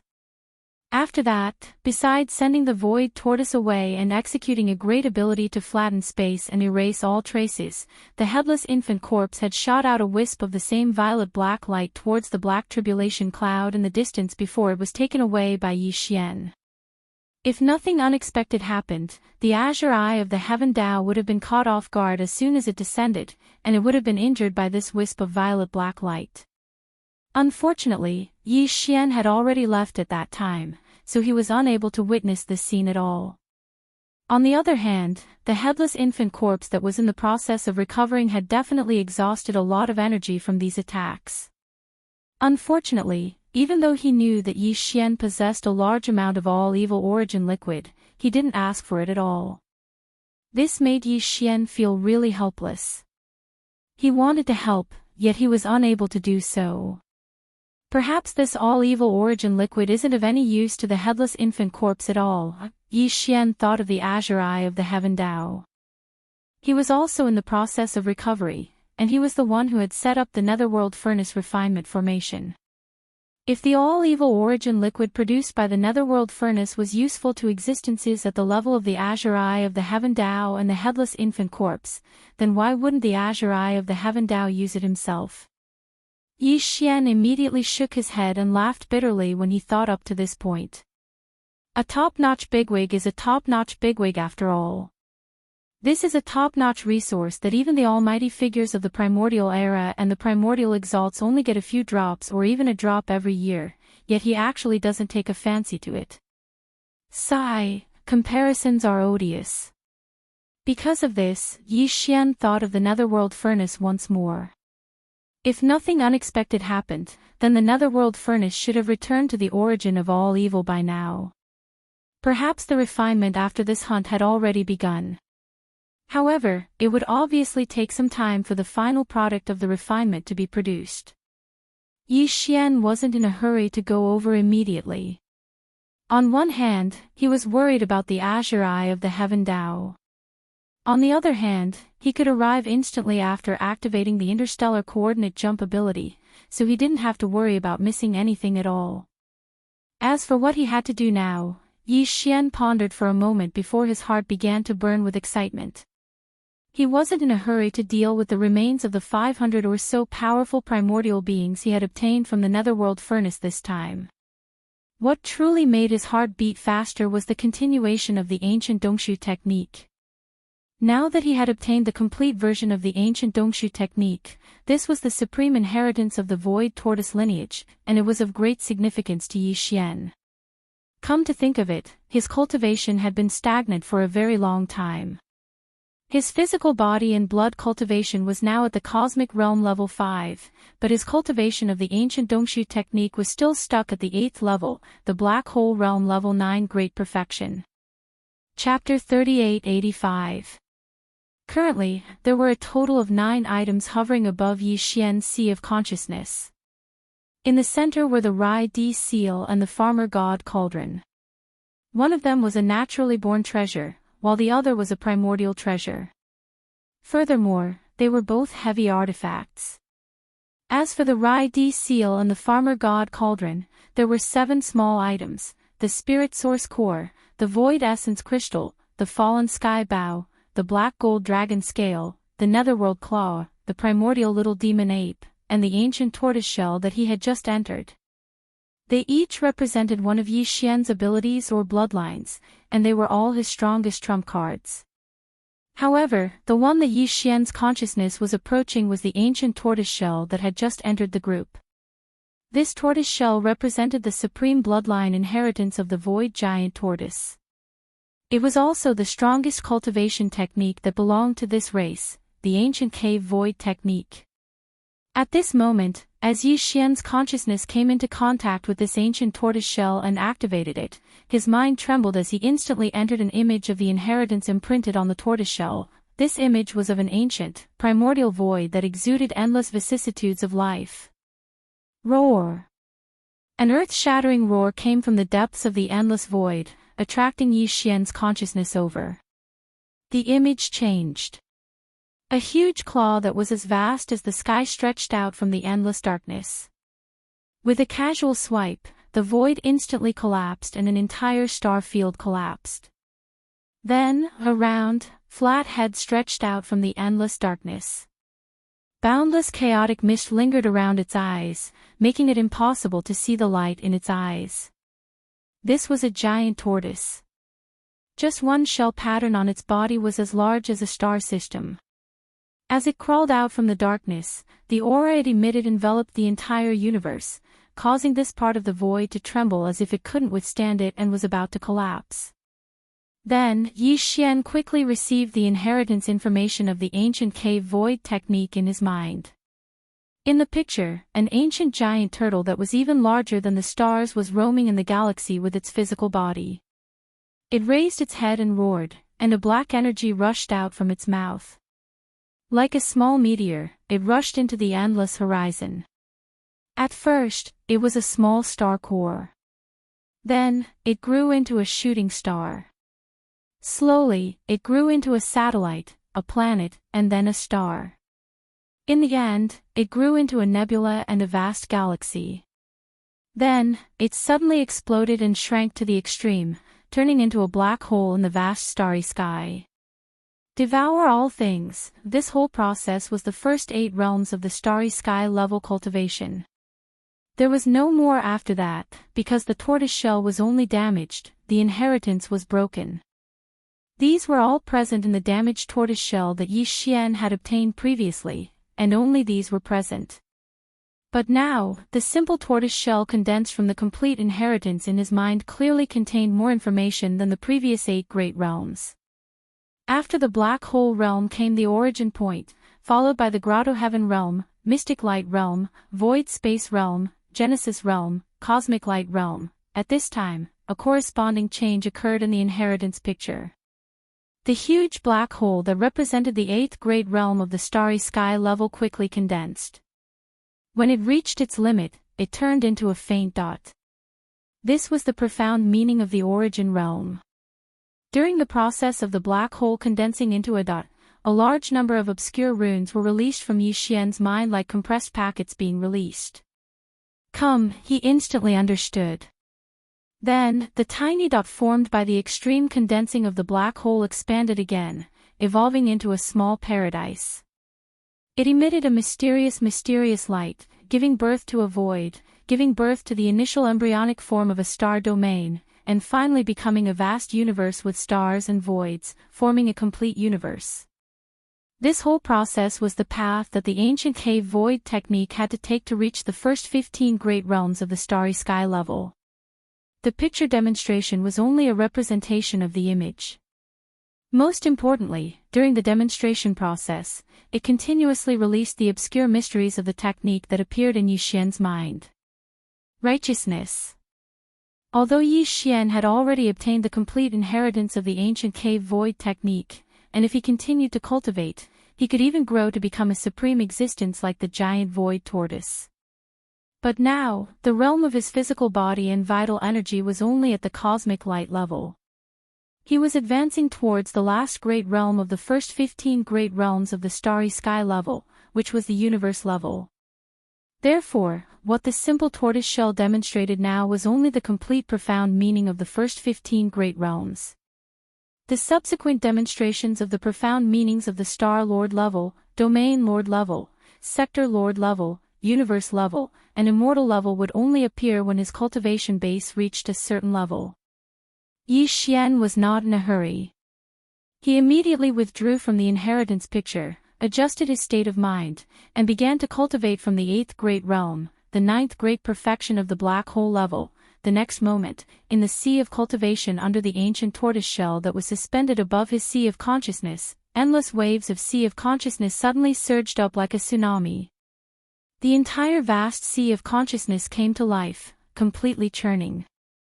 In the center, an incomparably huge giant void tortoise slowly emerged from the depths of the sea of consciousness. Every tortoise shell on the tortoise's back was branded with countless mysterious runes.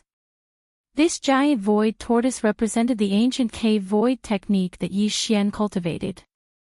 Because this ancient technique was the highest bloodline inheritance of the ancient cave void tortoise clan, Yi Xian obtained the complete technique at this moment and began to cultivate it. In the vast sea of consciousness in his sea of consciousness, the phantom of this supreme giant tortoise appeared. Yi Xian's fleshly body and vital energy had already reached the 5th level of the cosmic realm. Now that he had obtained a complete set of the ancient Dongshu technique and fully understood the mysteries of the first 15 great realms, his cultivation speed was naturally incomparably fast. It was as if he was recovering, as if he was pouring water into a pool that had been built long ago. Along with the consumption of a large amount of cultivation resources, his cultivation level in the ancient cave void technique instantly soared like a rocket. The entire process lasted for about a day. When Yi Xian opened his eyes again, a familiar system notification instantly sounded in his mind. Ding! Congratulations, host, the ancient cave void technique has broken through. Current realm, cosmic light level 6. Ding! Congratulations, host, the ancient cave void technique has broken through. Current realm, cosmic light level 7. This was not the end, because along with the rapid improvement of his cultivation, it also caused the vital energy in his body to surge again. Thus, an almost identical system notification sounded in his mind again. Ding! Congratulations, host, the ancient cave void technique has broken through. Current realm, cosmic light level 6. Ding! Congratulations, host, the ancient cave void technique has broken through. Current realm, cosmic light level 7. Ancient cave void technique, cosmic light level 7. Chapter 3886. At this moment, the cultivation of his cultivation and the power of his flesh and blood were finally synchronized, causing Yi Xian to feel an unprecedented feeling of his spirit and flesh finally reaching perfection. It was incomparably comfortable. After taking a long breath, Yi Xian stood up and roared, true form of the demonic ape. His bloodline was activated in less than a second, and the true form of the demonic ape with 3 heads and 6 arms was revealed. His original body had soared from the cosmic level 7 to the cosmos realm. 8th cosmos realm. If Yi Xian were to use the first 3 transformations of the devil ape again while activating the true body of the devil ape, his true body would be 30,000 meters tall, and his cultivation would increase by 3 small levels. At that time, he would be at the 2nd level of the Star Lord state. He was still in the beginning phase of the Star Lord state, but it was completely different from the 1st level. After all, it would take a long time for the experts of the Star state to make a breakthrough, even if it was just a minor advancement. Yi Xian, on the other hand, had only been able to reach the 1st level of the Star Lord state after using all his skills. However, he had already reached the 2nd level of the Star Lord state in less than a month after using all his bloodline skills. Any Star Lord would have been envious if they had heard of it. Yi Xian had already verified that every transformation of the 9 transformations of the demonic ape could instantly increase one's overall cultivation by a small level. There was no suspense at all. Therefore, he didn't perform the first 3 transformations of the demonic ape, because he had something else on his mind. It was the 500 corpses of the primordial creatures that he had stolen from the netherworld cauldron. His harvest was truly astonishing. He had obtained 13 corpses of lords of the primordial era, more than 200 corpses of the primordial creatures, and more than 200 corpses of the primordial creatures that were below the primordial era. In total, there were almost 500 corpses of the primordial creatures that were above the immortal level.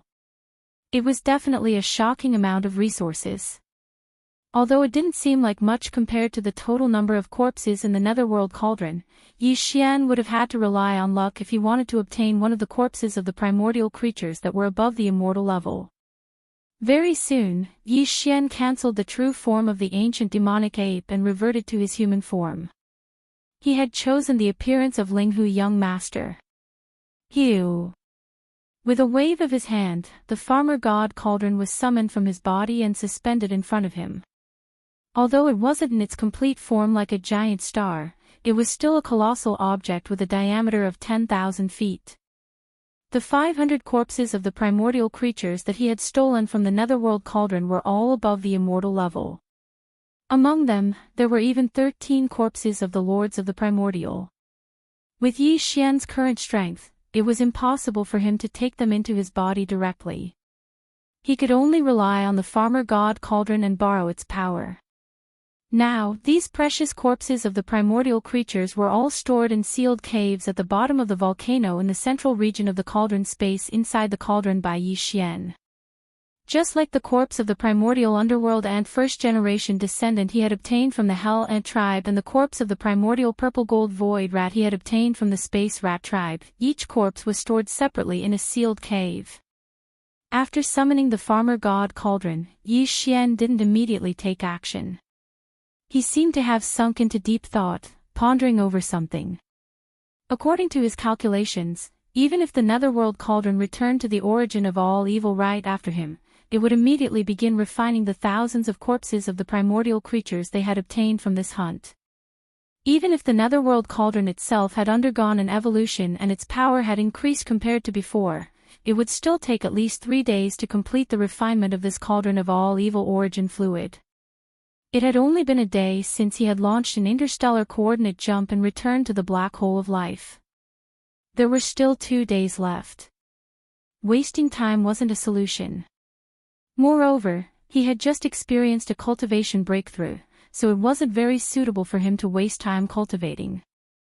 Therefore, Yi Xian summoned the farmer god cauldron with a wave of his hand. His goal was to use the farmer god cauldron to refine the flesh medicine and waste these 2 days. Currently, Yi Xian's cultivation had reached cosmic light level 7. With another 2 minor breakthroughs, he would reach cosmic light level 9 perfection. At that time, he would need to use the final level 15 fluid. Once he used up the level 15 fluid, he would reach cosmic light level 9 perfection. If he still couldn't refine the level 16 fluid, then his cultivation in terms of flesh and blood would remain stagnant. Although he could continue cultivating the ancient Dongshu mantra to the end, he wouldn't have any problems with the lack of cultivation until he became a primordial sovereign like the giant void tortoise. However, now that his cultivation had finally synchronized with his physical body, Yi Xian didn't want to leave either one behind. It would be like walking on one leg. How could it compare to running on two legs? In short, the refinement of the level 16 fluid was imminent. It was also because of this that Yi Xian shifted his focus to this aspect whenever he had free time. However, such concentration did indeed give him a lot of benefits. During this period of time, Yi Xian had used the computing power of the devouring system in his body to frequently deduce. Now, he had some understanding of how to use the power of the Shenong cauldron to refine the flesh and blood medicine with the four-colored flames. In these 2 days, he planned to go from the theoretical level to the practical level. He would choose 1 or 2 corpses from the large number of primordial creatures' corpses he obtained from the netherworld cauldron to refine his hand. In any case, he had plenty of such corpses now. It wouldn't be a pity even if he wasted them. As long as he could improve every time he failed, it would be fine, even if the improvement was minimal. There are only 13 corpses of primordial sovereigns. They are too precious. Even if I want to try, I'll have to wait until later. However, if the raw material is too poor, I'm afraid the effect won't be very clear. So, I'll try using a primordial mighty figure's corpses. After pondering for a while, Yi Xian made up his mind. In an instant, a primordial mighty figure's corpses were taken out from the isolated cave at the bottom of the volcano in the central region. They appeared in the belly of the farmer god cauldron. It was the primordial silver dragon. Screech. Chapter 3887. Protecting the calf. What kind of situation was this?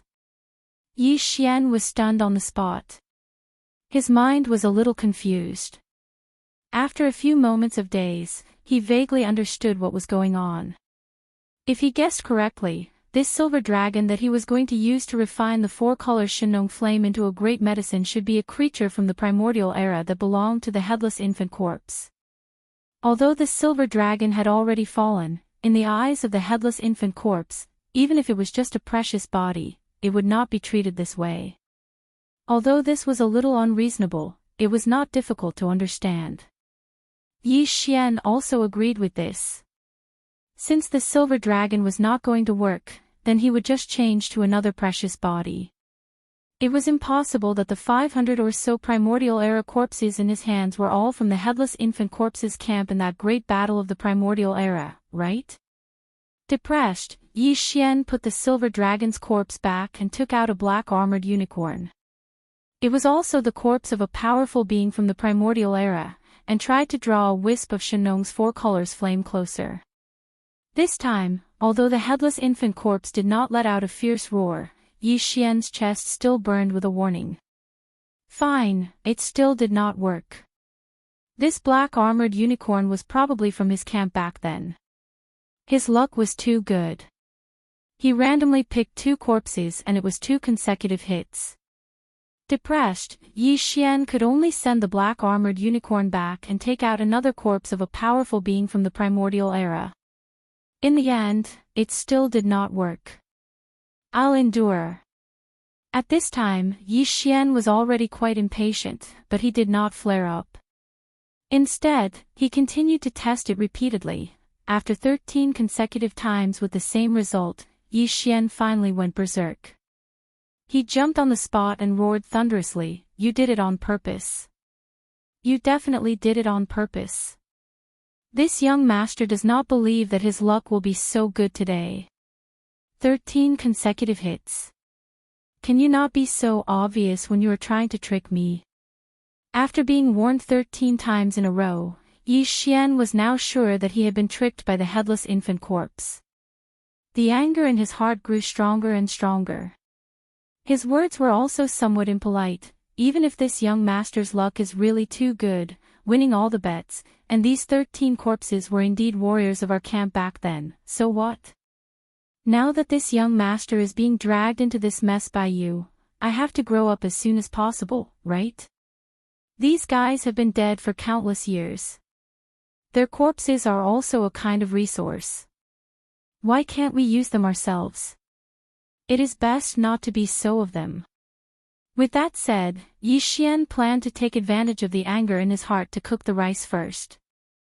This kind of thing might be a knot in the headless infant corpse's heart, just like the little girl's thing. She would be hesitant about it for the first time, but after the first time, she would not care about it anymore. With that in mind, Yi Xian did not even bother with the primordial era experts this time. He directly pulled out one of the 13 primordial era corpses and appeared in the center of the volcano in the central region of the space inside the cauldron. He was ready to draw out a wisp of Shenong's four-colored flames to start the refinement of the flesh and blood medicine. Screech. At this moment, Yi Xian's left chest suddenly became hot again, and there was also a sudden screech that was not very loud, but still carried a strong sense of warning and protectiveness. F***CK. You are still in the mood, aren't you? This young master doesn't believe that today's matter is not negotiable. If you have the ability, then do it with this young master. Yi Xian was furious. After being repeatedly warned by the headless infant corpse, he was really angry. This time, he was determined to consume the primordial era corpses that he had just pulled out, even if it meant falling out with the headless infant corpse. It would be best if he could force the headless infant corpse to leave. In this way, he would remove a knot in his heart. At least, he would not have to worry about being dragged into the final battle between him and the Eye of Heaven in the future. As if sensing Yi Xian's determination, the headless infant corpse, after letting out a screech, immediately fell into silence. Even the burning sensation that came from the left side of Yi Xian's chest disappeared. Just when Yi Xian thought that the headless infant corpse had made a concession due to his tough attitude, there was a sudden buzzing sound in his mind at this moment. At this moment, Yi Xian really felt a little panicked. He thought that the headless infant corpse was going to attack him in anger, but he soon realized that he had misunderstood. The buzzing sound in his mind was because a piece of information had been transmitted to him. This was obviously the headless infant corpse's doing. It was using this method to communicate with Yi Xian, and roughly explain the reason why it had stopped Yi Xian from using the primordial era corpses. This piece of information had images and some obscure runes that Yi Xian didn't recognize. However, the strange thing was that as soon as his divine sense came into contact with these runes, he immediately understood the meaning of each rune. These runes were obviously a higher level of expression. Yi Xian had never even heard of their existence before. Through this information and images, Yi Xian finally understood why the headless infant corpse had stopped him. The images contained in the information were all related to the Tower of Ancients' inheritance. Yi Xian recognized them at a glance. After all, he had already refined this tower. It was just that now it had been transferred to the treasured body of devouring. The headless infant corpse had stopped Yi Xian from using the corpses of the primordial era mighty figures and primordial era supreme figures because through the Tower of Ancients' inheritance, there was a possibility that the primordial era supreme figures and above could live a second life. Of course, this was only limited to the primordial era supreme figures and primordial era supreme figures. Even the quasi-primordial era supreme figures did not have this opportunity, not to mention the universe-level and immortal-level creatures of the primordial era. The reason was very simple. If the Farmer God Cauldron and the Netherworld Cauldron were both top-notch treasures even during the Untainted Era, then the Tower of Desolation was even more awesome. The Netherworld Stove was personally refined by the Green Eye of the Heavenly Way, while the Shenong Cauldron was refined by a primordial era supreme figure on the headless infant corpse's side. But after all, they were both acquired objects. The Tower of Ancients' inheritance was a congenital treasure. Although they were both primordial era supreme treasures, the difference between acquired and congenital was like the difference between heaven and earth. There was no comparison at all. Back then, when the war was in full swing, the Tower of the Ancients appeared out of nowhere and hovered above the void battleground of the Battle of the Ancients.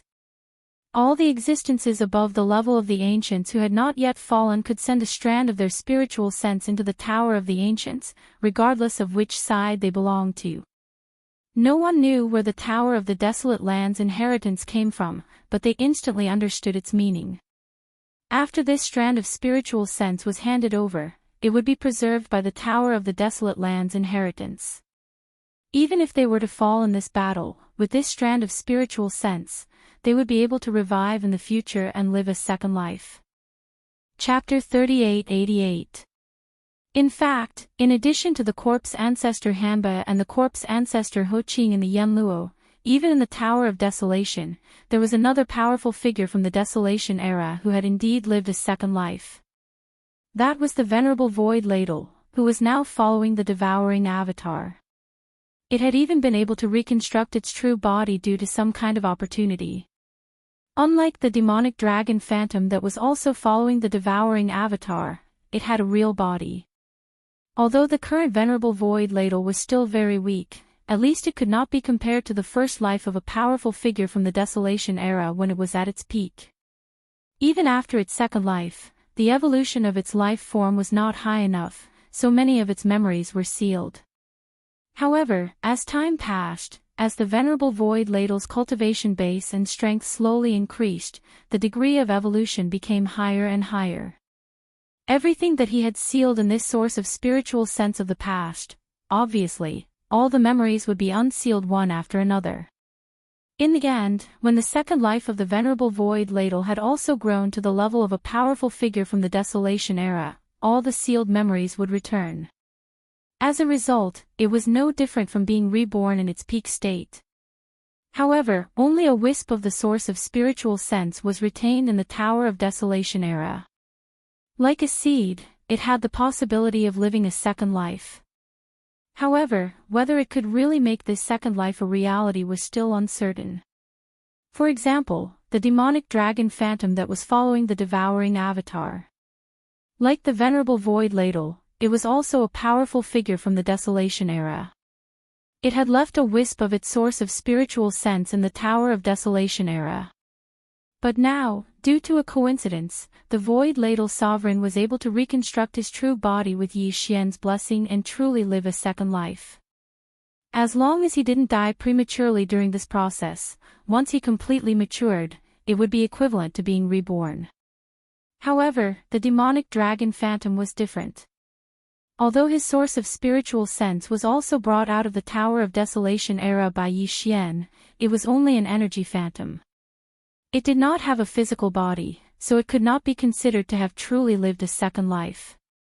This was because the energy of this demonic dragon phantom would be consumed.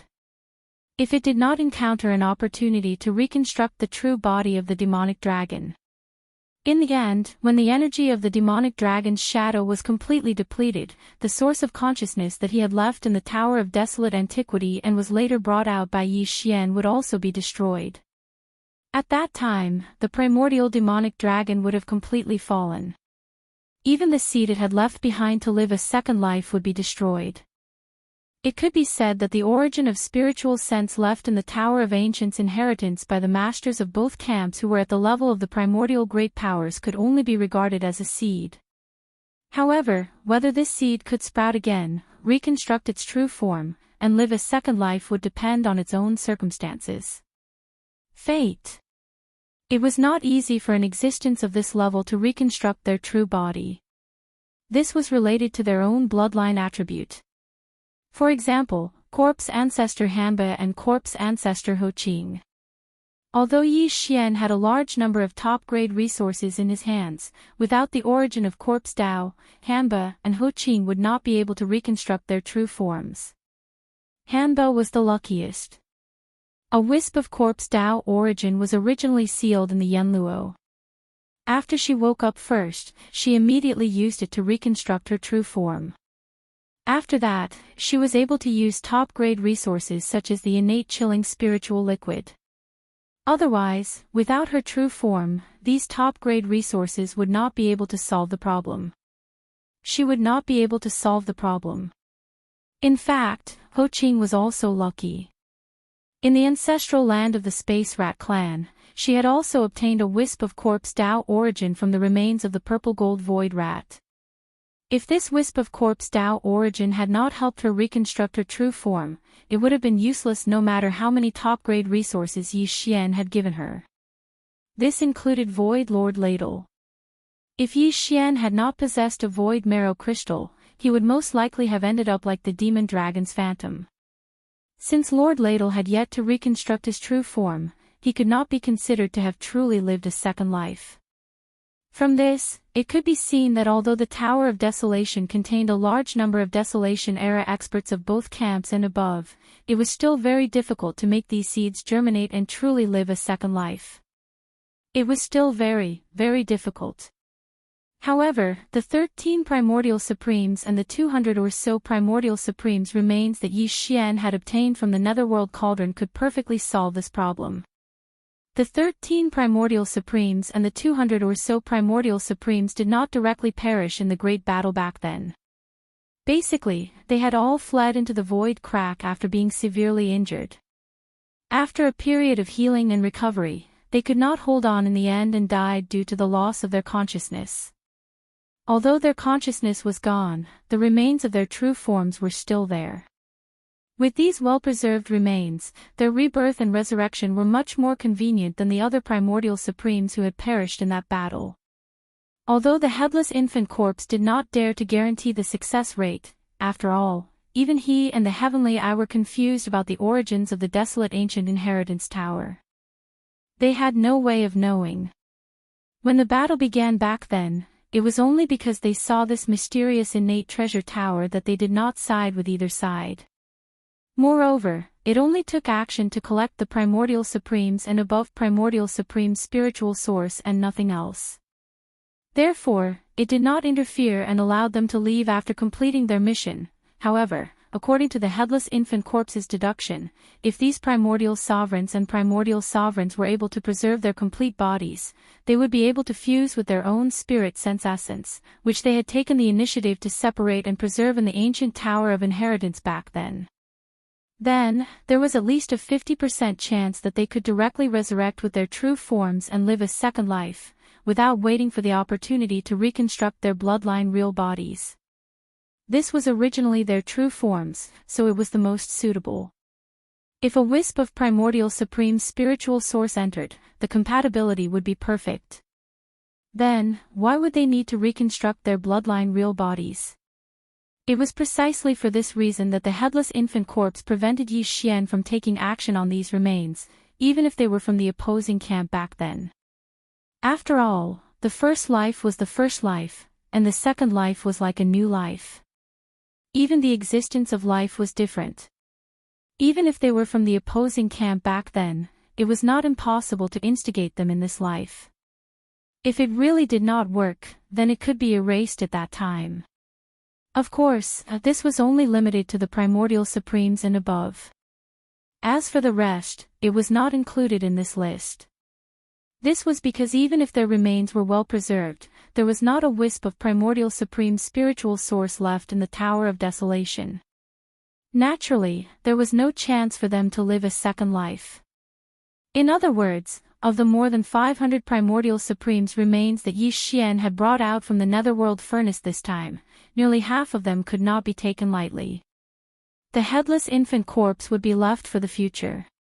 He would send them into the Tower of Desolation to see if he could use their own wisp of primordial supreme spiritual source left in the tower. Then, he would resurrect them and let them live a second life. As for the other half of the remains that were below the primordial supreme's level, Yi Xian could do whatever he wanted. Chapter 3889. Yi Xian fell into deep thought after he figured out the reason why the infant corpse had stopped him from taking the 13 Supreme Primordial Masters and the 200 Supreme Primordial Masters remains. In any case, he could not touch the remains he had just obtained from the Dark Cauldron. At that time, there were a large number of powerful Primordial Masters remains in the Dark Cauldron. Yi Xian took advantage of the situation and kept the remains. Naturally, he chose the ones that were basically intact.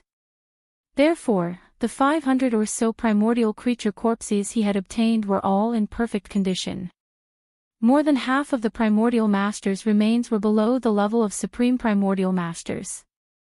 He could do whatever he wanted with them. After all, there was no possibility for them to live a second life. However, as for the 13 Supreme Primordial Masters and the 200 Supreme Primordial Masters' remains, when Yi Xian met with his devouring doppelganger, he had to send them all into the Tower of Ancients' inheritance. He wanted to see if he could use the origin of spiritual sense left in the Tower of Ancients' inheritance to revive a few of the Primordial Masters. Even if the probability of success was low, as long as a few of the Supreme Primordial Masters and Supreme Primordial Masters could be revived and live a second life, the harvest would be very impressive. After all, it was not like the Void Ladle Master, who was revived by rebuilding his bloodline real body. Instead, it was directly revived with their original body. Presumably, if it was successful, even if their cultivation could not reach their peak, they would not be too weak. As for the issue of camp, Yi Xian agreed with the Headless Infant Corpse's statement. The battle of the Primordial Masters only represented the standpoint of their previous lives. But now that they had lived a second life, the existence of their lives had changed. What was so difficult about changing their standpoint? If he did encounter some stubborn existences, he could just kill them. With the Headless Corpse, it was not difficult to kill a primordial Grand Cultivator or Supreme Master of the Ancients who had just been resurrected. It could be said that this was definitely a piece of good news. In an instant, it solved the problem of the future high-end battle force on Yi Xian's side. The Tower of Desolation was a terrifyingly powerful trump card. Through it, even the Supreme Beings of the Desolation Era and the Supreme Beings of the Desolation Era could be revived. There was even the possibility of a second life. Just thinking about it was unbelievable. But this was not what made Yi Xian the happiest. More importantly, through the information that the Headless Infant Corpse revealed to him, Yi Xian also understood an even more important point. It was actually related to the Netherworld Furnace. Before this, Yi Xian had planned to head to the source of all evil star domain again in 2 days to obtain the all-evil origin liquid that the Netherworld Furnace had condensed from the remains of the primordial beings they had hunted this time. The Headless Infant Corpse was currently parasitizing Yi Xian's body, so it was obviously able to sense his thoughts. Because of this, taking advantage of the opportunity to explain the matters related to the ancient desolate inheritance tower to him, the Headless Infant Corpse also suggested to Yi Xian, telling him that he absolutely shouldn't enter the source of all evil this time. On the one hand, because of the previous precedent, whether it was the Netherworld Furnace or the Eye of the Heavenly Way, it was very likely that they were on guard. Even the sudden advance of the unplanned condensation this time could be a trap. With the Headless Infant Corpse, although it could protect Yi Xian, it would definitely be exposed. It was fine if the Headless Infant Corpse was exposed, but once Yi Xian was exposed, all kinds of revenge attacks would come one after another like a tide, causing him to completely collapse. With the Eye of the Heavenly Ways methods, it could easily find out all the forces related to Yi Xian. When the time came, they would all become targets for destruction, including the demon race and Triumph City. The price was too heavy.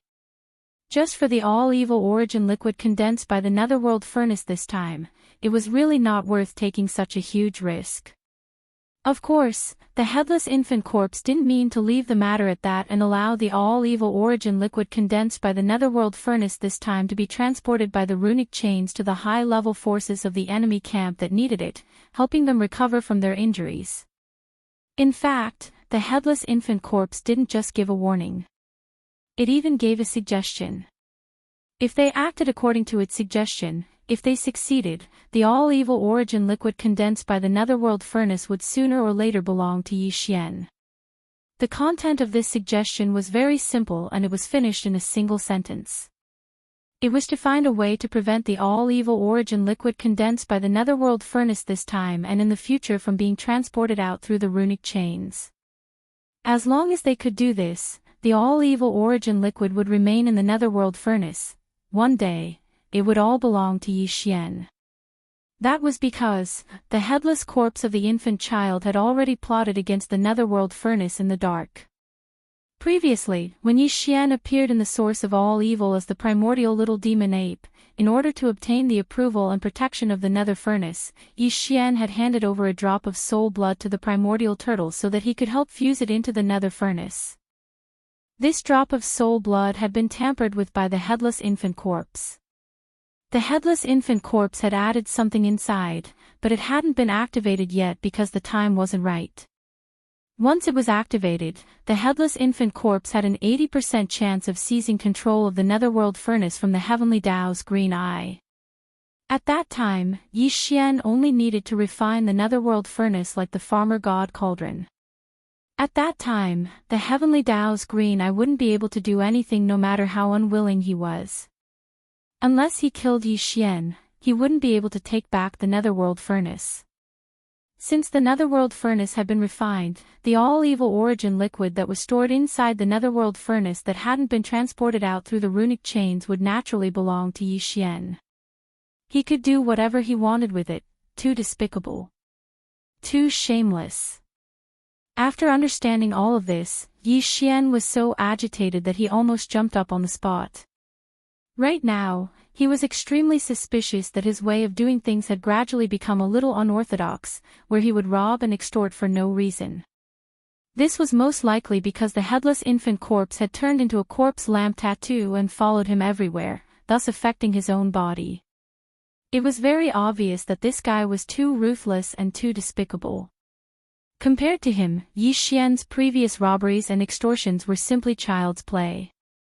Including his actions in the netherworld furnace this time, Yi Xian had only secretly stolen the corpses of several hundred primordial creatures from the netherworld furnace, taking drastic measures to deal with the situation. However, the headless infant corpse's move was no different from a desperate measure. If it really succeeded, it would definitely destroy the foundation of the heavenly Dao's green eye's future rise again. A big shot was a big shot indeed. Either he didn't make a move, or when he did, it was simply earth-shattering. Even Yi Xian didn't dare to think of such a grand move, but he had already quietly made arrangements. Moreover, if no major accidents happened, this matter really could be successfully completed by him. Chapter 3890. After the unexpected evolution last time, the current netherworld furnace had already begun to develop an artifact spirit. From the fact that it could temporarily remove the rune chains on the furnace walls, it was likely that after returning to the depths of the source of all evil, it would also be able to remove the temporarily removed chains on its own accord. Once again, it would connect to the furnace walls. Therefore, it was definitely not easy to prevent the netherworld furnace from transporting the condensed all-evil origin liquid through those rune chains. Merely breaking those rune chains would probably not have any effect at all. Perhaps after exhausting all his effort and energy, the other party would be able to easily reconnect the chains.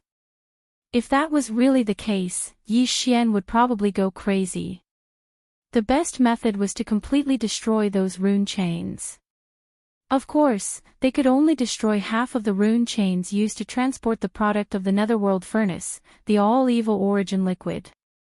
As for the other half, the rune chains used to transport the raw materials of flesh and blood into the netherworld furnace that had been locked onto by the eye of the heavens Dao and constructed a stable passageway had to be kept. Yi Xian only wanted to prevent the condensed all-evil origin liquid from being transported out, not prevent the raw materials of flesh and blood used to condense the all-evil origin liquid from being transported in. As long as the product of the netherworld furnace could not be transported out, all the all-evil origin liquid it had condensed would be stored inside the netherworld furnace. When the time was right, the headless infant corpse would activate the secret material he had added to Yi Xian's soul blood and snatch the netherworld furnace. After being refined by Yi Xian, it would be stored in the netherworld. All the all-evil origin liquid in the netherworld furnace would then fall into Yi Xian's pocket. Just the thought of it was enough to make one extremely excited. However, it was obviously impossible for Yi Xian to destroy all the rune chains that transported the all-evil origin liquid out by himself. He did not have the strength to do so. Even if he did, he would not be able to do it himself. The netherworld furnace had already returned to the source of all evil star domain. There was even a high possibility that a wisp of the eye of the heavens Dao's consciousness was lurking in the dark, spying on them. The moment Yi Xian appeared, it was tantamount to exposing himself, and he would be locked onto by the eye of the heavens Dao from then on. This matter could only be done by someone else. To put it bluntly, it was killing with a borrowed knife. Yi Xian frowned and pondered for a while. Soon, he had a general idea and grinned, putting the matter of the netherworld furnace to the back of his mind for the time being. Yi Xian took out the flesh and blood of a creature of the desolation level from the cave at the bottom of the volcano in the central region of the Shenong cauldron. Furthermore, he directly guided a wisp of Shenong's four-colored flames over it and began to refine it according to the method of refining the flesh medicine that he had deduced previously. Sure enough, the headless corpse didn't react this time. Even though they had seen the Wasteland Inheritance Tower fly across the void above the battlefield during the Battle of the Wastelands, they were not qualified or powerful enough to insert a strand of their spiritual sense into the tower. Therefore, in the eyes of the headless infant corpses, their remains were worthless. Of course, it was different for Yi Xian. It was also a top-grade flesh and blood resource. Now, he was using the Shenong's four-colored flames to refine the remains of a creature of the desolation level. This was only the first step. According to the result of Yi Xian's devouring system's deduction, if he wanted to use this method to refine the level 16 liquid, he would have to add all kinds of heavenly treasures, minerals, and other resources after the first step of refining, but that was the follow-up step. Yi Xian hadn't even mastered the first step of refining, so he naturally wouldn't waste resources. After all kinds of heavenly treasures that could be used to refine the level 16 liquid were extremely rare. Even Yi Xian didn't have many of them. As the Shenong four-colored flame burned, the feathers of this quasi-desolate era creature quickly fell off. Its flesh was roasted to a golden color, and its fat seeped out. It also emitted an exotic fragrance that penetrated one's heart. It was a 9-headed bird that was 90,000 meters long. However, after being roasted by the Shenong's four-colored flames, its body had been reduced to only 60,000 meters long. If it had only been roasted, he would have been able to feast on it. After all, it was the remains of a great being of the desolation level. Even though it had been dead for a long time, the remaining energy in its flesh and blood was still astonishing. Even Yi Xian, who often roasted such flesh and blood, had never eaten it before. He had never tasted such a delicacy. He had only ever roasted the remains of Star Lords and Sector Lords before, and he had only ever roasted the flesh of a quasi-primordial expert, which was the purple gold void rat he had obtained from the space rat's ancestral land. Yi Xian had once cut off a large chunk of the rat's flesh and roasted it. Now, as the 9-headed bird was completely roasted to a golden yellow by the Shenong four-colored flames, an alluring fragrance permeated through the cauldron and spread throughout his body. The saliva in Yi Xian's mouth couldn't help but stir as his mouth was filled with saliva. However, he managed to suppress the urge, because his purpose this time wasn't to roast the meat, but to refine the flesh and blood medicine. If one wanted to use this method to refine level 16 or even higher gene cultivation fluid, the first step was to refine the prepared blood and flesh to the point where it had completely turned into a blood and flesh pulp. Although the 9-headed bird's remains had been completely roasted, it was still far from being completely transformed into a blood and flesh pulp. He could eat it if he only wanted to wrap his stomach, but he had only just begun to refine the flesh and blood medicine. After forcefully suppressing the strong appetite in his heart, Yi Xian adjusted his state of mind. His originally restless state of mind quickly calmed down. He then took a deep breath and increased the input of the Shenong's four-colored flames. He also tried to control them in the slightest. This process was extremely crucial, and the slightest bit of carelessness would result in failure. Either the precious 9-headed bird's flesh would be directly burnt to a crisp, or the entire precious body would not be able to completely melt down the precious blood, precious flesh, and precious elixir. Time passed slowly. Yi Xian focused on controlling the Shenong's four-colored flames and refining the 9-headed bird's flesh and blood. Gradually, the body, which had been reduced to only 6,000 meters due to the power of the Shenong's four-colored flames, began to shrink again. 5,500 meters. 5,000 meters. During this process, the dense fragrance that was being emitted from the nine-headed bird's flesh and blood treasure that was becoming smaller and smaller became even more intense. Chapter 3891. The reason why Yi Xian was hiding in the heart of the central domain volcano was to guard against these native beasts who had long since turned into gluttons. Over this period of time, millions of native vicious beasts had been gathering at the edge of the central domain volcano, queuing up to roast meat. It was only in the last 2 days that the magnificent sight of millions of vicious beasts queuing up to roast meat at the edge of the central domain volcano had gradually disappeared due to the nearly depletion of their stock of meat. Although there were all sorts of spirit birds and spirit beasts in the mountains within the farmer god cauldron, on the one hand, they were raised by Yi Xian to be used for alchemy in the future. They weren't spoils of war stored in the hands of the native vicious beasts, so it wasn't easy to harm them. On the other hand, because these spirit birds and spirit beasts hadn't matured yet, the energy in their flesh wasn't dense. Even if they were roasted with a strange flame like the farmer god's four-colored flames, it would only satisfy their appetite at most. It wouldn't have much effect on the evolution of the body or life form. Therefore, these spirit birds and spirit beasts in the mountains within the farmer god cauldron had escaped this calamity. Although they had only been out of food for 2 short days, these 2 days felt like years to these gluttons who had long since become picky with their food. If it wasn't for the fact that they had no idea that Yi Xian still had large amounts of top-grade meat stored in the various sealed caves at the bottom of the central domain volcano, they had probably set their sights on that place for a long time. Moreover, it was very likely that the 2 ferocious beast emperors, the primordial porcupine and the primordial turtle, were leading the theft. Just like Xianyuan Ziying and the other 2 girls who had wreaked havoc in the cauldron space back then. Of course, these sealed caves at the bottom of the central domain volcano had long been reinforced by Yi Xian, and had even used the power of the farmer god cauldron to set up layers upon layers of restrictions. Even if the 2 domain lords, the immemorial porcupine and the immemorial tortoise, were to take the lead, there was basically no chance of success. Once bitten, twice shy. Yi Xian had already been harmed by the 3 purplish warbler girls once, so he naturally wouldn't make the same mistake twice. However, he still underestimated this group of foodies. After 2 days of desolation, this group of people were already so hungry that their eyes were glowing.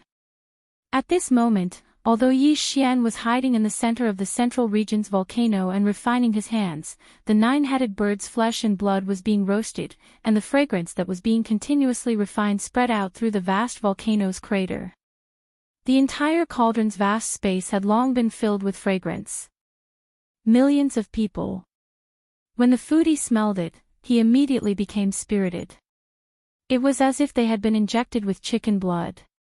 Without exception, they all swarmed over, roar. It smells so good.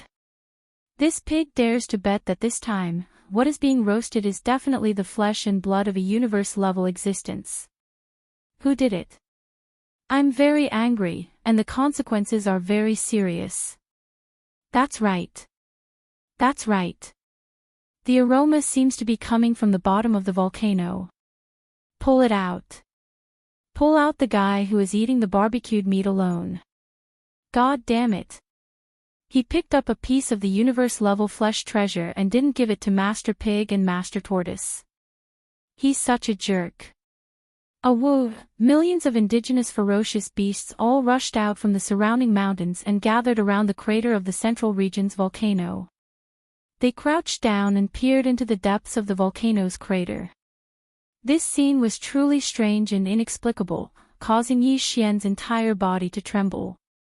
He was originally concentrating on refining the corpse of the quasi-desolate ancient 9-headed bird that was floating in front of him. He was careful and had already refined it to a size of around 3,000 feet. Although it still hadn't reached the level of treasure blood, treasure flesh, and treasure pulp, at least 6,000 feet, had shrunk by half. The initial refinement was half complete.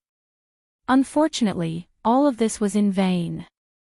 As his originally focused mind was disturbed, Yi Xian was slightly distracted. The Shenong four-colored flames, which were originally under close control, instantly became unstable. Although he instantly became alert, it was already too late.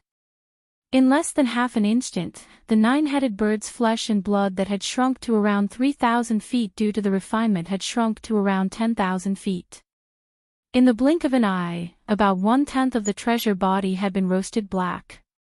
It's burnt, hurry up and turn off the fire, Ayaya, it's already cooked. Why are you still in a daze? Hurry up and turn off the fire. Bring that big guy up. This turtle has been hungry for several days. Oh whoa. It smells so good. If you don't come up, this pig will jump down. Before Yi Xian could recover from his shock, the howls of the immemorial porcupine and the immemorial tortoise came from the northern edge of the central region's volcano. Seeing that Yi Xian had roasted a large hunk of treasure meat that was about 3,000 feet long into charcoal, these two fellows were even more anxious than him. At this moment, they were jumping around at the northern edge of the central region's volcano. If it weren't for the large amount of Shenong four-colored flames floating in the belly of the volcano, and they were extremely dense, they would have already brazenly jumped down. They would have jumped down. In addition to the immemorial porcupine and the immemorial tortoise, there were also dozens of Star-Lord old monsters and more than 100 universe realm indigenous fierce beasts behind them. This group of fellows did not dare to clamor at Yi Xian, but all of their eyes were shining with green light, and the corners of their mouths were dripping with saliva. They stared eagerly at the interior of the volcano below, and from time to time, there would be faint slurping sounds, F***CK. This young master is being targeted by a thief. Staring blankly at the nine-headed bird's flesh and blood treasure body that was suspended in front of him, because 1/10 of it had been roasted, Yi Xian simply wanted to cry but had no tears. Fortunately, this was only his first time refining. To be able to successfully refine the 6,000-meter-long nine-headed bird's flesh and blood treasure body to a mere 3,000-meter-long size, completing half of the initial refinement process. This progress had already exceeded Yi Xian's original expectations. Therefore, although this first refinement failed in the end, Yi Xian was not too disappointed. At least, although the nine-headed bird's flesh and blood treasure body was precious, Yi Xian still had more than 200 similar flesh and blood treasures of desolate-era creatures of the immortal realm and above that he could refine. Only losing one was not a big deal at all. Moreover, although the nine-headed bird's flesh and blood treasure body was ruined, nearly 90% of it was still golden and shiny, and could be said to be fragrant. Eating it as a meal would not only satisfy the appetite of the mouth, but also promote the evolution of the body. It was not a waste at all. Thinking of this, Yi Xian's mood improved again. With a thought, this 3,000-meter-long nine-headed bird's flesh and blood treasure body shot toward the mouth of the volcano above his head. He decided to continue refining. As for the ruined flesh and blood treasure body, he would just throw it out to the group of foodies and treat it as a reward for the whole army. Oh whoa. Faster, faster, faster. Chapter 3892. Ow woo. Hurry up.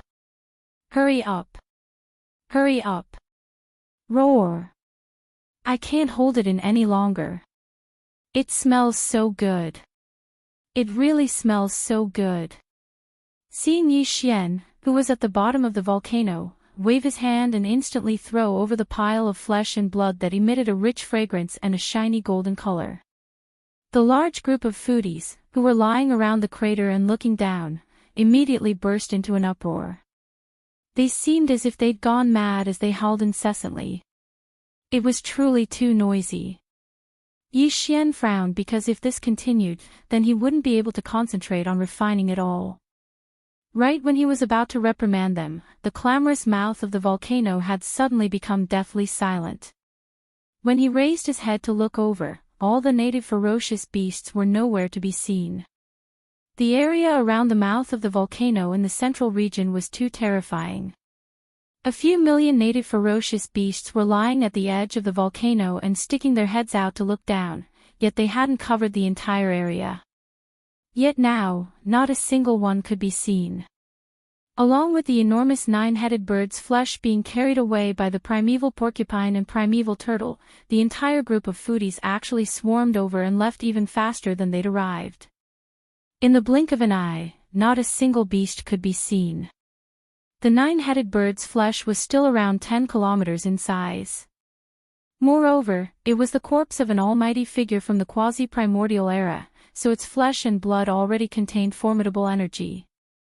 After it was roasted by the four-colored flames of Shenong and refined by Yi Xian, the energy contained within the flesh and blood had become even denser. The amount was even denser. Even the primeval porcupine and primeval turtle at the region Lord Realm couldn't open their bellies and eat to their heart's content like those treasured flesh and blood from before. So, even though it was only 10 kilometers in size, there were absolutely no small number of native ferocious beasts that could be eaten. Besides the primeval porcupine and primeval turtle, the few dozen Star Lord Realm old monsters and over 100 Universe Realm native ferocious beasts should have a share. As for the other native ferocious beasts below the Universe Realm, even if they didn't have the fortune to eat the meat, they could still watch from the side and smell the fragrance. Perhaps when he licked the bones in the end, he would be able to hook out one or two pieces of precious flesh from the crevices of the bones. In short, as the nine-headed bird's oily, fragrant flesh was taken away, all the millions of ferocious beasts that had swarmed over, without exception, all left. Yi Xian let out a long sigh of relief. Finally, it was quiet again, and he could continue to boil the precious body. It was time to practice. After adjusting his mood again, Yi Xian took out the second treasure body of a creature from the Desolation era from the cave at the bottom of the volcano in the central region. It was also at the level of a mighty figure from the quasi-Desolation era. This time, he had chosen a one-horned howling sky tiger.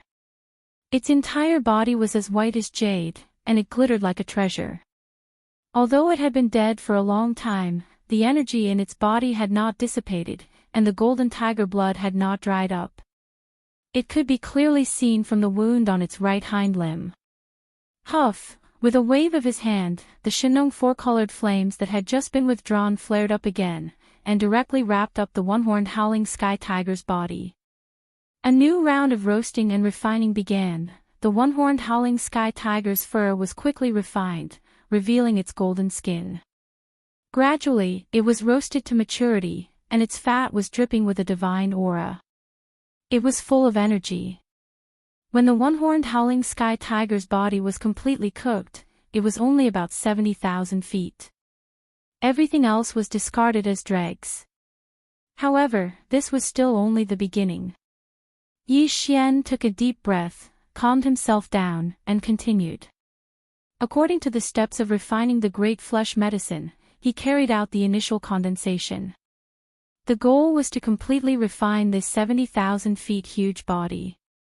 When he finally reached the level of treasure blood, treasure flesh, and treasure serum, he would be able to reach it. He estimated that there would only be a small amount of treasure serum in his hand. 60,000 feet. 50,000 feet.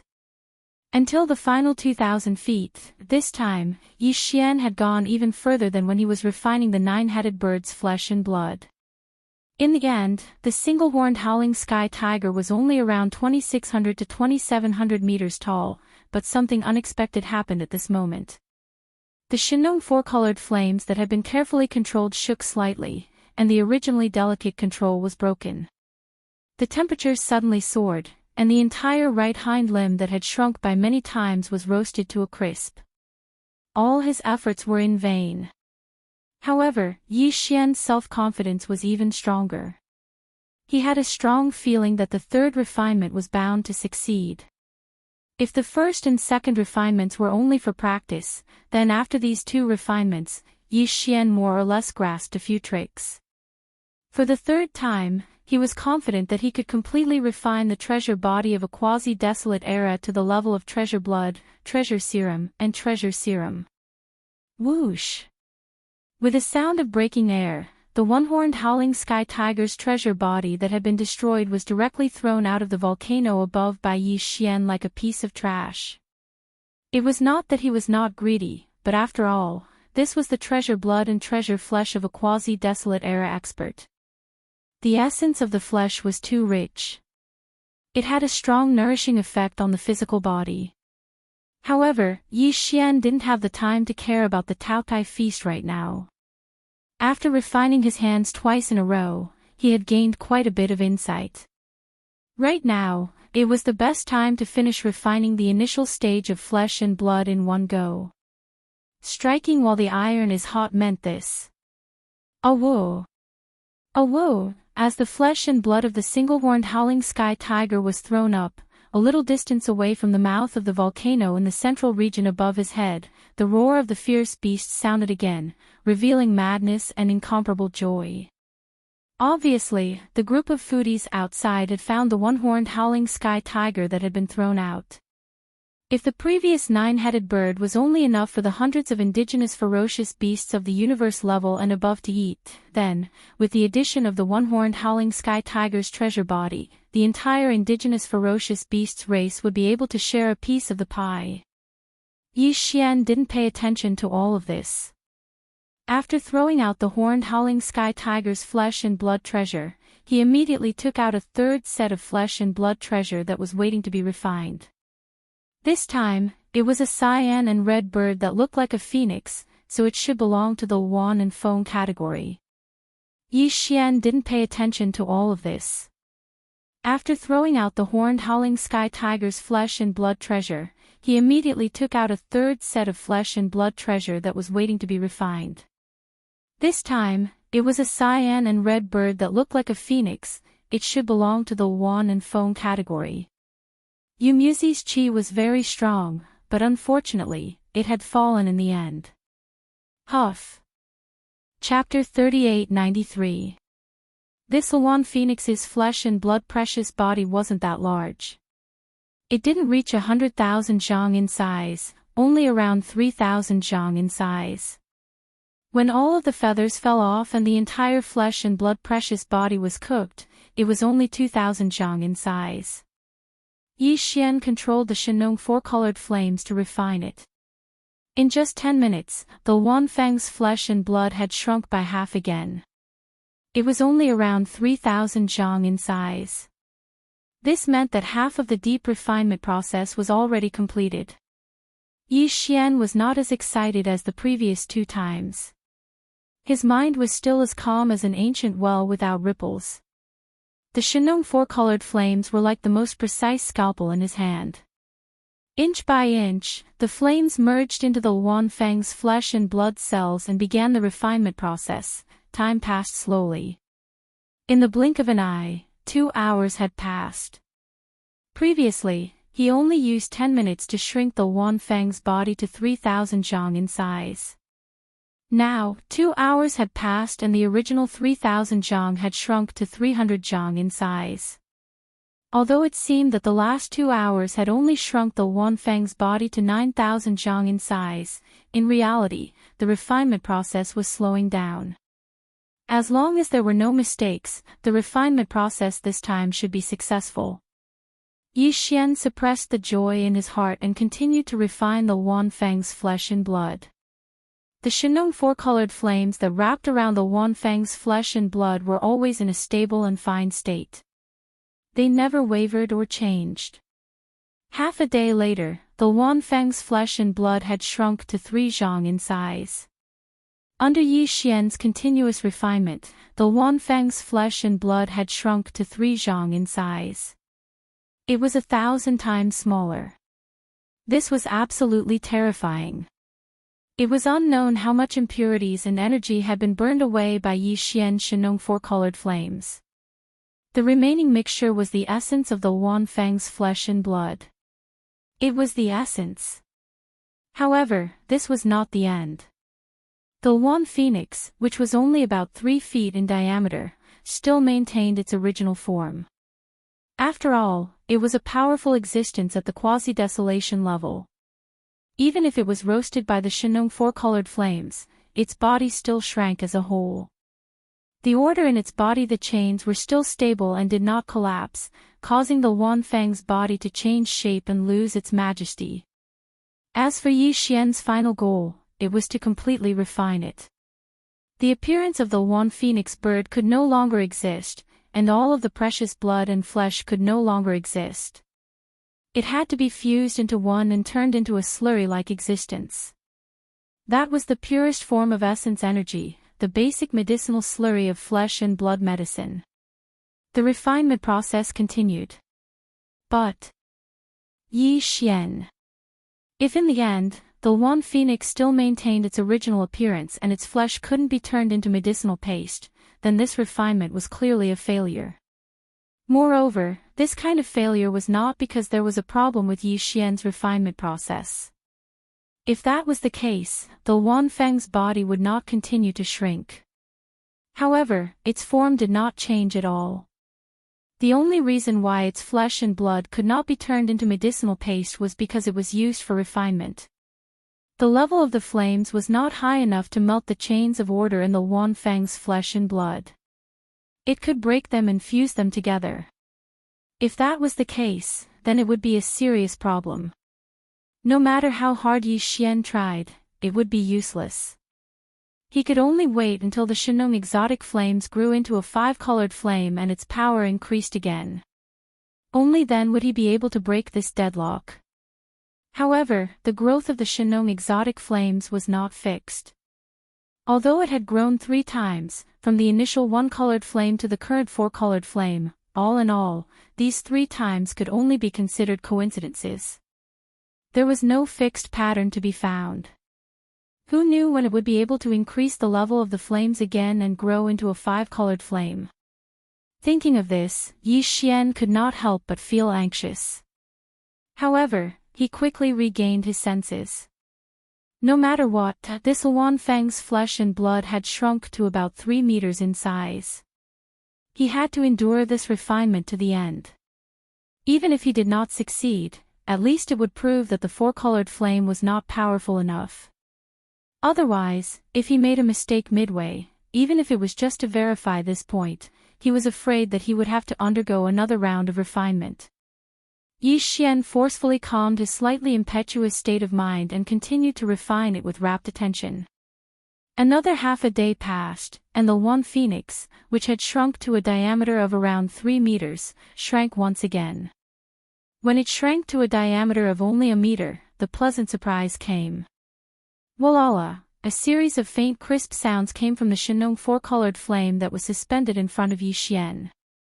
From the beginning to the end, the Wan Feng's body, which had maintained its original appearance, finally melted. From this moment on, its bird form could no longer be seen. These faint sounds, which were as dense as raindrops, were the sound of the chains of order in every inch of his body being completely torn apart. At this time, the Wan Feng's body had turned into a round ball that emitted a green-red light. The round ball that appeared in the form of a slurry had shrunk from a meter in diameter to a foot in size.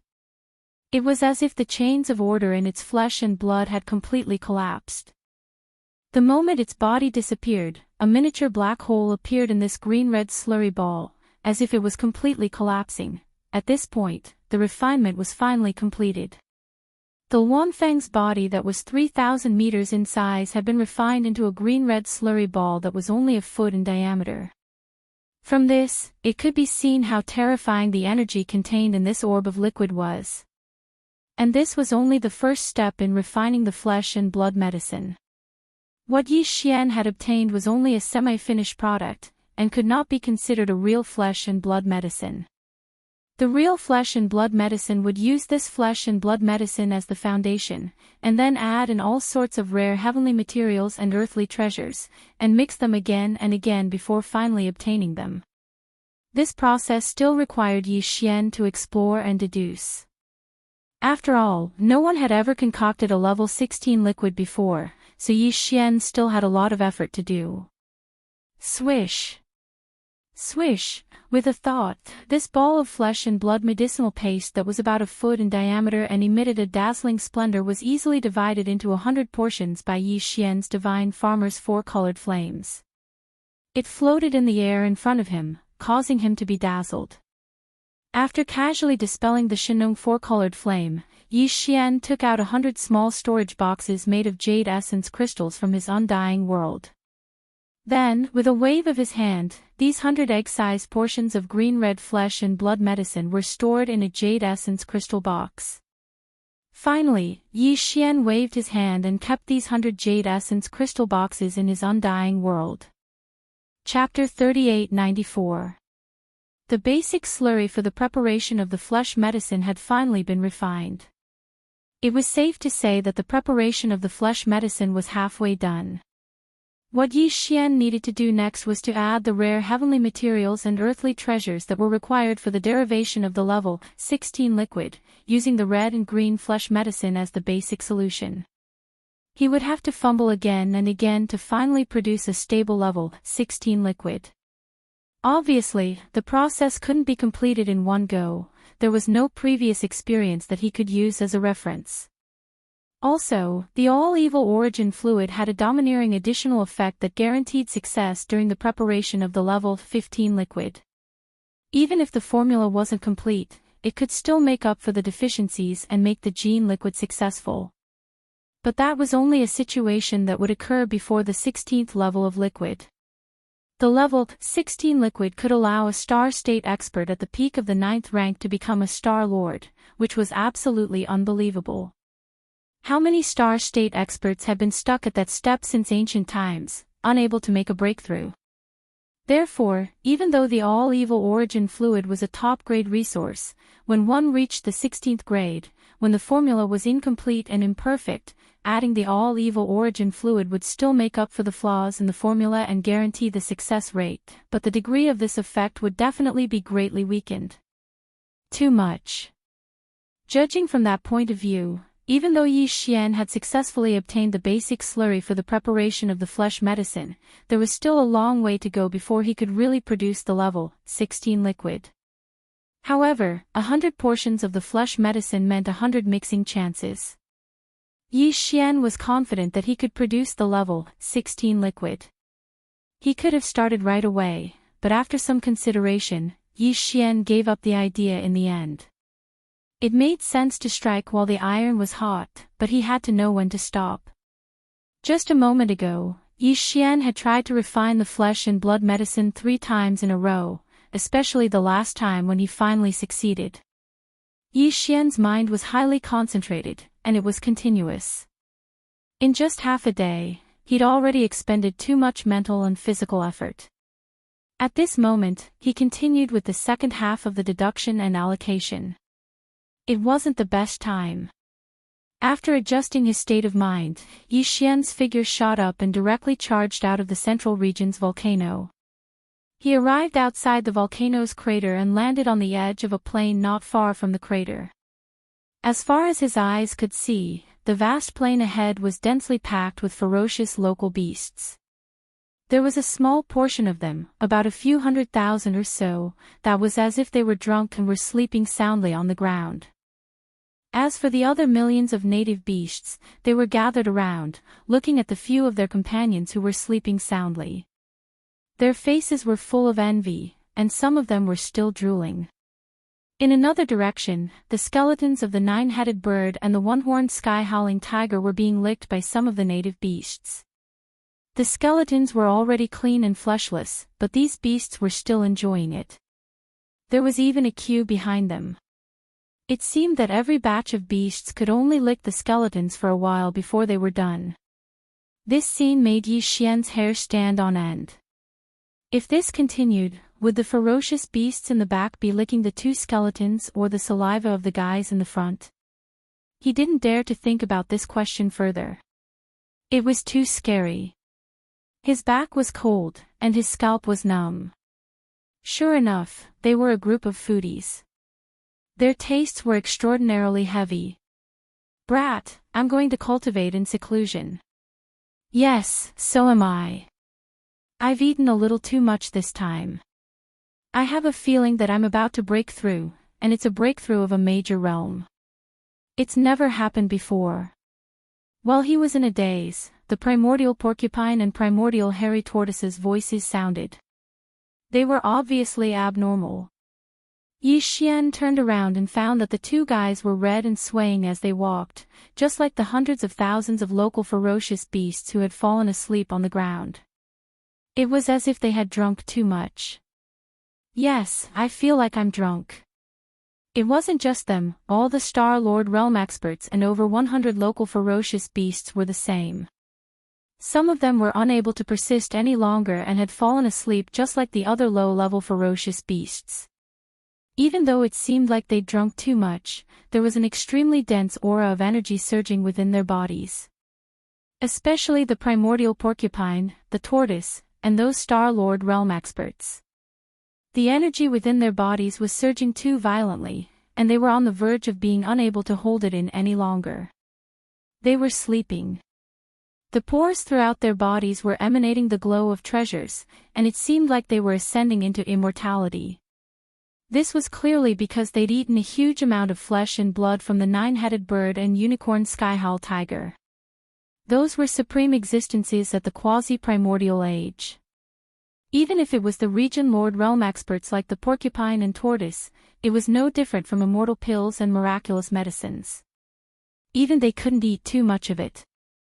But even then, they were slightly unable to hold on any longer. Their cultivations were about to break through. They were about to break through. Eating meat to the point of getting drunk, this was probably something that no one else could do other than this group of foodies.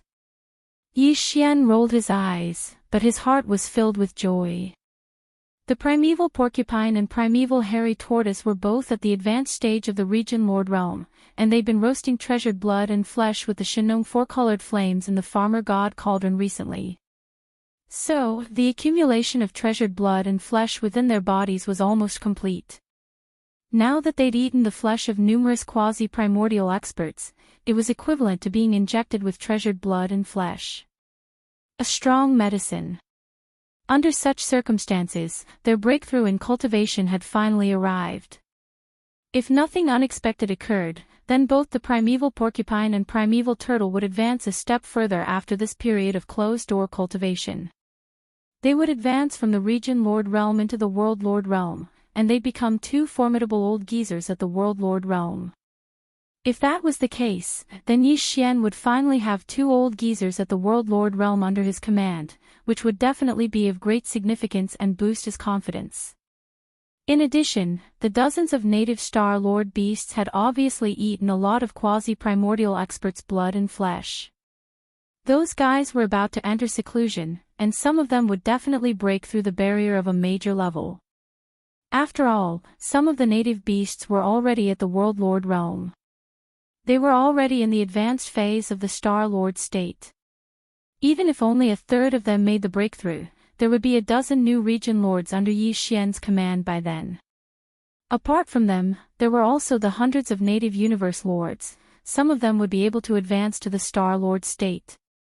Further down, there were hundreds of thousands of native beasts below the universe state. Some of them might be able to become universe lords. Chapter 3895. As the primordial porcupine and primordial hairy tortoise led a group of high-level indigenous vicious beasts into collective seclusion, Yi Xian also felt bored in the farmer god cauldron. After throwing some cultivation resources to the 8 great Vidras, he went to the mountain wall cage at the bottom of the volcano in the central region to look at Lion Wan, who had already become his servant. Jean. This guy was still sleeping, but his condition was much better. There was a faint aura of energy fluctuations in his body. It seemed that it was very likely that he had recovered some of his strength. However, his Tao foundation had already been seized. Even if he recovered, he could forget about returning to his previous peak state. Even if there was hope, everything would have to start all over again. Afterwards, Yi Xian soared into the sky and rushed out from the mouth of the Shenong cauldron that was filled with 9-colored fog. His figure appeared outside the black hole of life. Calculating the time, it had been nearly 3 days since Yi Xian left the Netherworld Cauldron and returned to the Black Hole of Life to begin seclusion. The harvest of these 3 days could not be said to be small. It was simply shocking. Not only did he recultivate the ancient cave void tactics, synchronizing his cultivation method with his physical body's blood-chi realm, but it also led his physical body's blood-chi realm to increase by 2 small levels. Now, his cultivation method of the ancient cave void tactics and his physical body's blood-chi realm had both reached the cosmic 7th order. With another 2 small breakthroughs, he would be able to use the level 15 liquid and advance to the level 15 realm in one fell swoop, becoming a true almighty figure of the universe. In addition, the basic medicinal paste needed to concoct the level 16 liquid had also been successfully refined this time. The level 16 liquid had been lingering in Yi Xian's heart for a long time, causing him to be unable to let go of it. But now that half of the problem had been solved, Yi Xian felt much more relaxed. Finally, the 2 vicious beast emperors, led by the primordial porcupine and primordial hairy tortoise, had also obtained a lot of good fortune this time and began seclusion one after another. It was believed that once they finished their seclusion, the overall strength of the entire indigenous vicious beast tribe would definitely leap to a whole new level. This was the true strength that Yi Xian had in his hands, just like Triumph City. It was absolutely significant to him. Yi Xian was already overjoyed, but what excited him the most was that the headless corpse had secretly tampered with the Netherworld Cauldron. Yi Xian felt like he was floating in the air when he thought about how the precious ancient treasure that was on the same level as the Shenong Cauldron would soon belong to him. Apart from the Netherworld Furnace, the products inside the Netherworld Furnace, which means every drop of all evil origin elixir in the future, will be mine. No one can take it away from me, alright. The Netherworld Cauldron and the Farmer God Cauldron are ancient artifacts of the same level. There's basically no chance that the evil origin liquid stored in the Netherworld Cauldron will be forcefully taken away. As he muttered to himself, a wisp of bright light flashed through Yi Xian's eyes, and he seemed to be lost in thought. However, we must be on guard against those high-end forces of the enemy that are crying piteously for food. No matter what, we must sever the channel through which the Netherworld Furnace supplies evil origin elixir to them. Those rune chains must be destroyed. With that in mind, Yi Xian didn't stay any longer. He waved his hand and stored the Farmer God Cauldron into his undying world. Then, he waved his hand and summoned the void-shattering shuttle. He stepped into it, activated the concealment array, and shot out, charging out of the black hole of life in the blink of an eye. After the previous refinement, the void-shattering shuttle was now a true starry sky treasure. Its speed was so fast that it was shocking. Even a large fortress with a diameter of 100,000 meters couldn't compare to it. Even Domain Lord Old Monsters couldn't compete with the void-shattering shuttle in terms of speed when traversing the void with their physical bodies. Even Sector Lord Old Monsters had the qualifications to compete with the void-shattering shuttle in terms of speed. The black hole of life wasn't far from the Demon Domain Pass. Yi Xian activated the void-shattering shuttle and traveled at extreme speed. Soon, he plunged into the Demon Domain and headed straight for the Demon Emperor planet. This time, he took the Headless Infant's suggestion and decided not to participate in the attack on the Dark Furnace in the root of all evil. He would only push in the dark and guard the Demon Emperor planet. With his methods, he would attract a group of Sector Lord Old Monsters and even universe-level supreme existences to be his gunmen. Although the dangers of the Dark Furnace were already known to everyone in the 3 major dimensions by now. Otherwise, the root of all evil star domain wouldn't have remained untouched after the previous incident. After all, what happened that day was too shocking. The Eye of Heaven's Way's supreme ferocious power had scared countless people out of their wits. The 2 Sector Lord Old Monsters of the indigenous ferocious beast race couldn't even last one round in front of it and were directly killed, but even so, Yi Xian was still confident that he could attract a large number of gunmen to gather in the root of all evil star domain. Men die for wealth, and birds die for food. This was an unchanging truth since time immemorial. Among the Starry Sky Masters, there was never a lack of existences who would rather tie their heads to their waists and take risks to fight for great fortunes. In fact, Yi Xian could be considered such people. Otherwise, if he hadn't taken risks to fight for a fortune, he wouldn't have been able to go all the way to where he was today. The origin of all evil and the netherworld furnace were indeed dangerous, but as long as the sector lord old monsters behind the various top powers and races of the three great planes, and even the supreme existences of the universe, knew how astonishing the good fortune that was being condensed in the netherworld furnace was, at that time, there was no need for anyone to persuade them. Those old guys would automatically come knocking on the door and even fight to the death for it. In this regard, Yi Xian could be considered to have prepared for a rainy day. In fact, he had already made preparations. Of course, once he threw out the clues in his hands, with the brains and insight of those super old monsters, they would definitely be able to guess the truth. They would be able to see that someone wanted to use them as gunmen while they hid in the dark, wanting to benefit from the fisherman's jar. But this didn't matter. Yi Xian wasn't afraid that they would see through this. This was because his goal was only to borrow the hands of this group of super old monsters to destroy the runic chains that transported the all-evil origin elixir out of the netherworld furnace. He didn't want to touch the netherworld furnace and the all-evil origin elixir stored within. In other words, even if those super old monsters successfully destroyed all the rune chains that transported the all-evil origin liquids out of the dark furnace and fulfilled Yi Xian's wish, Yi Xian still wouldn't show up. This was an open scheme. He wasn't worried at all that those super old monsters would steal his fortune. Given the grade of the dark furnace, the universe-level remains of the primordial creatures of the primordial era were merely the lowest standard of raw materials for its condensed products. What right did those super old monsters have to force their way into the dark furnace? Inside, take what they want. Swish! Under the control of Yi Xian, the void-shattering shuttle didn't stop at all.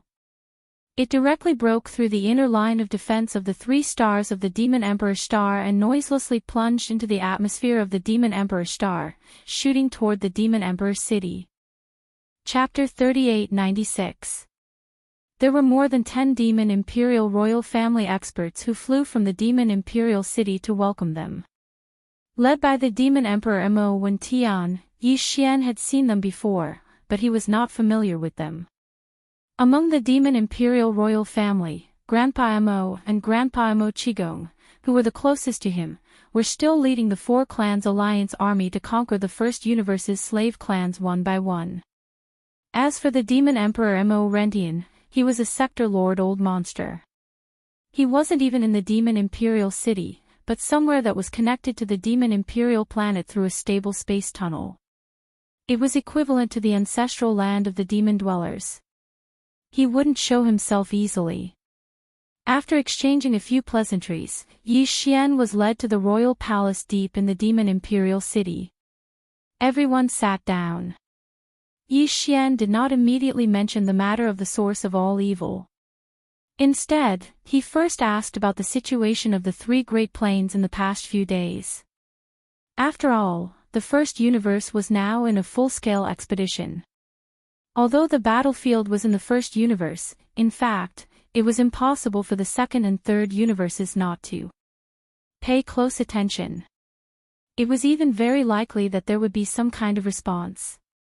Seeing that Yi Xian had asked, the upper echelons of the demon cultivator immediately spoke one after another. They introduced and explained the situation and new movements of the 3 great planes in the past few days. To Yi Xian's surprise, there was no unusual movement from the races of the Second Universe Federation recently. Ever since they brought back the clansmen who were detained in the Shinong Cauldron from Yi Xian, they had been quiet. It seemed that the pain of the expedition to the first universe was completely annihilated in the source of all evil. In the end, they were also ruthlessly extorted by the demon cultivator and young master Linghu. It was as if they were all relieved. The source of all evil was one thing. Even the sector lord level indigenous ferocious beast emperor was instantly killed. It was really possible that the races of the Second Universe Federation would be scared out of their wits. They might not be able to recover for a while. However, it would be unrealistic to say that they would be able to let go of the extortion by young Master Linghu and the demon dwellers. According to Yi Xian's estimations, those guys were probably secretly holding back their strength, preparing to wait for the right time to do something bad. However, it didn't matter, Yi Xian didn't care at all. As long as he subdued all the slave races in the first universe, he was confident that he could forge the first universe into an iron plate. At that time, the two wormholes that connected the second universe and the third universe, respectively, would be heavily guarded by him. Even if the other party wanted to do something bad, he was afraid that they would be powerless. As for the human clan in the third universe, although there was nothing unusual about the immortal dynasty, the human clan's Jianghu celestial palace had a piece of explosive news 2 days ago. Several Star-Lord vice-chiefs of the Rinjue palace had been slain by the invincible war god when they were hunting him down. Then, when the invincible war god reappeared 2 days later, he had already proven his Tao and become a universe dominator in such a short time. Even Master Void Ladle, who was only at the peak of the cosmos realm at the beginning, also became a Star-Lord thanks to the fortuitous encounter. The third universe was in an uproar as soon as the news was spread. The invincible war god's name resounded in the three planes again. It had to be noted that the invincible war god wasn't very strong when he was first born. Nobody expected that he would prove his Tao in such a short time. It was an astonishing speed. What was even more shocking was not that he could control a Star-Lord level old monster, the Void Ladle, but that he was constantly being hunted down by the overlord of the Cultivation camp, the Jianghu celestial palace, while he was rapidly increasing his cultivation base. He was indeed worthy of his title as a peerless genius, to be able to grow at an unimaginable speed in the face of adversity. Unfortunately, until now, there was still no definite answer as to who this devouring treasured body that was known as the invincible war god belonged to. There were all sorts of guesses in the outside world, but in the end, there was no solid evidence that could completely convince people. Then there was the situation in the first universe. After Yi Xian left the allied army of the four clans, the allied army of the Devil Cultivator, Space Rat, Hell Ant, and Giant Ferocious clan led by Grandpa Mo immediately reorganized their army and continued on to the next slave clan after subduing the Ash Wolf clan. However, the alliance of 10,000 races wasn't thwarted because of that. After learning that the coalition army of the four races was about to set off again, all the races in the alliance were mobilized and gathered their forces to resist the enemy. And now, after the allied forces of the four clans had taken down the second slave clan after the Ash Wolf clan, they were on their way to the next clan. It was estimated that they would arrive at that clan in 2 or 3 days and start a new war. In general, the coalition army of the four races had formed. Even if all the other slave races in the first universe were unwilling to be enslaved and formed the alliance of 10,000 races, the final result of this all-out war on the plane level basically didn't have much suspense. In the end, more than 80% of the victory would be taken by the coalition army of the four races. At that time, the first universe would be unified again, and the demon race would become the second overlord of the plane after the Tianji race. I won't leave for the time being. I'll stay on the Demon Emperor planet or in the surrounding star areas and pay close attention to the development of the root of all evil. After understanding the recent developments in the three universes, Yi Xian suddenly changed the topic and threw out a heavy bomb. If I'm not wrong, in 2 or 3 days, the races of the Second Universe Federation and the human race of the Third Universe will gather again. The root of all evil will gather again. As for the first universe, the interstellar war on the plane level is still in full swing. I guess the races won't have the time to care about this. Of course, if the other slave races insist on getting involved, they'll be digging their own graves. We can't do anything about it. Later, find a way to spread the news and inform the Space Rat race, the Hell Ant race, the Giant Ferocious race, and all the races subdued by the coalition army of the four races. In short, within our own race, no one is allowed to get involved in the root of all evil this time. Let's leave the whole star area of the root of all evil to the top forces and races of the second and third universes. It's the same for the demon race. It's best to stay far away. There's no need to stay close to them. Because this time, the big races and the top forces won't send a large number of battleships to form an army like the last time. If there's no accident, in 2 or 3 days, the forces sent by the big forces and secret races will all be high-end battle forces formed by a small number of great beings. The sector lord level isn't the limit. This time, it's very likely that even the universe level and immortal level supreme beings will appear. Chapter 3897. As Yi Xian finished speaking, the entire imperial palace was in an uproar.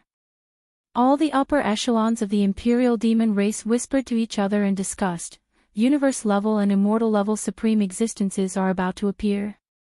Gathering at the root of all evil. The demon emperor Mo Wen Tian sucked in a breath of cold air.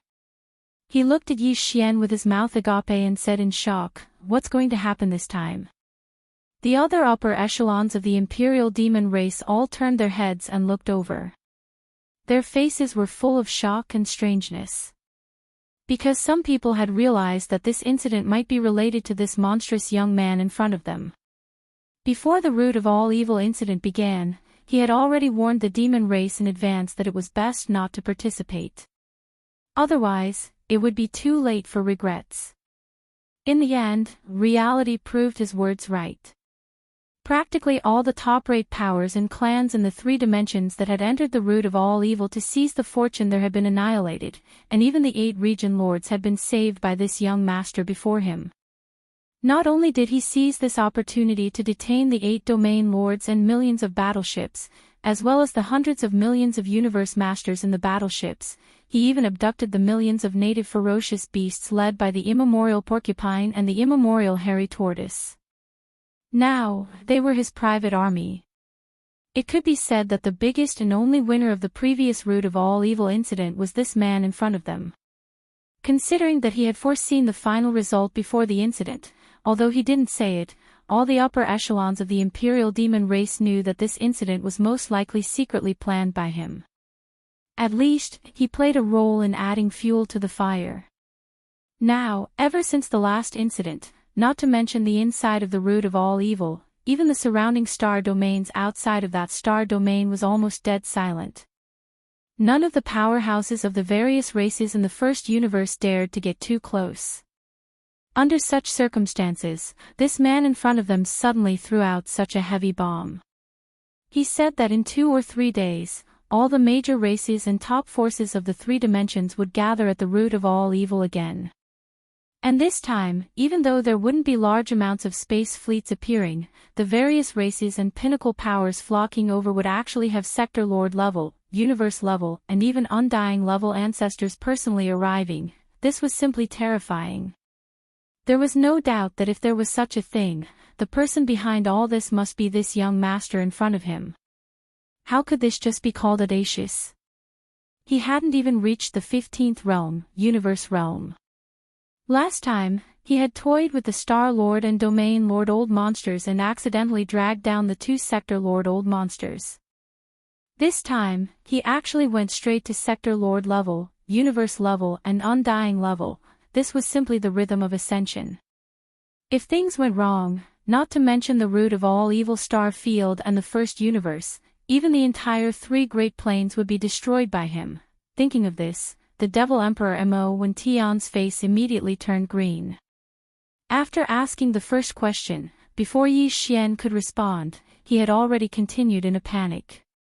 He advised earnestly and patiently, and his tone clearly revealed a bit of pleading. "I say, little friend, no, my little ancestor, can we stop messing around?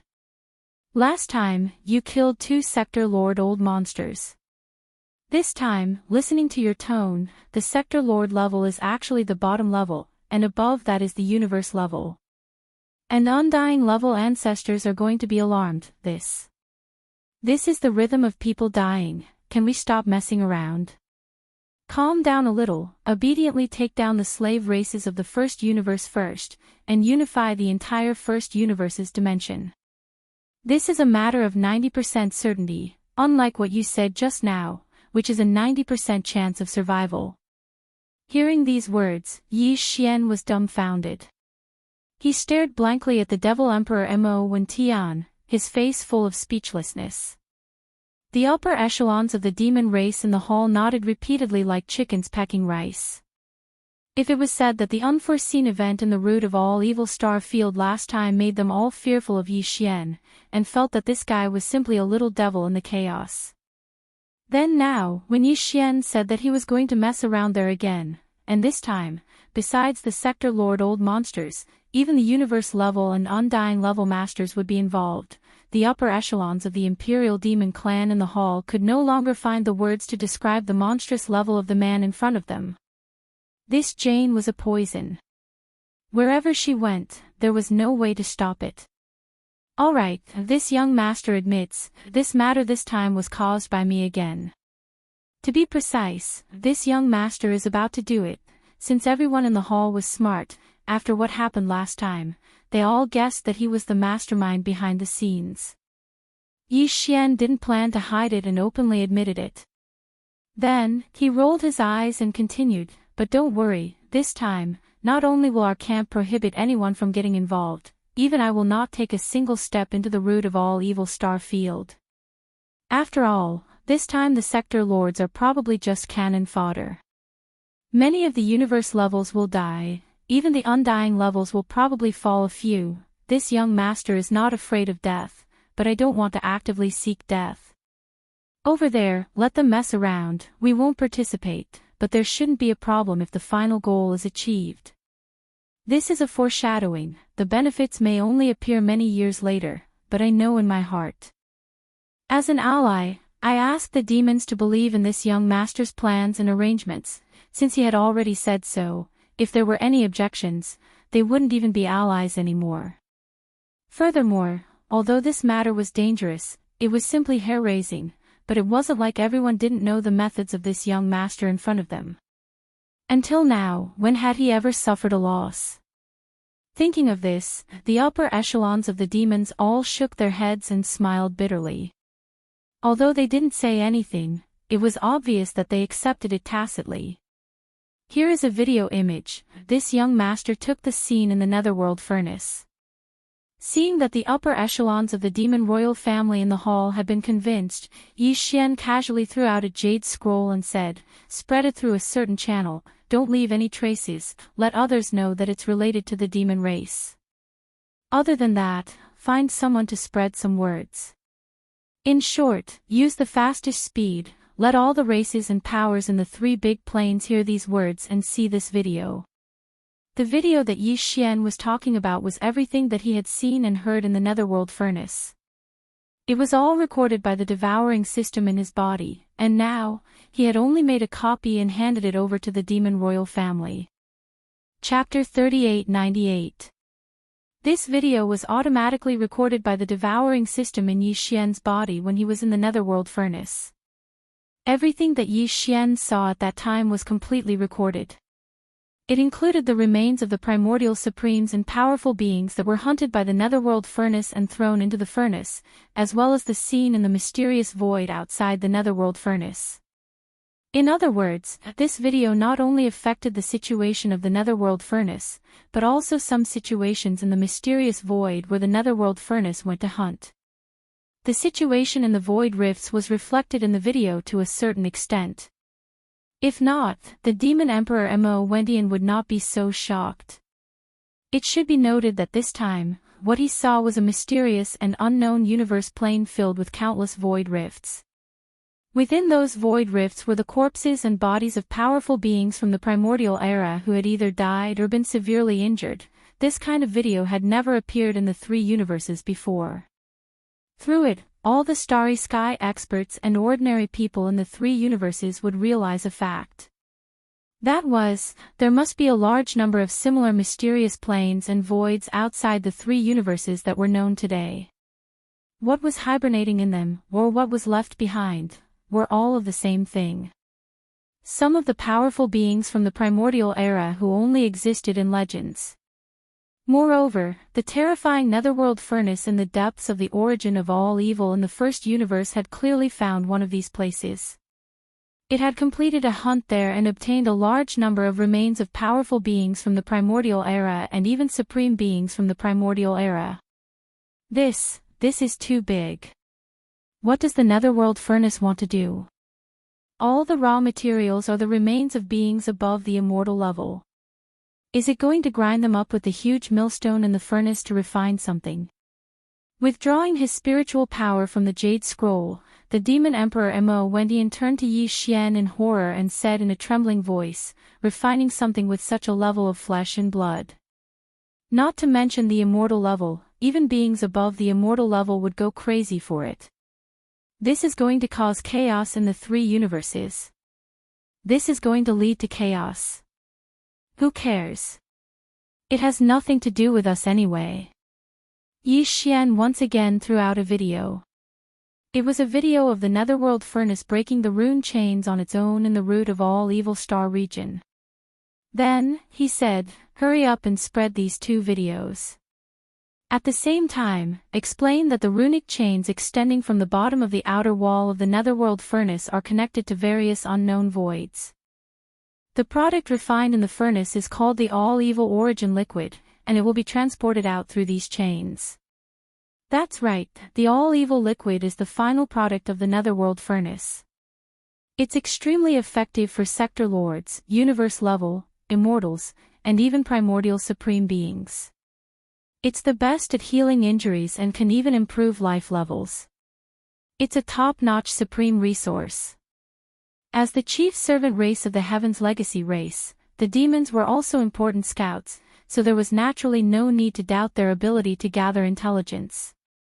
They had many secret connections, and some even came from the Federation in the second universe and some powerful forces in the third universe's human camp.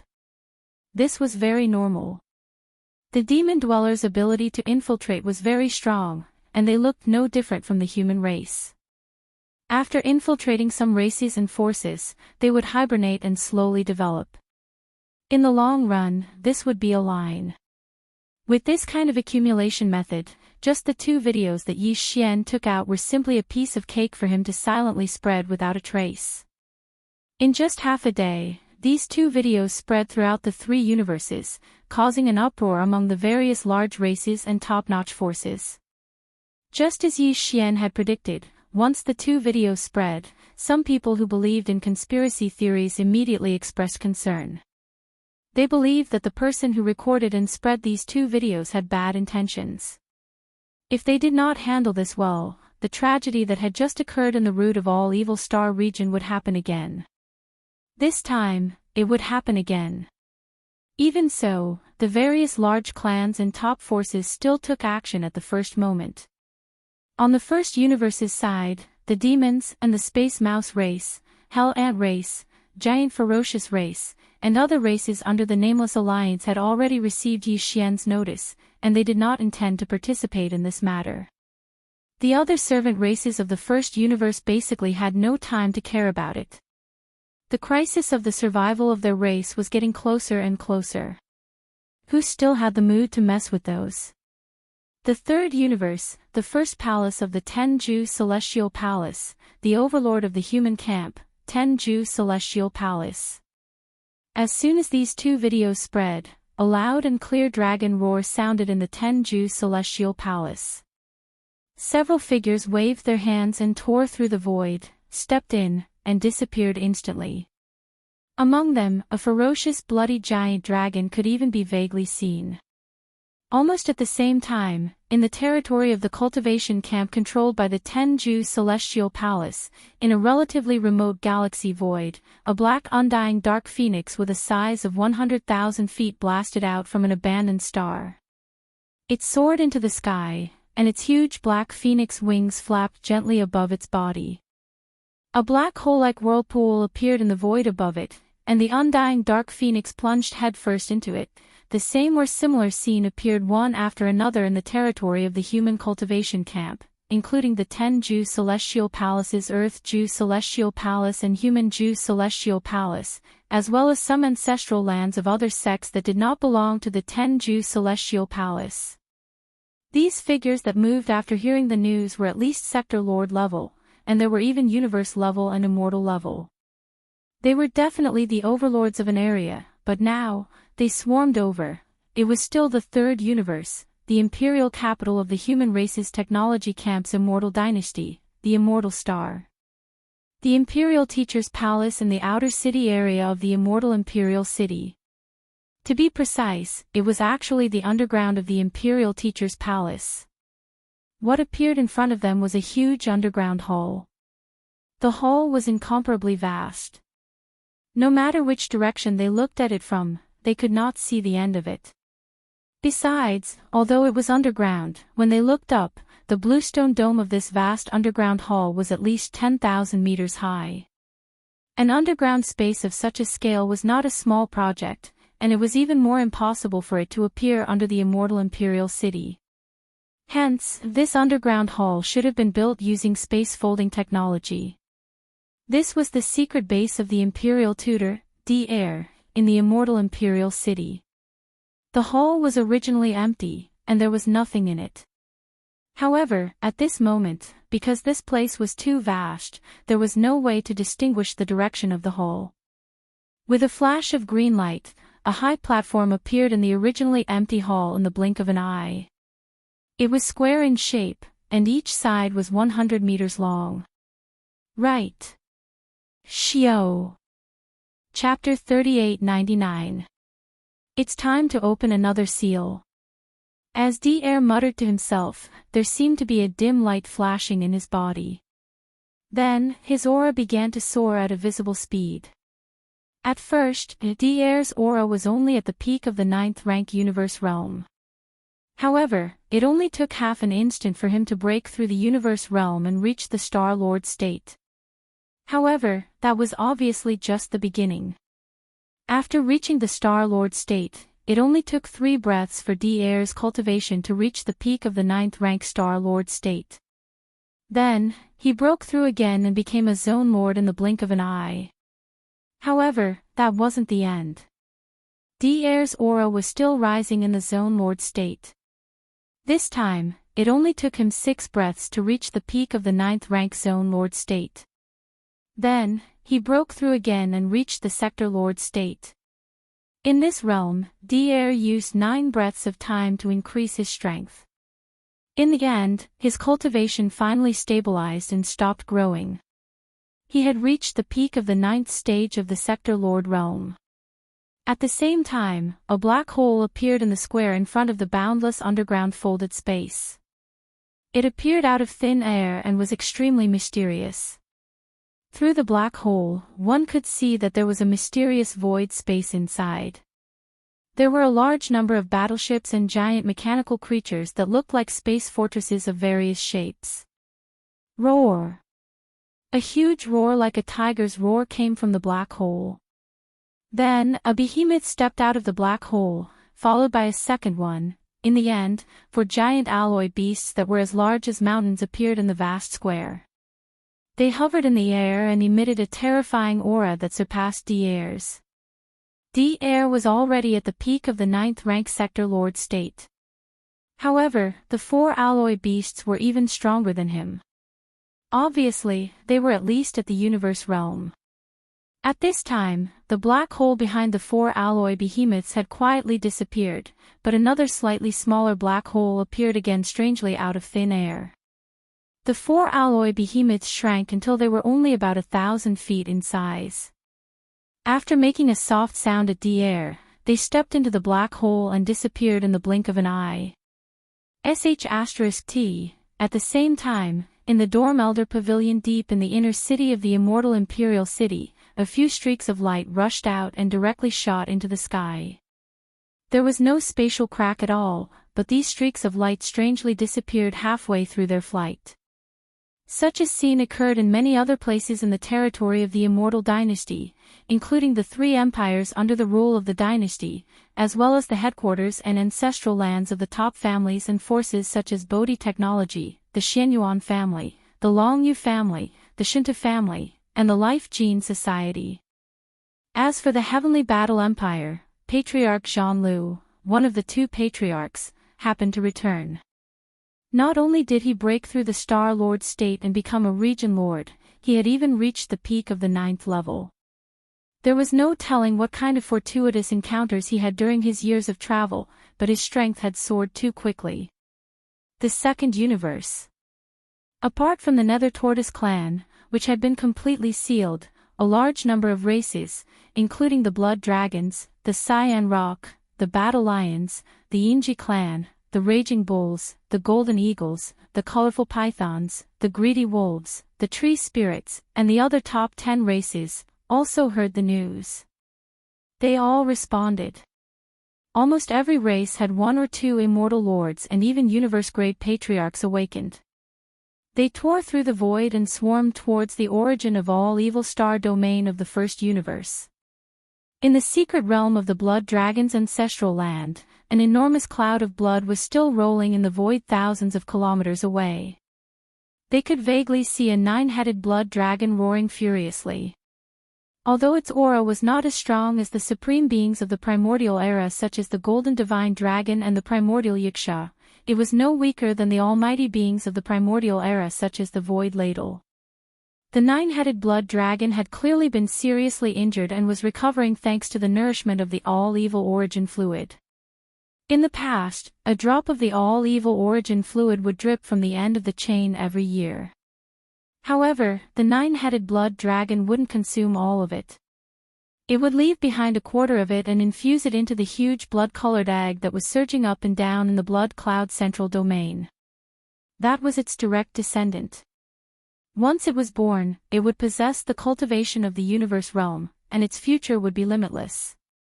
However, not long ago, the 9-headed blood dragon was poisoned by Black Mark during the last resource supply. It was ambushed by Yi Xian's all-evil poison. Its injuries, which had recovered by 60 to 70%, worsened again. Now, its cultivation had fallen to the quasi-primordial supremes level. But even so, when the news of the source of all evil star domain came again, the 9-headed blood dragon was still alarmed. At this time, it roared furiously and looked back at the blood-colored giant egg in the rolling blood clouds. Its body instantly emitted a monstrous anger of incomparable resentment. Roar! Even his roar faintly revealed a bit of mournful intent.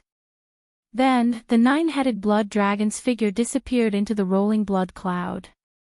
After a short while, an energy body clone rushed out of the blood cloud and plunged into the rune chain that was suspended at the highest point of the secret realm. It then disappeared. Such a scene was not only playing out in the ancestral land of the Blood Dragon clan.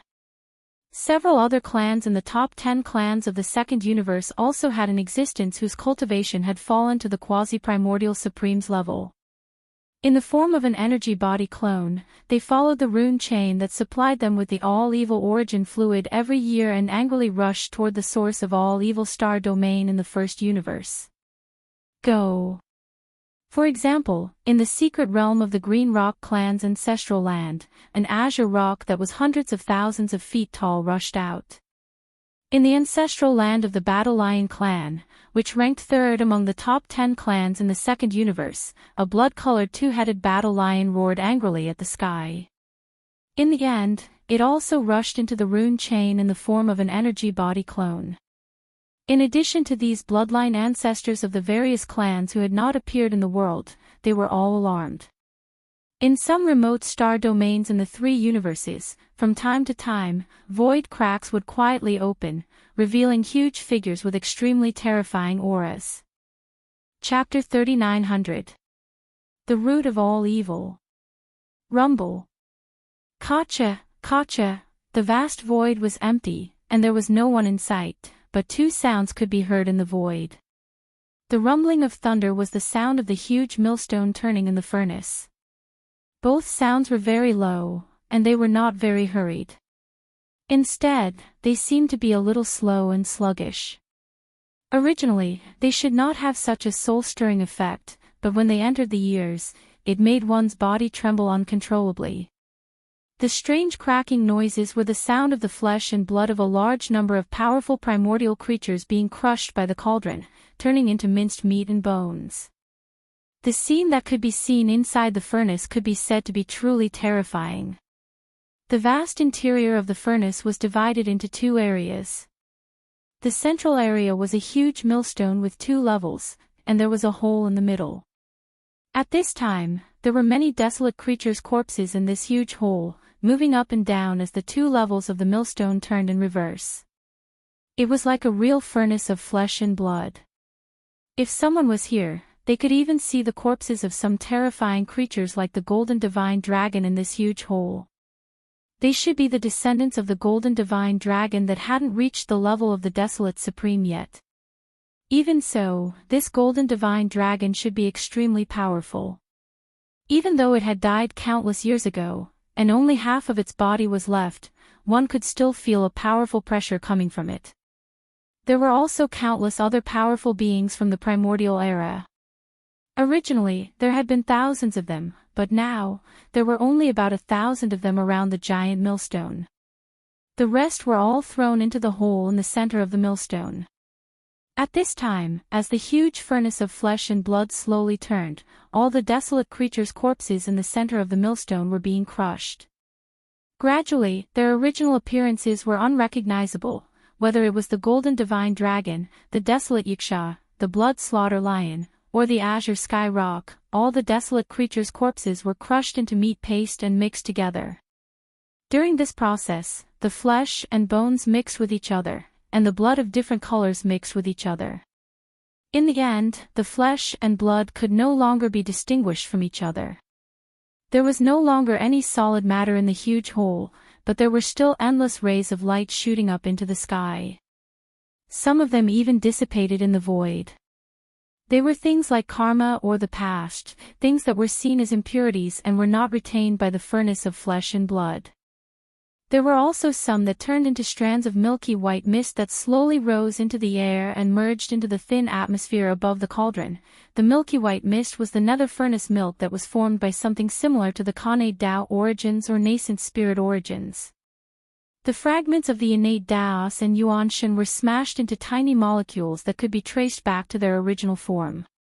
They turned into pure energy and merged into the atmosphere above the furnace.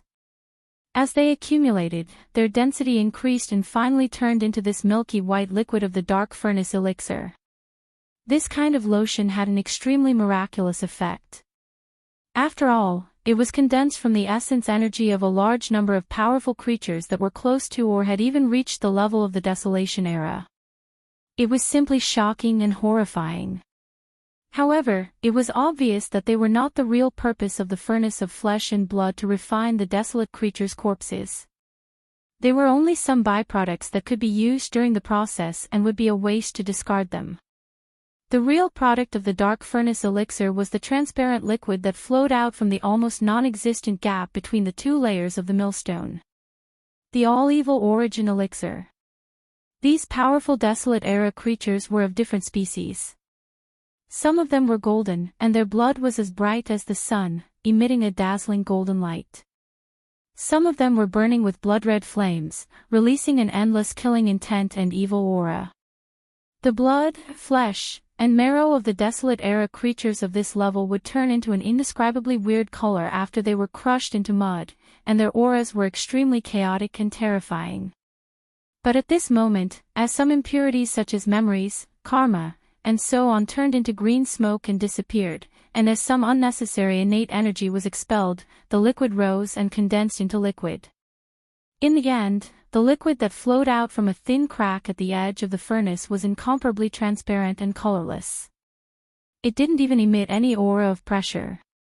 The liquid was as pure as the purest crystal in the world.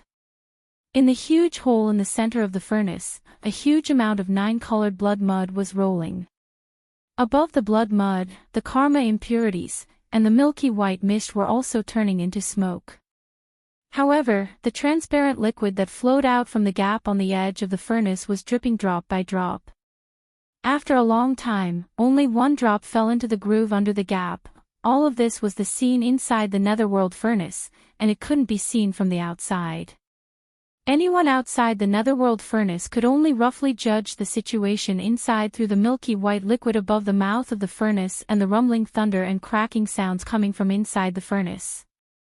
At this moment, the last batch of thousands of desolate era creatures' corpses were also pulled into the huge hole in the center of the millstone of the central region by the power of the netherworld furnace's internal field.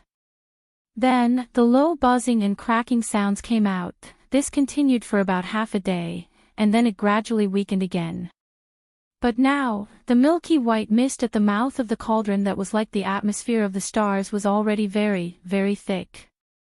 Even though the rumbling of thunder still existed within the netherworld furnace, that kind of strange cracking sound that made one's scalp go numb was almost inaudible. All the corpses of the desolate era creatures had been crushed into meat paste, and their original shapes couldn't be seen anymore.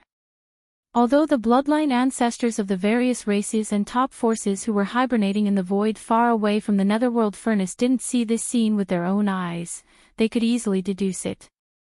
Finally, someone couldn't hold back and suddenly made a move.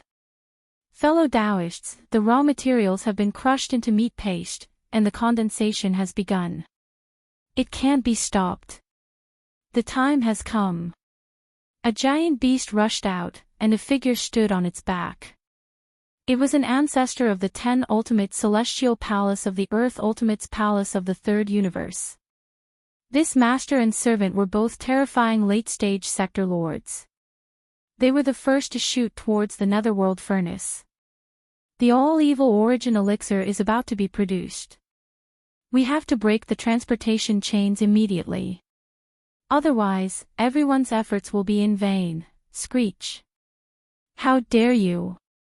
If you dare to break the chains of the netherworld furnace, our race will fight to the death with your 10 Ultimate Celestial Palace.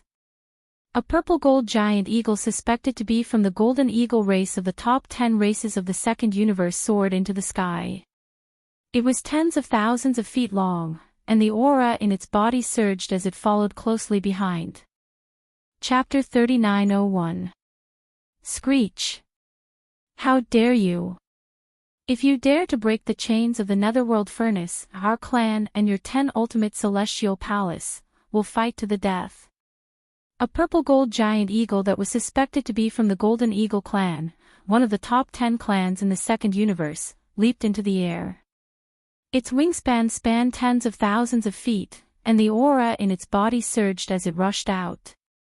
Its target was not the netherworld furnace, but the master and servant of the Ultimate Celestial Palace who wanted to break the transmission chains of the netherworld furnace. This scene was strange, but the terrifying existences that were hibernating in the surrounding void did not seem surprised, as if they had already expected this situation. That's right, this time, the patriarch-level existences from the various clans and top forces in the second and third universes came to the source of all evil star domain for completely different purposes. It could even be said that they came in opposite directions. The two camps of the human race in the third universe, including some old monsters from the myriad Luo Federation Senate, and some idle patriarch-level figures from various parts of the three dimensions, came to the source of all evil for the same purpose, to break the rune chains that transported the all-evil origin liquid out of the netherworld furnace. Passage. Then, they would think of a way to obtain the all-evil origin liquid in the netherworld furnace. However, the bloodline patriarchs from the various clans in the Second Universe's Federation did not come here to seize the fortune in the netherworld furnace, but to prevent the rune chains from being broken. This was because the bloodline patriarchs of the various clans in the Second Universe were basically the same as the nine-headed Blood Flood Dragon of the Blood Flood Dragon clan and other terrifying existences. They had vested interests in the products of the netherworld furnace. Although the various clans in the Second Universe had previously launched an army of 10 million battleships to conquer the First Universe and charge into the source of all evil star domain. But in fact, even at that time, their purpose was only to fully control the source of all evil star domain and forbid any other forces from entering to prevent the Venom incident from happening again. Of course, In addition to the bloodline patriarchs of the various clans in the Second Universe's Federation, there were also some idle old monsters from various parts of the three dimensions. Among them, there were also vested interests in the products of the Netherworld Furnace. Perhaps on the surface, this group of independent old monsters had nothing to do with the various clans in the Second Universe's Federation, but when it came to the rune chains of the Netherworld Furnace, the interests of the two sides were clearly tied together and unknowingly stood on the same side. Golden Eagle Race, is this the idea of your race, or the idea of the races of the Second Universe?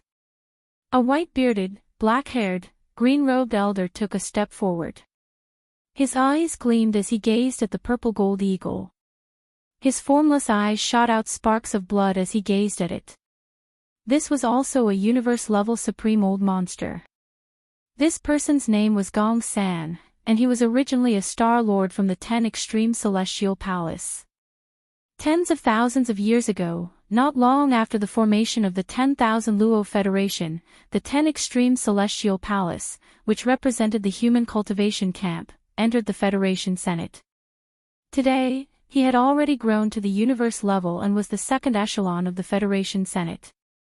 A top-notch elder. Previously, when the various clans of the Second Universe's Federation launched an army of tens of millions of battleships to launch an all-out expedition against the First Universe, the 10,000 Luo Federation was already extremely dissatisfied. Now, a bloodline ancestor of the Golden Eagle race had appeared and was clamoring and threatening the 10 Extreme Celestial Palace. Gong San couldn't bear it anymore and immediately expressed his stance on behalf of the Federation. Golden Eagle, don't forget, the various clans of the Second Universe are also members of the Federation. On the matter of the Netherworld Furnace, the Federation Senate has already given clear instructions. I advise you not to go against the wishes of the Federation. What a joke. The various clans of the Second Universe are only members of the 10,000 Luo Federation. We are not subordinates of the Federation. Even the Federation Senate has no right to impose their wishes on our clans and make any compulsory orders. In the distant void, a giant rock with green feathers and countless golden rays of light spread out its wings and rushed out from the void. This should be a bloodline ancestor of the Green Rock clan, one of the top 10 clans of the Second Universe. His strength was comparable to that of Gong San, who was from the Federation Senate. He was also at the universe level. He replied without any trace of politeness, the products of the Netherworld Furnace are closely related to the interests of the various clans of the Second Universe. It is impossible for you not to know this. The human race is also one of the members of the Federation. This time, they ignored the allies of the various clans of the Second Universe and came to the source of all evil to seek the benefits of the Netherworld Furnace. Not only did the Senate of the Federation not stop them, but they even colluded with them. It is really cold to the hearts of the various clans. Regarding this matter, the 10,000 Luo Federation must give the various clans of the Second Universe an explanation.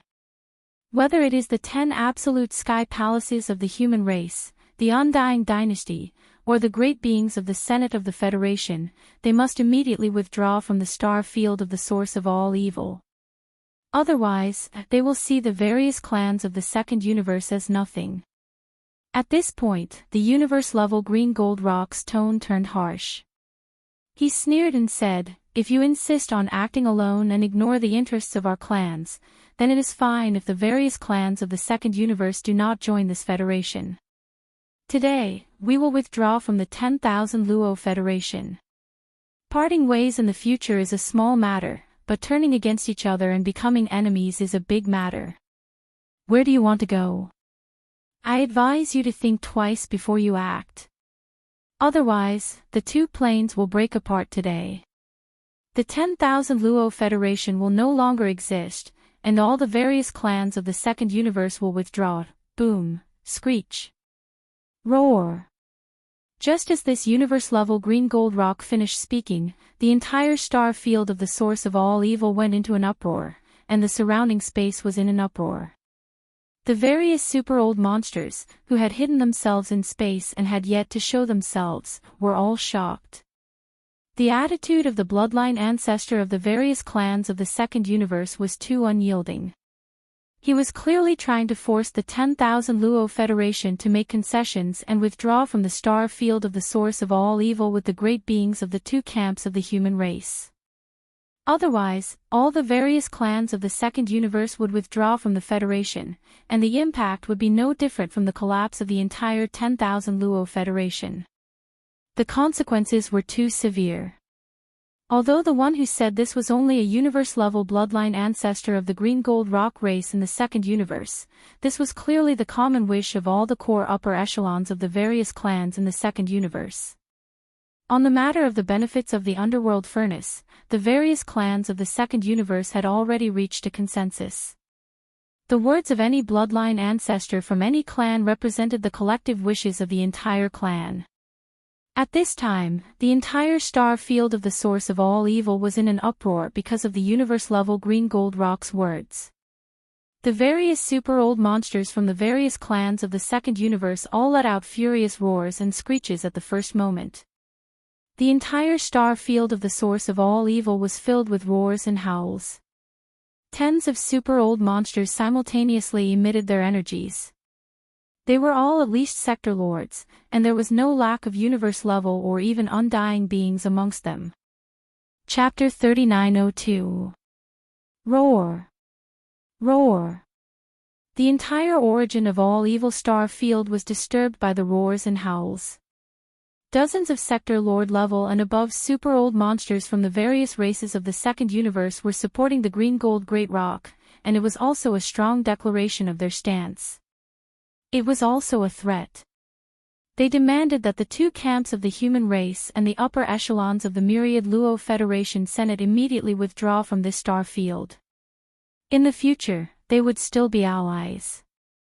Otherwise, they would part ways in the future and become enemies today. The atmosphere instantly became oppressive to the extreme. In the entire vast and boundless star field, half of the roars and roars shook the heavens, and the aura surged and rose. The other half had completely fallen into silence. Some of the rogue cultivator super-old monsters who did not belong to the two opposing camps were still hibernating. They were waiting. What would happen next would be determined by the changes in the overall situation.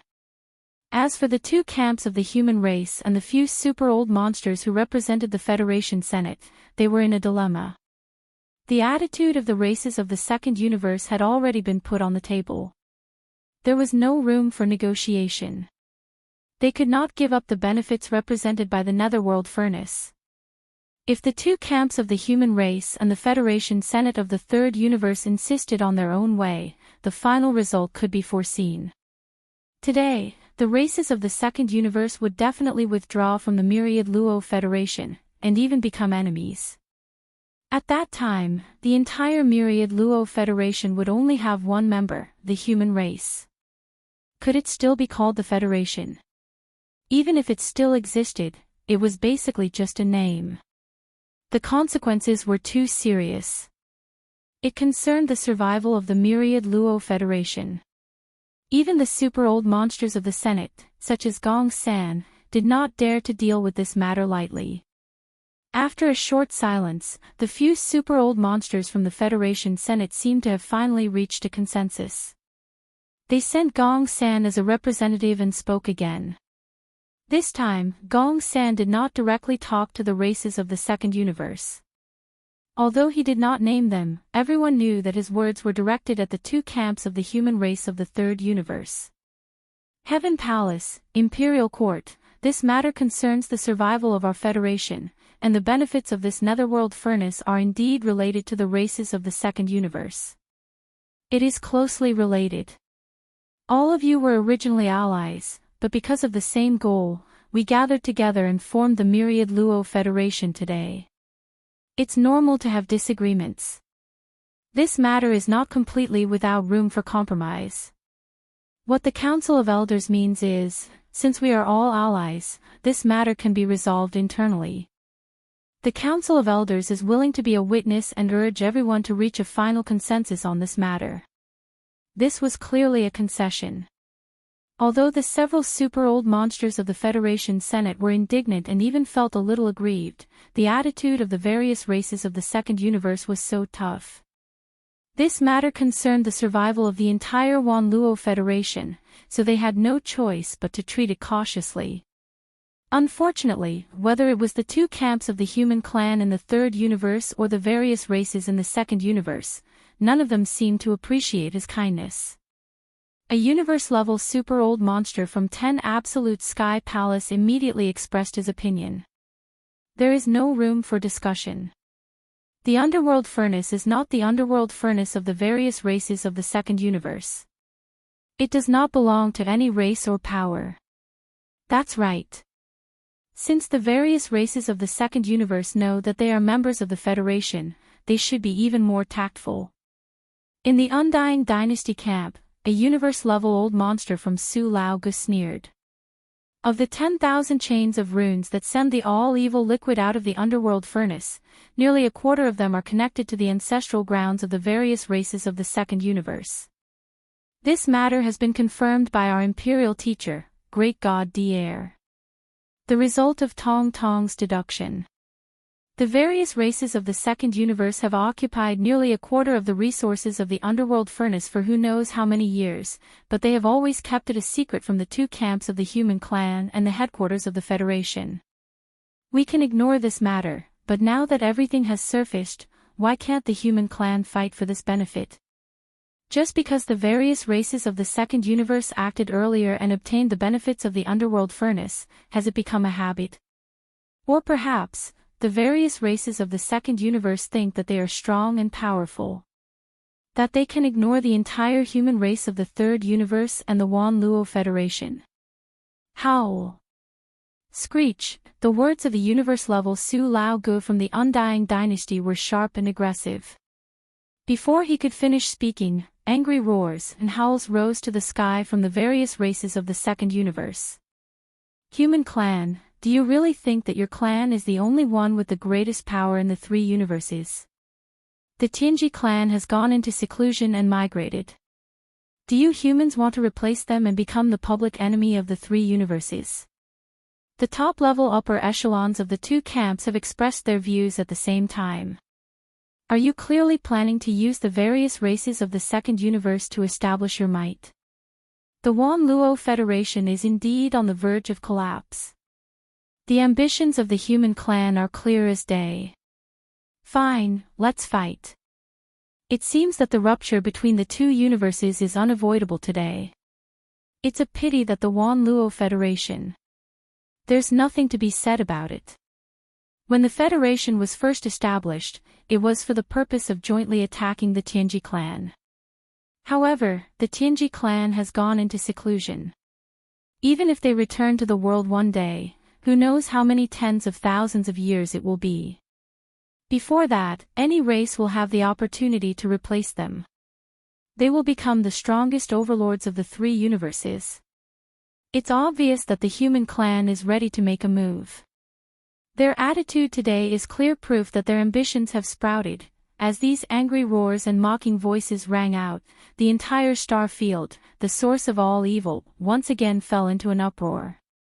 The super-old monsters of the various races of the Federation of the Second Universe roared and expressed their views. The super-old monsters of the two camps of the human clan, as well as some of the top factions and idol sects, were enraged. Some of the independent cultivators and the descendants of the primordial creatures who did not belong to the two camps of power wisely remained silent. They paid close attention to the development of the situation, vigilantly watching from the sidelines. Only the few super-old monsters of the Wanluo Federation Senate fell into deep embarrassment at this time, whether it was the two camps of the human clan's Immortal Dynasty and the Tenju Celestial Palace from the Third Universe or the various races of the Federation from the Second Universe, none of them gave them any face this time. Previously, Gong San had represented the few super-old monsters of the Federation Senate to tactfully express their hope that the two sides would have internal peace talks. This was already a slightly sullen concession made by the Federation. Unexpectedly, the final result was so unbearable. The Federation Senate made a concession in public, but whether it was the human clan or the various races of the Second Universe, none of them took it seriously and completely ignored their existence. The Wan Luo Federation was completely isolated. All the internal members did not take it seriously and wantonly ignored it. For the few super-old monsters of the Federation Senate, this matter was simply a slap in the face in public. It was too humiliating. Screech. Chapter 3903. Among the major races and top forces in the three dimensions, the strongest combat power that any force could send was at the immortal level. Although there were existences beyond the immortal level in the ancestral secret realms of the major races and forces, such as the nine-headed blood dragon and the blood dragon clan's lair in the Second Universe, he was in existence at the level of the Desolate Era, which was far beyond the immortal level. However, existences at this level were almost all seriously injured and couldn't come out. Besides, if they forced themselves to come out, once enemies were attracted, they wouldn't be able to protect themselves and might be killed. The more powerful an existence was, the more they cherished their feathers and wouldn't take risks easily.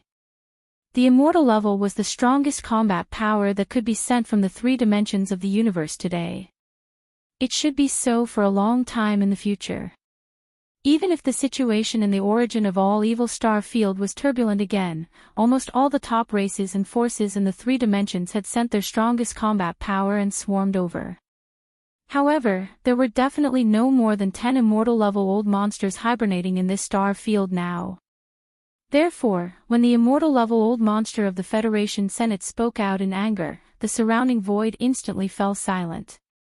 Neither the two camps of the human race nor the various races of the Second Universe refuted on the spot. It wasn't that there weren't any immortal level existences in the human race. In fact, various races of the Second Universe also had immortal level old monsters in the origin of all evil star field, and like the human race, there was more than one of them. But even so, the immortal level existences of the two sides wouldn't easily express their opinions and speak out in front of them. No one at the immortal level was simple. Otherwise, how could they be called immortal? Therefore, existences at this level wouldn't easily make enemies. Of course, this referred to enemies at the immortal level of the same realm.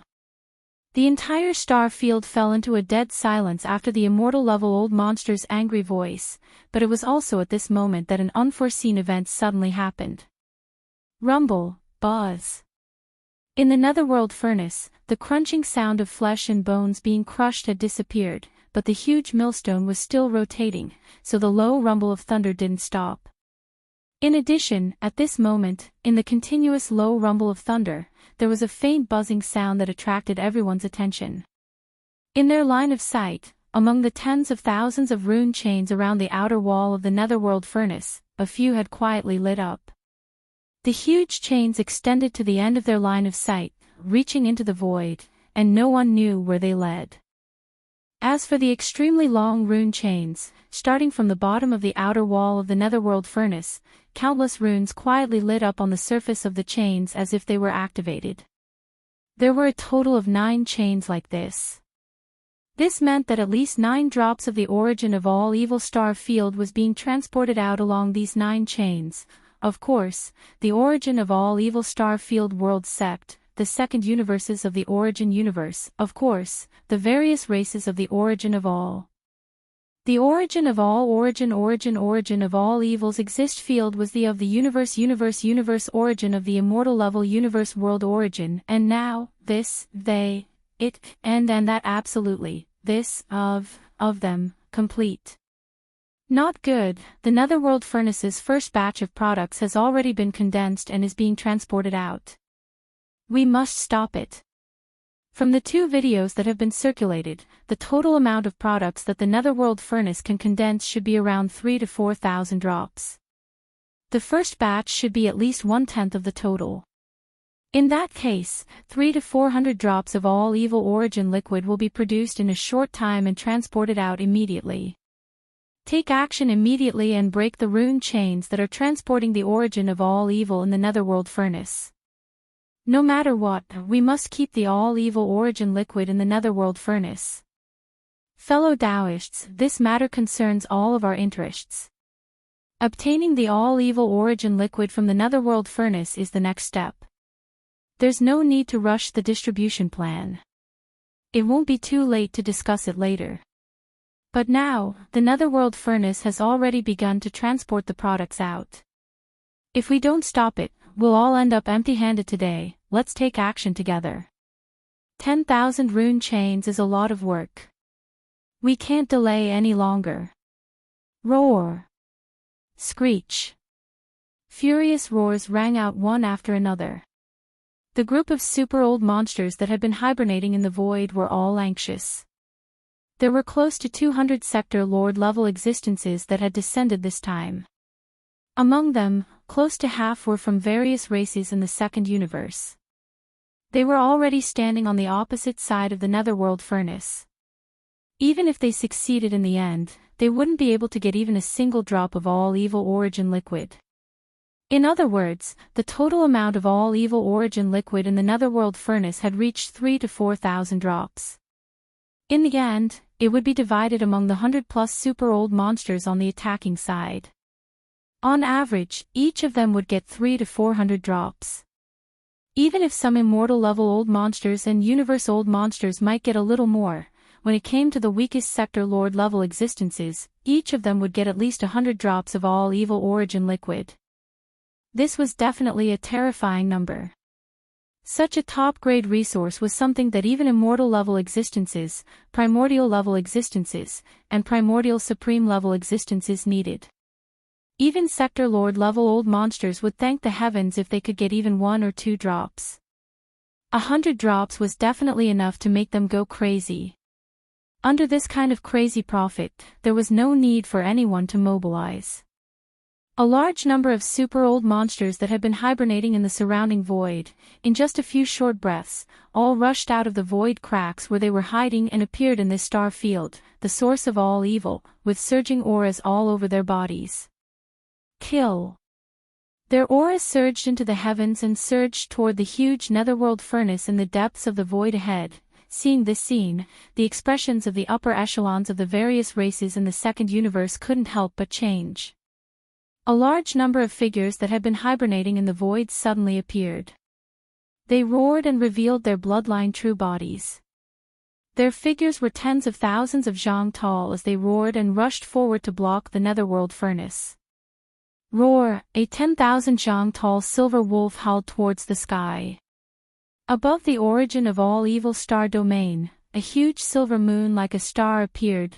Damn it, these bastards are crazy. Stop them immediately. Otherwise, I won't be able to answer to the ancestor of the race. This was a universe-level ancestor of the greedy wolf clan. His bloodline aura was so powerful that it was terrifying. Once the bloodline ability of the greedy wolf howling moon was unleashed, the aura far surpassed that of the descendants of the greedy wolf clan that Yi Xian had come into contact with before. Countless silver moonlight blades rained down from the silver moon above, instantly turning the depths of the root of all evil star region into a sea of light blades. Every single silver moon blade was incomparably sharp. Not only were the same level universe level existences wary of them, even the few immortal level existences were avoiding them. They didn't want to be injured by these silver moon blades, as that would damage the prestige of the immortal level existences. Pooh! Pooh! A muffled sound resounded. 2 sector lord level old monsters were careless and instantly met with a calamity. One was decapitated by the silver moon blades, the other was cut in half at the waist, dying in the blink of an eye. Chapter 3904. Whoosh! A large amount of rain-like crashing sounds could be heard.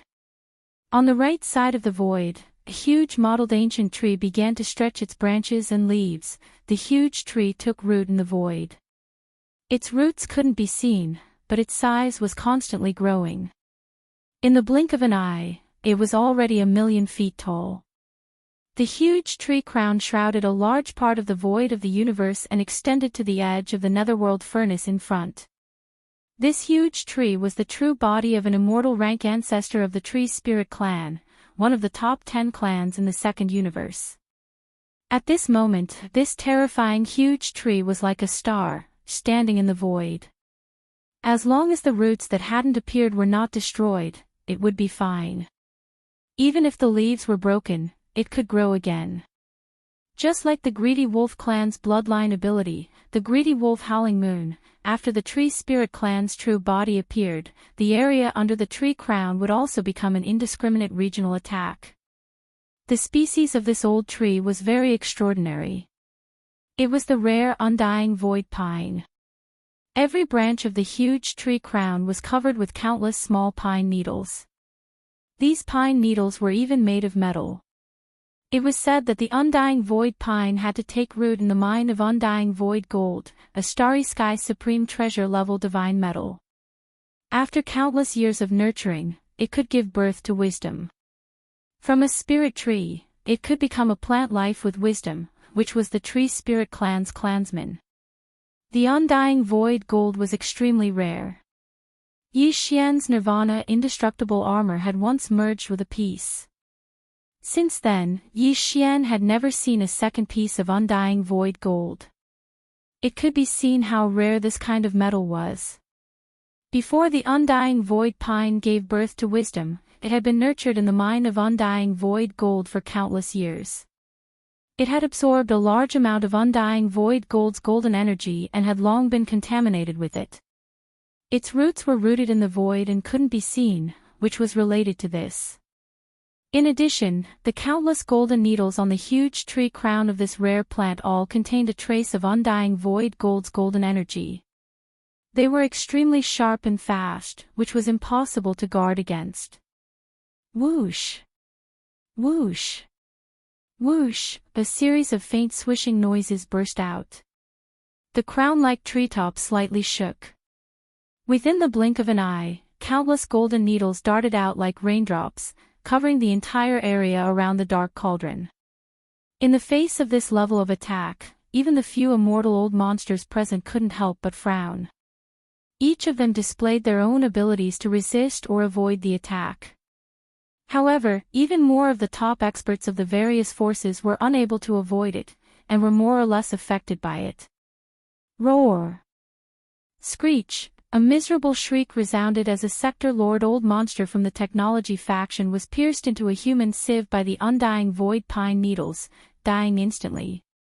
His body was dripping with golden blood as he fell into the void below. There was even a universe-level warrior who should have been an ancient unaffiliated warrior with the bloodline of the lion beast. Countless golden pine needles pierced through his head. He struggled in space for 2 breaths before finally dying. Boom! Hua la la! At the same time, a series of clanking sounds of chains came together with a huge roar. Just as the Silver Wolf and the Undying Pine of Void unleashed their might and launched a large-scale indiscriminate attack, the 2 major human camps, the few powerful elders of the Federation Senate who had been isolated, and some ancient itinerant cultivators also attacked. They also launched attacks on the Dark Cauldron. Although most of them were Sector Lord-level existences, there were quite a few universe-level beings as well. There were even 7 or 8 immortal old monsters. Under the full power of their abilities, hundreds of rune chains were broken in an instant. They were all the chains that were transporting the all-evil origin liquid from the bottom of the Dark Cauldron's outer wall. They were cut off from the edges of the Dark Cauldron's outer wall, leaving behind only a few hundred to a few thousand feet long. Although the Dark Cauldron had already given birth to a weapon spirit, it was currently focused on refining the all-evil origin liquid. It had no time to care about such attacks, so it didn't react at all. In any case, the Dark Cauldron's body was too sturdy, and its internal field was shockingly powerful. It couldn't be forcefully broken. Besides, after the Dark Cauldron gave birth to a weapon spirit, it could temporarily break free from the bindings and restraints of the rune chains. However, the hundreds of rune chains that were forcefully separated from the Dark Cauldron's outer wall were forcefully broken by various abilities of Sector Lord level and above. The order runes near the ends of the chains had already been destroyed. The runes were completely destroyed. Under such circumstances, the Dark Cauldron itself couldn't be repaired unless the Heavenly Dao's Green Eye intervened. In fact, even if the Heavenly Dao's Green Eye were to act again, it was basically unrealistic to want to completely repair all the rune chains that transported the all-evil origin liquid out. Whether it was the Dark Cauldron or the rune chains, they were all forged from special divine metals. Engraving the mysterious runes on the chains was an extremely taxing matter. Not to mention whether the Heaven's Dao's Azure Eye still had a large amount of similar divine metals in his possession.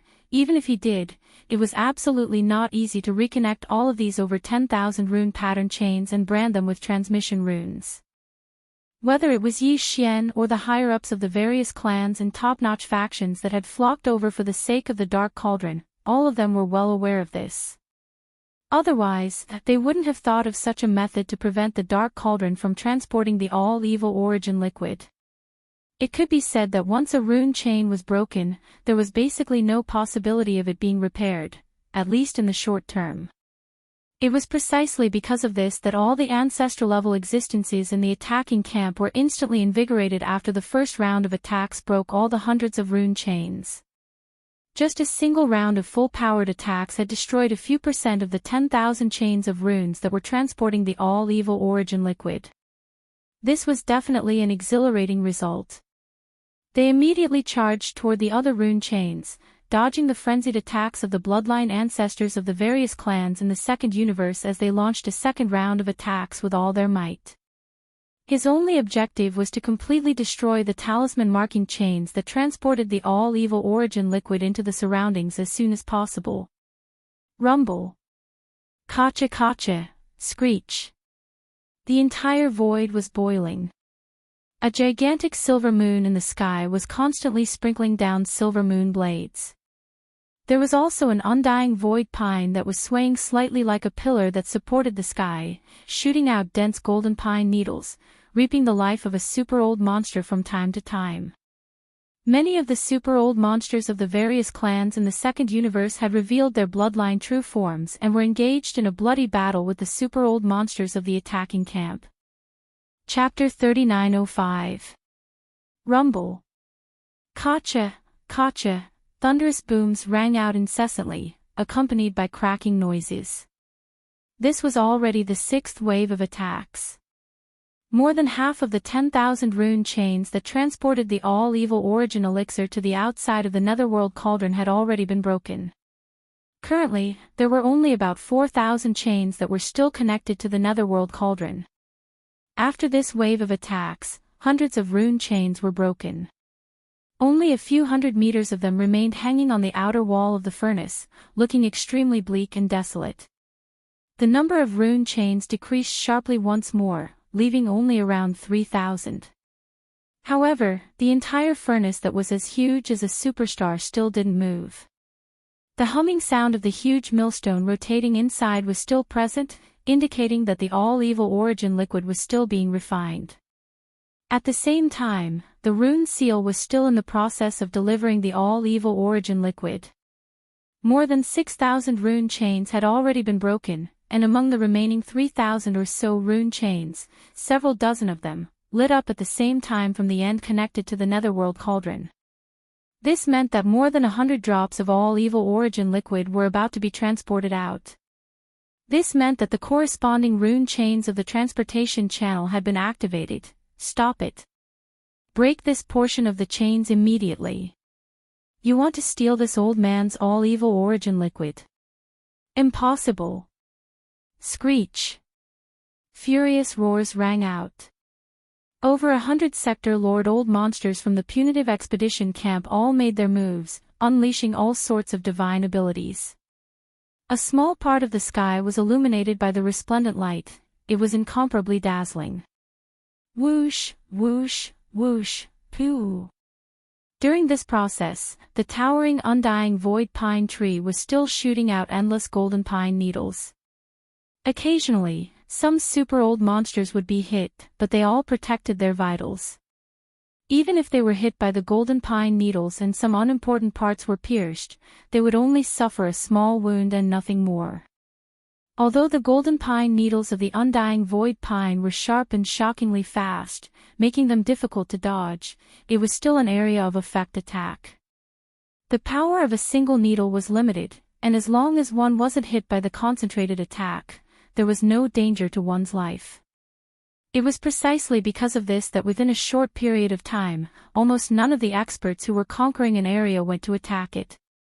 Its roots were rooted in the void, impossible to see at all, impossible to completely eliminate in a short period of time. On the other hand, the gigantic silver moon that resembled a star in the sky showered countless silver moon blades. They circled and attacked in an unpredictable manner.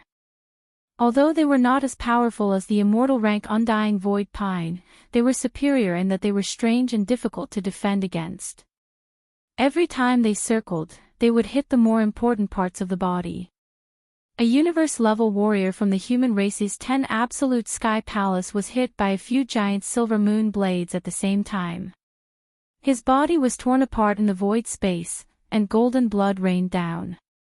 He died in an instant. Screech. Greedy wolf, you are courting death. A blood dragon rushed out of the void, emitting a dense blood-colored baleful aura. Its aura was terrifying. It had actually reached the universe 9th level and could be considered a half-step immortal. This was just the blood dragon. In fact, there was a figure standing on top of the blood dragon's head. It was a top-old monster from the 10 Absolute Sky Palace, the second palace of the 10 Absolute Sky Palace, the Earth Absolute Sky Palace. He was an immortal-level existence. At this moment, he rushed out with a roar. The half-step immortal-level blood dragon under the immortal-level old monster let out a ferocious dragon roar towards the sky. It opened its mouth to swallow the giant silver wolf. Gongju Sha, how dare you! Almost at the next moment, from the other side of the void, an imperishable old monster from a certain race in the second universe roared and rushed out. His body turned into an arrow that pierced through the void and traveled billions of miles in an instant, shooting toward the head of the blood-red dragon. Although the huge silver wolf of the ravenous wolf race only had a universe-grade cultivation base and had yet to reach the immortal level, its ravenous wolf howling moon bloodline ability was extraordinary. It was comparable to the battle lion race's Mad Lion 9. However, the 9 transformation Mad Lion was amazing because of its continuous increase in strength. With each transformation, its chi, blood, and body size would increase by 10 times. However, the greedy wolf howling moon was different.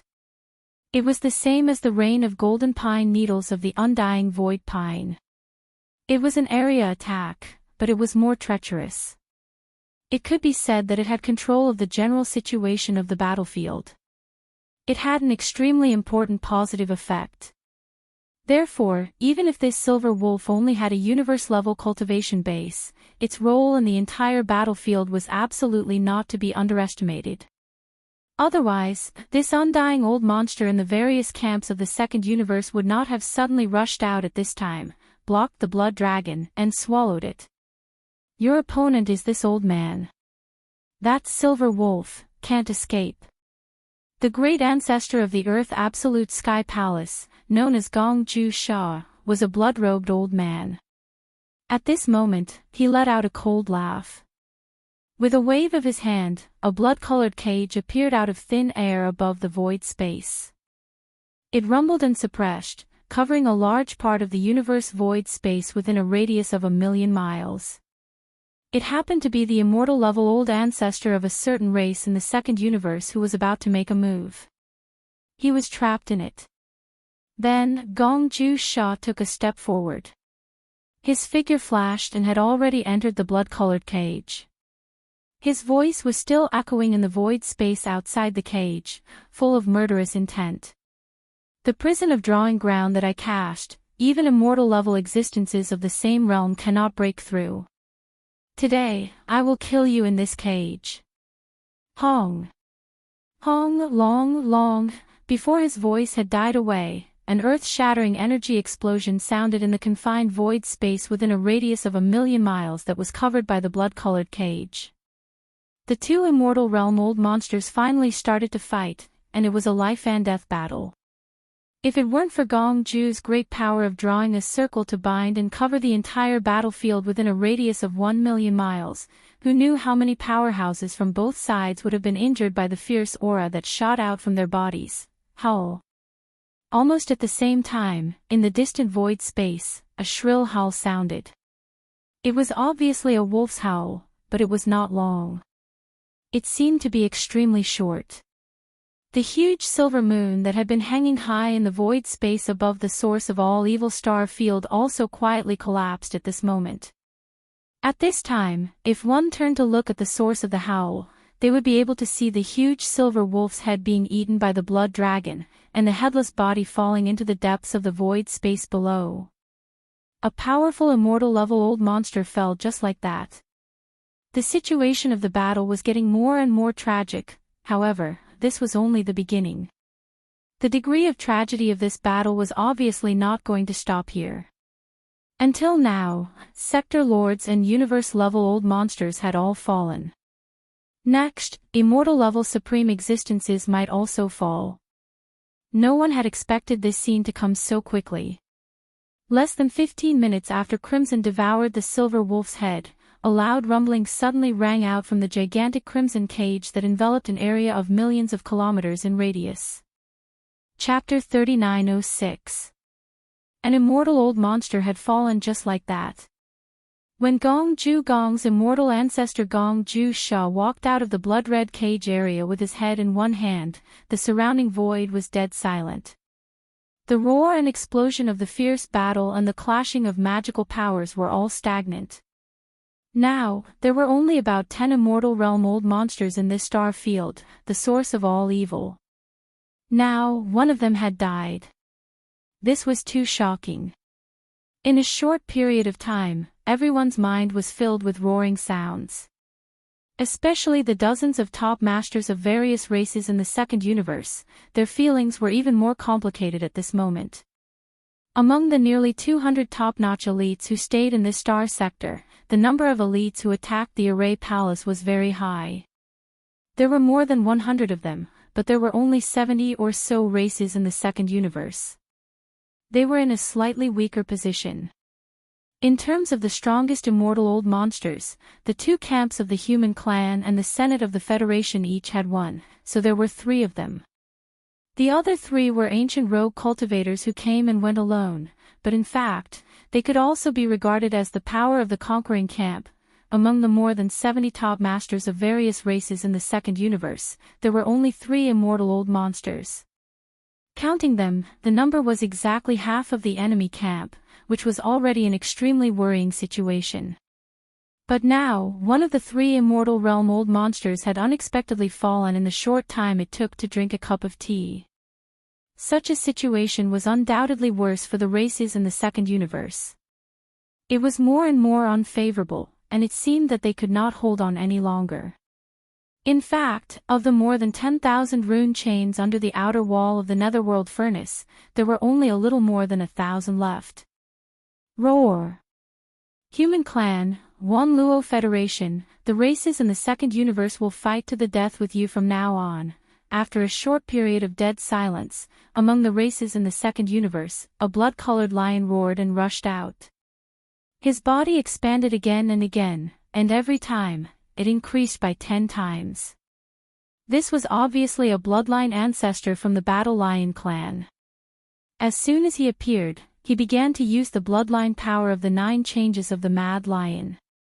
Among all the experts that Yi Xian had met before, Shi Wanjin was the one with the strongest talent in this bloodline ability. That guy had comprehended the 4th transformation of the 9 transformation of the Berserk Lion. Once it was activated, his body would instantly transform into a terrifying battle lion that was over 100,000 feet tall. His blood and chi was so abundant that it made one's hair stand on end. However, he was still a junior of the younger generation. In terms of understanding the 9 changes of the Berserk Lion bloodline ability, he might be one of the best in the younger generation, but he couldn't possibly be the number 1 in the entire Battle Lion race. The blood-colored lion that had appeared today had clearly surpassed Shi Wanjin in terms of comprehension of the 9 changes of the Berserk Lion. When the blood-slaughter Berserk Lion went through the 4th transformation, the experts of this race would possess a bloodline true body that was 100,000 feet tall. The 5th transformation would increase the size of this foundation by 10 times. In other words, it would reach 10 million zhang. It would be like a small planet.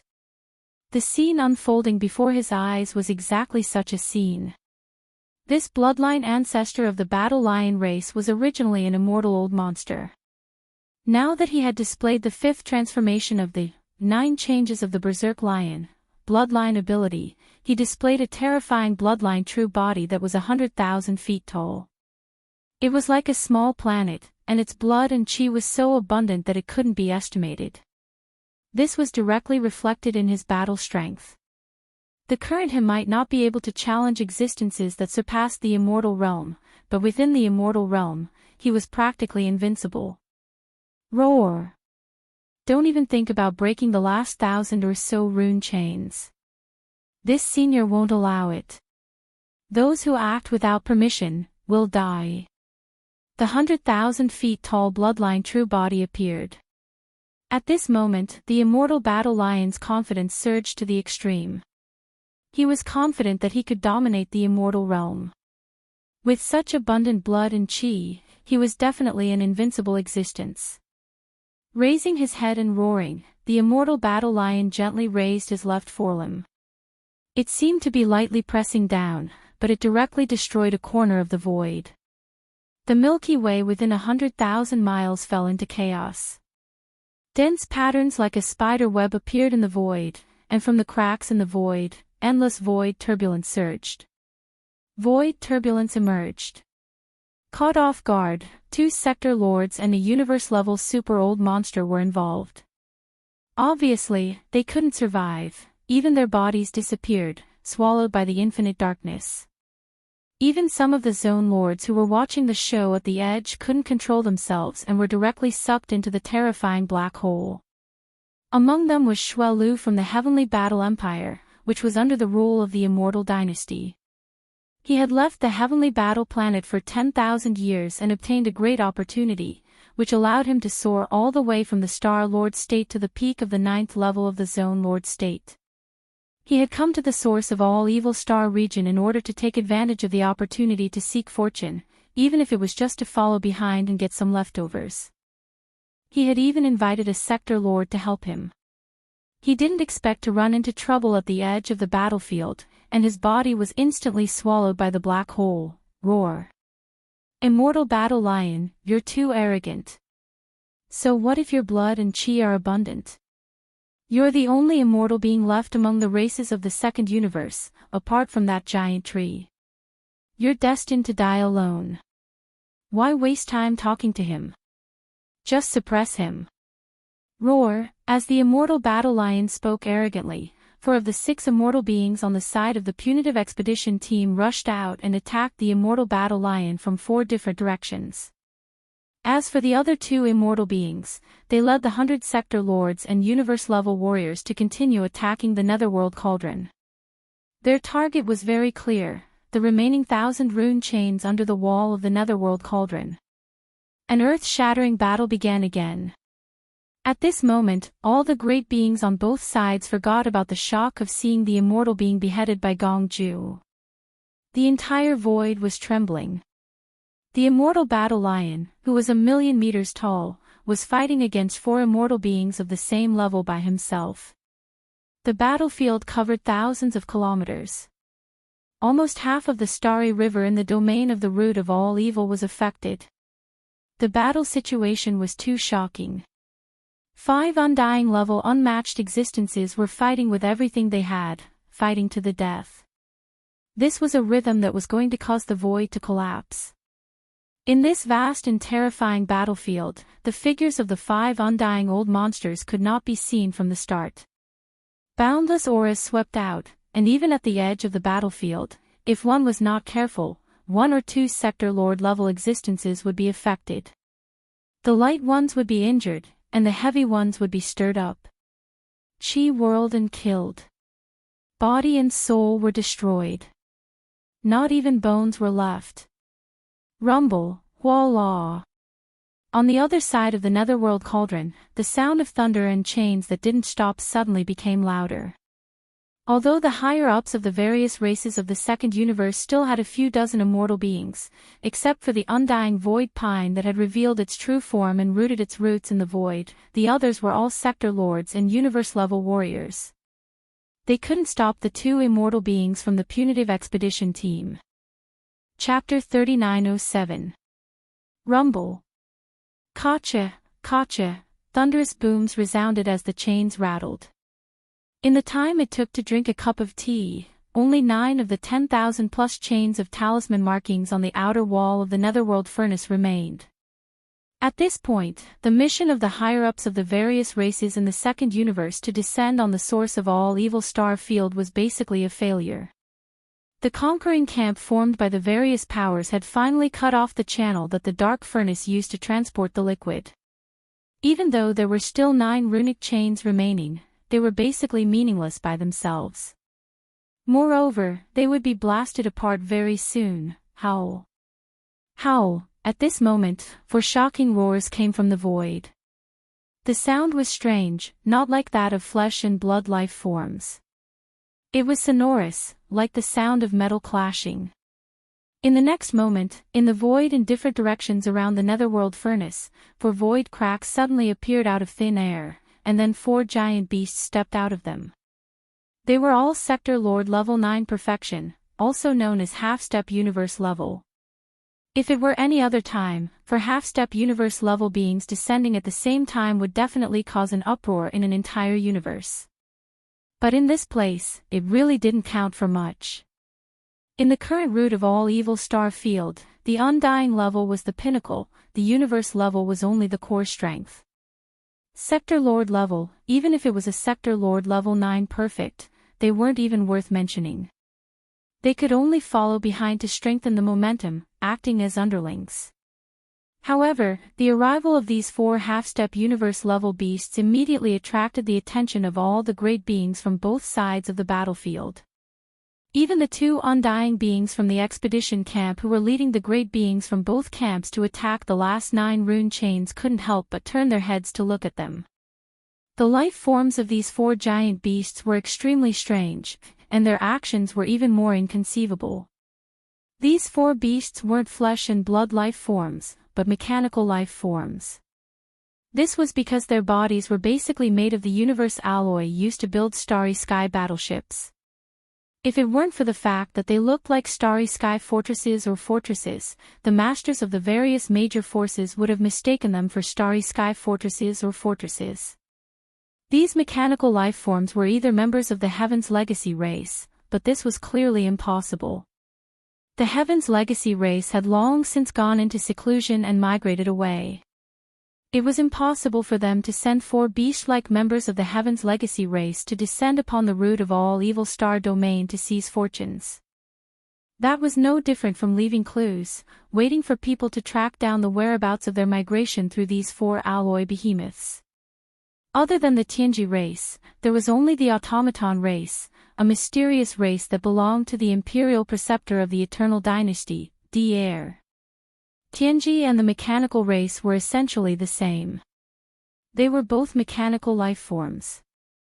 For the Tianji clan to become the overlord of the first universe, the entire human race had to ally with the various races of the second universe to form the Myriad Net Alliance.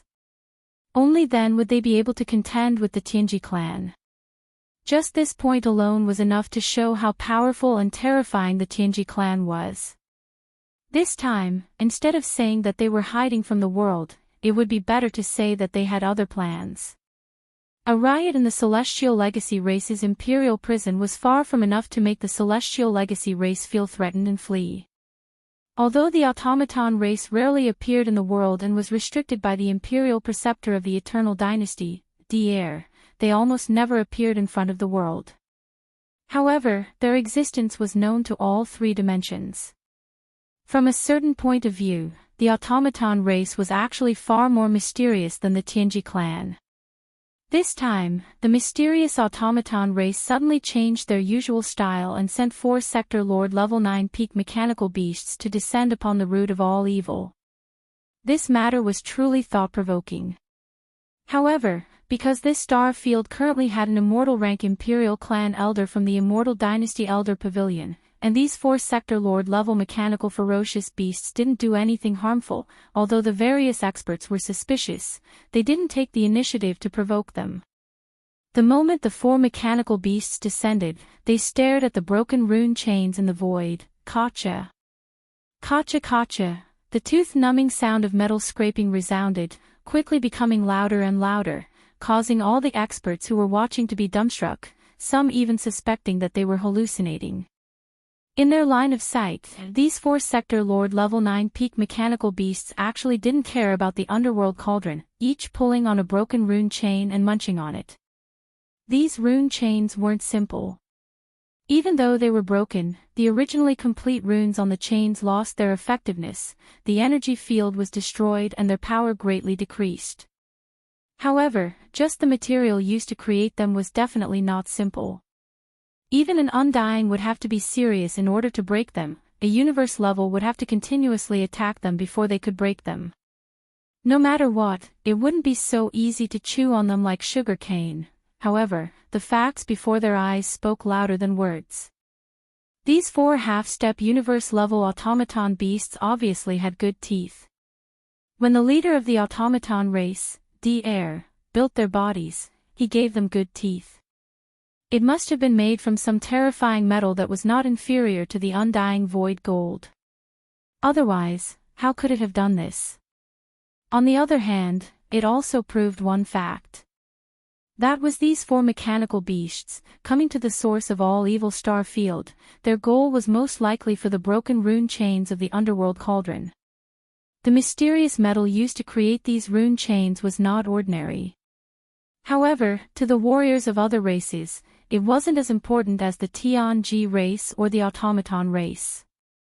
To the human race and the various races of the second universe, as well as the warriors of other life forms, if these rune chains were to be brought back, they would at most be used to create treasures or alloys to create battleships. They were after all external objects. However, the Tianji race and the automaton race could use them to strengthen themselves.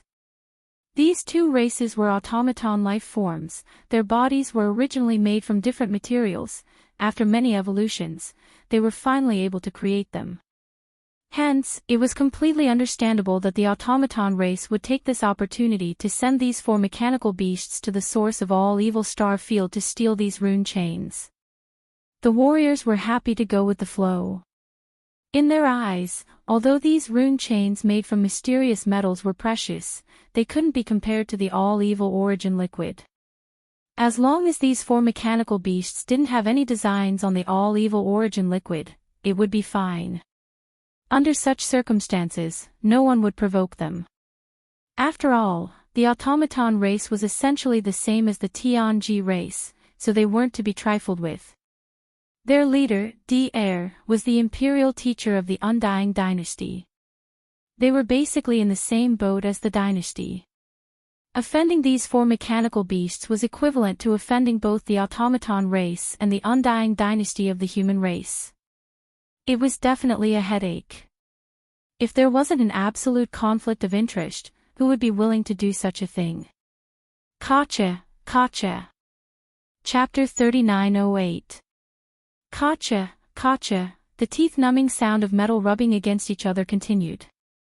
After the 4 half-step universe-level mechanical ferocious beasts finished chewing the first rune chain, they turned around and started chewing on the second one. Without a doubt, their arrival was precisely for the sake of devouring this mysterious metal. The experts of the various powers saw all of this with their eyes, and they quickly paid no further attention to it. They withdrew their attention and turned their gazes towards the last 9 remaining runic chains at the bottom of the outer wall of the netherworld furnace. As long as the last 9 rune chains were broken, the channel and route through which the netherworld furnace transported the all-evil origin liquid would be completely sealed. Now, there were 4 half-step universe-level mechanical ferocious beasts from the machine race chewing on the broken rune chains in the void like sugarcane. This was a good thing. Even if the netherworld furnace itself or that terrifying heavenly Dao green I wanted to repair it, it was unlikely that it would be possible. The rune chains were only broken, so there was still a possibility of repair. If all of them were chewed up, then it would really be over. From this point of view, the powerful beings from all sides were actually quite happy to see the arrival of these 4 half-step universe-level mechanical ferocious beasts from the machine race. Of course, this was excluding the various races of the second universe. Wang, just as the 2 immortal-level old monsters were about to make a move on the remaining 9 rune chains, a weak buzzing sound suddenly rang out. The rune chains lit up. This time, it wasn't 9 chains but only 1. Furthermore, it was obvious that the all-evil origin liquid wasn't being transported from the inside of the netherworld furnace. This was because this rune chain should have lit up from one end of the netherworld furnace's outer wall and extended to the other end. The strange appearance of this rune chain before his eyes was clearly starting to light up from the end of his line of sight that had pierced into the unknown void. It gave off the feeling that there was a drop of the source of all evil in that unknown void that was being fed into the netherworld cauldron. However, that was obviously impossible. Clearly, there was a terrifying being chasing in the opposite direction of the rune chain. This runic chain was connected to the space on the other side, which was the ancestral land of the Blood Dragon clan in the second universe. The existence that was rapidly approaching along the chain was an energy avatar of the Blood Dragon clan's bloodline progenitor, the 9-headed Blood Dragon. Not long ago, when the 9-headed Blood Dragon heard the shocking news in the star area, the source of all evil, he realized that something unexpected was about to happen. Without hesitation, he immediately rushed over. Such a scene was not only playing out in the ancestral land of the Blood Wirm tribe. Several other races in the top 10 races of the second universe also had an existence whose cultivation level had fallen to quasi-desolation. In the form of an energy clone, they followed the rune chains that supplied them with the all-evil origin liquid every year and angrily rushed to the star field of the source of all evil in the first universe. Go. For example, in the secret realm of the Cyan Rock clan's ancestral land, Ji Zhan, who was tens of thousands of meters long, rushed out. In the ancestral land of the Battle Lion clan, which was ranked 3rd in the top 10 races of the second universe, there was a blood-colored 2-headed battle lion roaring angrily at the sky. In the end, it also rushed into the rune chains in the form of an energy clone. In addition, there were also some ancient itinerant cultivators who had created an energy clone and followed the rune chains towards the star field of the source of all evil. Unfortunately, although they were ancient mighty beings, in terms of cultivation level and strength, they were many times stronger than the so-called immortal old monsters. However, on the one hand, they were heavily injured and had yet to recover. This time, they had descended with an energy clone. In addition, the way they rushed over was through the rune chains. Their speed was restricted by the rune chains. Although they were not slow, they were comparable to the Sector Lords, Universe Lords, and Universe Lords who directly tore through the void and descended.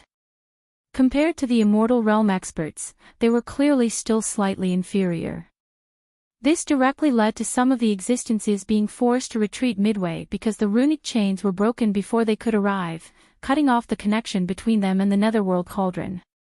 Right now, there were only 9 rune chains left. There could only be 9 avatars of the ancient mighty beings who could rush over in this way. And now, the first one had clearly arrived with a rumbling sound. This scene shocked the 2 undying old monsters of the punitive expedition camp who were about to make a move, and they hesitated for a moment. The surrounding sector Lord Old Monsters and Universe Old Monsters were even more surprised and bewildered, and vigilance appeared on their faces. For a moment, in the entire void, except for the 5 immortal old monsters who were fighting bloody battles and the 4 mechanical beasts from the Machine Clan who were chewing on the rune chains, almost all the other experts stopped what they were doing. Their eyes shone brightly as they locked onto the countless runes that were coming from the void. The other end lit up, and the chain that was rapidly spreading over, Walla. Walla, the sound of the chains grew louder and louder, and there was even a loud rumbling sound. In less than a breath of time, the runes that lit up on the chains had extended from the end of the void to the middle. They were not too far away from the netherworld furnace, at most 10 million miles away. It was also at this moment that the entire netherworld furnace, which was as huge as a star, began to shake violently without any warning. Within the chains that were rapidly extending towards the outer wall of the netherworld furnace, there was even a monstrous murderous aura that began to wreak havoc.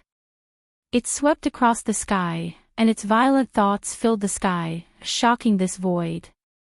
Even the 5 immortal old monsters of the 2 camps who were fighting bloody battles were alarmed. They all turned their heads and looked over, exclaiming in shock, "What happened?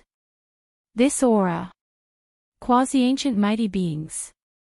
No, it should be the avatar of an ancient mighty being, ha ha ha, roar. Today, all of you will die. This is the aura of our bloodline ancestor, the 9-headed blood dragon. When the ancestor arrives, he will definitely crush everything." As the immortal old monsters exclaimed in shock, in the camp of the various races of the second universe, an old monster from the blood dragon clan was first stunned, then he suddenly raised his head and roared wildly. From the terrifying aura emitted by the rune chains, he keenly captured the aura of the bloodline ancestor of his clan. He instantly guessed the truth, and at this moment, he could be said to be wild with joy. Although the ancestor was about to arrive at this moment, it was only an energy avatar, and its cultivation level was not that of an ancient mighty being. Instead, it was 1 level lower. At most, it was at the quasi-ancient mighty level. But for this star field, which was the source of all evil, this was enough. In the eyes of a quasi-ancient mighty being, the so-called immortal old monsters were just ants, or even less than ants.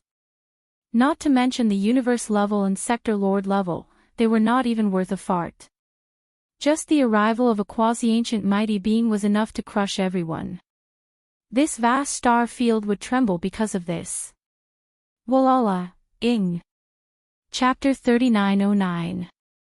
In the second universe, the ancestral land of the Nether Turtle clan, the Nether Turtle Galaxy.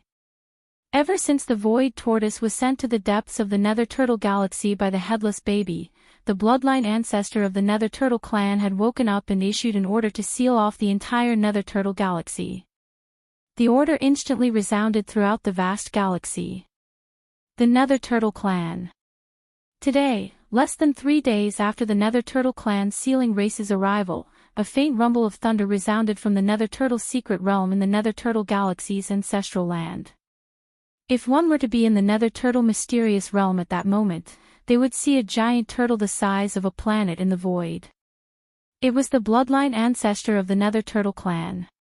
In the surrounding void, more senior members of the Nether Furnace clan could be vaguely seen. They were at least at the sector lord level. The Nether Turtle clan's old ancestor that Yi Xian had seen was one of them. However, his strength was far from the peak star lord level that he had shown before. He was at the immortal level. However, this included the Nether Turtle clan's ancestor and the Nether Turtle clan's bloodline primordial ancestor that was enormous like a star. At this moment, all of them seemed as if they were worshipping someone, and they were looking extremely respectfully towards a certain direction as if they were listening to someone's teachings. Yes, they were worshipping and listening to a lesson. In front of the gazes of all the higher-ups of the Dark Turtle clan was a terrifying giant turtle that was as large as half a region of stars. It was crouching in space, and there was a terrifying wound on its back. Even the Nether Turtle clan's bloodline ancestor, whose body was as large as a planet, was insignificant in front of it. That terrifying giant turtle was the Void Tortoise that had been sent to the Nether Turtle Galaxy a few days ago.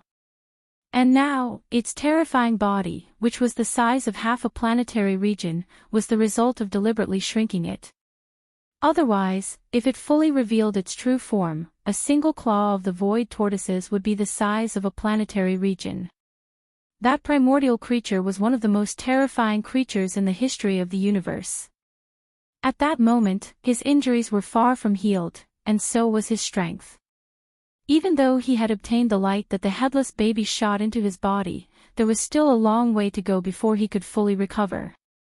His strength had only just entered the primordial supreme level, and he was far from reaching the peak of the primordial supreme level at his peak. Even so, it was more than enough for the void tortoise to do what it needed to do after it entered the supreme of the ancients level. It's inconvenient for those old fogies to interfere in this matter. Only I, the old turtle, will take the risk. An elderly voice that was filled with a weak aura seemed to have come from the end of space, yet it was extremely clear and resounded in the minds of all the higher-ups of the Dark Turtle clan. The insides of the Netherworld Cauldron have been tampered with. Although it has evolved once again and given birth to an artifact spirit, the Netherworld Cauldron's artifact spirit was affected by everything that happened in the Netherworld Cauldron. It won't activate the warning array formation or contact the Heavenly Dao's green eye, therefore, as long as you are careful, there won't be much danger. You can rest assured that Old Tortoise will return soon. Don't delay any longer. Hand over the coordinates of the ancient demonic bear's hibernation. Old Tortoise can't rush there from here, so I can only go somewhere else. Otherwise, if I leave behind any traces and the Heavenly Dao's green eye comes to find me, the entire Dark Turtle clan will be annihilated. This was the only thing the Void Tortoise was worried about. Fortunately, there was a solution. The Dark Turtle clan happened to know a place where an ancient demonic bear was hibernating and enjoying the secondary source of the Netherworld Cauldron's chain. Above that place, a Netherworld Cauldron's chain was suspended. Every year, a drop of all evil origin liquid would drip from the end of this chain. Whoosh!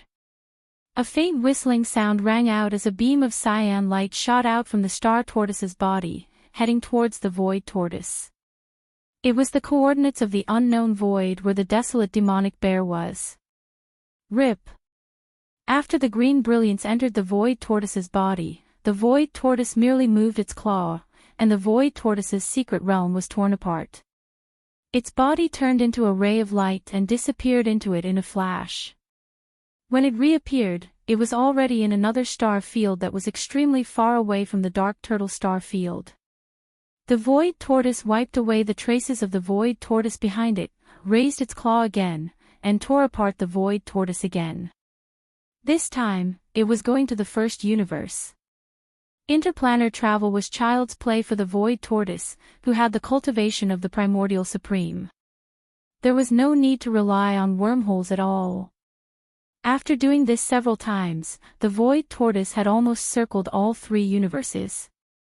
When it tore apart the Void Tortoise for the last time, a green light flashed on its forehead. This time, it was heading to the mysterious unknown void where the ancient demonic bear was. It was a dark void without a trace of light. All the stars in the void were completely dim. The energy in the star cores had been completely absorbed by the ancient demonic bear. The ancient demonic bear had the power to control the earth in its bloodline. It was said that in the vast universe, as long as there were stars, the demonic bear of the earth was indestructible. No matter how severely injured it was, when it landed on the surface of a star, it could instantly absorb all the vitality of an entire star through the contact of its feet. This included the plants and life on the star, and even the vitality of the star itself. The reason why this mysterious void was so dark was because all the stars in the void had been sucked dry of their energy. The life force of the stars had been absorbed by the desolate demonic bear to heal its injuries. The supply of 1 drop of all evil origin liquid every year was obviously far from enough for it. Its injuries were too severe.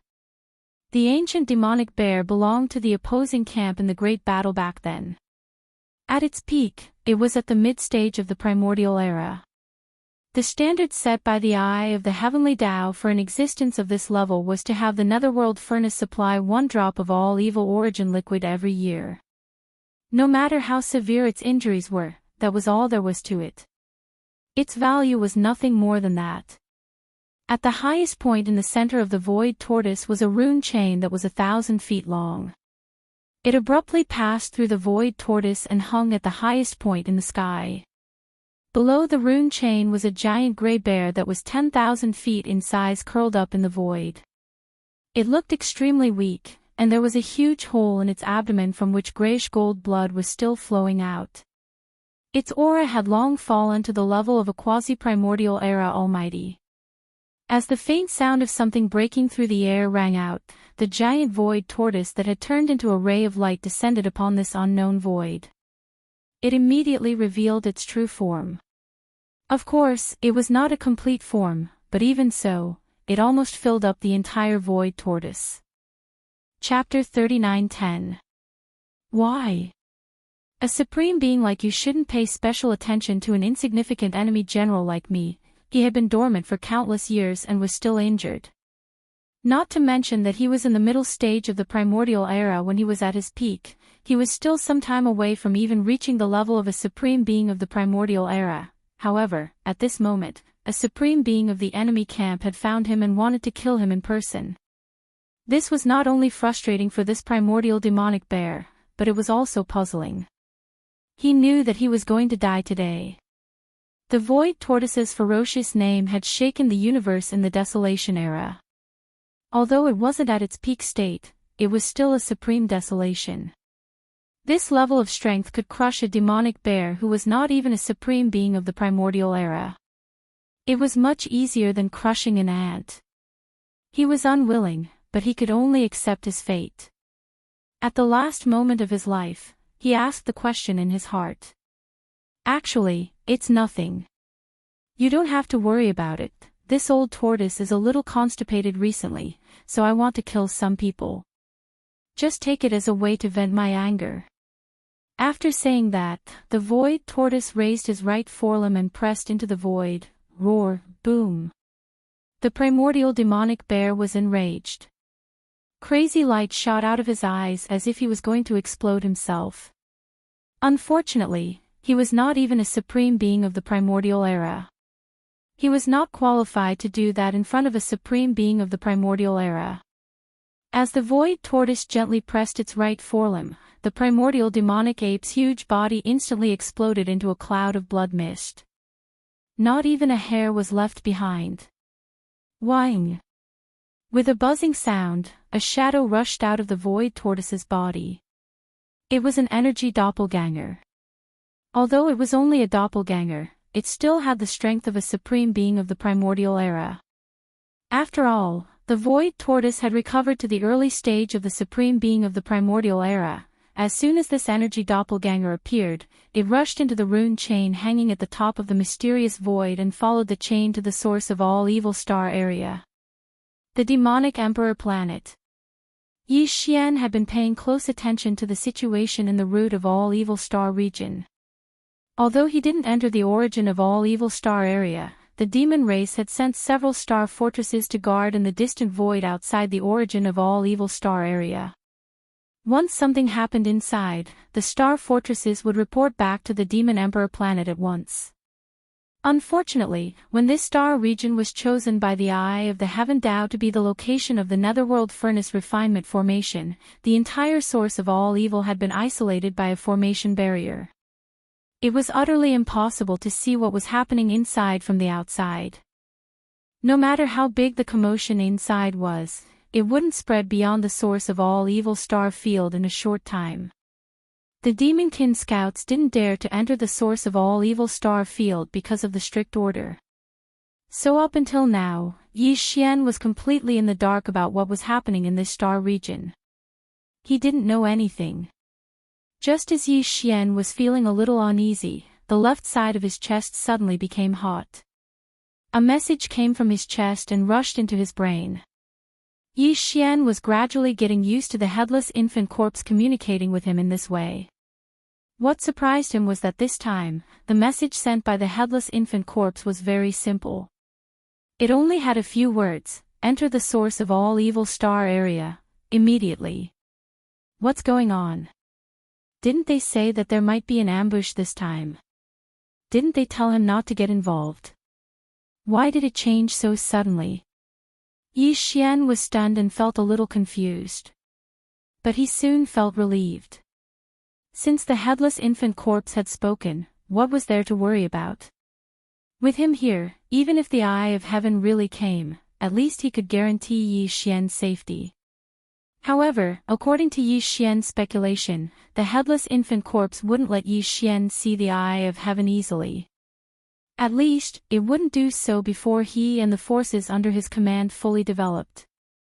That would do Yi Xian no good. Now that the headless infant corpse was still parasitic in his body, what was bad for Yi Xian was bad for him. Why would the headless infant corpse do that? Vaguely, he guessed that the headless infant corpse must have made some secret arrangements. He was sure that was why it reminded him to immediately enter the source of all evil star field. As for what to do after entering, the headless infant corpse didn't say, and Yi Xian was too lazy to ask. He would just act according to the circumstances. In short, he was going to take advantage of the situation. Yi Xian didn't hesitate. After greeting the Demon King Mo Wentian, he immediately activated the interstellar coordinate jump ability attached to the system title unlocked onto the source of all evil, the source of all evil star field. Walala, roar. Under the dumbfounded gazes of the experts from all sides, the runes suddenly lit up, and the chain that was rapidly spreading towards the netherworld furnace made a strange crashing sound again, followed by an incomparably clear and terrifying dragon roar. The next moment, a blood-colored nine-headed blood dragon that was only 10,000 feet long rushed out of the rune chain. It was the energy clone of the Blood Dragon clan's bloodline ancestor, the nine-headed blood dragon. During the Primordial War, the nine-headed blood dragon belonged to the opposing faction, the Eye of Heaven's camp. At its peak, its cultivation was at the late stage of the Primordial era, slightly stronger than the primordial demonic bear that had just been killed by the void giant turtle.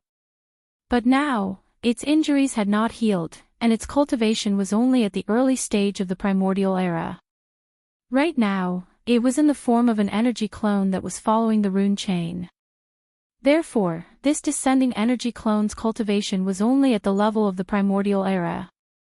But even so, it was enough to crush all the experts of both camps in the source of all evil star field.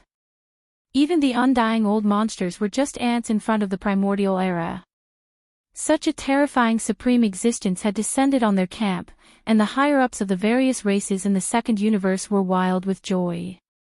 So what if there were 6 undying old monsters in the conquering camp? They were still destined to fall here. Even if the 6 undying old monsters joined forces, they would definitely not be a match for this 9-headed blood dragon clone of the Primordial era. They would be killed like ants. As for those below the undying realm, those at the universe level and sector lord level were nothing. They were not even qualified to be ants. In their opinion, this terrifying existence that had unexpectedly descended on their camp would immediately unleash his invincible power and completely annihilate all the experts in the conquering camp in a short time. As a matter of fact, the eyes of the 9-headed blood dragon that had just descended had indeed emitted a cold, murderous aura at the beginning. However, as his 9 heads swept around and clearly saw the situation around the netherworld furnace and the entire star field, this murderous aura instantly condensed. Chapter 39:11. During the Primordial War, the 9-headed blood flood dragon belonged to the opposing faction, the Heavenly Dao's Green Eyes faction. At his peak, his cultivation base was at the late-stage Primordial era, slightly stronger than the primordial demonic bear that had just been killed by the void giant tortoise. Now, although his injuries had yet to heal, and his main body's cultivation base was only at the early stage primordial era, it was still enough to ignore all the existences gathered in the root of all evil star domain. The strongest among the 200 or so patriarchs was only at the immortal realm. In his eyes, they were not even considered ants. He originally wanted to make a move and at least kill the 100 or so opposing faction experts who coveted the netherworld furnace's fortune in one fell swoop. But now, his attention was attracted by the chains that were transporting the all-evil origin liquid out of the netherworld furnace. There were originally more than 10,000 of these chains, and each chain could only obtain 1 to 3 or 4 drops of all-evil origin liquid every year. But now, all the other chains had been broken, and there were only 9 rune chains left on the outer wall of the netherworld furnace. This made the 9-headed blood flood dragon excited. This was definitely a heaven-defying benefit. In front of such benefits, he instantly forgot his original intentions for descending this time. The 100 or so ants still lingering in the root of all evil star domain were naturally ignored by him. With him here, no matter how many of these ants there were, they would not be able to cause any waves. To him, the most important thing now was how to deal with the other 8 rune chains. He was not sure if the total amount of products delivered by the netherworld furnace would remain the same even if the number of chains decreased drastically. Assuming that there were 10,000 drops of all evil origin liquid in the netherworld furnace, and there were 10,000 chains, then 1 drop would be distributed to each chain. But if the number of chains decreased drastically, for example, there were only 10 chains left, then there would be 2 possibilities for how the netherworld furnace would distribute the products. One was that all evil origin liquid would be transported out, and each of the 10 chains would obtain 1,000 drops of all evil origin liquid. This was equivalent to snatching all the supplies from the other chains and gathering them together. The other possibility was that the remaining 10 chains would still be in the usual ratio of 1 drop per chain, and the excess evil origin elixir would be stored in the netherworld cauldron.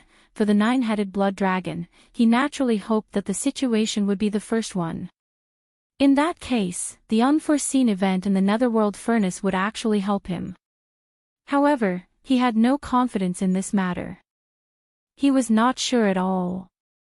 But even if there was only a 1 in 10,000 chance, it was worth it. However, 9 chains was still too many. Assuming that 10,000 drops of origin liquid were divided into 9, each chain would only be able to transport a little over 1,000 drops. It was far from enough to completely heal his injuries. This sort of fortuitous encounter was too hard to come by, and no matter who it was, they would strive to maximize the benefits. Because it was practically certain that if they missed this opportunity, there would absolutely be no other opportunity. There would never be another opportunity like this in the future. Therefore, 9 chains were really too many. If he could break a few more of the rune chains, once this gamble succeeded, the benefits he would reap would be even more shocking. It was precisely because of this that the 9-headed blood dragon instantly disregarded all the other existences in this star field. At this moment, his entire mind was drawn in by the other 8 chains. It was as if he was possessed. The enormous benefits that could be said to be terrifying even caused his breathing to quicken. All of this seemed to take a long time to describe, but in fact, it was merely a thought that flashed through the 9-headed blood dragon's mind in the blink of an eye. Immediately after, he wanted to make a move. He wanted to break as many of the other 8 rune chains as possible. This was originally something that could be done with a raise of his hand. However, just as he was about to make a move, 2 of the chains suddenly trembled violently. The clanking of the chains resounded through the void. At the end of the void, the obscure runes etched on the 2 chains suddenly lit up and rapidly spread toward the netherworld furnace. In the blink of an eye, more than half of the chains had been broken. Roar! Screech, a furious roar and a ruthless howl. Both of their auras were astonishing. They were not weaker than the aura of the energy doppelganger of the 9-headed blood dragon. Before the furious roar and the ruthless howl ended, 2 figures had already rushed out from the 2 rune chains that were almost completely lit up. One was a cyan rock with a wingspan of tens of thousands of feet, and the other was a blood-red double-headed war lion. Although they were both in the state of energy doppelganger, their auras were not weaker than the 9-headed blood dragons. They were both powerful figures of the Desolation era. The bloodline primordial ancestors of the Cyan Rock clan and the War Lion clan, which were among the top 3 clans in the second universe, had finally arrived with their doppelganger. When they saw this scene, the 9-headed blood WIRM that was about to sever all the other 8 talisman markings chains and fight for the great fortune that might only exist, instantly stopped their actions, and a wisp of pity flashed in the eyes of all 9 heads. In the end, he was still 1 step too slow. If he had another breath of time, he could have broken all the other 8 rune chains. The 2 bloodline primordial ancestors of the Cyan Rock clan and the War Lion clan would have been forced back to the ancestral land of their clans midway. Because the connection between the chains and the netherworld furnace was cut off, some kind of order would be disrupted. They would not be able to descend along this way, but it was too late to say anything now. There were no ifs in this world. With a sigh in his heart, the 9-headed blood dragon could only settle for the next best thing. The eyes of all 9 heads converged on the other 6 rune chains. As long as he could sever these 6 rune chains, and if the sliver of possibility that he had won really became a reality, then the large amount of all evil origin liquid within the netherworld furnace would only be divided into 3 portions. It was barely acceptable. The Cyan Rock and the double-headed War Lion had just arrived, so they did not understand the situation here. However, they clearly felt a strong murderous intent just now. Moreover, it had a familiar aura, which belonged to their old friend, the 9-headed blood dragon. It was precisely because of this that vigilance appeared in the eyes of the Azure Sky Rock and 2-headed War Lion as soon as they descended, and they stared intently at the 9-headed blood WIRM. They similarly ignored the 100-plus ancestors of the various clans that were stunned in the surrounding space. In the eyes of the Cyan Rock and the double-headed War Lion, they were just ants. The space was deathly silent. Only the 4 mechanical ferocious beasts from the Machine Clan seemed to be completely oblivious to everything that was happening in the surrounding space, and they were still ceaselessly nibbling away at the talisman markings chains with unrelenting delight. Following the gaze of the 9-headed blood dragon, the Cyan Rock and the double-headed War Lion also landed on the last 6 rune chains. They were all powerful figures of the primordial era, and they were all beneficiaries of the benefits of the netherworld furnace. These 3 old fellows originally had the same standpoint and mindset. Chapter 39:12. Whoosh! With a faint sound, Yi Xian's figure appeared in the central region of the source of all evil. The interstellar coordinates that he had left behind in the star region of the source of all evil were imprinted in the central region's buffer zone. Although the current star region of the source of all evil was divided into the outer region, the central region's buffer zone, and the core region, and the barrier between the 3 regions had been opened last time, Yi Xian had imprinted the interstellar coordinates. The location of the coordinates would not change. The netherworld furnace was originally deep in the core region of this star region, so the area in front of him where the aura was surging was still far away from Yi Xian. Even so, he could still feel the austere and oppressive aura.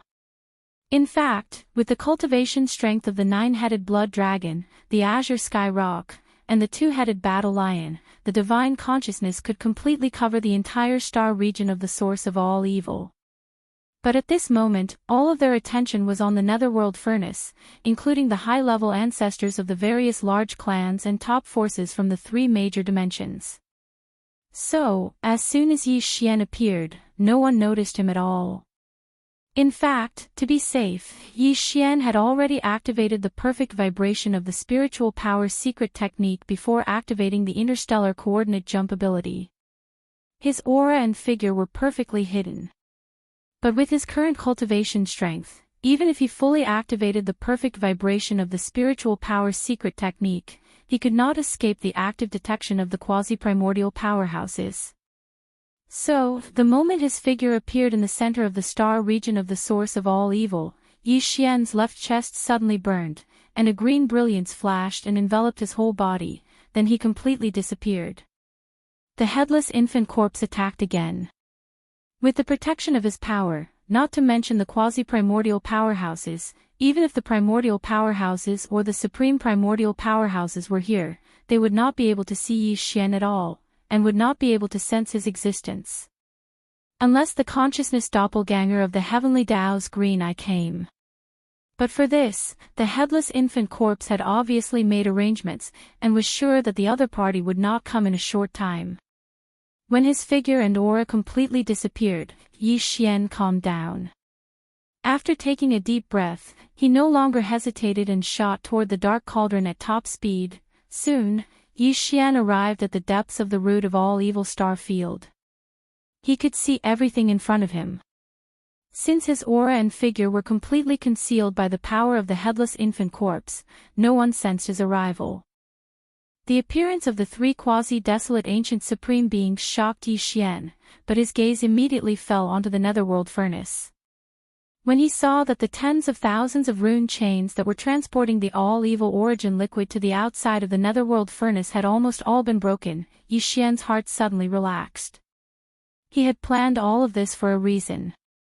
It was this kind of situation. Now that he had basically achieved his goal, he was naturally happy. However, the last 9 rune chains were really a headache. As long as these 9 rune chains were not broken, the benefits that Yi Xian had planned for this time could not be considered stable. This was because even he was not sure whether the all-evil origin elixir in the Dark Cauldron would be transported to the 9 rune chains according to its original distribution after all the other rune chains were broken, or would it be transported out along the remaining 9 rune chains. However, there were already 3 vigorous quasi-desolation experts in the area where the 9 rune chains were. Even if Yi Xian was unwilling, he could not take action to resolve this matter on his own. If that happened, he would definitely be exposed. However, there were so many terrifying quasi-desolation experts in this star domain at the source of all evil, and there were only 9 rune chains left for the Dark Cauldron to transport the all-evil origin elixir. Yi Xian believed that they would not disappoint him. His gaze quickly moved away from the Dark Cauldron because he had analyzed that the headless infant corpse had sent him to the source of all evil, definitely not because of the 9 rune chains. It was even more impossible that the headless infant corpse wanted him to seize the opportunity to obtain the good fortune in the Dark Cauldron. There was no hurry at all. Once the rune chains broke, he could go back at any time. Implement this matter. Yi Xian's gaze quickly locked onto the 3 quasi-universe level mechanical ferocious beasts. There was no other way. Among all the great beings present, apart from the 3 quasi-desolation experts, they were the most eye-catching.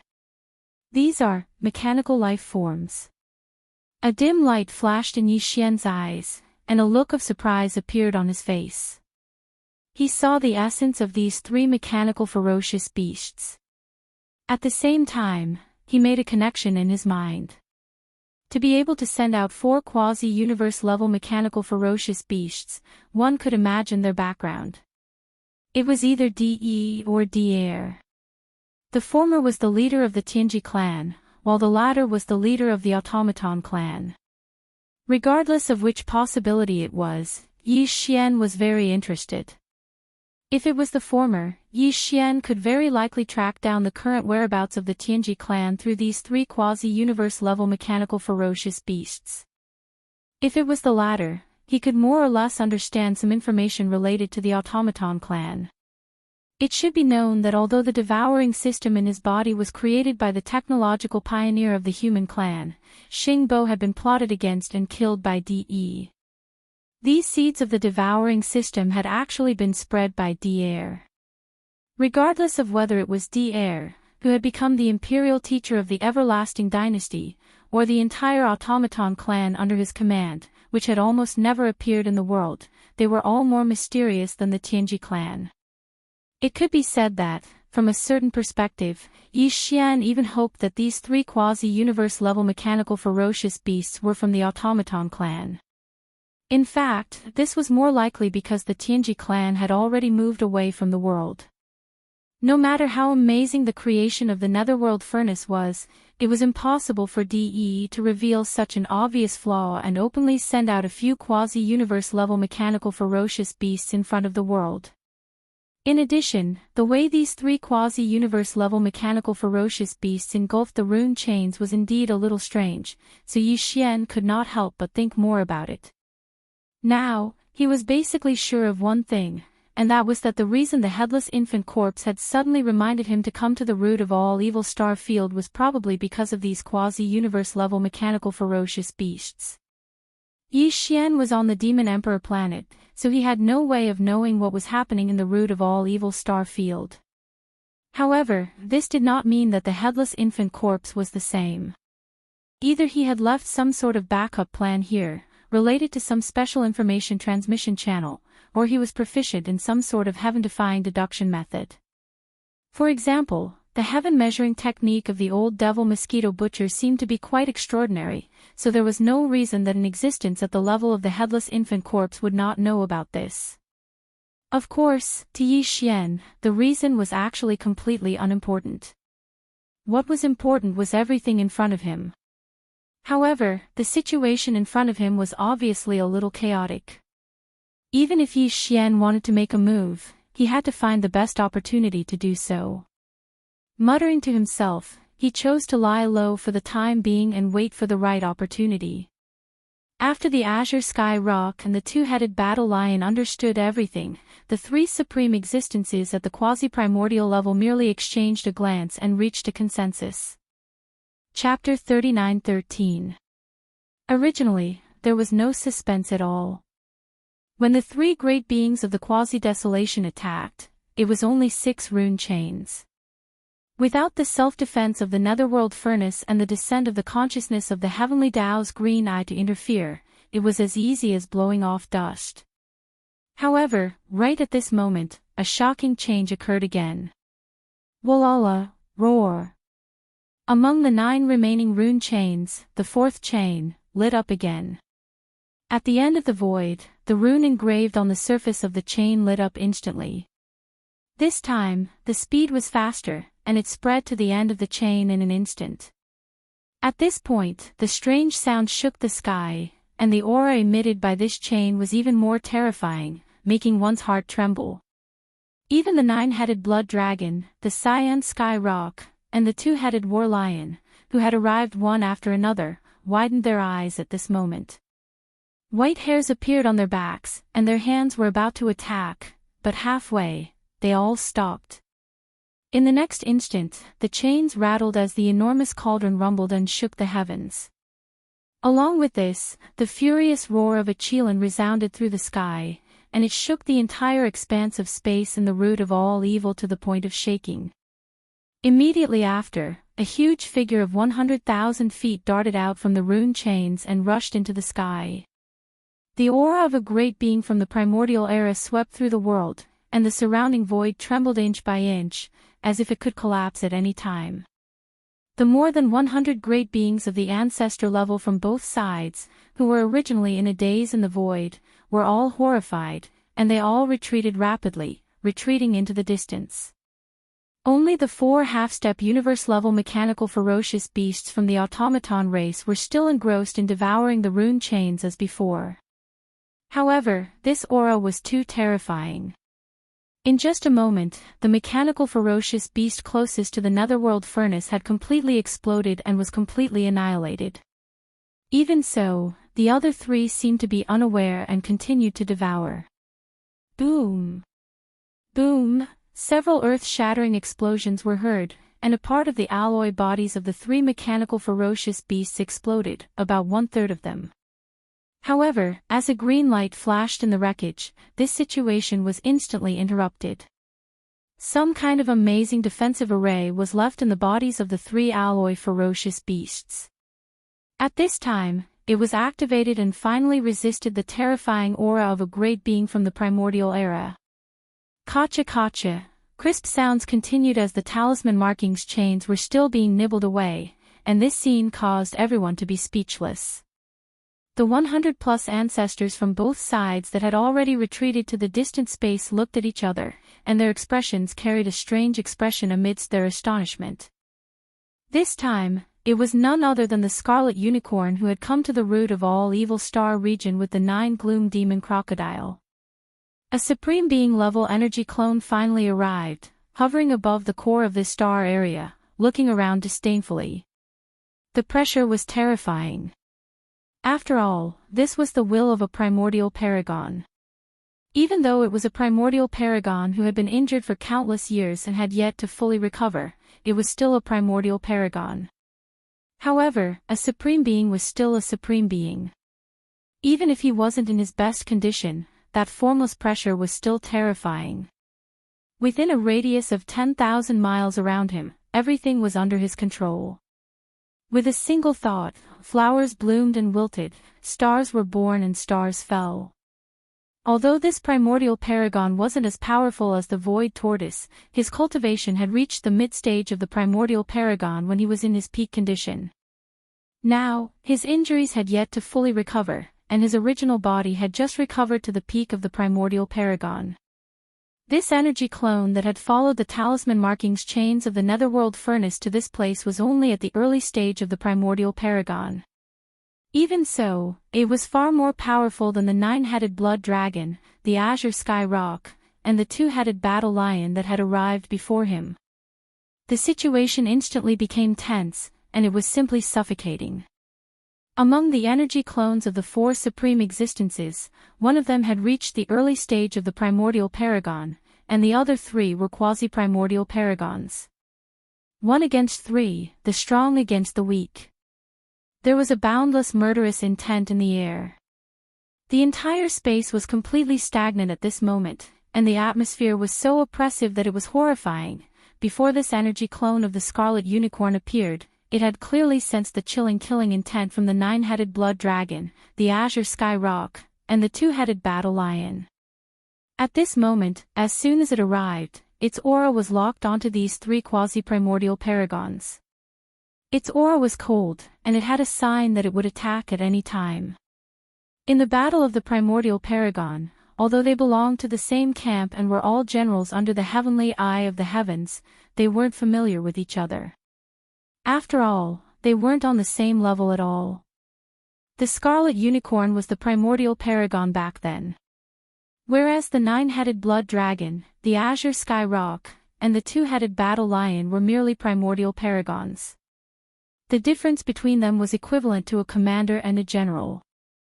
Back then, the heavenly eye of the heavens obviously had a lot of commanders at the primordial paragon level. The nine-headed blood dragon and the others weren't under the command of the scarlet unicorn, so it was even more impossible for them to have any interaction with each other. Moreover, now was the later generation after the passage of countless years. Everything back then had already gone with the wind, and the so-called comrades in arms basically didn't exist anymore. As the primordial paragon, it was provoked by three little generals who were merely primordial paragons back then. If it had come a little later, the other party might have even attacked.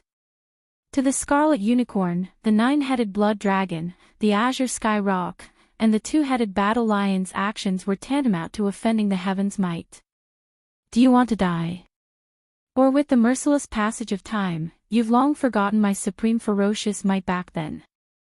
Roar! The scarlet unicorn wasn't in a hurry to kill the three quasi-primordial paragons in front of it right away. Although the nine-headed blood dragon, the azure sky rock, and the two-headed battle lion weren't like ants to it, in fact, they weren't much better. Even though quasi-primordial paragons were only quasi-primordial paragons when compared to true primordial paragons, the gap between their cultivations and abilities was no different than the gap between the heavens and the earth. The scarlet unicorn had a proud expression as it spoke coldly, and its tone revealed dense indifference and laziness. Not too long ago, it had descended to the root of all evil out of rage because of being schemed against. How long had it been since then? A similar incident had actually occurred once more. This time, the talisman marking chains that transported the product of the nether furnace, the evil liquid, had almost been severed into two. This was an absolutely unforgivable crime to the scarlet unicorn. These three ancient existences at the quasi-primordial paragon's level before it had already been decided by it, and it had secretly announced the outcome of their deaths. But before that, it still needed to rely on these three fellows to fiercely deter the coveting gazes that were concealed in the shadows. Otherwise, if a similar incident were to occur once more, then wouldn't it be exhausting for its life? After all, it couldn't stay here for long because it was too dangerous. So, the scarlet unicorn had to make an example to others, and the nine-headed blood dragon, azure sky rock, and two-headed battle lion before it were its prey.